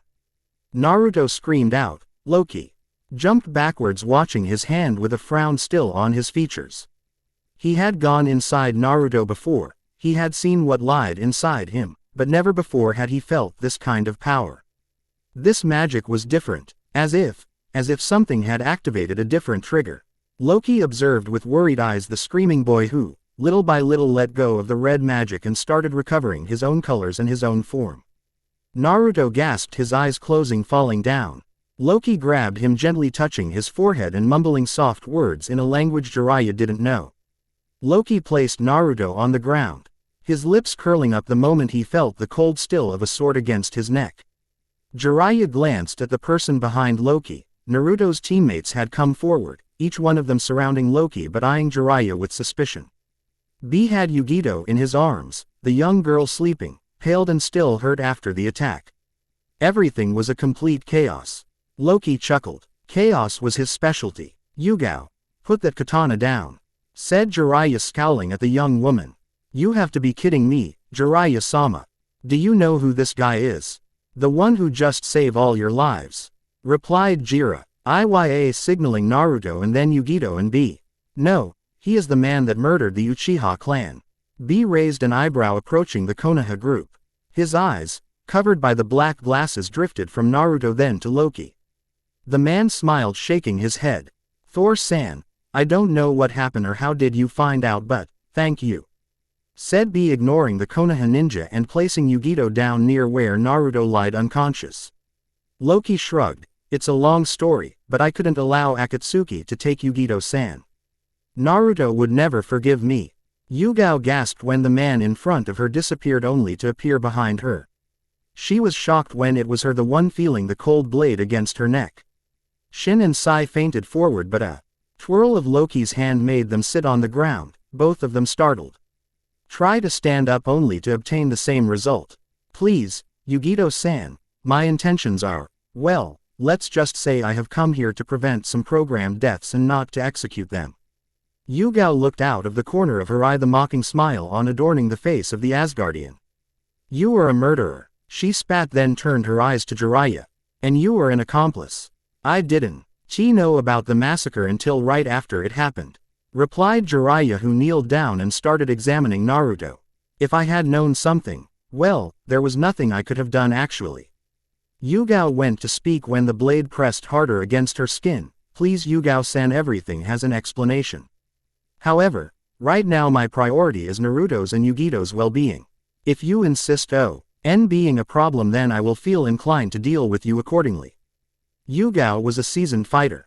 She had started her career as a ninja at a very young age. She had made her way up the different positions with determination and ability. She was good. She was excellent at what she did. She wasn't part of the Anbu for nothing, and she hadn't been a hunter nin just for nothing either.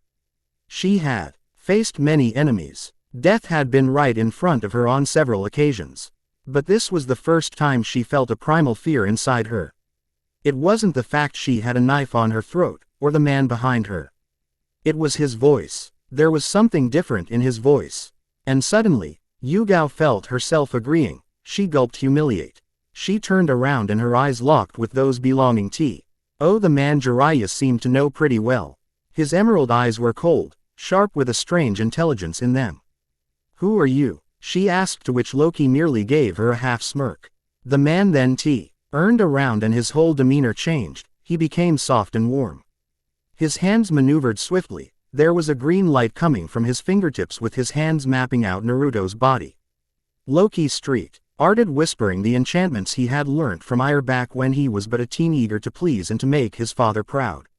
Loki buried his thoughts, focusing his energy in trying to find everything was normal in Naruto.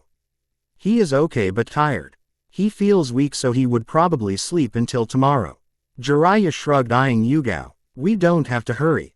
We can explain, sensei. I found you guys and we got delay, he said, shrugging. Shin and Sai eyed each other. Sai was frowning, wondering just what exactly was happening. Jiraiya-sama, look, Yugao. Jiraiya silenced her. The truth is, after what you have witnessed, well, you and your team would have to promise to be quieted about everything. You are asking us to commit treason? Asked Sai, puzzled. Treason? No, I'm asking you to be good friends and teachers and don't tell anything for Naruto's sake. Loki ignored the conversation, focusing his attention on Yugito. B stood beside them with his arms crossed. So, you're the infamous Lie Smith, the one who murdered the whole Uchiha clan. Loki snorted, with his hands drifting around Yugito's body. You could say that, but You're also Thor, Naruto's father. Loki tensed up. Taking a deep breath hearing those words made his blood boil. As a matter of speaking, yes, I am. B nodded shrugging. How is she? Loki frowned centering his attention on the wound made by the sword. She is badly wounded. Not only did they pierce her with a blade, but whatever they were trying to do affect her body. She is tired and would need a long rest. B sat down letting out a heavy sigh. We've heard about them. Akatsuki. We never thought they would dare to approach me or Yugito since we seemed to be the only Jinchuriki capable of manipulating the Biju. Akatsuki thought she would be vulnerable. They sent their best people to try and capture her. Said Loki finishing his healing on the young woman. He lifted his face to look at B. They will attack again and next time they may be successful. Losing Yugito would destroy Naruto. I didn't know Naruto was a Jinchuriki. Loki snorted. Yes, you knew it. If not because someone told you then because your own demon must have told you about it. B tilted his head trying to read Loki but incapable to do so. In the end he shrugged and nodded.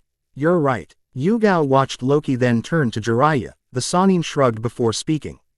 If you doubt him it's okay. But don't question his loyalty and affection towards Naruto. Loki turned around sitting on the ground. Jiraiya is quite right, Yugao-san. Naruto is He only one holding me back from either erasing your memories or just killing you. Why don't we set a fire and prepare for the night? This too won't move until tomorrow morning. Yugao clenched her fists glaring daggers at the black-haired man. Jiraiya shook his head before asking Shin and Sai to help him out. B merely watched. This was something his brother would be pretty interested in knowing about. Naruto woke up to a peculiar scene. He was sweating with the images of the past still fresh in his mind. He could feel the pain and sorrow coming from the villagers, from the ninja that had fallen the day the Kyuubi had attacked. His hand went right towards his abdomen, the place where the fourth Hokage had placed the seal. His eyes stung with unshed tears. The voice filled with hatred coming from some villagers. The comments he had overheard, the rejection and the looks, everything made sense now. Naruto. Yugito approached him with an uncertain look on her face. Her eyes took in the blonde falling on the headband he was wearing on his forehead. Naruto stared at her giving the girl a weak smile. Yugito-chan, you're okay. He stood up. Yugito returned the smile nodding. Your father healed me. Naruto tensed up. Lifting his blue eyes he found those of Loki looking back at him. He clenched his jaw realizing Loki was there in front of his teammates and Yugao, as well as Yugito and B. The god of mischief felt his lips quirked up in half-smile, a smile that didn't reach his eyes. Naruto took a step forward watching as Shin evaded his stare, as Sai looked at him intently. He realized Yugao had a worried semblance. And Yugito along with B were looking at him knowingly. The blonde shook his head and stood in front of Loki, clenching his teeth, turning his head to the side. Why didn't you tell me? Naruto. Yugao took a step forward but Naruto lifted his head with tears in his eyes and anger written all over his face. Why didn't you tell me? Loki flinched, a flashback of him screaming at Odin in Asgard the moment he found out about his origins. Why didn't he say anything about the Kyuubi to Naruto? What had happened for Naruto to be this angry? Naruto was looking at him with pain and disappointment. He looked so betrayed it made Loki regret some of his decisions. The atmosphere around them was tense. Shin and Sai looked at each other never before having seen Naruto in such a state. Yugao couldn't even wrap her mind around what was happening.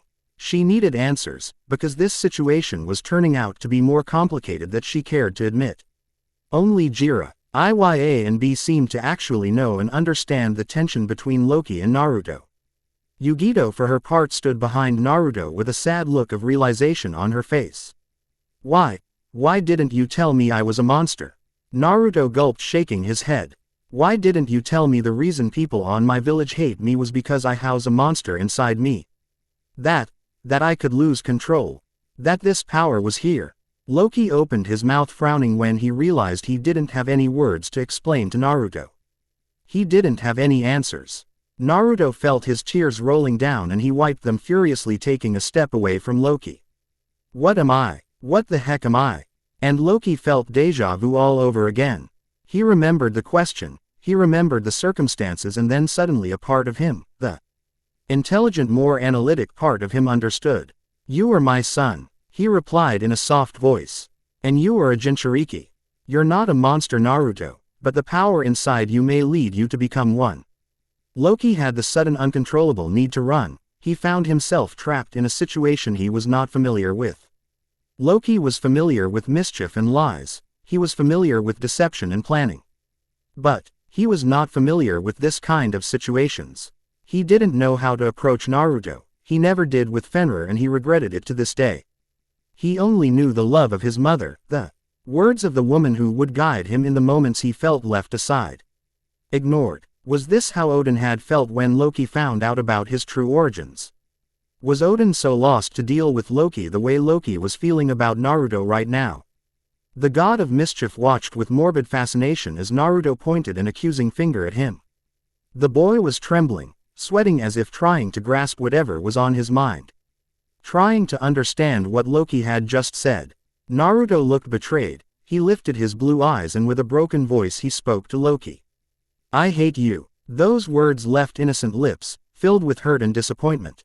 Naruto heard himself. He opened his eyes in realization and was ready to run away when Loki stopped him.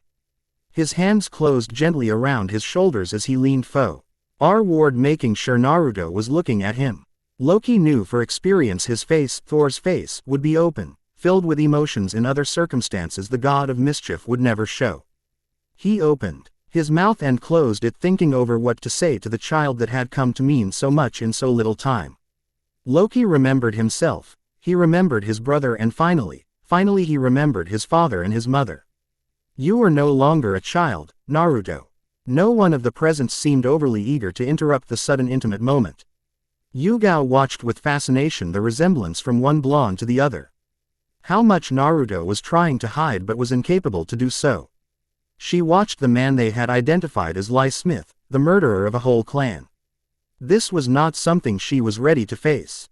Naruto for his part could not help but look Loki back, to try and hold his tears, to stop those memories, those thoughts the Kyuubi had put on him, and try to listen to the man he had come to love as a father. And yet, I can't help but to treat you like one.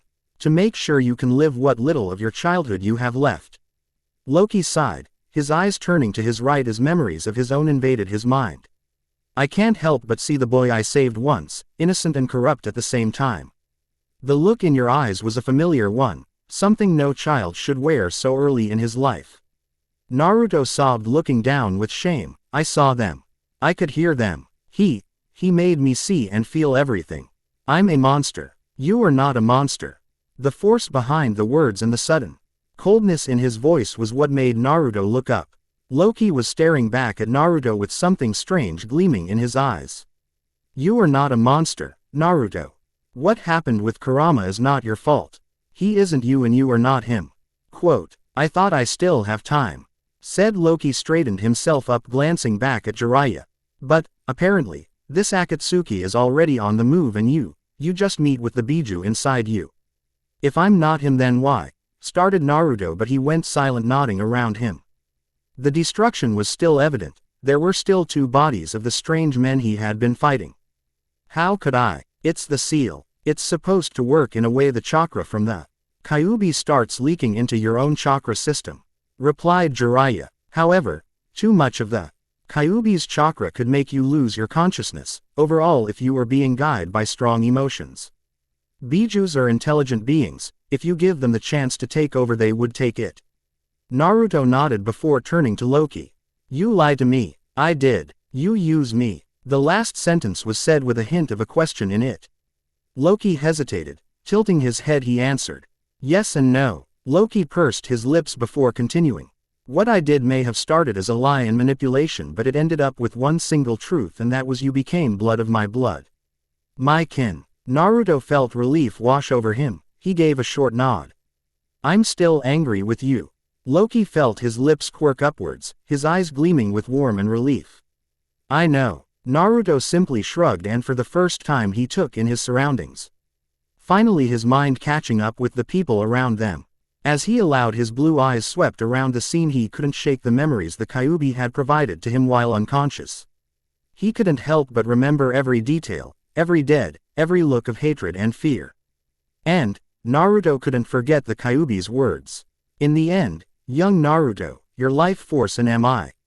They would join together and then you will become the monster everyone is afraid of. Then, you will finally understand the joy of blood and fear. He didn't want to. That wasn't what he was looking for. He had forged some real friendships, he had tried really hard to make people notice him to perhaps love him. Naruto didn't want to become a monster, he didn't want any kind of power that may take his chance of being accepted. A weapon. A powerful weapon the Asgardian would know how to use. Naruto shook his head and smiled weakly at his teammates and Yugao. He knew something else was at stake here. He knew there were some truths left aside for the sake of the current events. For now, he would believe Loki. He wasn't a monster. And, at the end of the day he would reign over the Kyuubi and his power would be Naruto's and he would not allow Kurama to take over and cause any harm. So, what exactly happened? He asked smiling sheepishly at Yugao who merely narrowed her eyes at him and the man behind Naruto. That is an excellent question I would like answer right away. Naruto looked over at Yugao, Sai and Shin, then back at Loki and Jiraiya. He pleaded with his eyes for a reasonable explanation. Loki rolled his eyes and tilted his head in approval. This was going to be a long talk. All of them were getting ready to go back. Naruto didn't dare to look back to his team. He sighed knowing Yugao was still doubtful. That Sai and Shin would have questions of their own, but Naruto was anxious to know if even after all of this they would still want him. The blonde turned startled when a hand closed around his elbow. Yugito smiled at him lowering her head and moving closer. So, Konoha, I mean, we did suspect but I was hoping you still could join Kumogakure. Yeah, sorry I never say anything.